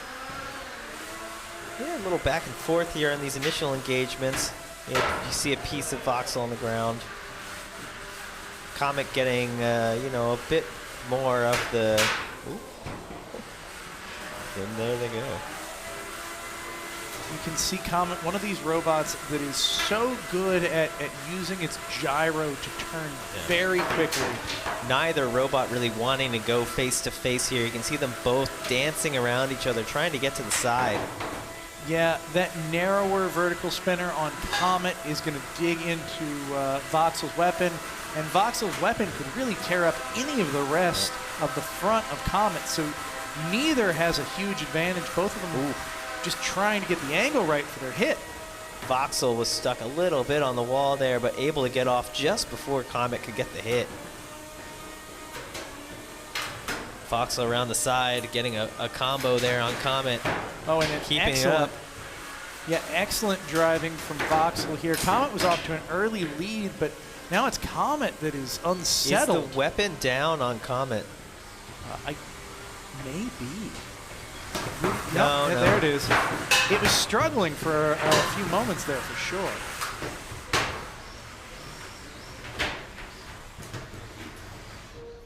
Yeah, you can see now Comet bouncing around trying to self-right, able to self-right. Now Voxel taking a couple and hits Voxel's weapon has stopped spinning. Real back and forth fight here. Who's going to be able to change the look of this in the final minute and leave an impression on the judges? Yeah, this is anybody's game at this point. Voxel has really clawed its way back to even footing, in my opinion. Both drivers able to... Oh, look at this. The first major pin of the match. Comet entirely dominant. Voxel doesn't have a chance of getting out of that until the mandated 10-second pin is over. Comet Oh, look. Making a statement Voxel doing at the nothing end of this now. fight. Almost stuck entirely. Barely Comet able to spinning move. down. This is a great look to leave the judges with at the end of a match. They've called for an unstick. It's not going to matter. Comet will give him the unstick, though. Yeah, I'll unstick you. Come on over here. Yeah, I think it was close heading into last minute. Who was going to leave a mark? Comet left a mark. Comet left a big old mark. That was a meteorite kind of situation.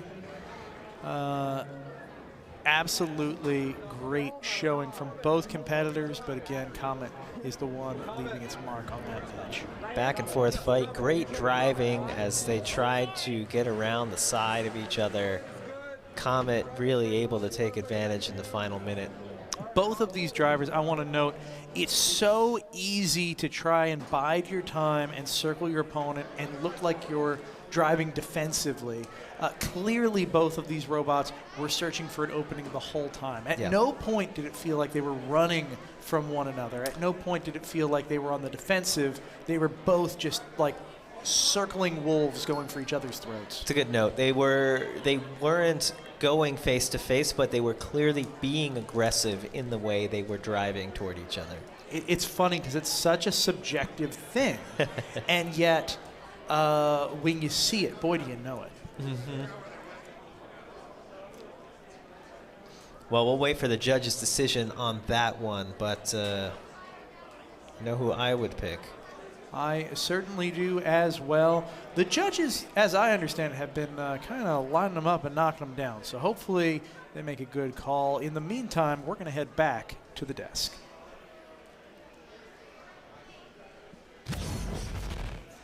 It's a great fight. Mike Shore, Voxel V1 gave it his all, but Yeah. I mean, Comet is it's a really well-built bot. Obviously, you know, that's something that you expect from Team WPI. Yes. But, you know, it's maybe this is a new rivalry brewing right now, Plum versus WPI. Of course, there's a lot of teams, a lot of bots out of the Plum area of Pennsylvania. As I described on our podcast, Plum High School is kind of like the Hogwarts for combat robotics as far as high school goes. And, you know, WPI, a team that has really established itself in the sport and has some of the most recognizable bots and faces. Great match to kind of finish up part of the, you know, the beginning of the day here. Only two Beetle matches left. Wow, we are really coming down to the wire here before we take a break and come back at 7 p.m. for prime time. What are the two matches that we have coming up? So coming up, we'll have Eruption and Mr. Scrubbles. Wow, okay. And Rain X and Basics. Rain X, I heard upset Impact earlier. I did not see the match, but I saw that there was a lot of commotion about it. Now, Rain X and Basics are, I think, newer names here at NHRL, and Mr. Scrubbles as well.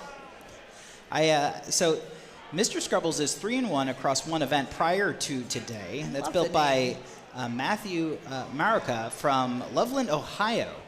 So has a few matches under their belts, but you know, going in head-to-head against Eruption.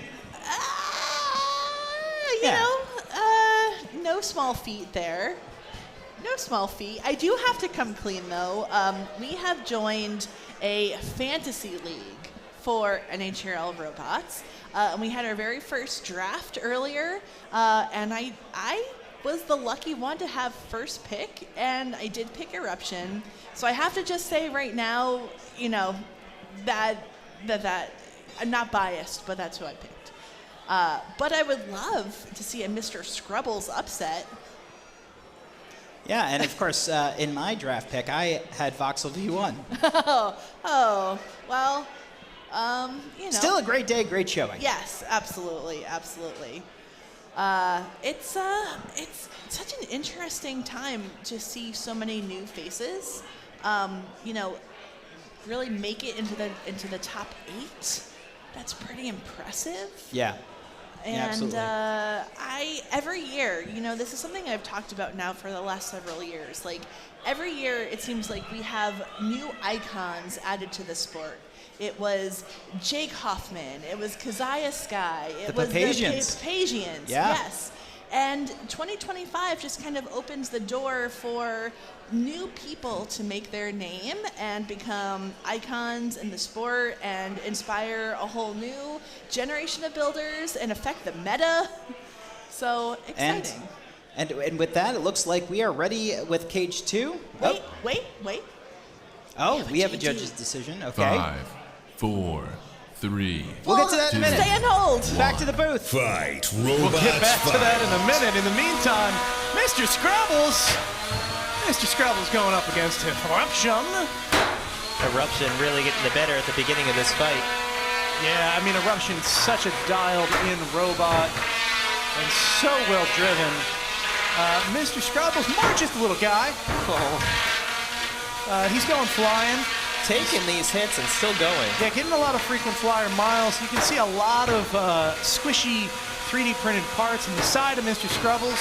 Hopefully that means he can bounce back from some of these big hits. You see those really big forks on Mr. Scrubbles, but even when right side up, they aren't winning the ground game here as Eruption is sending them flying. Eruption's wedge and fork system is just so low. It really does a fantastic job. And you can't tell here, but Eruption has a great neon sign at their pit tail. Oh, it's fantastic. Yeah, their branding has gone from like a 10 out of 93 to like an 87 out of 93. I'm very impressed. Look at that. Mr. Scrabbles is spending more time levitated above the arena floor than it is attached. Eruption is just repeatedly sending them through the air, and they keep going. I mean, you never know what's going to happen in these fights, but wow, is Eruption putting on a show here. It's almost effortless from Eruption how it's able to do this. Mr. Scrabbles tapping out. At least I sure hope it's Mr. Scrabbles. No offense. I think Eruption may have made a mistake if they tapped out in that situation.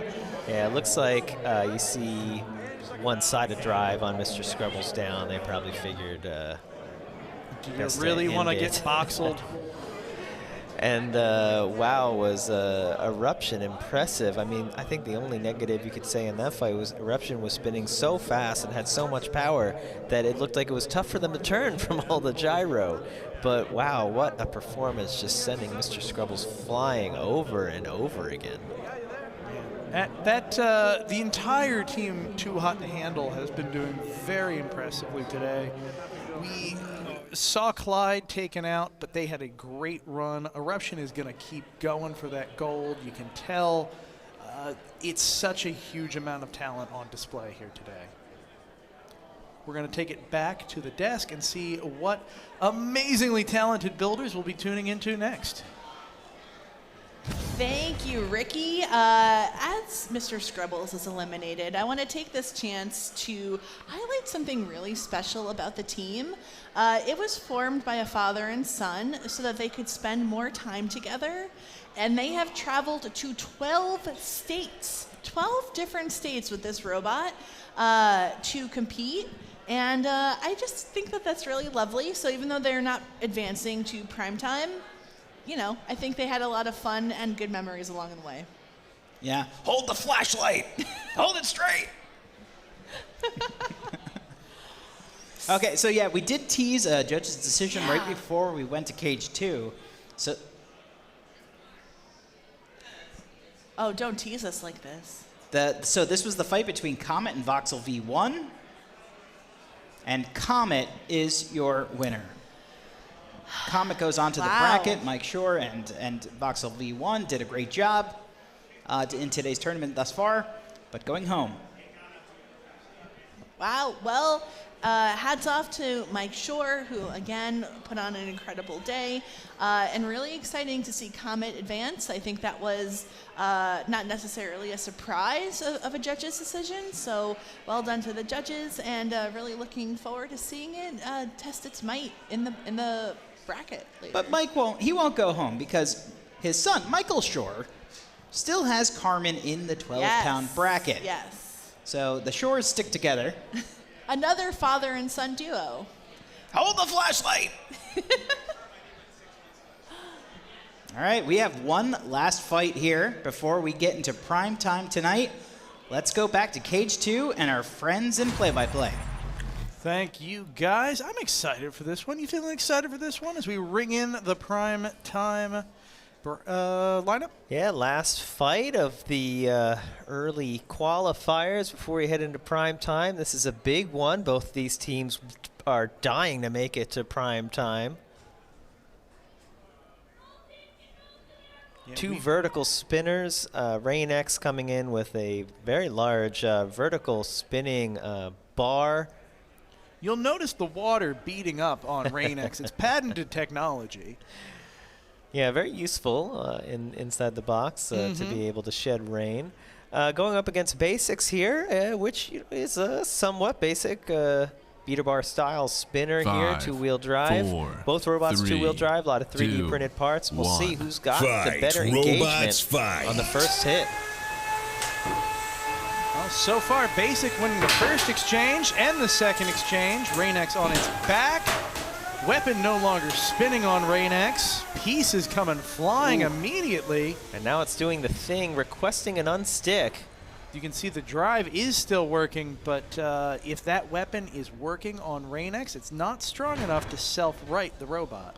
Doesn't look good here. That's an awkward position, and all right, well, it can move again, which is something. And there it goes again. That is going to be the end of this match, unless Basics feels like being incredibly charitable, and it doesn't look like it. There's going to be a tap out in under 1 minute. 2 minutes left on the clock. Yeah, that's going to do it. Knockout. Basics will be making it to prime time. And hopefully all of our viewers will be making it to prime time as well, 7 p.m. over on the other NHRL YouTube channel. Yeah, if you YouTube search NHRL, you will not be able to miss our prime time event. You can see neither competitor in this matchup looking exactly jazzed for how that worked. I can't blame them. Even when you win, you don't really want to win quite like that. Yeah, I mean, what happened to me was it was, these vertical spinners, how does the geometry play out? How does the tip speed play out? You figure out pretty fast how that's going to work, and can you keep going face-to-face for the rest of the fight? I think what happened is Rain-X figured out pretty fast. It seemed like their geometry wasn't working out, and unfortunately, it was too late by the time they figured it out and their weapon got disabled. But we'll throw it back to the desk, hear a little bit more about what we have to look forward to later on tonight. There you have it. We are locked in. We have our 3-pounders, our 12-pounders, our 30-pounders have all made their way and have filled out the bracket for prime time. So that's it for the qualifying match. So as Adam had just mentioned, at 7 p.m. Eastern Standard, jump over to our other YouTube stream where you can check out the best of our prime time coverage of this tournament that really kind of sets the tone for the rest of 2025. I'm so excited. There's going to be some fantastic matchups. There's going to be some fire. There's going to be some explosions. Who knows? So make sure you check it out. Any last thought, Lindsay? Be there. Join us. 7. We'll see ya.